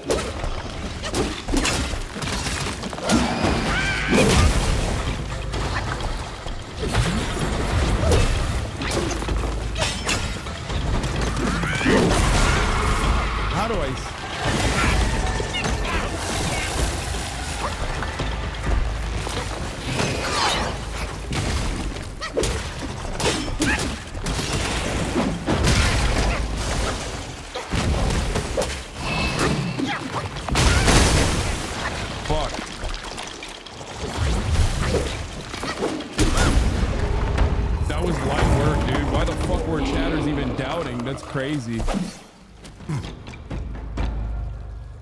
That was crazy that chatters even remotely chose to doubt me on that one. 43% yeppers, 57% doubters. What the fuck? Not even a question. Like, I cooked that, I melted that fucking boss. I melted that boss like it was literally yesterday's frozen pizza, dude. What the fuck? Y'all bugging, dude. Bro, we didn't see the boss, we just bet. Show chat what happens when you believe. Okay, to be fair, Oliver, it doesn't count because you fucking also know the game. We've played it.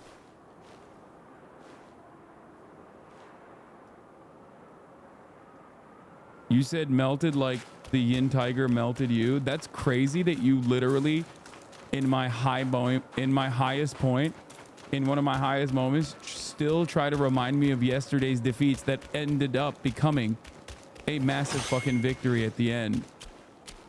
That's loser talk, chat. We will not be having any of that. Oh, invisible wall. Here we go. Go back to the rat captain for a new spear.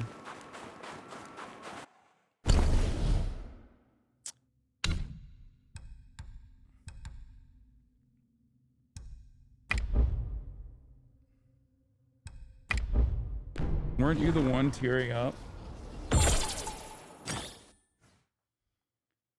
Shrine inside? Ain't no way. Wait, shut the fuck up.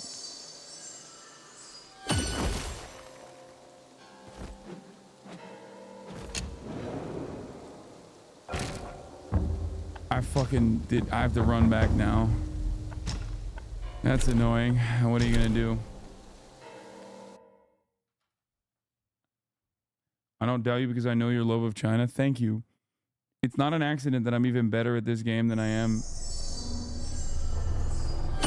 at From Software games, and I'm pretty decent in From Software games. Shit stopped moving, huh? No, it's still moving.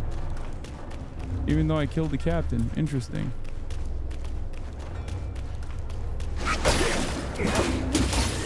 Where are you jumping, bro? Where are you jumping, Brody?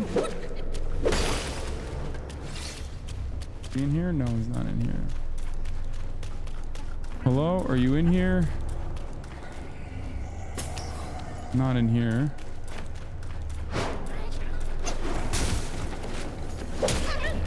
Bitch. I got no time for you today, okay? He's in here. Thank you for bringing them back. The suffering has ended.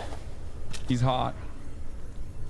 When I left home young, I too saw myself as destined. But look at me. And the destiny of those who followed my cause. Take this. I don't need it anymore.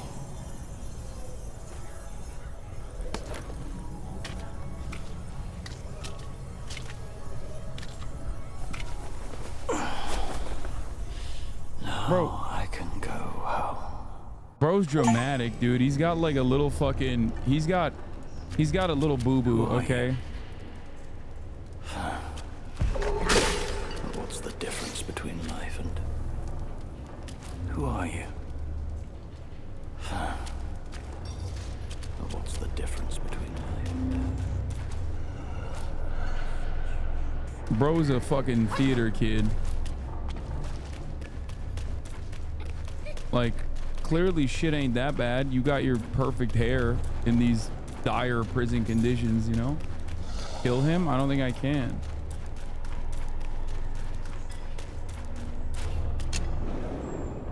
This is the new weapon with a new moveset. Go make it. Chew by Spear. This is a totally separate weapon with a totally separate moveset. And this is the thrust weapon, right? Spear.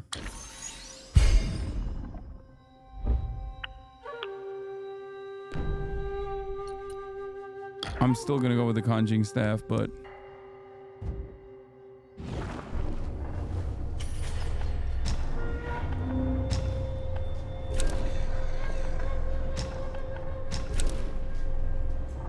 so what am I missing in this area still? I mean, I guess I could do like use Chinese with subtitles. Bro, there's every single time there's a game that's like Chinese or Japanese, there's got to be an annoying guy who always says, why don't you use the subtitles? It's like, brother, why don't you play on your own? Okay, we're in goddamn America. We're in the goddamn United States of America. Okay, wait, what the fuck? How is he seeing me?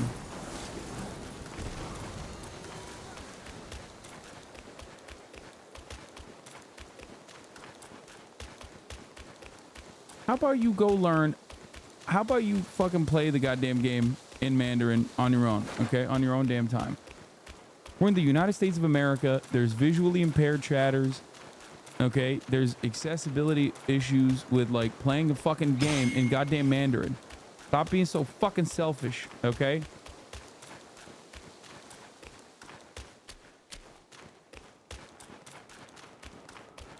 But I want to dictate how you play. Okay, at least you're honest.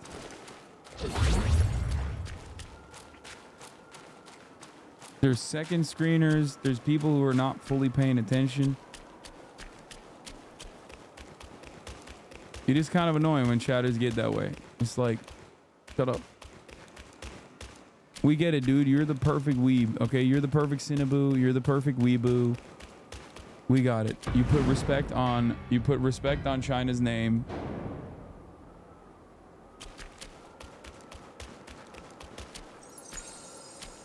Where the frick is the shrine? Oh, thank God.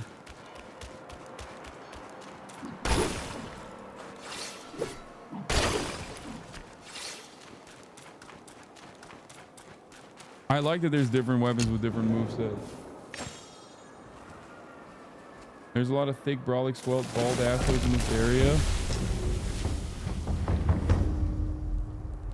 Do you switch back to Chinese when you play on your own? No. I don't. I don't do that.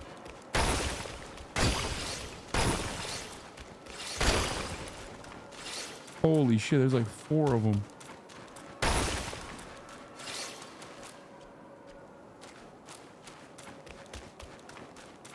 This temple's kind of insane. My suggestion is to run past normal mobs and just fight the bosses.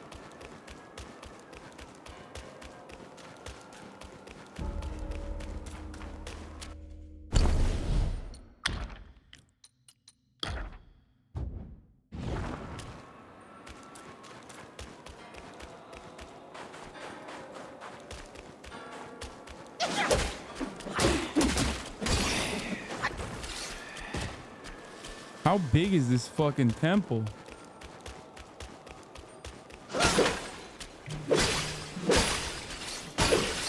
Do I go into the temple as Fox here? Should I do should I run around as Fox mode?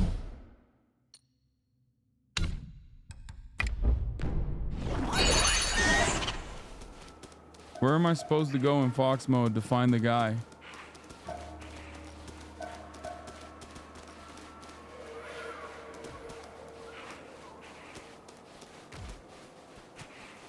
Is he here? Left side of the temple.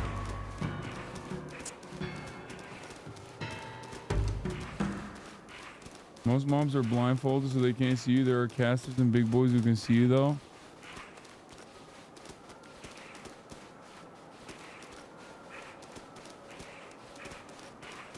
Super far back left of the place. Like this. Like, is it up down here?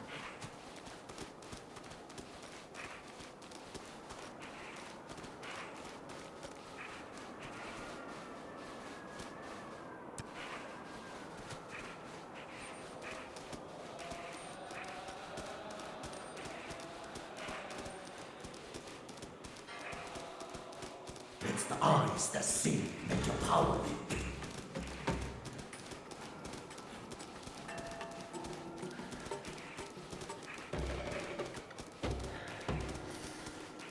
What the fuck are those things?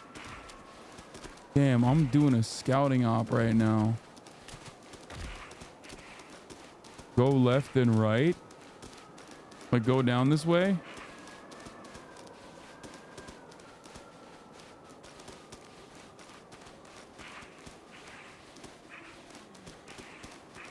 Is it here?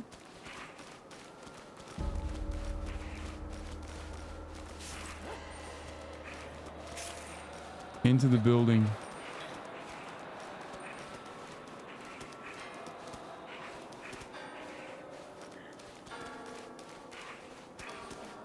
Can they not see me?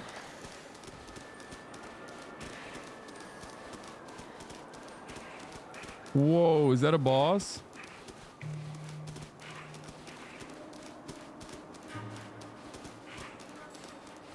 Turn around?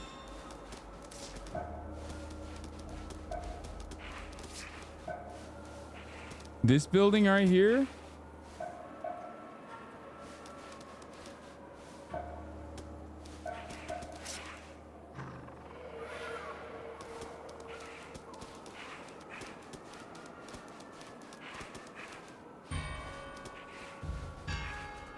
The building on the bottom. Y'all are fucking annoying, dude. The other way. You were right by it to the right of where you're facing now. This right here.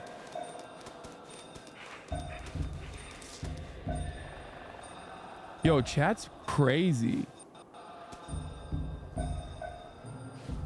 Okay. I can't tell. I think chat's fucking with me, right? I should just look this up. I should just Google it instead of chat being fucking annoying. I'm just going to do this offline on my own. Is that what you guys want to do?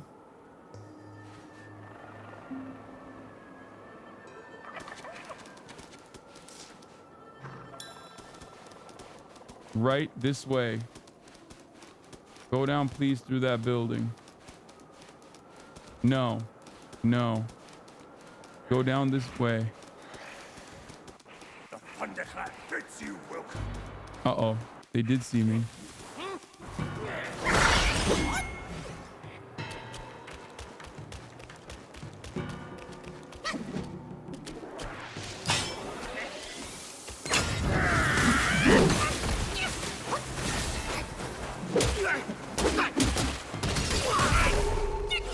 Bitch. Opposite side?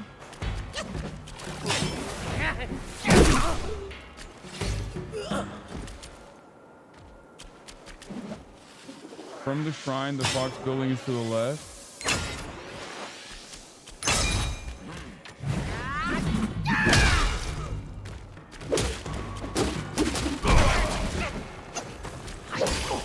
Go back to the ice pond. Dude, are you fucking with me? Are you being for fucking real right now? I can't tell. Like, I genuinely am pissed. I'm starting to get annoyed. This is right facing the shrine. Is this the right way? Or do you want me to go back to the other side, the ice pond? I don't know why Chad's doing this. You cuck your own fucking fun.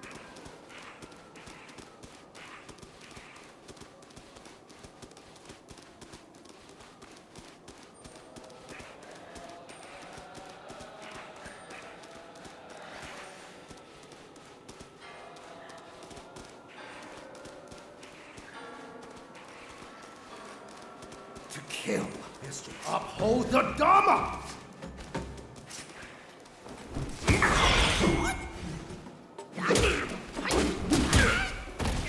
What the fuck? Bitch, he's punching me? Is that the guy?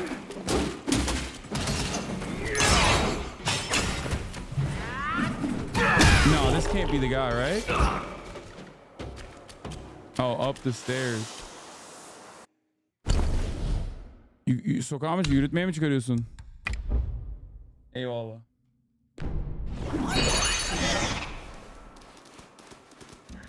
The land of Thunderclap allows no faith but one! Oh, shit. Jesus Christ. These motherfuckers ain't blind, bro. Wait, oh my God, are they blind? Oh my God, he's actually blind.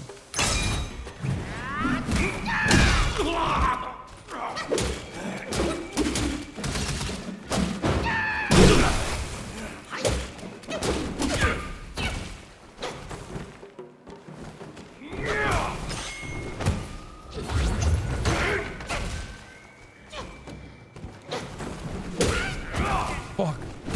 He's beating my ass, bro. Blind or not. Oh shit, there's more of them. Fuck. Who are you punching, dumbass?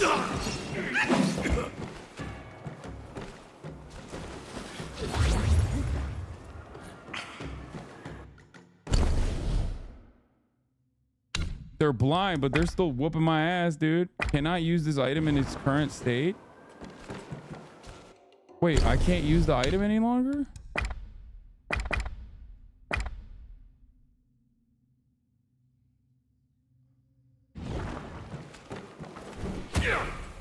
Oh, because it thinks I'm still in combat.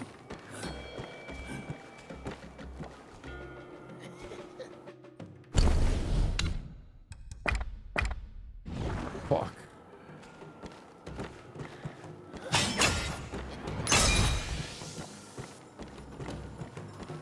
What's guy doing? Oh, he's stuck again? Bro, there ain't no way you're stuck again, big dog. My friend! Yellowwind Ridge offered me nothing. Yellowbrow the Buddha was my next plea. Only after meeting his grace in the New West did I see. I wasted my life for others and missed much joy. Look at the vascularity on his legs, though, on his quads. That shit's crazy. This dude does not miss leg day. Yes, but does one not weave the threads of one's destiny?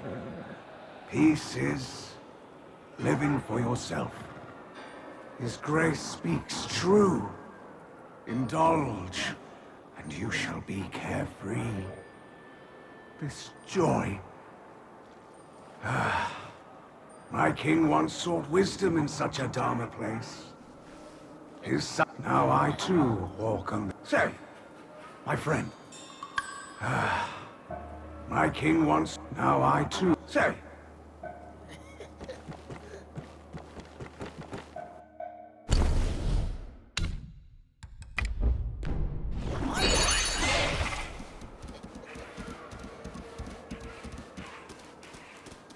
Is this it? No.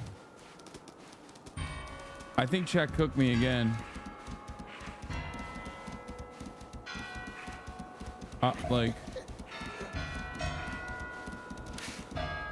where the fuck is the... Look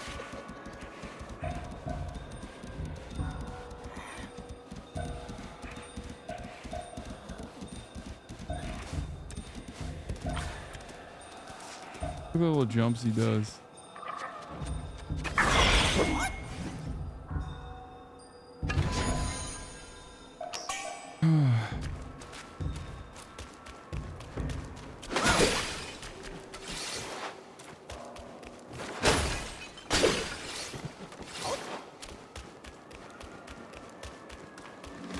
Pause to feed my daughter. You're a mouse now? Bro, you're crazy.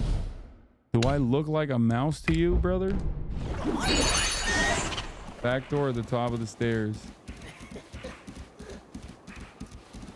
Who the fuck is laughing? The land of Thunderclap allows no faith but one!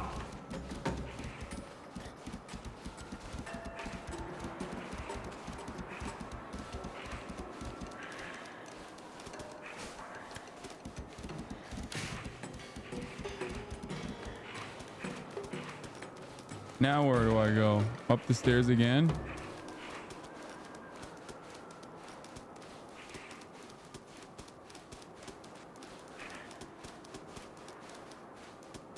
Some people are saying inside the temple. Other people are saying that I'm wrong and I should go left.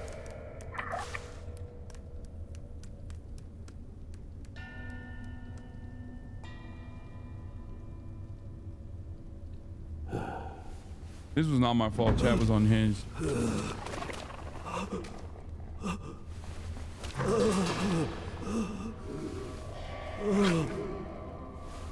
A ghost wants you dead already. For years, I've prayed you'd find peace. Still you come to take my life in penance against Saying yours. boring, yawn.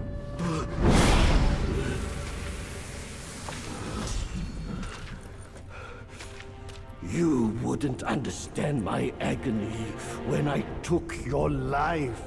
Oh, it was real hard for you, huh?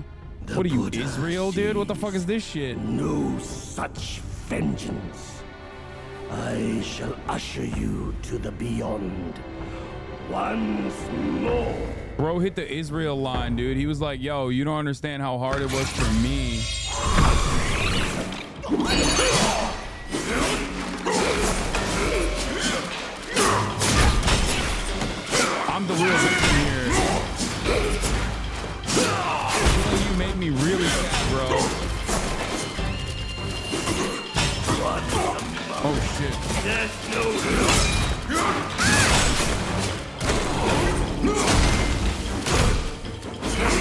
God damn, he's got hands though. Fuck, all these guys in here have hands, dude.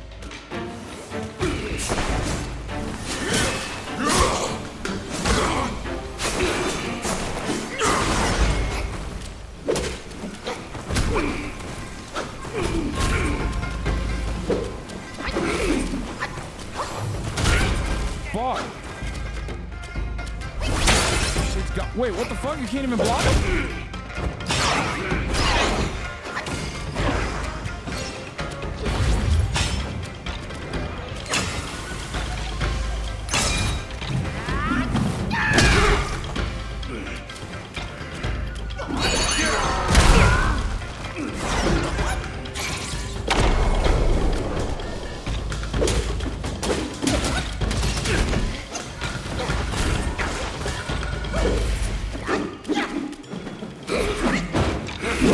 What the fuck? Haven't hit his ass once, bro.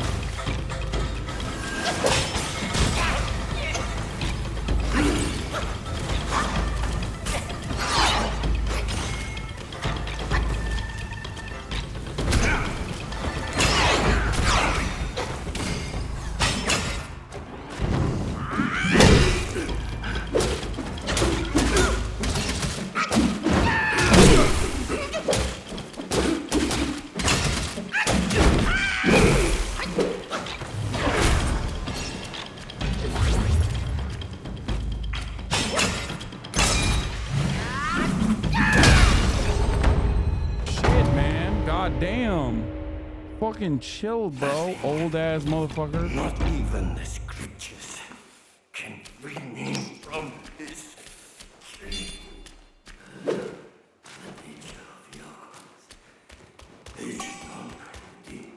Bro died and he's still talking shit. It's your fault. You should have never killed the fox because you saw a dream, dumbass. It's like when you have a partner and she sees a fucking dream and you like cheated on them in your dream and then somehow it's your fault. You know what I mean? It's like, bro. Delusional ass motherfucker. I swear to God. Delusional just like the doubters, by the way. 57% of you, 22 million points.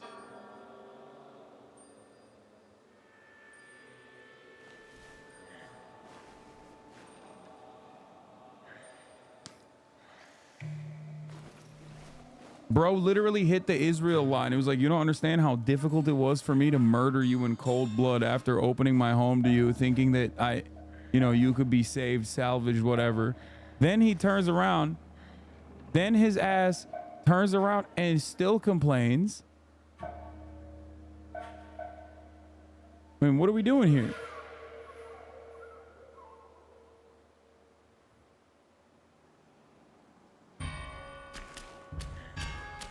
Even after his bitch ass died, he's like, are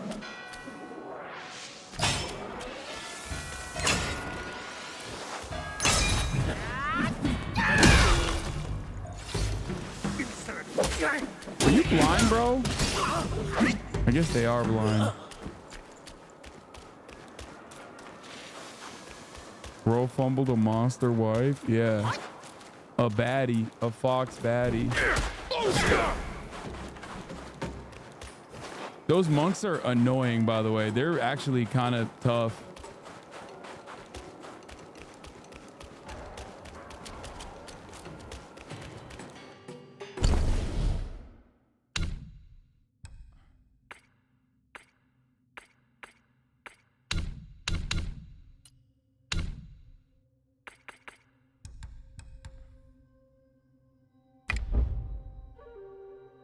The monks drop a headband.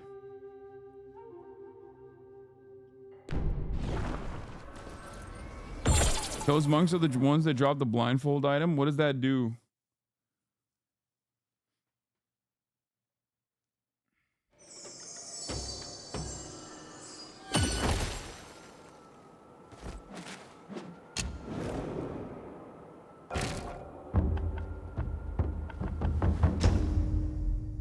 Make medicine. Body fleeting.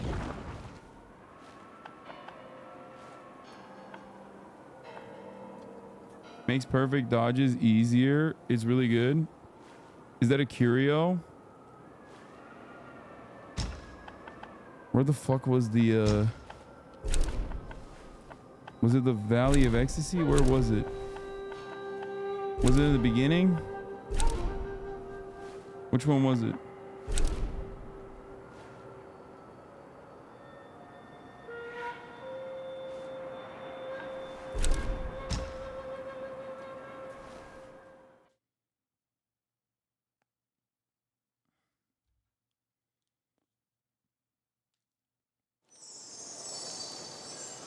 So I'm like 2 bosses away from the main boss, huh?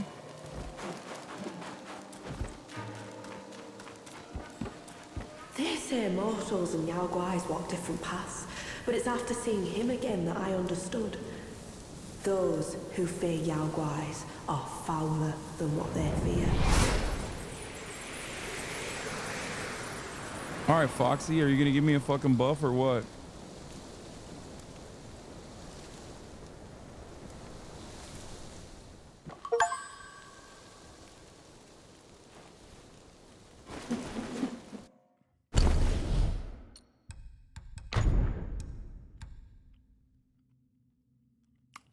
Moderately increases the duration of transformations. It's not bad.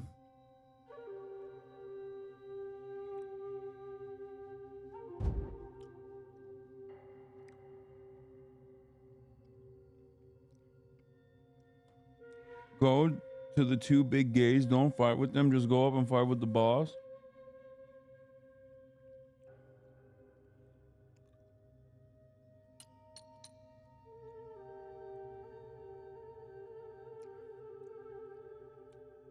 So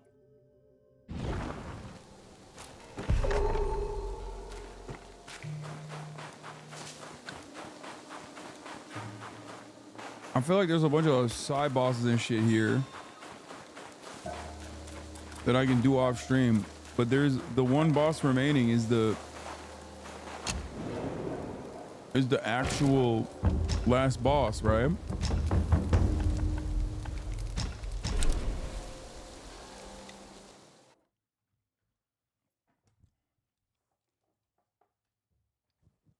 It's a 3-phase boss.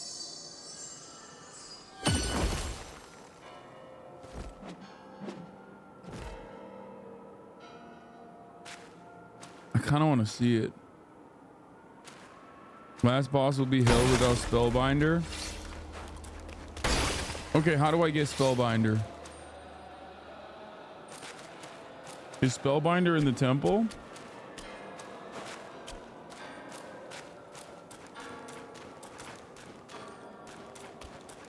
No, don't get Spellbinder.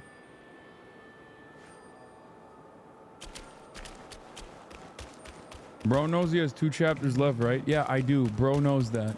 Okay, calm down.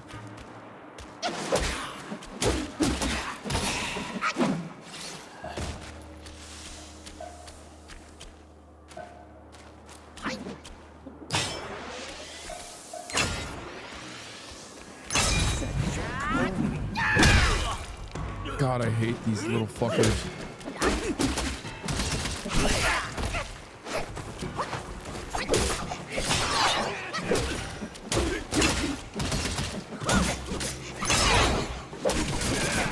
Fuck. Look at that. Look how much damage it did. It's gonna kill me.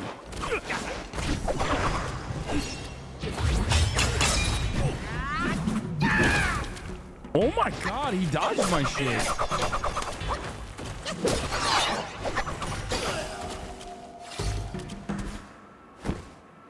That's crazy for like a not. I mean, it's just like a random mob.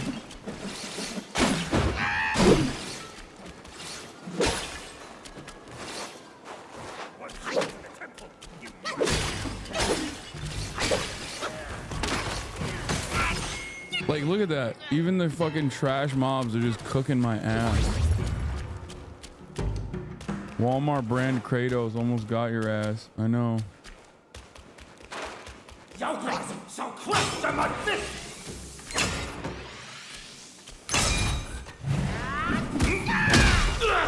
Like, look how beefy the fucking monks are.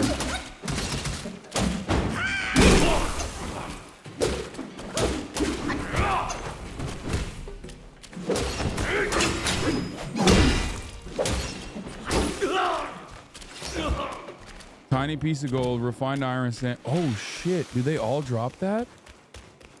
Or is there like a drop rate?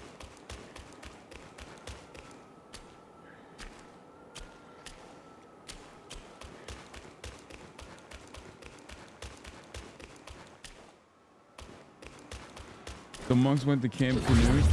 Yeah, their sight only weighed them down. I see that, actually. Good morning, husband. Where the fuck are you joining from? Australia? What the hell?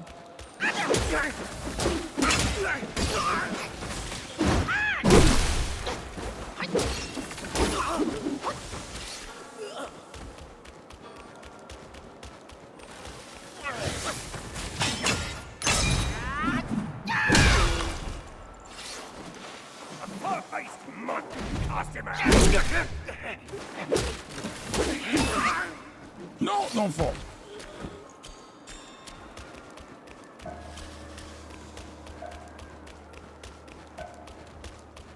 You die, Mike.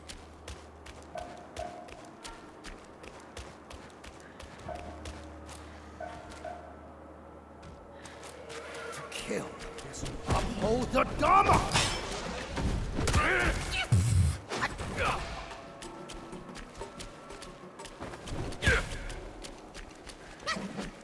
Can he not see me? Like, what the fuck's going on?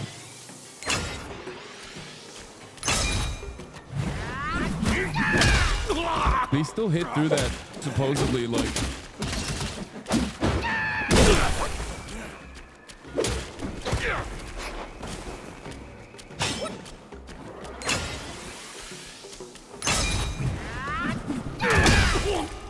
It's crazy.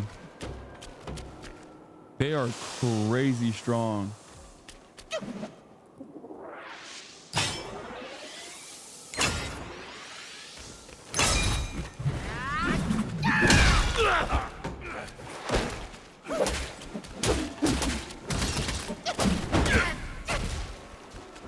Cooked my ass in the middle, my combo.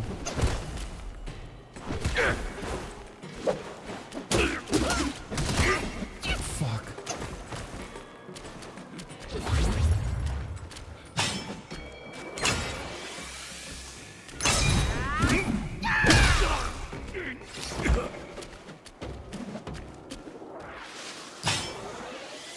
Do those monks have hockey? What do you think is they're hitting me with? It's hockey that they're hitting me with, chat.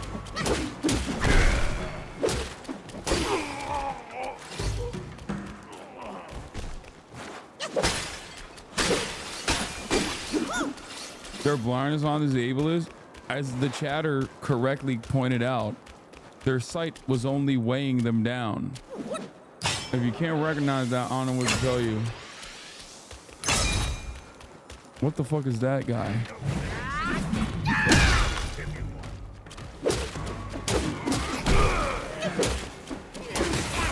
Wait, what?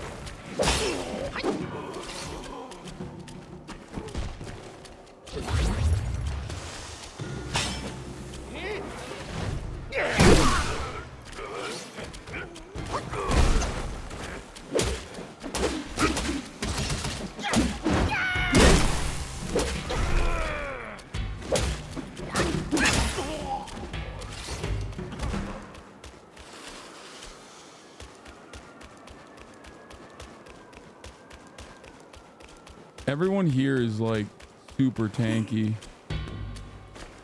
Oh, fuck me. Another Kratos.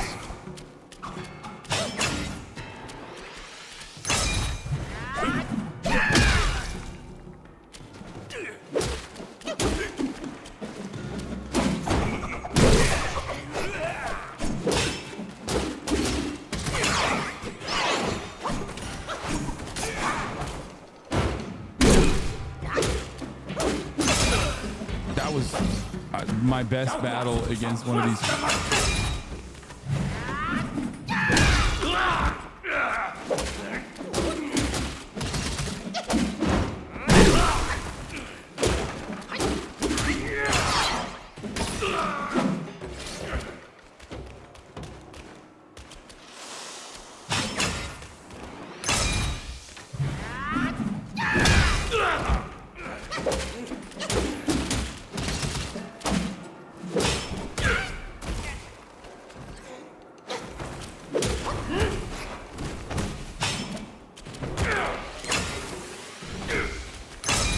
What are you hitting, bro? It's the eyes that see, make your power. Oh shit. He dropped the mine core.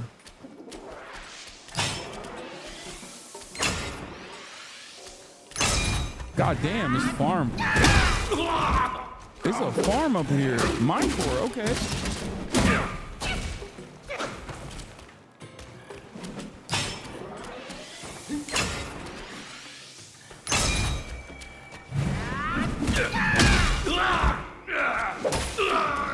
Come on, give me something better than. Oh my god, they both dropped mine.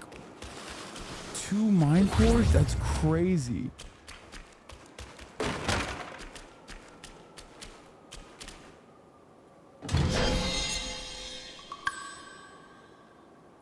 Thunderstorm, the Curio. See what that does. Moderately increases shock resistance.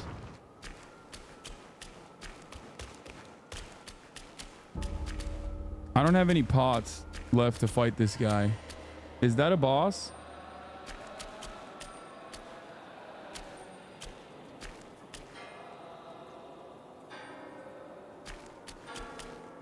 Go right now. Don't want to miss that transformation. Big mob boss, not a boss. Oh, it's a fucking higher level Yao Guai type shit.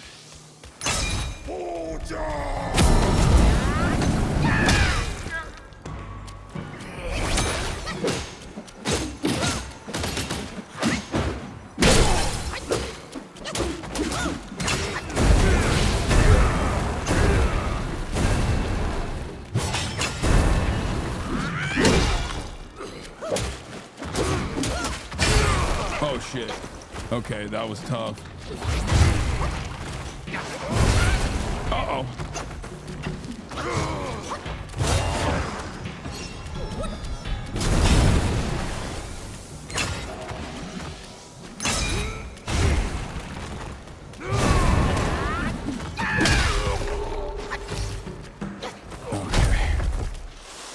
God damn, fucking cooked my ass.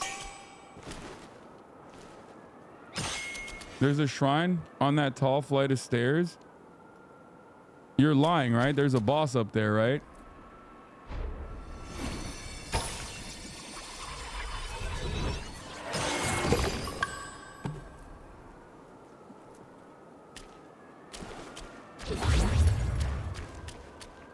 Is there actually a shrine up there or no?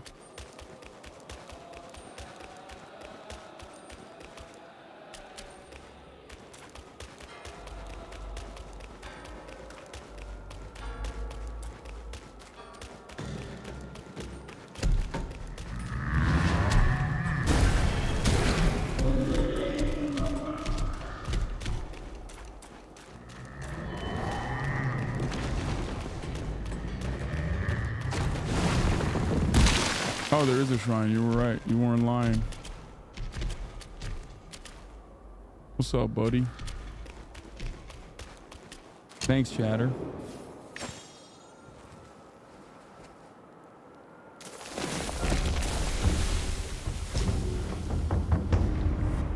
This is still chapter 3. We're at the end of chapter 3, chat. There's a boss behind these doors who apparently is insanely powerful. But I've also heard from other people. Now go right or the opposite side. We went for the best transformation. There really is a hard boss fight though.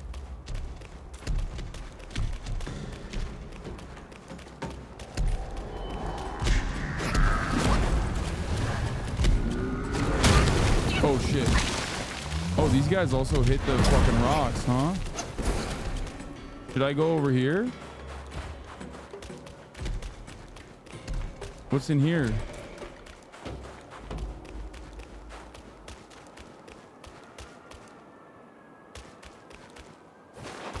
Oh, what the fuck?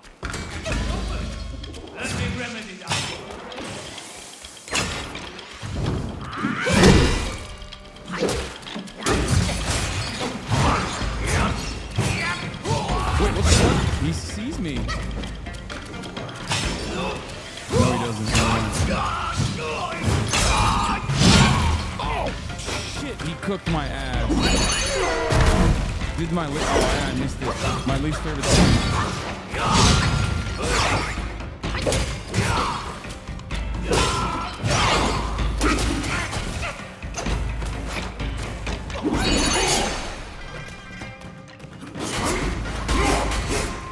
What the fuck? He's dodging all my shit?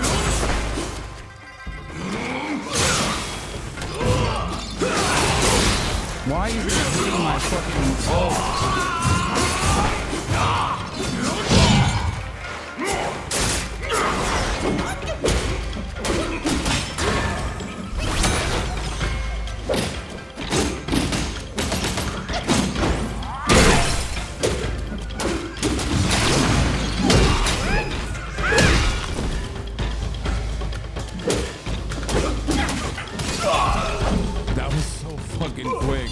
Damn, I just destroyed his butt cheeks.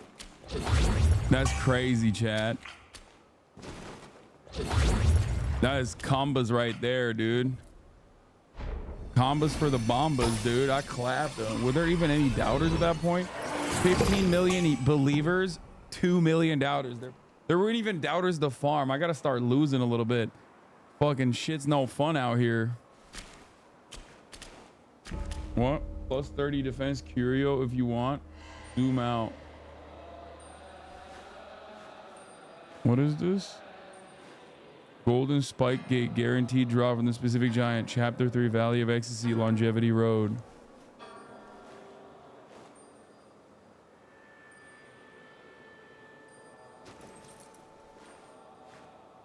I'll do that later.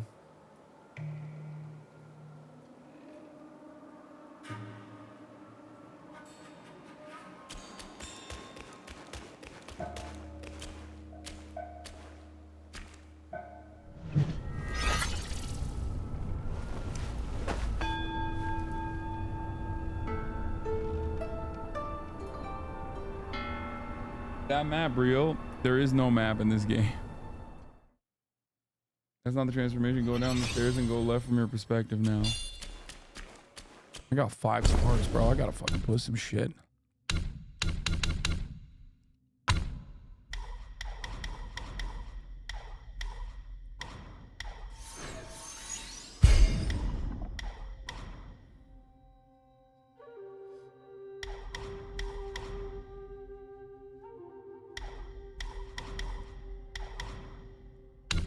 Kill the 2 giants. I don't want to even touch them right now. I feel like that's the...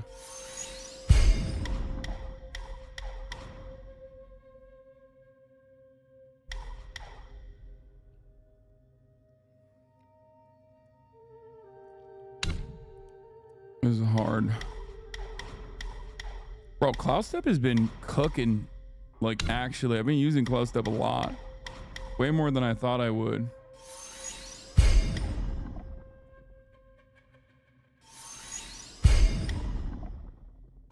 Wait. Oh, fuck. I can't use my staff to block attacks because I don't have the projectile staff. I didn't put anything into fucking staff defense.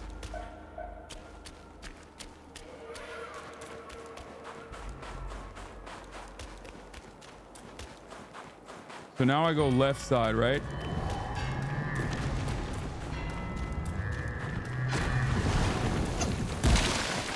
Opposite side that I went.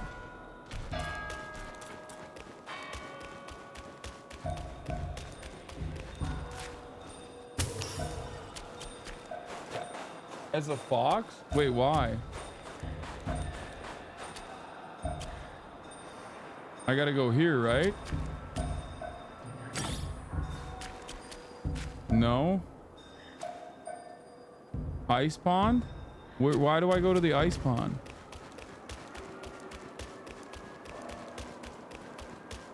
I can't even be a fox anymore.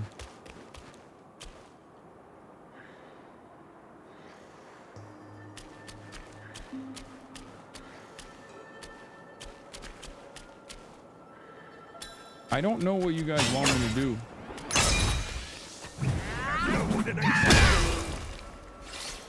Wait, you want me to go into this ice pond?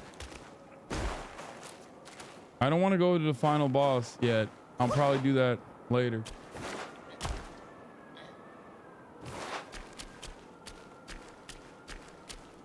Why do you want me to fight this fucking asshole?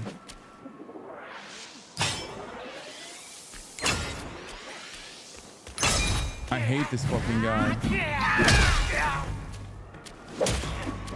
This is like one of my least favorite least favorite type of Yao Guai. They hit hard, they're tanky, they got fucking all sorts of different like awful shit.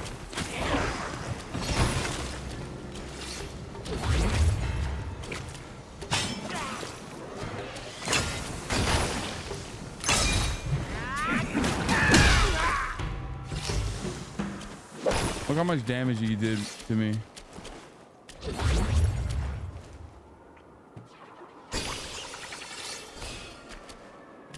Go fight non-able. I don't know where he is, chat. Where is non-able?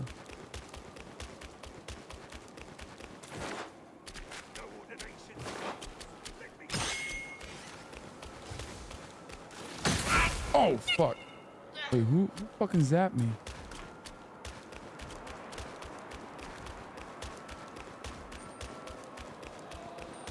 Back in the forest?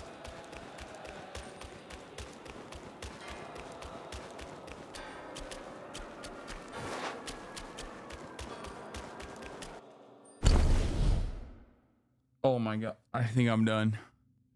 I'm done for today. Where you go to the fox, but to the left area up the hill. Just keep going opposite side. What about the fucking other shrine to this? What about this right here? This. What's over there? Is there a boss there? Or not?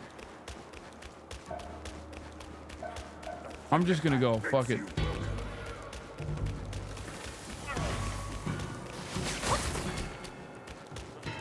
What are these? Oh, they're. Oh my god, they're gonna cook my ass. Hold the Dharma!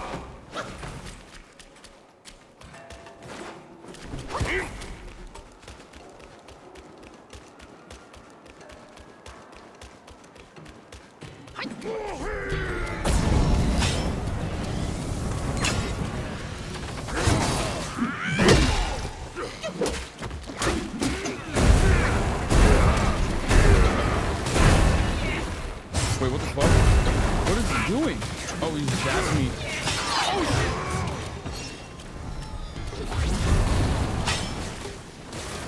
shit. Wait, how is it hitting me?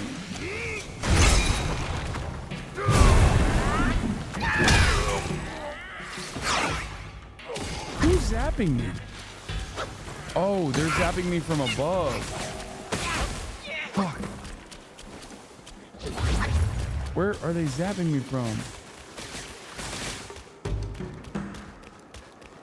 Where's this fucker at? Yao Guais shall crush at my fist!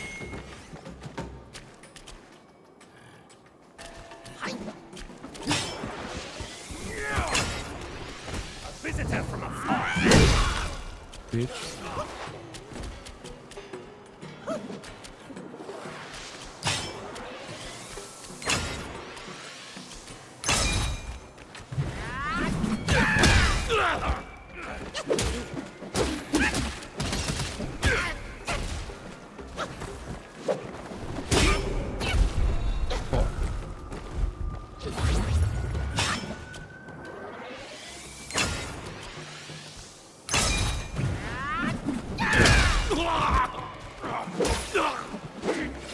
Come on, one of them's got to drop that fucking blindfold. That arm guard you got is a rare drop. Wait, I got an arm guard from the other guy? Oh, I did. The Vagra arm guard moderately reduces cooldown for all mysticism spells. The Vajra.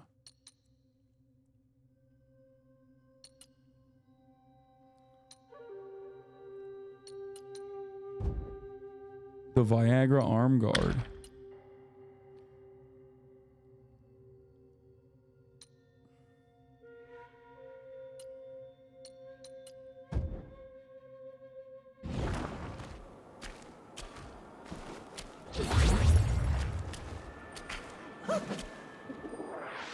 Okay, so there's nothing up here.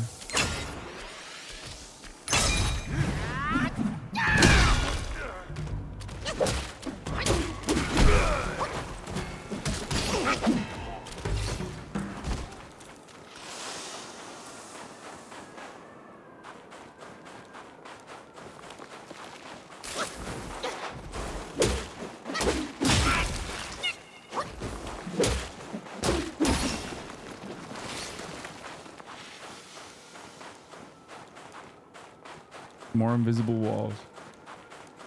Go left and up the stairs. Not the time, but lol. What is this? Is Apollo Noir? I know this is gonna be ass. I knew it. I knew it was gonna be ass, bro. I knew that this link was going to be ass cheeks. Okay. Like, dudes news frogs have made it their entire identity to be like, listen, dude, you see this shit? Yeah, I saw it, man. It's funny. It's also not very surprising. They're condemning Hamas again, you know? It is what it is.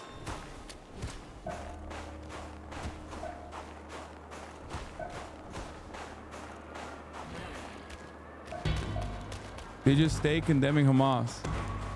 If you condemn Hamas hard enough, you... this is the guy. Oh my God, that's such a fucking... I hate this place.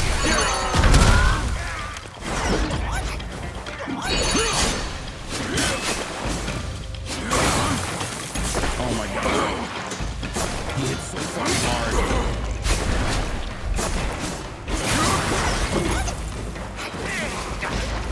I hate this fucking character.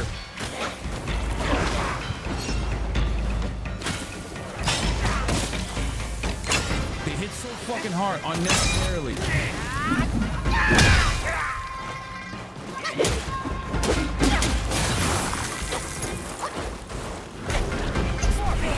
No, he's killed me. I knew it. I hate these fucking characters. They're my least favorite mobs, dude. They're my least favorite bosses, my least favorite mobs. And that one's got frostbite. It's just the worst. He was one shot too. Anyway, I'm done for the day. I'm done, chat. That's enough gaming for me. Holy fuck, we did 9 hours. That's crazy. I'm a freak. I hope you guys enjoyed the show. I'm a little tired, you know. Gonna need a nappy poo after this. Be nice to me, Apollo. Stop complaining. I love you all, including Apollo. Anyway, I will see you guys tomorrow. You already know it's Wednesday tomorrow, right? Oh. Nobody keeps a tab open, I swear to God. Anyway, love you guys. See you tomorrow, okay? Bye-bye. California, says Hasan. The starlock to the starlock to the topic just begun. There he is again, Hasan is streaming. Hasan is streaming.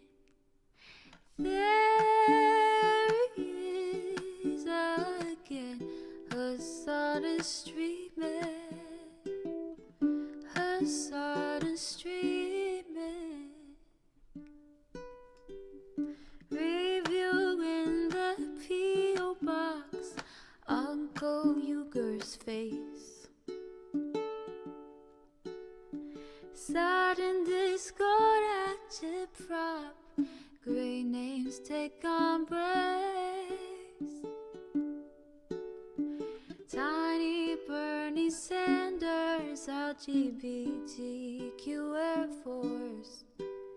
The whole left at your fingertips, on at your door.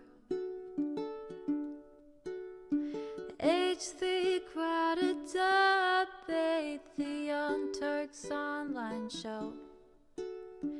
3 full fucking years of this, plenty more to go. 90-day fiance talks of champagne bourgeoisie. A Trump rally live reaction, a mass riot at DC.